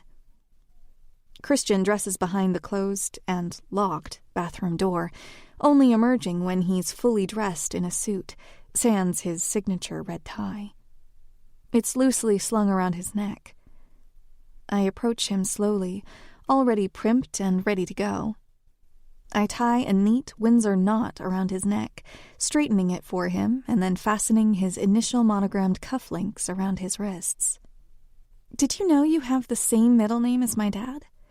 I think if we have a son one day, we should keep the tradition going. There you go, talking about kids again. He pokes me in the stomach. Is there something you're hiding from me in there? My face turns bright red. No, I'm not. I didn't mean... I'm kidding, he says, kissing my forehead and leading me to the office where the meeting will be held as the investors start arriving. Much to my dissatisfaction, the investors were very adamant that they wanted a private audience with Christian, so I was shuffled out of the room along with the 2 other women that tagged along. I linger in the hallway outside of the office. After about 10 minutes, I'm bored out of my mind. I understand that it's an important meeting, but I'm going to remind him about what he promised to me the day we got here. If he closes this deal, he's going to fuck me so hard they'll hear me across the world. I pull out my phone and send Christian a text that he may just ignore, but I don't care. My fingers don't feel the same as yours. I pair the text with a quick photo I snapped of my fingers just under the waistline of my underwear, easily accessible from my short dress. I press send before I can think twice about it. I decide to stop lingering in the hallway like a maniac. As I walk past the door to the office, it flies open, and Christian grabs me by the scruff of my neck and forces me to my knees right there in the hallway, where anyone can see us. Take off my belt. He growls down at me, his eyes dark and his jaw tight. Now. I do as he says, keeping eye contact with him as I unbuckle it and then slide it out of the loops.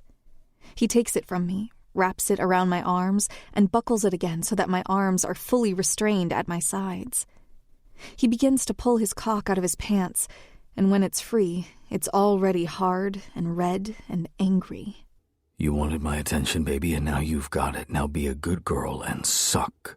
He grabs a fistful of my loose hair and tugs me to his length, and I welcome him into my mouth.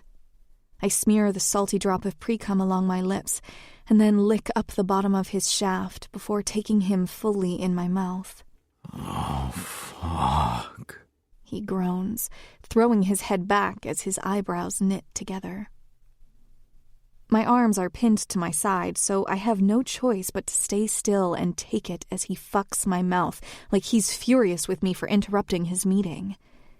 He pulls out of my mouth and jerks me up to my feet before roughly pulling my panties down my legs and making me step out of them.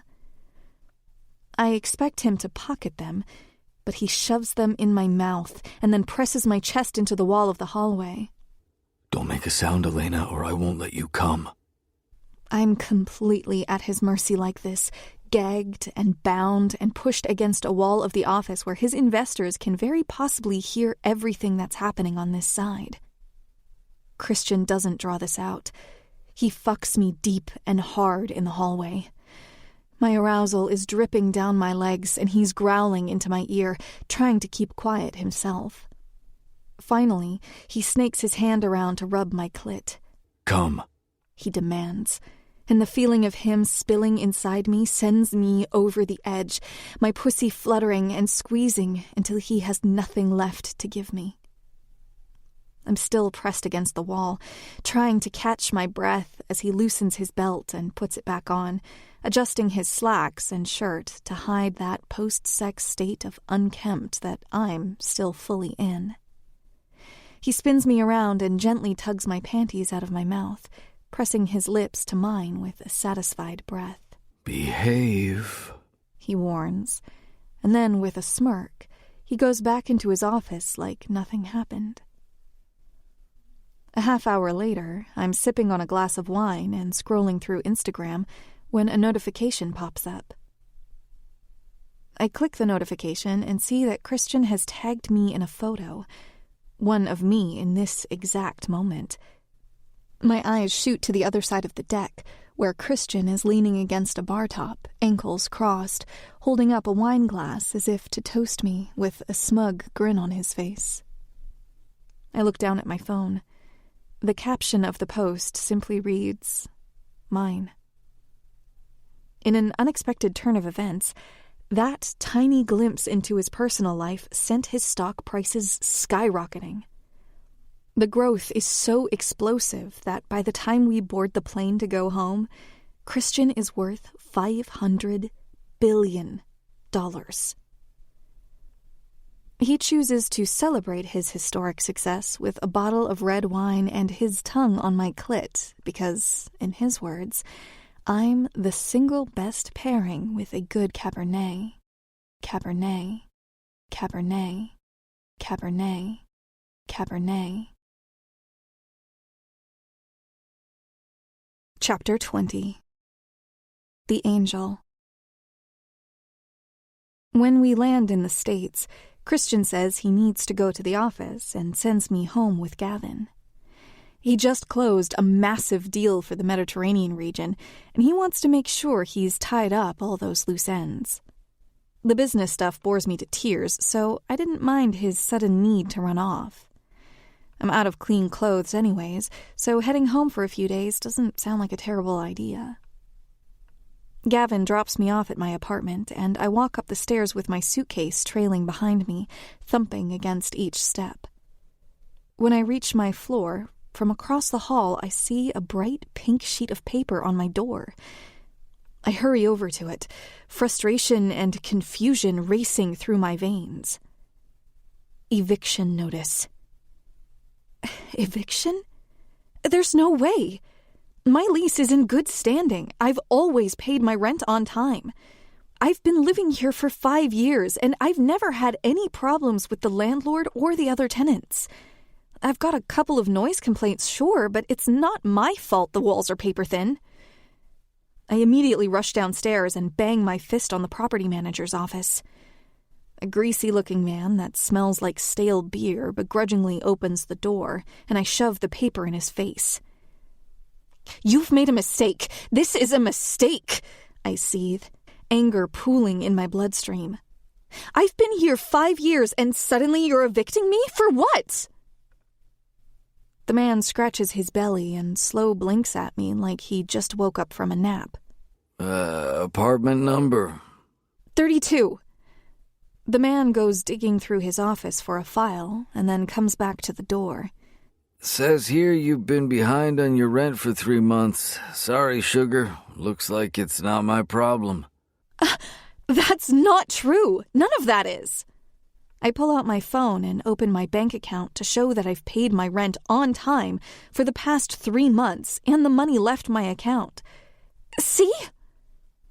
The manager shrugs and holds in a burp. Not my problem, he repeats, and then slams the door in my face. Asshole, I mutter under my breath and kick the worn-out wooden door. I grit my teeth and let out a guttural groan of anger and stomp away from the office. I go back upstairs to my apartment, my eyes burning from unshed tears as I slump against my wall and pinch the bridge of my nose.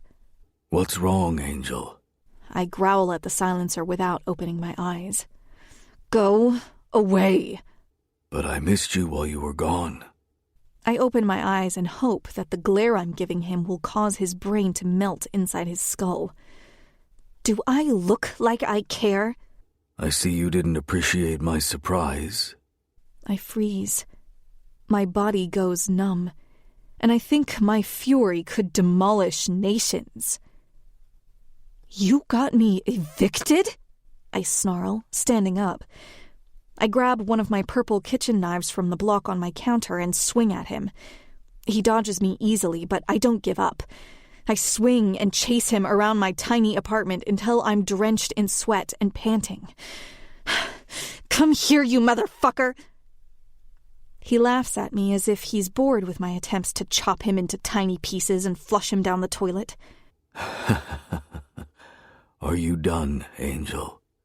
As a matter of fact, I'm not done, and his calm demeanor is pissing me off. I swing again, this time narrowly missing his face. He catches my wrist and twists it until the pain causes me to drop the knife. Then he wrestles me to the ground as I furiously fight back, clawing at him with my nails, hoping to catch some of his DNA. When he pins me to the ground, I start hollering for help. He clasps his hand over my mouth and growls viciously in my face. You just have to make this difficult, don't you? He asks, and then takes his red duct tape, plasters it to my cheek, and rolls it tightly over my mouth and rips it off the roll in one fluid motion. He tosses the tape, and it lands with a thud on the floor. Then he sits on my hips to hold me down with his weight. I scream again, but the tape muffles me. It's no use, and I can't fight him anymore either. My body is tired, and he's too strong. Then he flips me onto my stomach, and I begin to panic. Holy shit, holy fuck, he's going to kill me. He binds my wrists together with zip ties at the base of my spine, and then binds my ankles together before connecting them to my wrists with a third tie. The position is painful and awkward and dehumanizing, humiliating and frustrating. I'm thoroughly immobile. I stop trying to fight and give myself a chance to catch my breath. If I want out of this, if I want to live, I have to give him what he wants. He flops down onto his back next to me, takes one of his knives, and starts flipping it into the air above him, seeing how high he can toss it without impaling himself in the chest. I can practically see my name invisibly etched into the handle of that knife, as if it's been meant for me all along, and this was just one long game of cat and mouse to him. If I'm ever going to see the sun come up again, I have to beat him at his own game. I do my best to soften my face despite the ice-cold fear in my chest and knit my brows together. I raise my voice an octave and begin to whine against the tape covering my mouth. That catches his attention, and he leans over to get closer to my face. What's wrong, Angel? He taunts, and it takes considerable effort not to snarl back. From under the tape, I whine, wiggling my hands behind my back for emphasis. It hurts? He asks, and I nod. I quietly sigh in relief when he leans over with the knife, and I expect him to cut off the ties that have my hands and feet connected. It's not like I can run away with my ankles still tied together. I cry out in pain when he tightens the ties instead. Nice try, playing with my soft spot for you. I'm touched, truly. He clutches his chest in feigned awe. You're going to stay like that all night. Sweet dreams. I don't know at what point I simply gave up and fell asleep awkwardly tied up on the floor, but it must have been after hours and hours of fighting because my body fucking hurts. We make eye contact, and I snarl at him. He rolls his eyes and cuts all the ties to let my limbs free, and I gasp at the sudden mobility. I scramble away from him. The burning ache in my limbs makes it impossible to walk, so I crawl until I reach the other side of the room. There's no way I can make it to the door without him catching me. I rip the tape off my mouth, and like I've just drilled a hole through a dam, I shatter. I start sobbing so hard I can barely breathe. My hands grasp at my chest and hair, and my entire body is trembling. Something changes in the room. The tension breaks, and suddenly, he's rushing to my side and cradling my cheeks in his hands.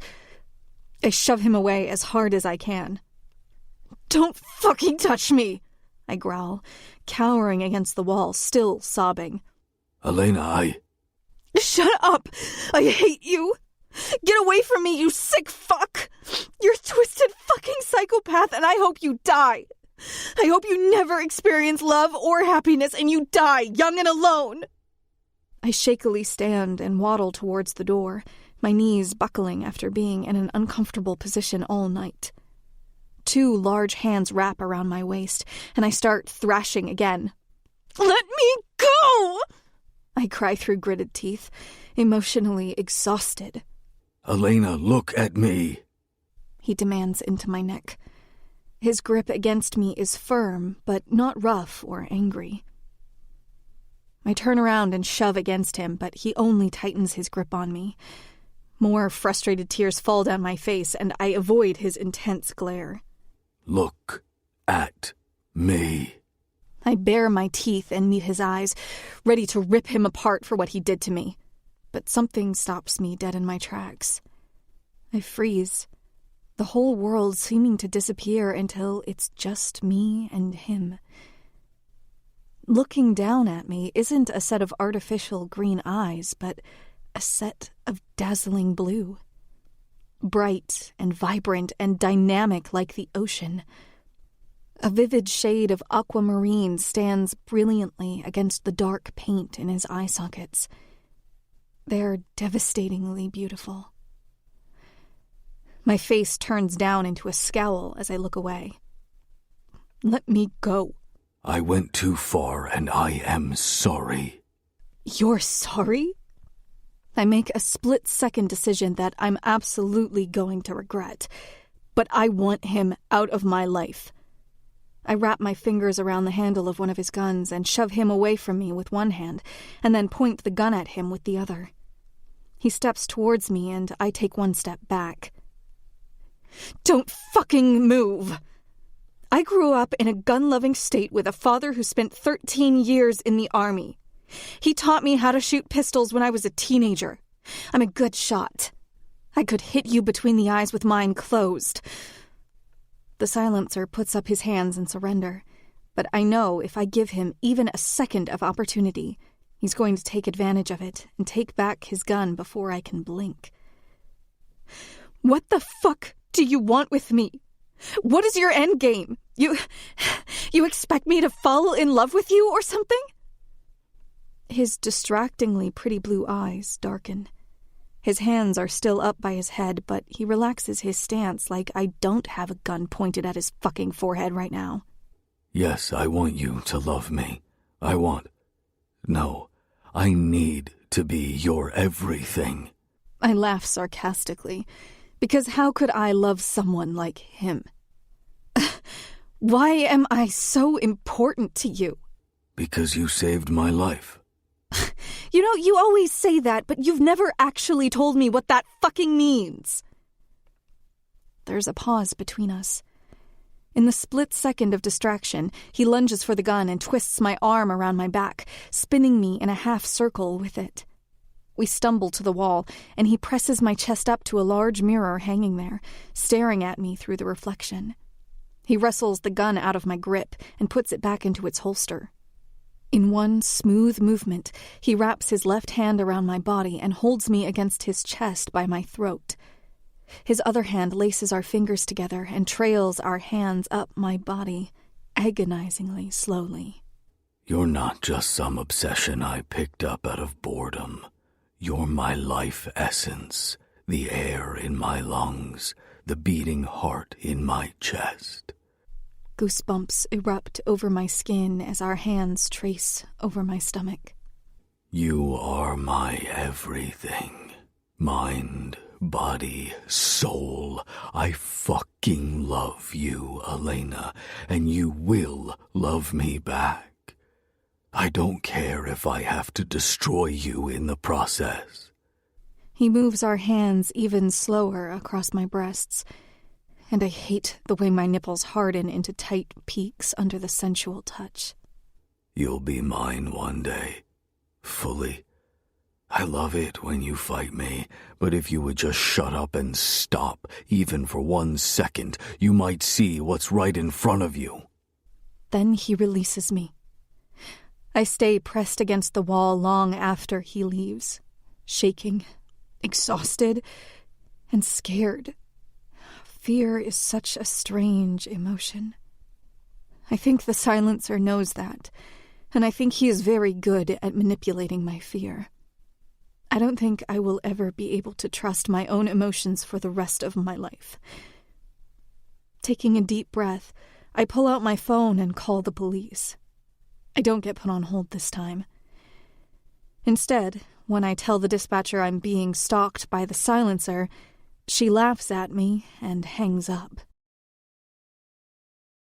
I spend 4 hours crying, lying down on my back against the hardwood floors of my apartment, staring up at the ceiling.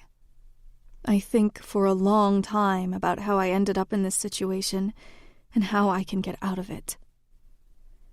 I do the only logical thing I can think of. I call Christian. As expected, he answers almost instantly, his voice sounding tired. Hey, beautiful. I don't say anything back to him, and I can feel tension through the phone. What's wrong? I rub over my face with exasperation and sigh. A pathetic, humorless chuckle leaves my throat. I don't even know where to begin. I sniffle, trying not to cry and doing a terrible job at it. I got evicted. Or should I say the fucking silencer got me evicted. God, no wonder the dispatcher laughed at me. I sound like a lunatic. I don't know how, but he got me evicted, and I don't know what to do. Stay with me. Move to the Reeves estate. I can't ask you to do that for me. You're not asking. I'm offering. I take a deep breath and attempt to make a joke to cheer myself up. You'd better clear out half of your closet. I have a lot of shoes. I'll pick you up in 30 minutes. Pack an overnight bag and I'll have people come move your stuff in the morning. Okay, I say, hanging up the phone. I should be excited, right? I'm moving into a billionaire's mansion. That's like every normal person's dream. Something feels sinister about the whole situation, though. It sits in my stomach like curdled milk. The silencer probably did this to me with the expectation that I'd end up on the street, so he can whisk me away to his secret lair like some kind of fucked up white knight. Or Red Knight, if we're staying true to his modus operandi. At least once I'm living at the Reeves estate, I'm safe.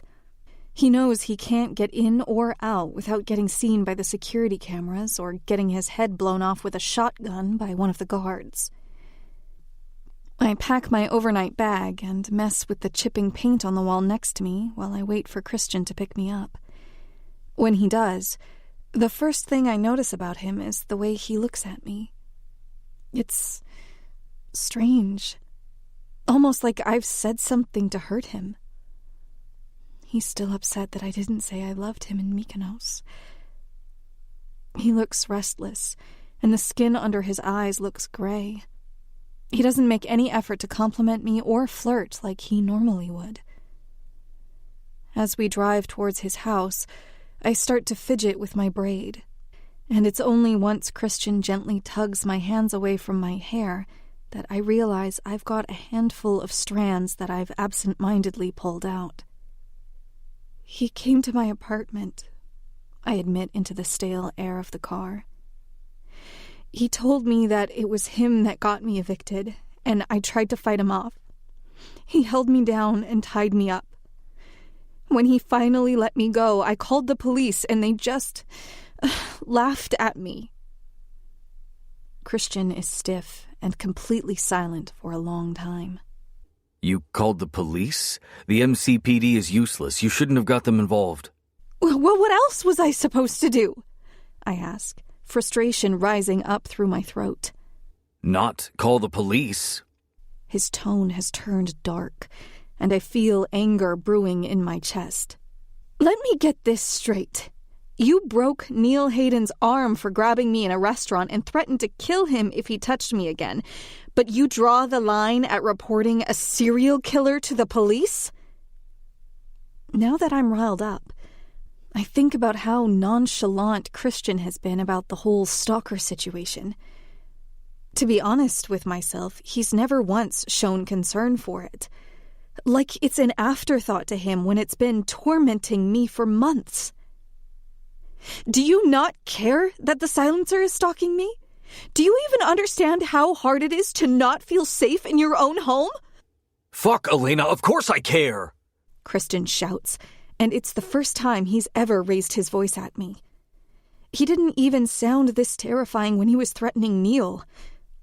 Cold shivers trail up my spine, and I cross my arms over my chest, shrinking into the door of the car.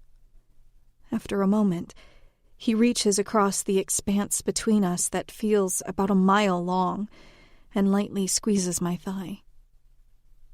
For the first time, his touch doesn't bring me comfort. It only makes me colder. I stare out the window, and once we reach the Reeves estate, I don't say a single word to Christian as I pick a guest room, slam the door behind me, and lock it. I collapse against the cool wood of the door and tuck my knees into my chest. The door moves a few times as Christian tries to open it, but the lock keeps him out. I hear a small thud when he takes a seat against the door on the opposite side. Christian? Yeah, baby. Will you tell me the bad thing now? It's quiet for a moment. Only if you let me in. I don't even have to think about it. I stand up from my place on the floor, walk to the bed, and bury myself under the covers. After a few hours of feeling sorry for myself, I decide I need to talk to Christian. I need to understand why he got so upset about me calling the police. It can't just be that he doesn't like them. Nobody likes the MCPD. I take a deep breath, trying to build up some courage before I go find Christian.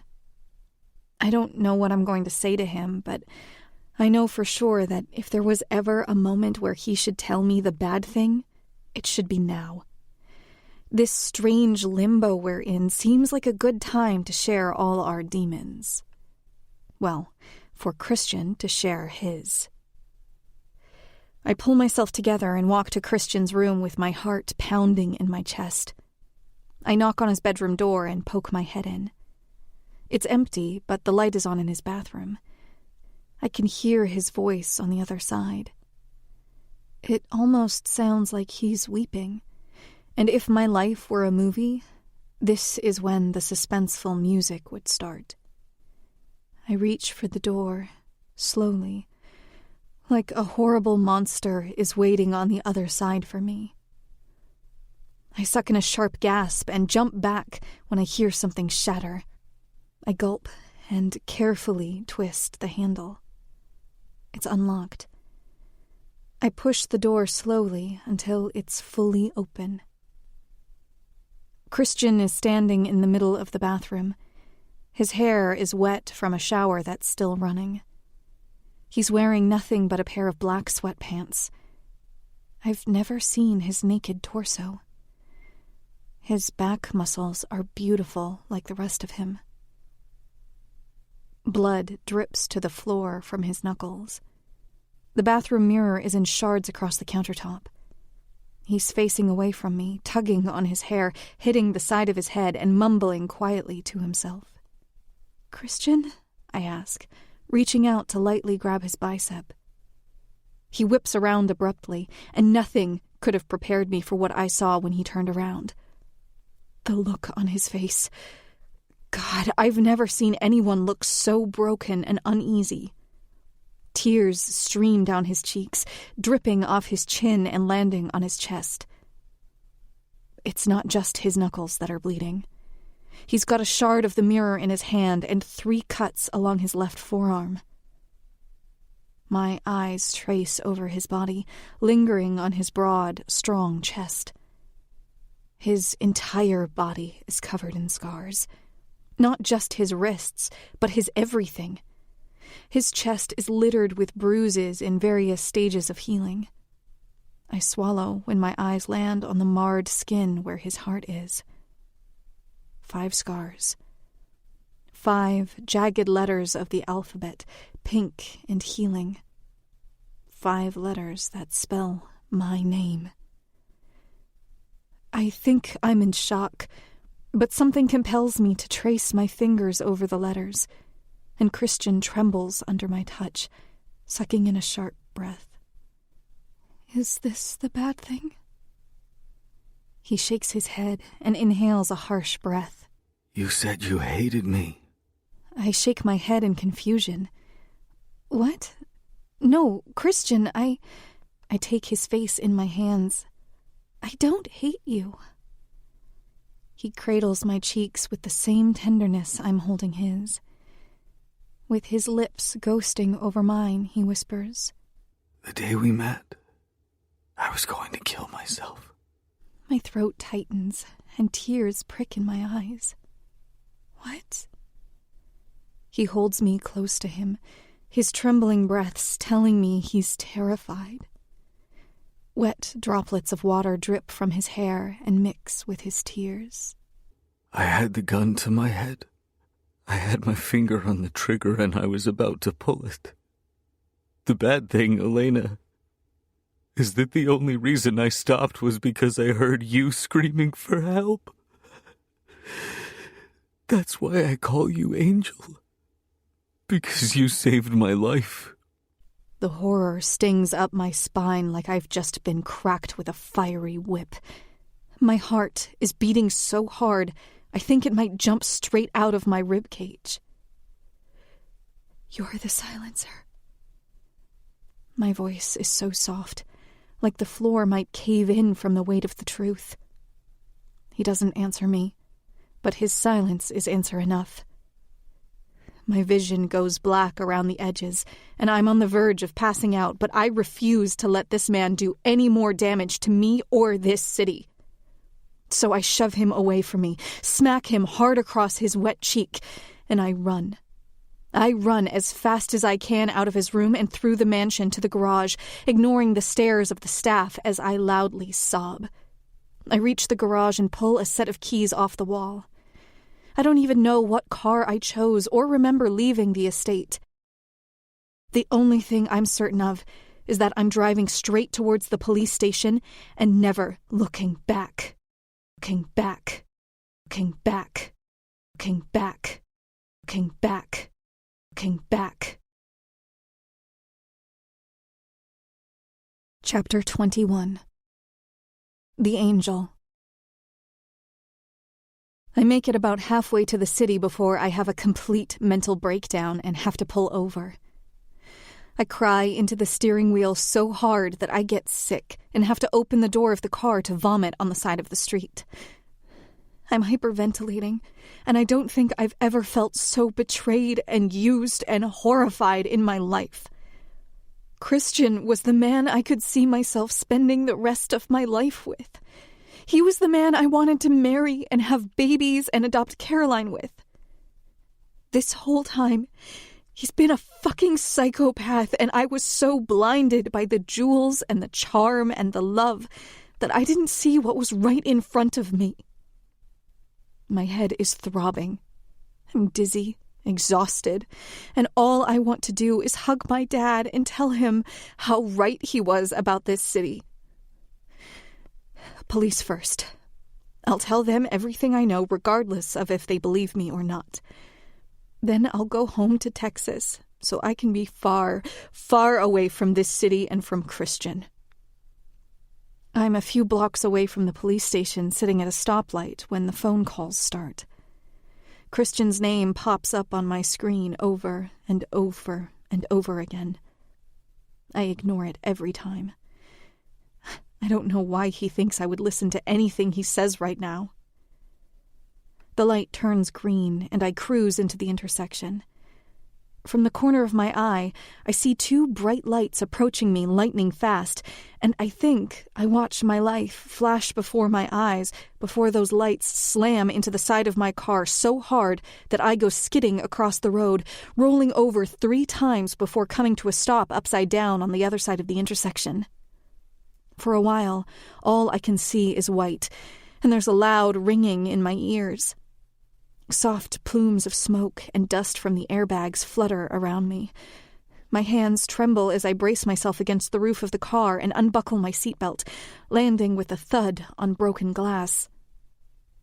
One time, when I was in high school, my brother and I went 4-wheeling on our parents' land.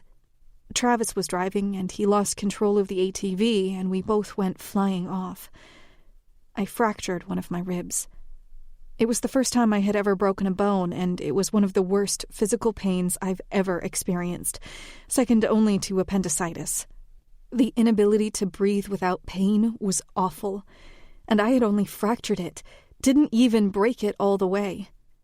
I was able to stand up and walk back to my parents' house, and we calmly drove to the urgent care.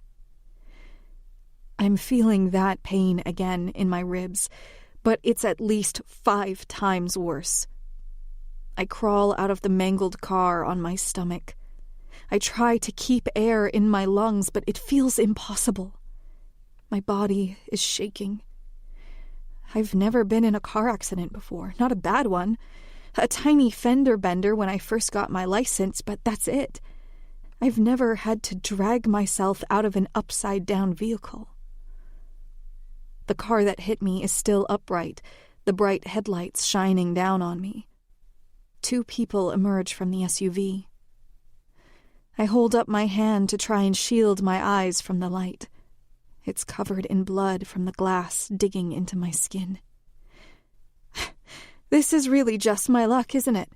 To get in a car accident on my way to the police station to tell them their resident billionaire is also the serial killer that's been terrorizing the city for the past 2 years.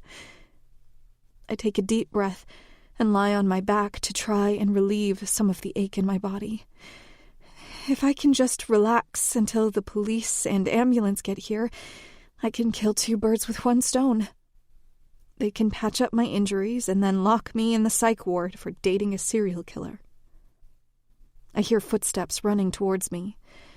I turn my head towards them to show that I'm not unconscious. Yet. I wince in pain when one of them steps on my stomach to hold me down, and then another one kneels next to me and whispers in my ear, "Hey, Eliza." I wake up with a headache, and my body is freezing. My eyes take a few seconds to adjust to the ambient yellow lighting of the room. I'm on a leather couch, my cheek stuck to the seat. I sit up slowly, my ribs throbbing as my blood begins to circulate fully through my body. I must have been asleep for hours. No, not asleep, unconscious. I gasp and feel over my body for injuries, whining when I touch my torso. My arms itch from all the glass that sliced me up. I'm still shoeless and braless like I was when I left the Reeves estate. I look around for my phone, and all the color drains from my face when I realize where I am. I'm in Frank Valenti's private suite on the top floor of the Hellfire Lounge. Fuck. This is bad. This is so fucking bad. Frank's friends were probably murdered in this very room, judging by the burning scent of rubbing alcohol and bleach in the air. Cold, thin, bony fingers wrap around my shoulders, and I stiffen. Don't panic. Don't you worry about a thing. I shiver against his touch, and his breath fans over my neck in a cruel, malicious way. Without looking at him, I take a deep breath to try to keep myself calm. How the hell did I get here? I was downtown when I got in that accident, miles away from the Hellfire Lounge. The police would have found me before Frank did. Then I remember the voice right before I passed out. Hey, Eliza. Neil. Neil was there. He crashed his car into me. But for what? So he could bring me back to Frank Valenti? What do either of them want with me? While Frank has his back turned, I do the only thing I can think to do. Press the panic alarm on my wrist and hope Christian will come. I don't know why I didn't rip it off when I was running away from him, but I'm so glad I didn't. Frank takes a seat next to me on the couch and pulls me closer to him by my shoulders. Did you know that the poverty divide in Meridian City is bigger than anywhere else in the country? In this city, you're either filthy rich or dirt poor. And when pretty young women are dirt poor in this city, they come to me. Just like you did. He brushes some of my hair away from my neck. My personal record for the selling price of one of my girls was $200,000. She was a beautiful redhead with bright green eyes and plump lips. I tremble, and tears fall out of my eyes, soaking the collar of my sweater. Do you want to know what my new record is? $1 million. $1 million. Cash. That's what Christian Reeves paid for you. If he bought me, why am I here? He chuckles to himself and runs his hands along my chest, gripping and squeezing my boobs. Because you're a very valuable girl, Ellie. You see, you're worth so much more than money to me. Tell me, how good is that cunt of yours? Do you drip gold when you're wet? Not only is a billionaire dropping $1 million to have you all to himself, but the silencer is willing to cross me for you, too. What's so special about you? My stomach drops, and I begin to tremble. I don't know what you're talking about. Footsteps slowly tapping along the polished floors cut me off, and I turn my head slightly. My entire body goes numb when the man approaching us has a sinister grin to match his broken arm. Hey, Eliza. Neil sniffs. His pupils are dilated. He's got a tiny, dry drop of blood in his nose. He sits on the cushion next to me, both of them surrounding me like lions cornering a gazelle. Neil clicks his tongue against the roof of his mouth. He smiles at me, and I hate it, because it's disgusting. His smile is nothing short of creepy, and he only solidifies that thought by running his hand across my collarbone like he did at the restaurant. He runs his hands all over my body as he speaks, like he's restless and can't keep himself still. Did you know that after I was fired from Reeves Enterprises, I bought a security company? He asks, though he doesn't wait for me to acknowledge him before he continues speaking. There's an ATM right next to the club. You know what that ATM camera is pointed at? An empty, unassuming alleyway.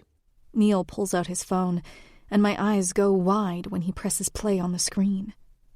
It's a video of the night the silencer cornered me in the alley and asked me to help him with taking down Frank. The video cuts off while he's pressed against me. Even though nothing happened that night, it certainly doesn't do me any favors of proving my innocence. Frank and Neil make me watch every second of that footage, staring down at me with satisfied smiles on their faces. I swear I see Frank adjust himself in his pants. He squeezes my neck lightly, causing my horrified gaze to meet his eyes. Neil here came to me with a proposition to get a thorn out of my side. I give him drugs, he gives me you. That psychopath killed my friends because of you, Elena, and I got fired because of you. So here's how this is going to work, beautiful. Neil here is going to blackmail your rich boyfriend into giving him his life back, and I'm going to use you as a bargaining chip. That messy business with my friends can be left in the past. All I want is the silencer's loyalty, and he can have you. I'd be invincible with him on my side, but I need something from you too, pretty girl, to ensure he knows who holds the leash. Since you're my favorite, I've decided I'm going to give you a chance to make this easy.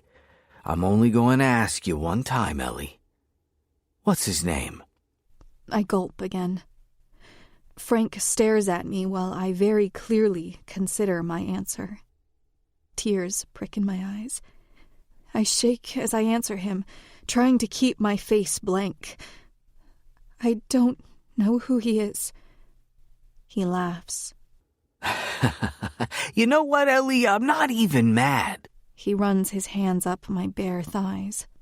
If you don't want to tell me yourself, we're going to enjoy fucking it out of you. Wait, please! I shout as his fingers graze my shorts, and he stills. Please don't. Reconsidering? Neil asks, rubbing my shoulders as if trying to get me to relax. Frank's hands trail slowly up my shorts, giving me more than enough time to tell them what they want. But I know him, and I know that whatever he intends to do to me, he's made up his mind about it. It doesn't matter if I tell him the name or not. I screech loudly when Frank grabs me by the neck and forces me to the floor onto my stomach, my chest aching and sore from the accident. Neil holds me down by pressing a gun to my temple. Tears stream down my face as I writhe and scream as Frank pulls down my shorts and underwear and forces my hips up. I should have done this a long time ago, Ellie. My body shuts down. I don't think I can force my limbs to move, even if I had any fight left in me. I cry softly against the cold tile floor and stare out the large window, trying to distract myself by counting the windows on the building across the street. When I run out of windows, I count my tears instead.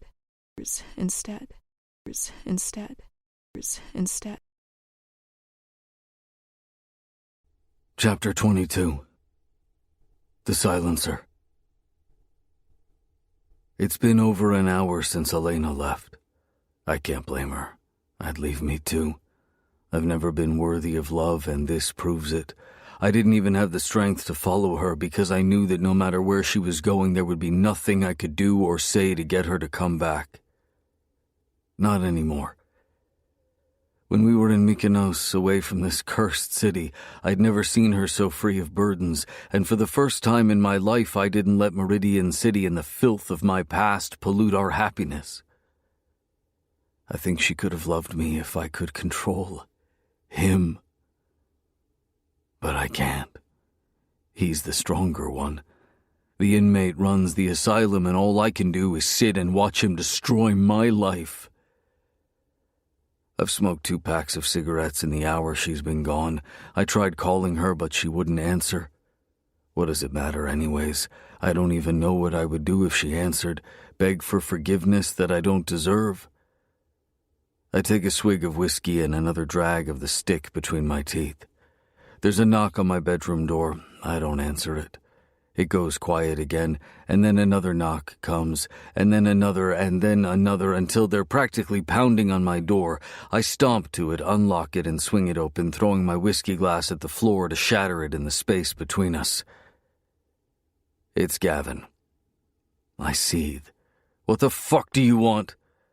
The look on Gavin's face is unamused, like how someone would look at a pathetic wet rat of a man drowning his sorrows at a bar. One of your cars went missing, the black McLaren. I shrug my shoulders. So? Miss Young was seen leaving in it an hour ago. Yeah, Gavin, I know. She left me and took off with my car. What the fuck does it matter?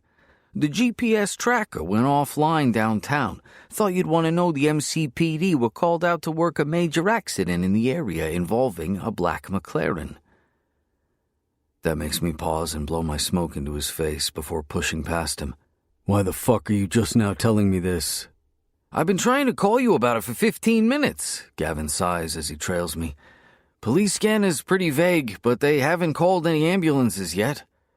Yeah, that's because they're saving them for you after I rip your spine out of your back for not telling me sooner. If there is so much as a hair missing from her head, you're dead. I pull my phone out of my pocket to call Elena, but there's no answer. Fuck. Snuffing out my cigarette in one of the ashtrays in the foyer, I jog to the garage and grab the keys for an Escalade and pull up the location information Gavin texted to me. It's only a 15-minute drive. I make it there in 8. My hair falls onto my forehead in messy strands. My hands are tight around the steering wheel, the smooth leather warping and groaning under my grip. No ambulance is my ass. My McLaren is fucking upside down. Jesus Christ, I mutter to myself. I lunge out of my car, barely remembering to put it in park before I'm running towards the car. An officer catches me by the arm and yanks me back. No civilians! He shouts into my face like I'm not 2 fucking feet from him. I shrug his grip off me and give him a snarl. I take another step towards the car and he grabs me again. You deaf or something? Back off! You must be new here, I tell him, glancing down at the fabric of his uniform. No decorations, no awards, no medals. Rookie. I pull my ID out of my wallet and flash it at him. His eyes go wide with realization. That is my car, so get your hands off me. He lets me go, and I hear him mutter a quiet prick under his breath. I get closer to my McLaren, 3 officers huddled around it, talking amongst themselves. Thankfully, one of them recognizes me. Mr. Reeves, he greets. Where did you take them? What? Is he fucking serious right now? I enunciate each word carefully. The occupants. Which hospital did you take them to? Elena Young was driving. Where is she? He furrows his brow and pulls out a notepad from his pocket. Elena Young, you say? Do you know her middle name or date of birth? Elena Louise Young, February 11th, 1990. Where is she? I ask again, my patience thinner than a razor. Sir, there were no occupants when we got here. What? The accident was called in by someone going through the intersection, and when we got here, there were no occupants in either car. What the fuck do you mean there were no occupants? She didn't just vanish into thin air. I growl and let out a roar of frustration. Fucking useless pigs! I'm going to need you to step away now, Mr. Reeves, the cop says, glaring at me angrily. That's when I hear it. Elena's panic alarm. The horrible, blood-curdling, high-pitched ringing that emanates from my cell phone. My body goes rigid and my blood runs completely cold. I pull out my phone and with trembling hands I watch a red dot blink rapidly on the screen at the precise location of the Hellfire Lounge. Fuck! I take off in a sprint towards my car and hop in, my wheels screeching harshly against the asphalt as I drive. This is bad. This is fucking bad. After I told her the truth, Elena left my house with the intention of never seeing me again. I know that in my bones. The way she looked at me felt like my heart had been ripped out of my chest. If she pressed her panic alarm after that, she is in danger. Not just scared, but actual mortal danger. I'm calling the one person on this earth that I hate for help kind of danger. She's calling me for help because she thinks I'm the only one who can save her. I will not let her down. The first thing I do when I get home is rush into my basement. The official property records indicate that my mansion doesn't have a basement. It wasn't easy or cheap to forge the documentation that I had it sealed up. The entrance is now hidden behind a fake bookcase, spy movie style, in the second-floor library. The staircase is thin and steep, and my knees ache painfully when I jump down one story at a time until I reach the bottom. My basement is where I keep all my gear. Guns, ammo, grenades, adrenaline, knives, anything and everything I could possibly need to do what I do. I change and strap everything I can to my body and inject myself with a shot of electrolytes and chug a bottle of water to fight the alcohol in my veins. I need a clear head for this. I check Elena's tracker again. She's still in the Hellfire Lounge, which is a small relief. It means at the very least she's still on the island. In an abundance of caution, I call 911 and make a fake report from a burner phone that I've placed bombs along the bridges leading to and from the island so that they're forced to shut them down to investigate. I'm not above actually blowing one up later if I have to. I'm coming for her and nothing will fucking stop me. I bring so much fury with me to that fucking club that I can hardly think straight. The only thing bouncing around in my mind is her name and what I'm going to do to the motherfuckers that dared to try and take her from me. Elena. Elena. Elena. My brain chants her name like she'll appear in front of me if I say it enough times. I slice open the throat of the bouncer at the door and stomp through the club until I reach the main dance floor, hot air leaving my nose with each exhale like a dragon. Once I'm in the direct center of the club, I rest my M4 in the crook of my arm, point it towards the rafters, and spray a dozen bullets into the ceiling. Sparks erupt from the lights above me and screams fill the club before the music cuts off and the room goes silent. Somebody take me to Frank Valenti, right now! Now, or I'm going to kill every single person in this fucking room! 3 armed bouncers come running down the walkway on the other side of the room. They have pistols, and I have a rifle. The 3 of them go down in 9 easy shots. 2 to the chest, 1 to the head. 2 to the chest, 1 to the head. 2 to the chest, 1 to the head. Hey! A woman's voice behind me has me spinning and pointing my gun at her head. It's Kate. I take 3 deep breaths, my eyes wild as I stare her down. She has her hands up in surrender. Where is he? I growl, my voice dripping in venom, laced with adrenaline and fear and anger. God fucking damn it, tell me now or I'll blow your head off. He's downstairs, Kate tells me, her voice timid under the threat of the barrel shoved in her face. She points to a corridor diagonal to me. The elevator is over there. Here. She hands me a key card. I stole it off the bouncer that guards the door. It should unlock the VIP room. That's where Valenti is. I step around her and she grabs my arm and I come dangerously close to pulling that trigger. Hey, they took my friend down there. Her name's Elena. She's got long brown hair and she looked hurt. Please, please, please get her out of there. They. She said they took her down there. Was there someone else with Valenti? She nods. Yes, a bald man with a broken arm. Neil. My chest ripples with unfiltered rage. I'll get her out. I'll fucking get her out. I growl, though I think I'm telling that to myself more than Kate. Valenti's goons have shit aim and most of them have never been in a shootout before. I cut down all of them, leaving a trail of bloody carnage in my path as I fight my way to that elevator. As it descends, I reload my rifle. My blood is thrumming in my ears and my head is still chanting Elena's name. I'm coming, Angel. Just hold on a little longer. When the door opens, I'm almost knocked back by the change in atmosphere. This place reeks of sex, cigars, and liquor. The music is a smooth jazz, and the lights are dimmed. There's a stage on the far end of the room, bright panels of light making up the floor behind a thick glass pane. Bidding will begin soon. That's what a bright red neon sign says on the other side of the room. In the center of the stage, curled up in the fetal position, is my perfect little angel. She's completely naked. I do the same thing I did upstairs, shoot into the ceiling to get the attention of all the men sitting in plush leather chairs scattered around the room.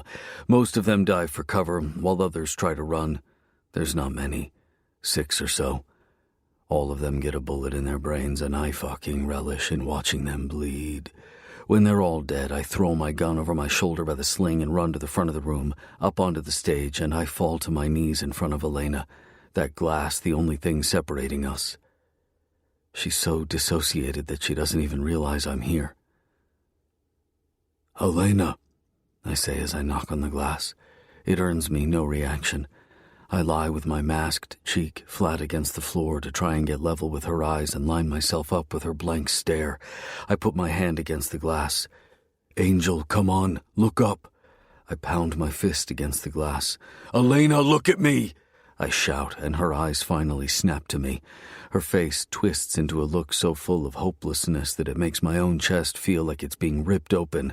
Big tears fall out of her eyes as she reaches for the glass, the very edges of her fingertips grazing the barrier between us. I shake my head in response. "Don't cry, baby. I'm going to get you out. I'll fucking get you out of there." I use my hands to make a gesture for her to cover her face so that when I break this glass separating us, none will get into her eyes. I don't humor myself trying to ask her to move when she's so clearly hanging on to her mental stability by a goddamn thread. I step back a few feet and point my gun at the glass, sending several bullets in rapid succession into the thick panes. The glass webs slightly where the bullets collided with it, but otherwise it's still holding up. I shoot again, and again, and again until my mag runs out of bullets on my M4.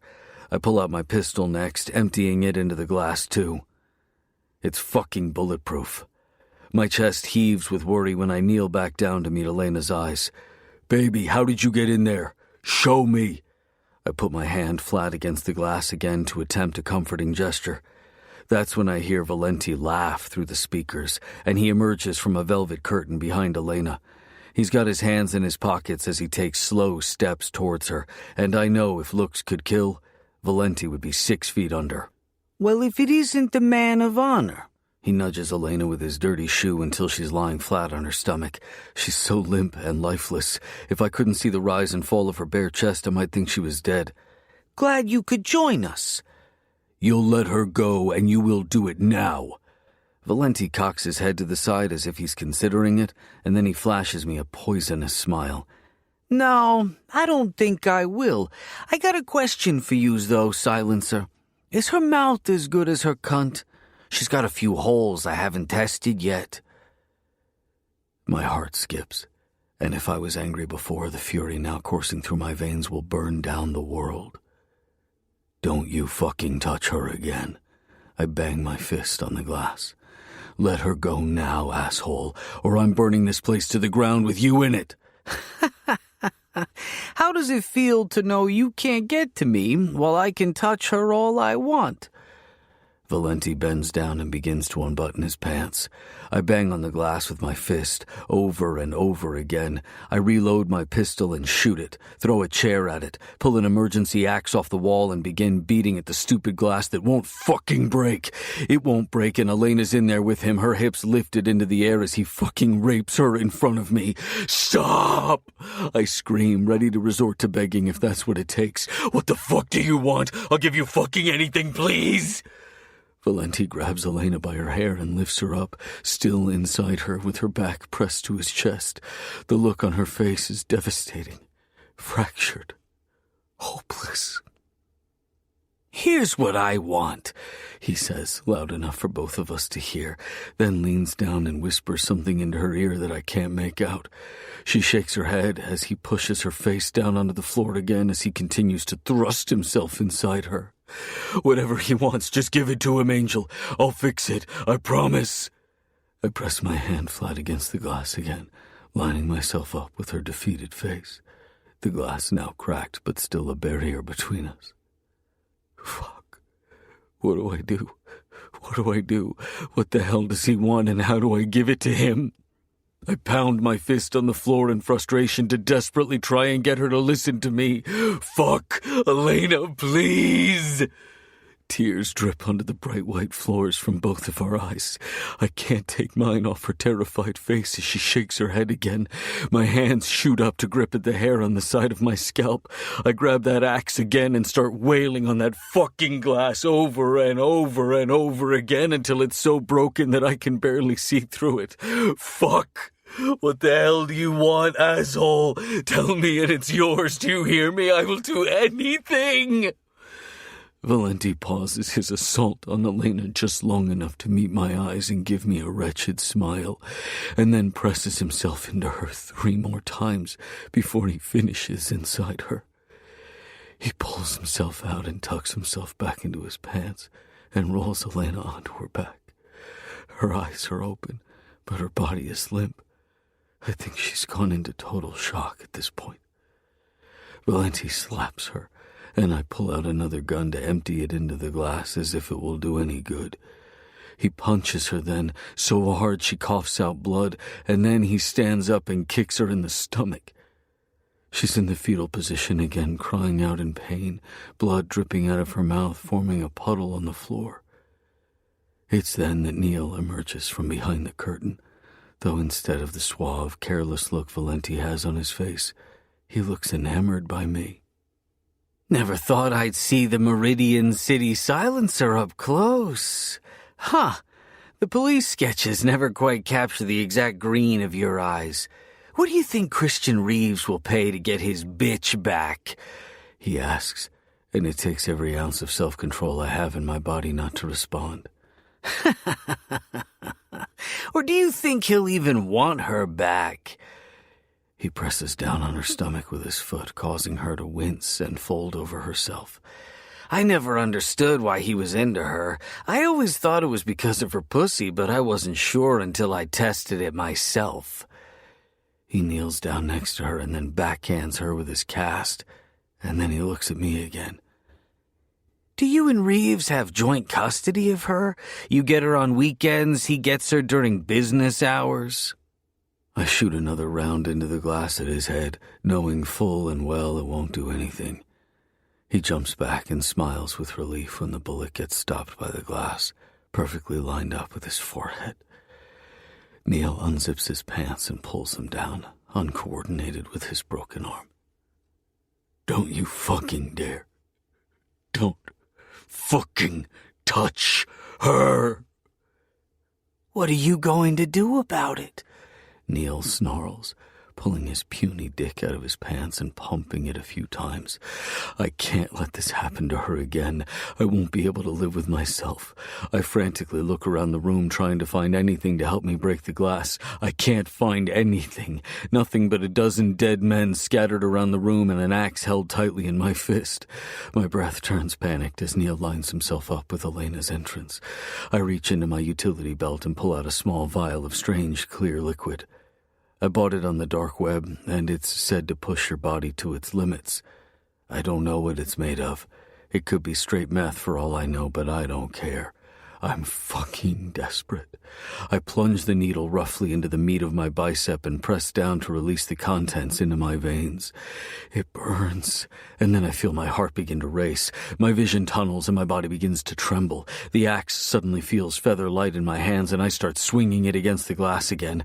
At first, it does nothing, merely bounces off the surface with a loud thud, but as my body grows accustomed to the mystery substance, each strike of the axe makes the cracks grow wider and deeper. I start grunting and roaring like a wild beast to try and push out every last drop of strength in my body. I swing again and nearly face-plant onto the stage when the glass shatters, covering Elena in dozens of cuts. A thick shard implants itself into the meat of her thigh, and she barely flinches. Valenti breaks out into a sprint, disappearing behind the velvet drapes. Neil cowers backwards, his hand over his dick as he scoots back and back as I stalk towards him like a predator that's finally cornered its prey.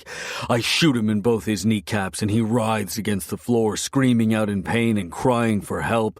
Please! Neil begs as I take his arm and handcuff him to the decorative brass pipe along the edges of the stage. I have a wife and kids, man. I'm sorry. I don't give a fuck. Now shut your goddamn mouth or I'll kill them too. He bites his lips to keep silent as I quickly kneel in front of Elena, my hands hovering above her in caution. She's trembling, rocking herself back and forth in the fetal position. She's pressing her head into the fluorescent white tiles beneath her. Her eyes are shut tight, tears leaking from them and dripping off her nose and cheek to the floor. With my own trembling fingers, I slowly push a strand of hair out of her face. Angel, I coo softly. Her bottom lip trembles, and then a guttural sob escapes her throat, so extreme that it wrecks through her body and she chokes on her own broken spirit. Baby, it's over. Hey. A feminine voice from behind me has me spinning on my heels and aiming a pistol at her head. God damn it, I grunt at Kate. I almost blew your brains out. I notice she's holding some clothes in her arms, and she very cautiously peeks over my shoulder to look at Elena. Her eyes flicker back to me, like she's waiting for my permission, and I give her a subtle nod. She tiptoes around me like she's still afraid I'll shoot her. She crawls onto the stage and kneels next to Elena's naked body.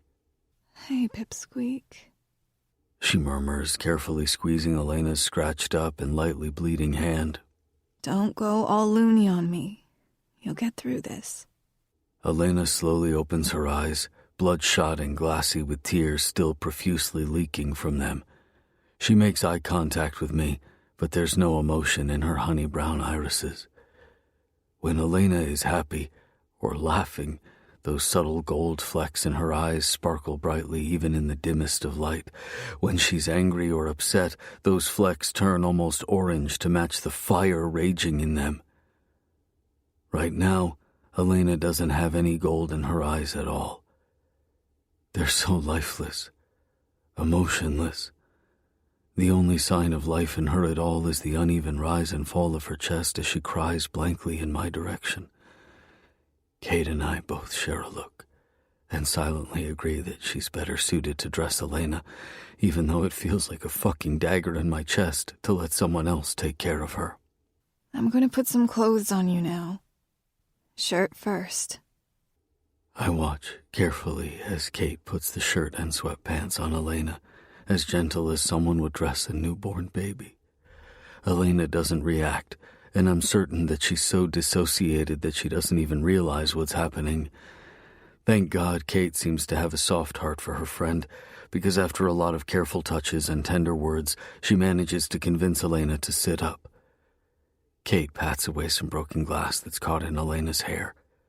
She gives her friend an encouraging smile and then takes a step back as if to say, "All yours." I shake my head. "You need to take her to the hospital. Valenti got away and I have to deal with that fucker before I leave." I roughly point at Neil, who whimpers when he catches my fiery stare.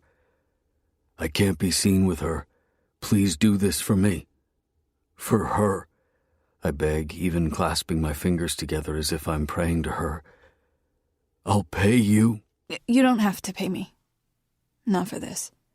I swallow the lump in my throat and nod, walking around her towards Neil, but she digs her fingers roughly into my arms. It causes me to throw my head over my shoulder, silently asking what she wants. She lets me go and saunters over to Neil, and then harshly stomps on his dick with the pointy heel of her stiletto. She huffs and then turns around as if it didn't happen. I wait patiently until Kate and Elena are in the elevator before my heavy boots reverberate against the floor with each step towards him. His breath quickens. If I didn't have my mask on, he'd be able to see the absolutely malevolent scowl painted across my face.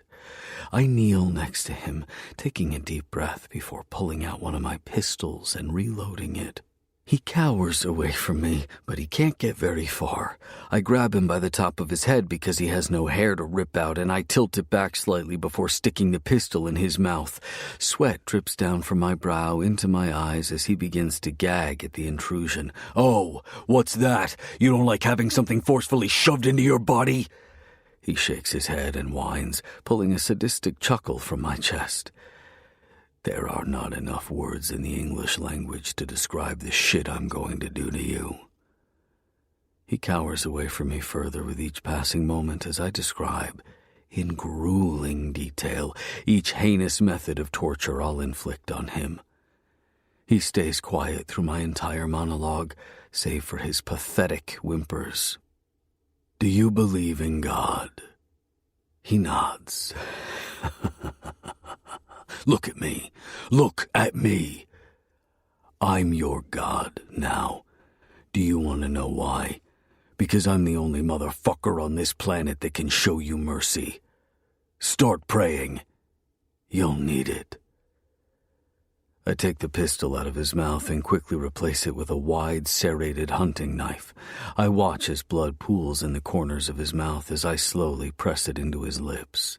He tries to push me away with his casted arm. "What did I tell you the last time you saw me, Neil?"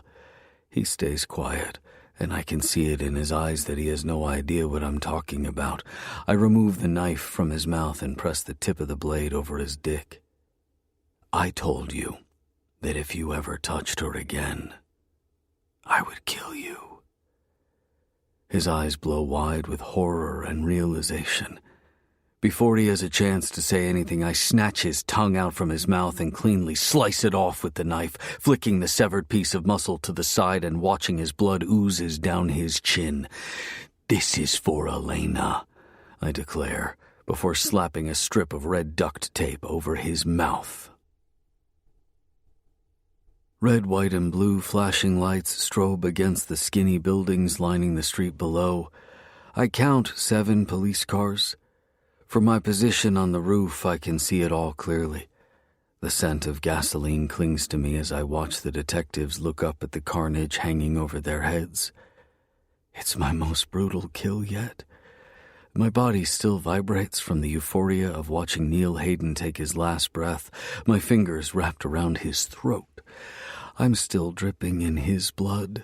I'm not sure he has any left in his body. I look over him in my scope. His stiff body is hanging upside down by his ankles from the rooftop of the Hellfire Lounge. It's swaying in the cool November breeze like a fucked-up pendulum. He's completely naked, exposing his mutilated body to the elements and the world. I removed his dick. It's shoved into his asshole. That was the first thing I did to him. Everything that followed was more sickening than the previous. There's a big gash along his belly where I sliced him open, his insides dangling out of him. I wanted to tie a noose around his neck by his own entrails, but I didn't think it would hold, so I just used a rope. He's still got that tape around his mouth. I take a sick pleasure in claiming my kills like that, especially this one. This kill was personal, and I think my brutality shows it. I've killed people for Elena before, but killing Neil Hayden wasn't just for her. It was for me. It was revenge. I did not make it a quick or easy death. He deserved to suffer. I took one look at Elena and knew that he and Valenti gang-raped her probably multiple times before I even arrived at the lounge, and then again when I got there while they looked me dead in the eye and taunted me, knowing I was powerless to stop it. I searched every inch of that goddamn club and found Valenti nowhere. If he happens to be hiding in there, he'll be burned to a crisp momentarily, but I think he got away. I'll deal with him later, but not without first leaving a message for him. I take a deep breath and pull a mag of tracer rounds and load them into my M4. I aim right at Neil's bald fucking head, shooting through his forehead and setting his gasoline-covered corpse alight. Commotion breaks out on the street. The officers take cover and start looking for me. The only downside to tracer rounds is that they're not exactly incognito, but then again, neither is an M4. My next target is the gas can I left poised neatly at the door of the lounge, and I shoot it, igniting the canister and the trail of gasoline I left throughout every square inch of the building. The fire spreads quickly. The liquor spilled all over the floors makes for wonderful fuel. It's not long before the entire building is engulfed in flames. "There! He's up there!" I hear one of the cops shout, and then a barrage of bullets start hitting the brick of the rooftop ledge. I hear them start yelling commands about surrounding the building, but by the time they think they've cornered me on the rooftop, I'm long gone.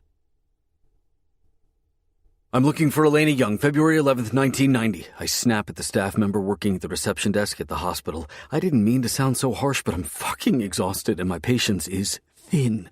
I've spent enough time away from her. Between killing Neil Hayden, my show outside of the lounge, and then having to race home and wash off all the blood, I'm wound up tight. The woman looks up at me, and my 2 security guards standing behind me. I brought them along to station them outside of Elena's hospital room. She quickly types on her computer. She's in the ER, sir. The ER? What the fuck? She's been here for a couple hours. Why is she still in the fucking ER? I get my answer when I walk into said ER to find doctors and nurses and security guards crowding triage room 1. And that scream. I could recognize that fucking scream anywhere. That terrified voice that saved my life the night we met.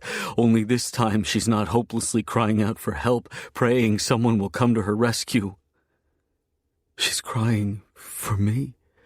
I hear her shouting my name over and over and over again. My heart begins to beat erratically against my ribcage as I harshly body check my way through the crowd of staff members, breaking through the sea of people only to have my heart shatter when I get a glimpse at her. She's cowering in the very corner of the room, her IV ripped out of her arm, her hair wild and her face haunted. She's got a needle in her hand, holding it out in front of her like a knife. Kate's standing to my right, her back pressed against the wall. Our gazes collide, and there's a moment where a spark of exposition graces her features. I don't get it at first, but then I catch a glimpse of myself in the small mirror directly to her left. In my rush to get here, I've forgotten to take out the colored contacts. Elena's eyes meet mine, and the world stands still for a moment before her stance relaxes and her arms go to her side. The sound that escapes her throat is somewhere between a sob, a whimper, and a sigh of relief. She drops the needle and jumps into my arms, and I catch her easily, her legs wrapping around my waist. She's clutching onto me like her life depends on it as she shatters in my arms. Her arms tighten around me as she sobs loudly into my neck. Her violent tremors only make me hold her tighter. My throat and eyes burn as the raw emotion crashes over us both, a hurricane of sorrow brutally pounding against the broken pieces of our souls. I hear whispers behind me, and then a single footstep. I turn around so fast the nurse is nearly knocked over from the wind it produces. Pure rage burns in my eyes when I spot a syringe and needle in her hands. A sedative, most likely. Don't fucking touch her. Sir! I said don't touch her! I yell like a rabid animal waiting to pounce. She's fucking scared! Give her a goddamn minute! Slowly, the staff members filter out. Kate is the last to leave, quietly shutting the door behind her. I squeeze Elena tightly against my body, and I can feel a new wave of tears soaking through the collar of my shirt. They're gone, baby. It's okay. I'm here now. I coo, trying to make myself sound calm and collected on the outside when I have a million other emotions coursing through my veins. Fear, anger, relief, guilt. Look at me, I say quietly, and after a long moment, she pulls her head back slightly so that her red-rimmed eyes meet mine. Tears and snot and dried blood run down her face. You were so brave. And I'm so fucking proud of you. So fucking proud. I have to know what Valenti wanted from her. The consequence is so severe that she'd allow herself to be raped repeatedly rather than give it to him. I can't imagine there's anything worth that kind of torment. Angel, tell me what they wanted from you. Your name. My brain short-circuits. What? I ask, a dumbfounded look in my eyes because I'm almost certain I misheard her. My name. She hesitantly nods. My mouth falls open, breath caught in my throat, and my entire resolve disintegrates. I don't know if I should be grateful or fucking horrified that she would do that for me. This time, I'm the one to find comfort in her neck. Her rich brown hair soaks up the stray tears that leak from my eyes. Why wouldn't you just tell them, Elena? Why would you let them do that to you? They would have done it anyways. She whispers, her voice hoarse from the emotional exhaustion. I let out a defeated sigh and look at her, really look at her for the first time to take in the state she's in. Her cheek is bruised, splotched and red and swelling. She has a split lip and broken blood vessels in her left eye. There's a knot the size of Alaska on the back of her head.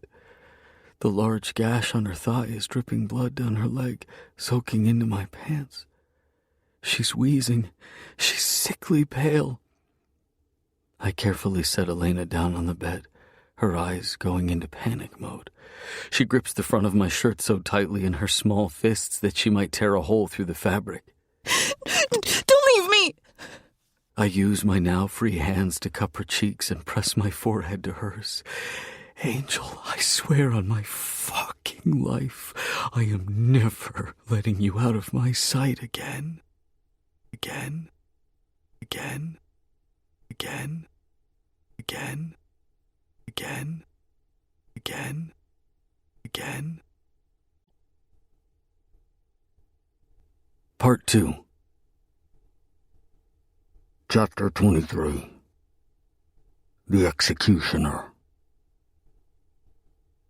I should have burnt this city to the ground when I had the chance. Chapter 24. The Angel.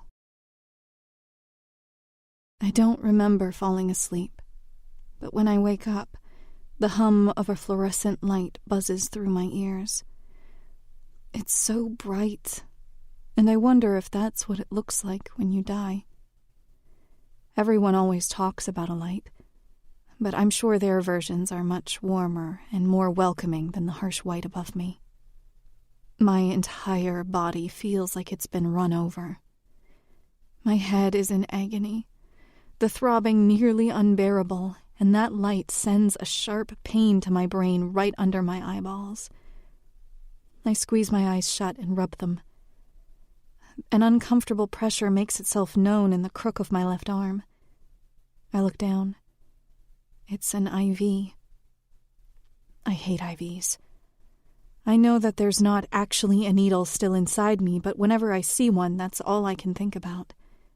A tiny needle burrowing into my delicate veins with every small movement. I set my arm down, and a small wave of lightheadedness washes over me, settling me back down into the bed.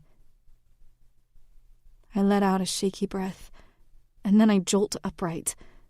IV. I have an IV in my arm, which means I'm in a hospital. I've got one of those paper-thin gowns covering my body, and a bright purple blanket draped over me. A soft pillow is poised where I was resting my head, definitely not hospital issue. To my right, there's a plastic chair with a leather jacket draped over the back. I lean over, my ribs aching painfully when I do, and I grab the garment. I pull it to my nose and inhale. Christian. A small dose of comfort settles into my heart, knowing that he's here somewhere. I lie back down, holding the jacket close to my chest as if it were a stuffed animal, and close my eyes. My body goes completely stiff when I hear hushed voices outside the door and pull that jacket over my head like it's a shield. I shake and tremble in my bed, hoping that if I try hard enough, I'll gain the power of invisibility. Soft footsteps approach me, and I whimper quietly under the cover, tears already welling up in my eyes. "Miss Young?" a soft-spoken voice asks, but I don't move for a long minute. I peek out from under the jacket. It's a woman. A tall, regal, dark-skinned woman. I meet her eyes, and she gives me a sympathetic smile. "I'm Dr. Annette Portman." She takes a hesitant step forward, but only to check the bags hanging on a hook next to my bed that are attached to my IV. "Are you in any pain, Miss Young?" I blink at her like she's just spoken a foreign language. My heart thuds in my chest, and each breath I take is laborious and, yes, painful. "It hurts to breathe," I whisper, looking down as if it's something to be ashamed of. Dr. Portman nods. "That's very common with broken ribs, and you have 3. Luckily, they seem to be intact. No splinters. You should heal just fine." I will approve a small increase in your dosage of painkillers. Anything else? I take a long moment to think about it. I have a headache. Also, not surprising, you have a concussion. The headache will fade as long as you take care of yourself. You also came in with a large shard of glass in your leg, but we were able to remove it and stitch you up.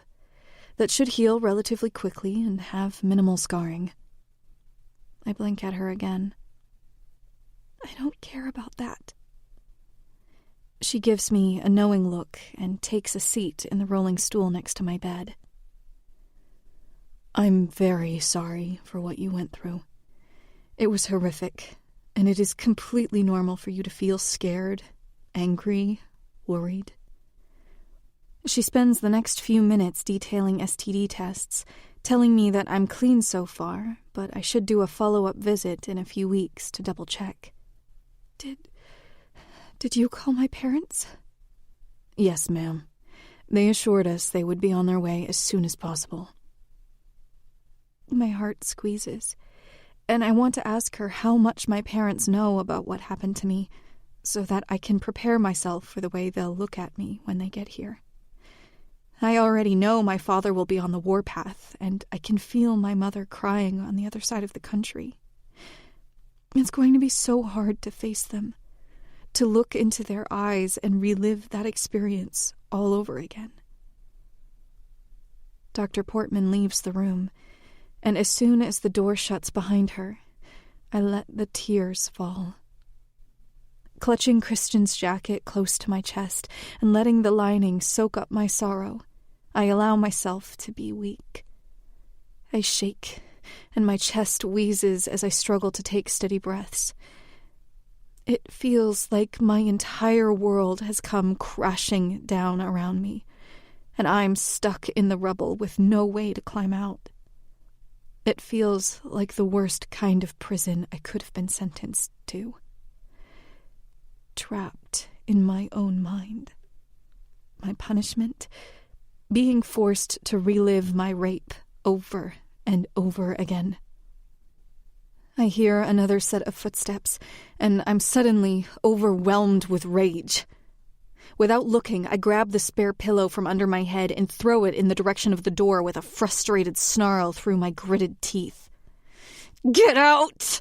I shout, my vision blinded by my own tears. I'm not going anywhere, Angel. I go stiff and wipe my eyes as I stare at Christian, lingering in the doorway. He stares back like it's the first time he's ever seen me. My chest tightens painfully. "Where have you been?" I spit out, suddenly furious that he wasn't here when I woke up. He doesn't answer me, moving to come sit in the chair next to me where his jacket was draped.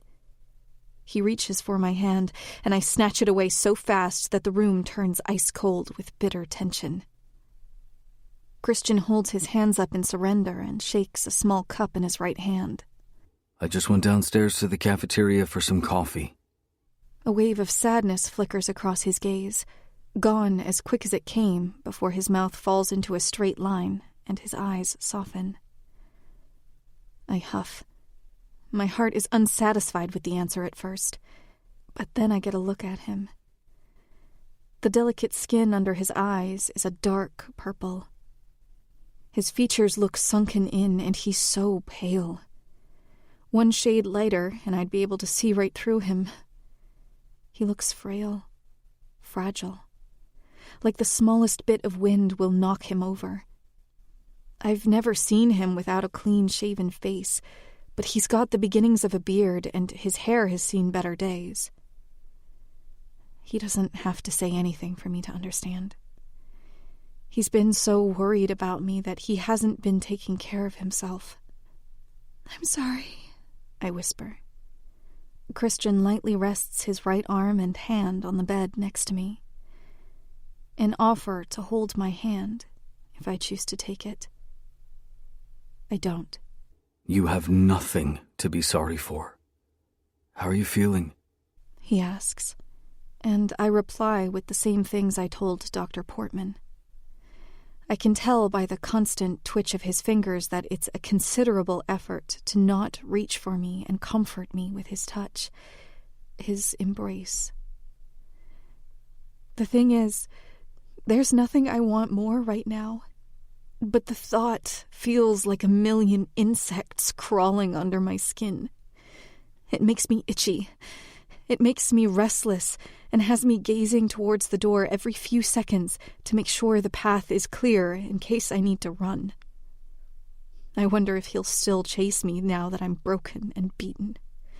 Now that I'm sliced open and had 2 other men forcefully shove their release inside me.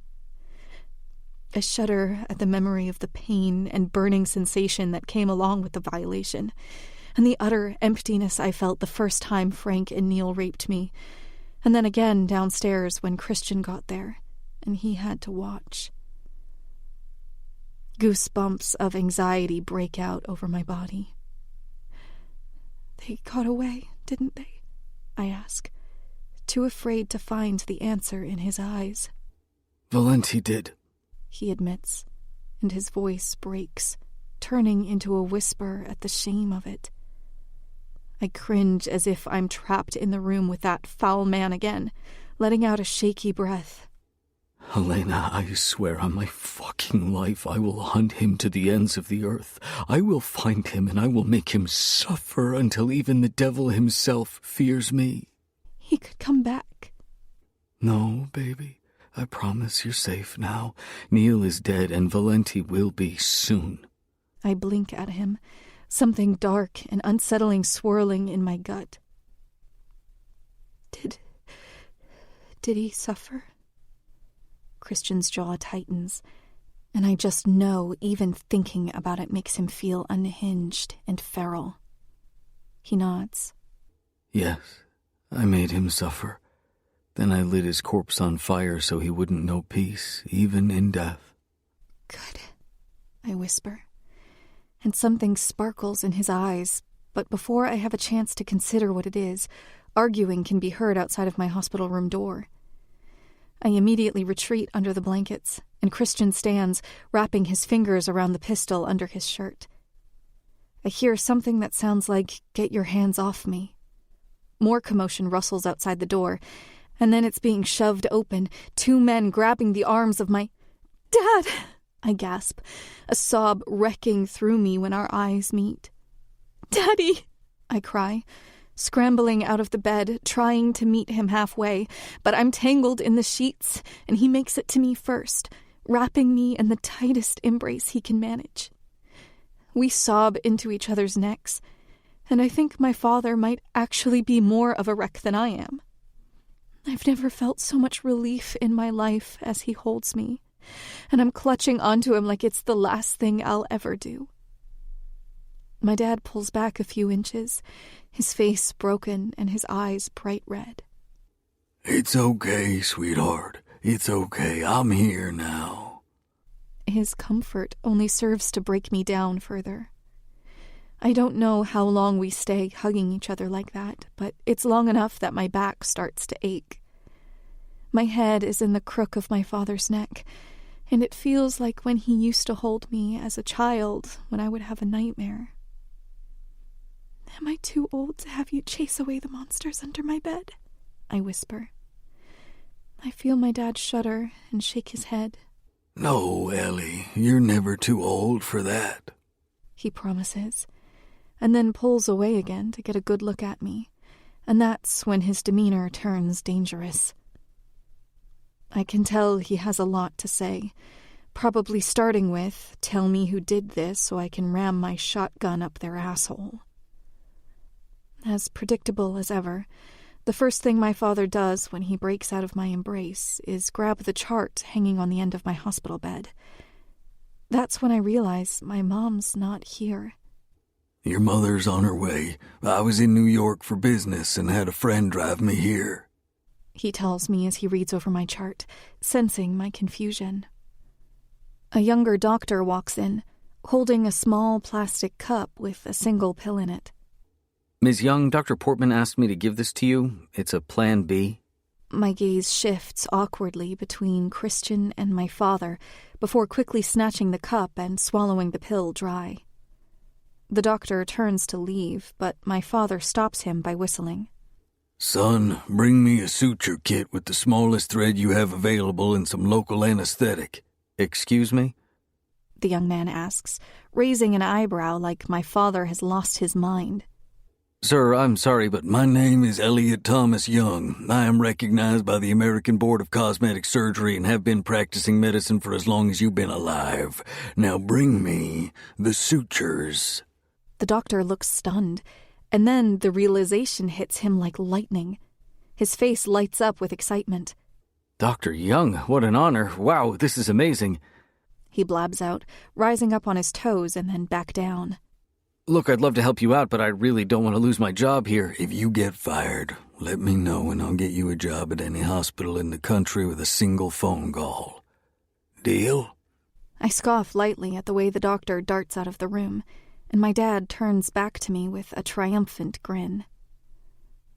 What do you need sutures for? I ask as he stands up to thoroughly wash his hands at the small sink in the room. He puts on a pair of gloves just as the doctor walks back in to hand him the suture kit. Your chart says you have a large laceration on your left thigh. I'm making sure these quack doctors aren't condemning you to having a scar the size of the San Andreas Fault for the rest of your life. I gulp, trying to think about anything else. He's skinnier than the last time I saw him. His hair has thinned out a lot, but he's still got that silver fox thing going on that my mother goes nuts for. As my dad focuses on preparing the sutures, I clear my throat quietly. Dad? This is Christian. My dad hardly looks up as he very slowly and very carefully unwraps the gauze around my leg, numbs the area, and removes my prior stitches. Ah, the boyfriend. My dad offers him a curt nod without meeting Christian's eyes in lieu of a handshake. Christian settles back into his seat like he's uncomfortable. It's nice to meet you, sir. Elena talks about you all the time. My dad ignores him, and I shrug subtly at Christian, offering him an apologetic raise of my eyebrows. My father isn't very friendly on a good day, and they're meeting under less than ideal circumstances. I can't really blame him for not being interested in my love life. I watch my father carefully as he gives me a new set of stitches in a perfectly straight line and with such precision that I have to squint to even notice that I have a wound at all. This is why my father is the best in the country. His claim to fame is that he has a gift for completing complicated, intricate surgeries with almost no scarring. He offers pro bono surgeries to fellow veterans and active service members if they've been wounded in combat. People flock from all over the world to his practice in Houston. He's so in demand that his wait list is over 3 years long, and there's essentially a black market for him. Celebrities and the wealthy will try and outbid each other for an open waitlist spot. My dad acts like he doesn't know this and does his best to appear humble, but he's good, and he knows it. Even though my father would never even consider hurting me, every time his gloved fingers graze against my numbed thigh as he works, I want to rip off my own skin. My teeth ache from how hard I'm clenching my jaw trying to stay still.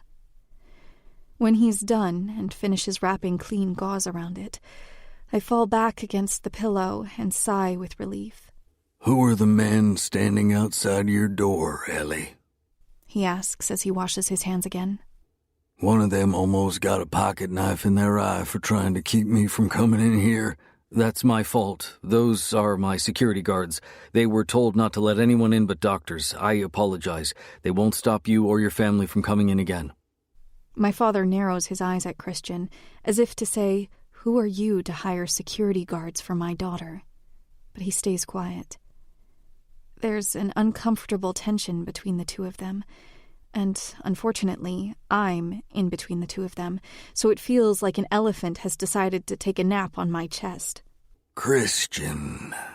My father prompts.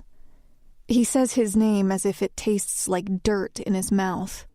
You live here in Meridian City? Yes, sir, my whole life. Elena says you lived here once. My dad nods. I did. He narrows his eyes at Christian and furrows his brow. Have we met before? Christian gives him a strange glare back. No, I don't think so. I try not to cringe at their attempts to make small talk with each other. Mercifully, my father's phone starts ringing. I see from the contact photo that it's my mom. As soon as he puts the device to his ear, I can hear my neurotic mother practically shouting at him for information. I hear him mutter off the room number and directions on how to get up here, and my mother comes running in. She looks wrecked like the rest of us, her deep brown hair sticking out in every direction, but her presence instantly has me weeping all over again. She pays no mind to my dad or Christian, coming straight to me and holding me in a tight, loving hug that only a mother could give. "Oh, Ellie." Her warmth brings me comfort, and it feels so relieving to be able to embrace her without wanting to crawl out of my skin. She shushes me and strokes my hair while I crumble into tiny pieces. I cry until I have no more tears left to give. My dad trades places with my mom so that she can sit in the chair next to me while he stands at the foot of the bed and lightly rubs my feet on top of the covers. Even though the room feels crowded with my parents and Christian here, I've never felt safer than I do right now. I catch a glimpse of my dad. His eyes are red. He must have started crying again. I'm sure the only thing he's thinking about is wrapping his hands around the neck of the men that raped me and killing them himself. He's thinking about all the ways they violated me and how he plans on making them suffer for it. He's extremely sensitive to seeing his family in pain. It's the entire reason he begged me not to move to Meridian City. I remember the fight we got in over it so vividly. He said, "Mark my words, Elena. By the time you realize that city is killing you, you'll wish you had listened to me." It sounded so cruel at the time for him to say that to me. I wasn't moving out here because I wanted to experience the world. I moved here because of my dream school and to work at Reeves Enterprises. I know he hates this city. It took his first family from him. I could never ask him to let that go for my sake. But now that I'm in a hospital bed with a broken spirit and 3 broken ribs, I wish I had just listened to him. While he's got tears in his eyes, I know that the second I'm discharged from the hospital, he will start dangling all of this over my head until he manages to guilt me into moving back home. My mom holds my hands tightly and kisses my knuckles. "Ellie, what happened?" I take a shaky breath. To be honest, I don't know what to say. Kate told the hospital staff when she brought me here that she found me in the locker room at the Hellfire Lounge, naked and beaten. I haven't had a chance to try and fill in the blanks yet. Back at the beginning of September, I broke my phone walking home from work one night. I couldn't afford to fix it, and I didn't want to ask you guys for help. I take another deep breath and look at my parents, who seem offended at the premise that I didn't want their help. So I got a job at this nightclub as a bartender. The owner really liked me. He offered me a promotion to be his personal bartender. I look away from them to blink away tears as my voice cracks. He and his friends started touching me. Meridian City has this serial killer called the Silencer. I guess he had something against the owner of the club, so he killed his friends one night after I left. I think the owner assumed I had something to do with it because of the timing. I got in a car accident with my old boss, Neil, and I guess he knew the owner of the club and brought me to him. That's when they... I swallow the bile in my throat. That's all I remember. Everything is kind of fuzzy.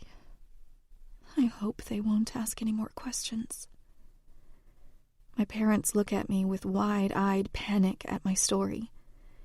I dare a glance in Christian's direction, and he tightens his jaw.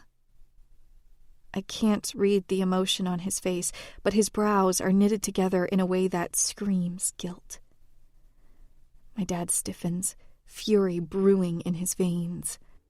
I'm going to kill them, He spits out like he's making a promise to himself. Neil is already dead, Christian interjects, pulling my dad's attention to him as well as my mother's. Christian's gaze flickers to me and then back to my dad. He takes the TV remote from the table next to me and flicks it to a local news channel. It's an interview from a police officer. In the background, the Hellfire Lounge can be seen engulfed in flames. On the ground behind him, Neil's body is covered in a white sheet. The police officer describes the scene using words like brutal and inhumane, and the most disturbing thing he's seen on the job. The room goes silent. My mom looks horrified. My father looks pleased. Christian turns off the TV and introduces himself to my mom. She smiles warmly at him and gives him a hug. He accepts it awkwardly. Dr. Portman comes back into my room, elated that my support system has arrived. My dad asks her 5 million questions, and she answers them all graciously. She tells me that I'll be in the hospital for another 24 hours to finish out my round of intravenous antibiotics, and after that, she'll send me home with several prescriptions so I can continue to heal in the comfort of my own bed. "We're staying here, Elliot," my mother says once Dr. Portman leaves the room. She pulls out her phone and announces that she's searching for a hotel to stay in. "I'm calling the office to let them know I'll be out for a few days." Sorry to interject. You're more than welcome to stay with me for as long as you want. I have plenty of rooms. If you give me a list of things you need, I can have them waiting for you when you get there. Christian's offer is so generous that my mother beams. It's not until this very moment that I realize why my father fell in love with her during the worst period of his life. Her energy is so positively radiant that it's hard not to feel better. Before my mother has a chance to accept, I speak. "Mom, Dad, do you think I could have a few minutes alone with Christian?" My parents hesitate at first, but my mother nods and tugs my grumbling father out of the room to give us some privacy. When it's just the two of us, Christian stays quiet, giving me a chance to collect my thoughts. "I was on my way to the police station," I finally admit, unable to look at him. "I was going to tell them everything about you." Christian bites his lip and nods. "Can you even begin to understand how utterly hopeless I felt to press that tracker? To know that I hated you in that moment, but you were the only person in the world that could help me." He looks down and then back up at me, trying to be brave and hold my searing, furious gaze. "Why would you manipulate me like that? All I think about when I look back on our relationship is how it all feels fabricated now. None of it feels real." It's the one question I've had bouncing around in my mind since he told me the truth. Why would he do that to me if he truly loved me? It was real. Just listen. I didn't want to manipulate you. You saved my life, and from that moment my heart belonged to you. I guess in the beginning I thought that if you couldn't love one side of me, maybe you'd love the other. And then when you started falling for me, for Christian, the silencer got jealous and just lost himself. You have to understand, Elena, who I am when I put that mask on isn't me. We may occupy the same body, but we're not the same person. He's the man looking back at me in the mirror, my alter ego. The devil that wears me as his shell. I can't escape him any more than you can. Why are you talking like you're two separate people, Christian? Because I am. You're scared of him, right? Well, so am I. I hate him. He hates me just as much. I promise, I swear on my life, on my parents' graves, that if I could go back in time and not become this monster, I would. But if I wasn't the silencer, I never would have met you. I owe you my whole fucking life, and I would do anything to keep you in it. Anything, Elena. I take a deep breath and stare at the wall in front of me for a long time, feeling numb and empty on the inside. What did you do to me? What do you mean? What did you do to me? To make me so loyal that I would let myself get raped and beaten to protect your secret. I throw one of my pillows harshly at him. What did you do? You didn't have to keep my secret. I would have understood if you told them to save yourself. Fuck, I was begging you to. You chose not to break. You chose to protect me. I don't know why you did it, Angel, but I know that I will never be worthy of that sacrifice, and I will spend the rest of my life making it up to you. You'd do anything for me, right? Anything. Give it up, I demand harshly, and he looks at me, confused and bewildered. The silencer. Let him go. Right now. Today. He gives me a defeated look, and I can see the refusal deep in his eyes. It's not that simple.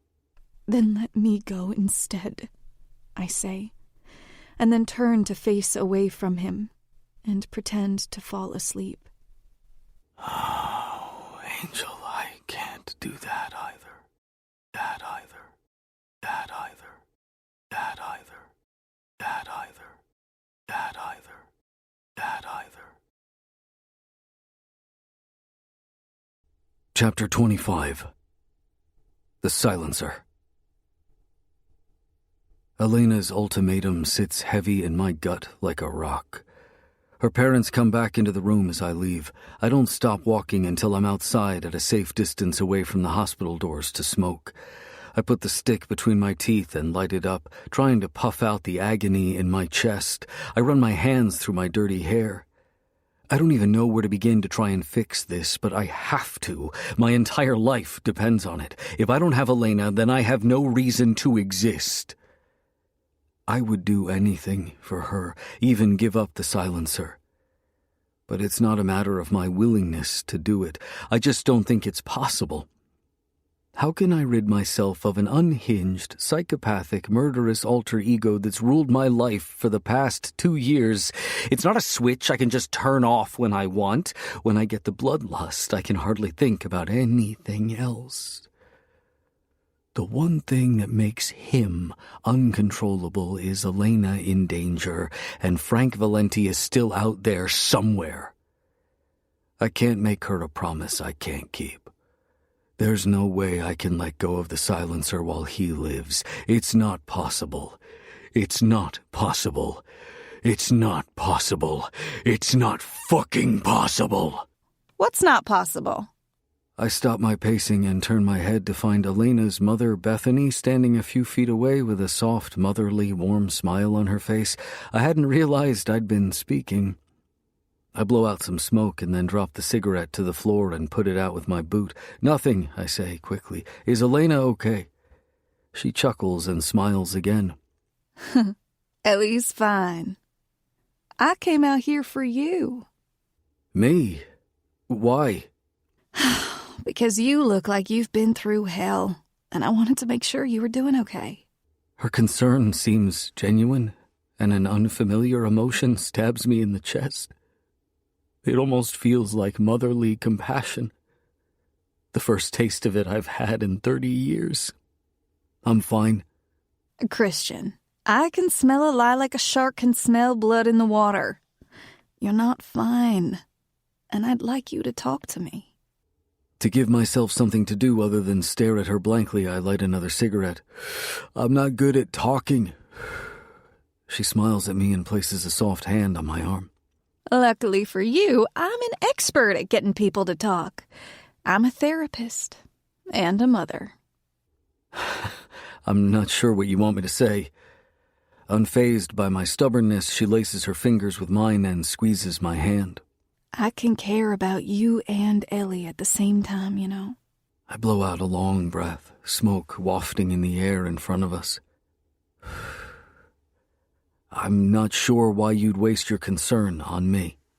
You're feeling guilty about not being there to stop this from happening to her.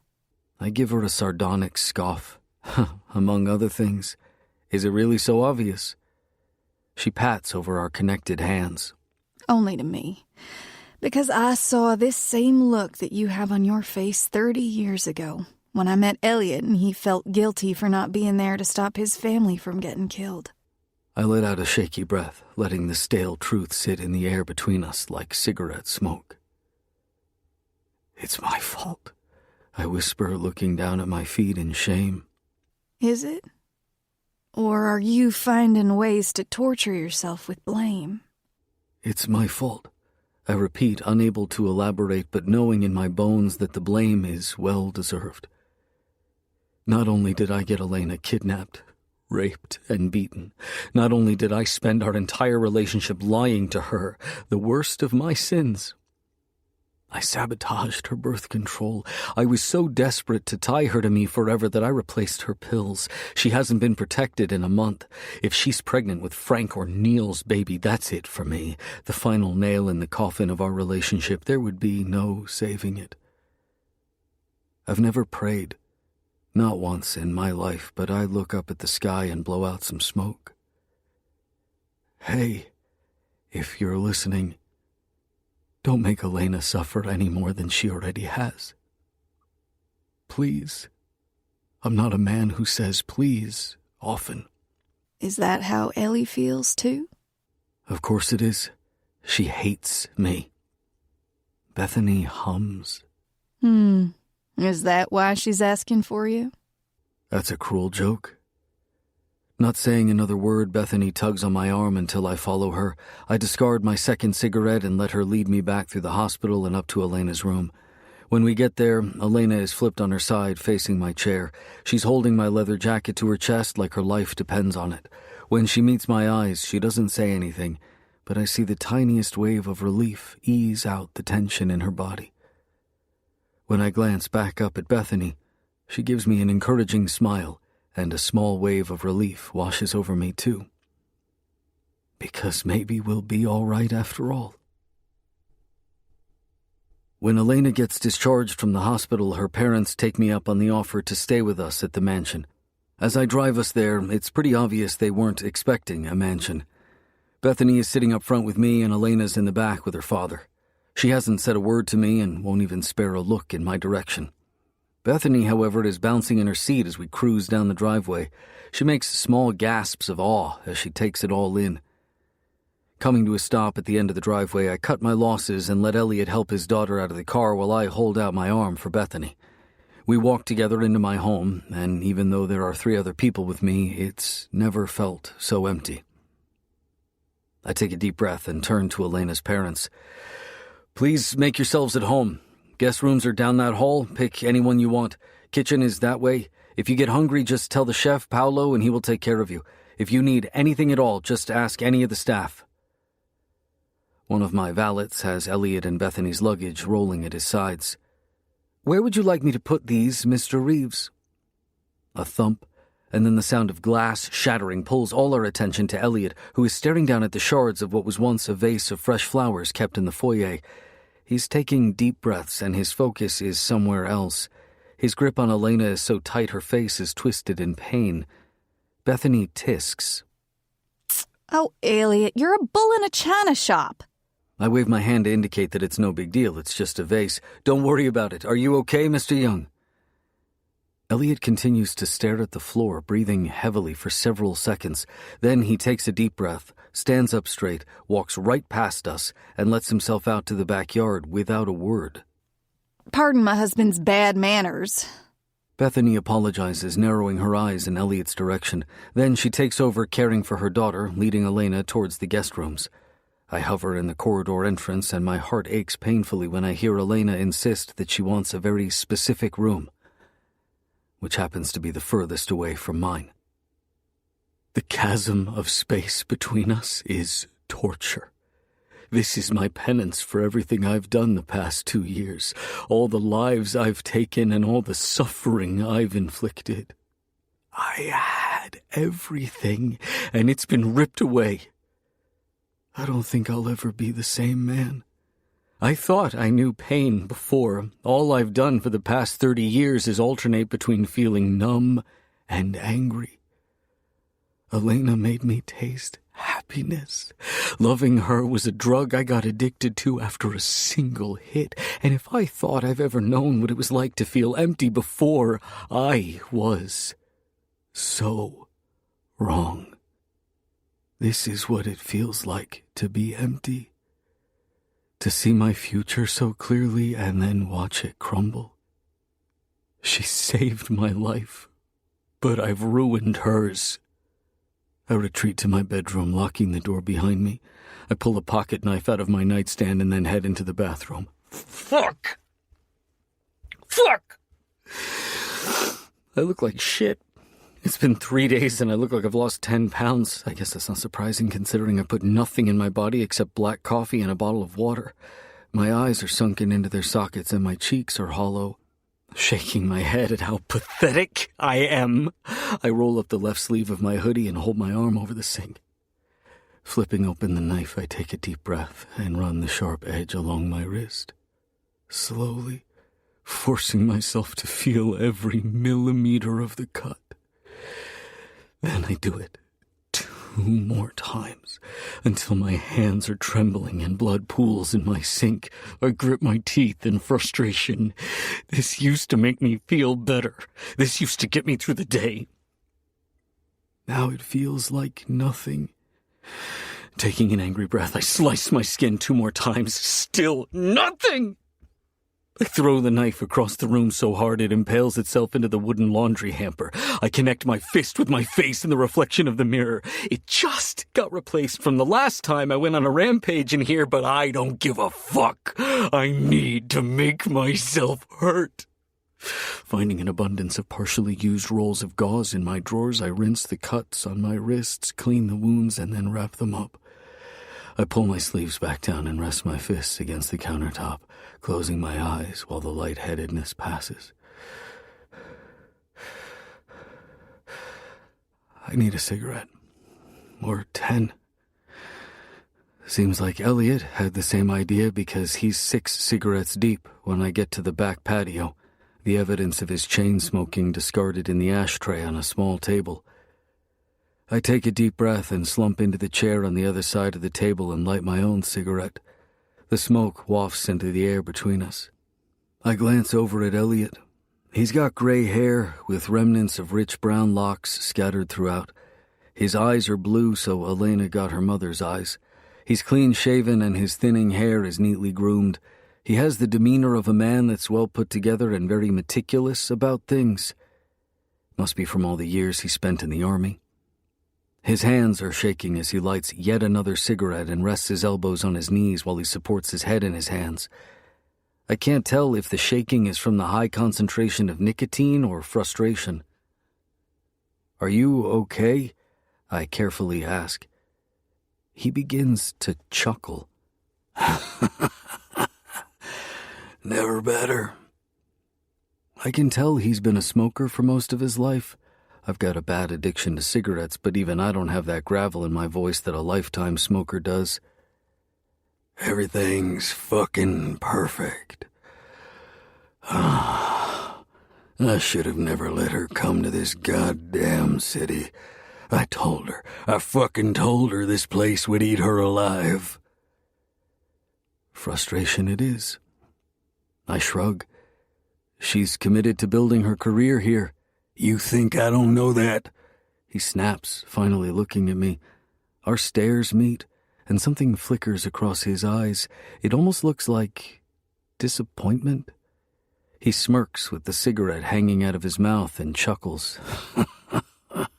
Beautiful home you've got here. Thank you. My father designed it. Elliot cocks his head to the side. Thomas was always over the top. That makes me pause and sit up straighter. You knew my father? Briefly. Elliot offers vaguely. Small world. I snuff out the remnants of my cigarette and Bethany slides open the back door. She makes a disgusted face and waves her hands in front of her nose. Ugh, smells like lung cancer and despair out here. She tries to lightly tease as she narrows her eyes at her husband and scowls. Christian, Elena's asking for you. I furrow my brow. For me? Are you sure? She gives me a confused look. Yes. I stand up and give Bethany a nod as I pass her to go back inside. I feel a string in my heart pulling me towards my angel, and my footsteps quicken until I'm practically sprinting to her room. Only once I'm at her door do I take a deep breath to try and relax, and then lightly knock before letting myself in. She's curled up under the comforter. An array of medications sit on the nightstand along with her favorite snacks. A trash can full of used tissues sits next to her bed. Her soft brown eyes meet mine, and I crumble. Literally crumble to the floor at the edge of the bed, and I'm ready to beg and plead until she forgives me. As I open my mouth to do just that, she stops me. Shut up. Don't say anything. I keep my mouth shut. She stares at me for a long time, and then her eyes go watery. Will you sit with me?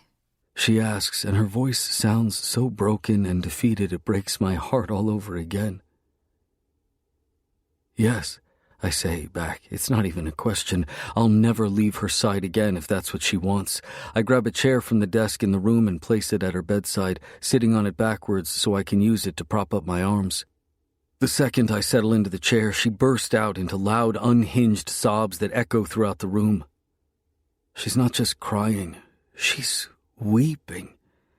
My hands twitch uncomfortably, desperate to touch her, to bring her any comfort. But I can't. Fuck, Angel. Tell me what to do. Tell me what I can do to help.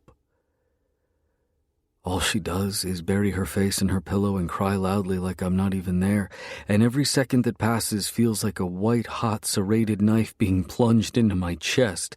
I don't even know where to begin to try and help her. Even though this is all your fault, you're the only one I feel safe with.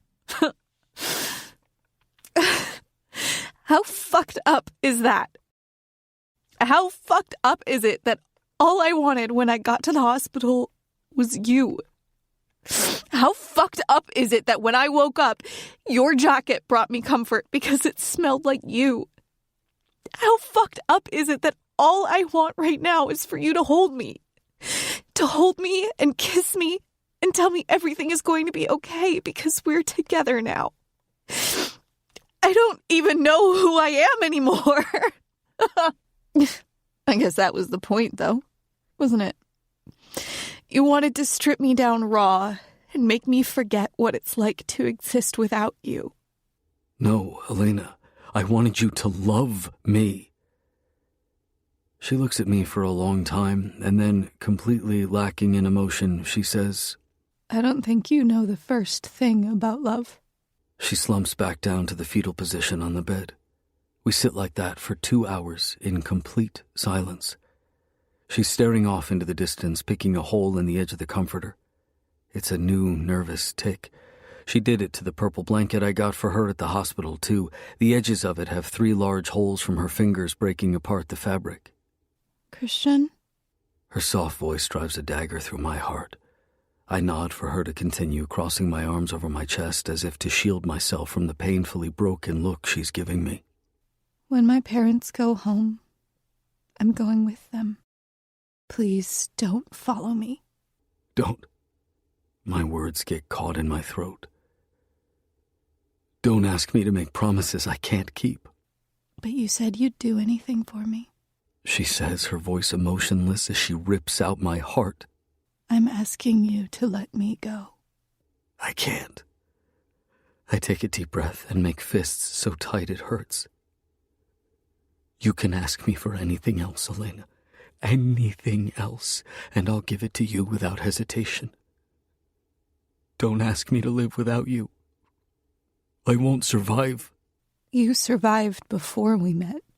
I had a fucking gun to my head, I shout, causing her to sink into the covers. I growl to myself. Oh, I had my finger on the fucking trigger. If you started screaming a femtosecond later, I would have already blown my brains out. If I don't have you, then I have nothing. I am nothing. So if that's really what you want, Angel, I pull my gun from the back of my pants and hold it to my temple. Then let me pull the trigger this time. Stop! She sits up abruptly, shuddering in pain and holding her stomach from the fast movement. Please, Christian, put it down. Tell me you'll stay. Okay. Okay.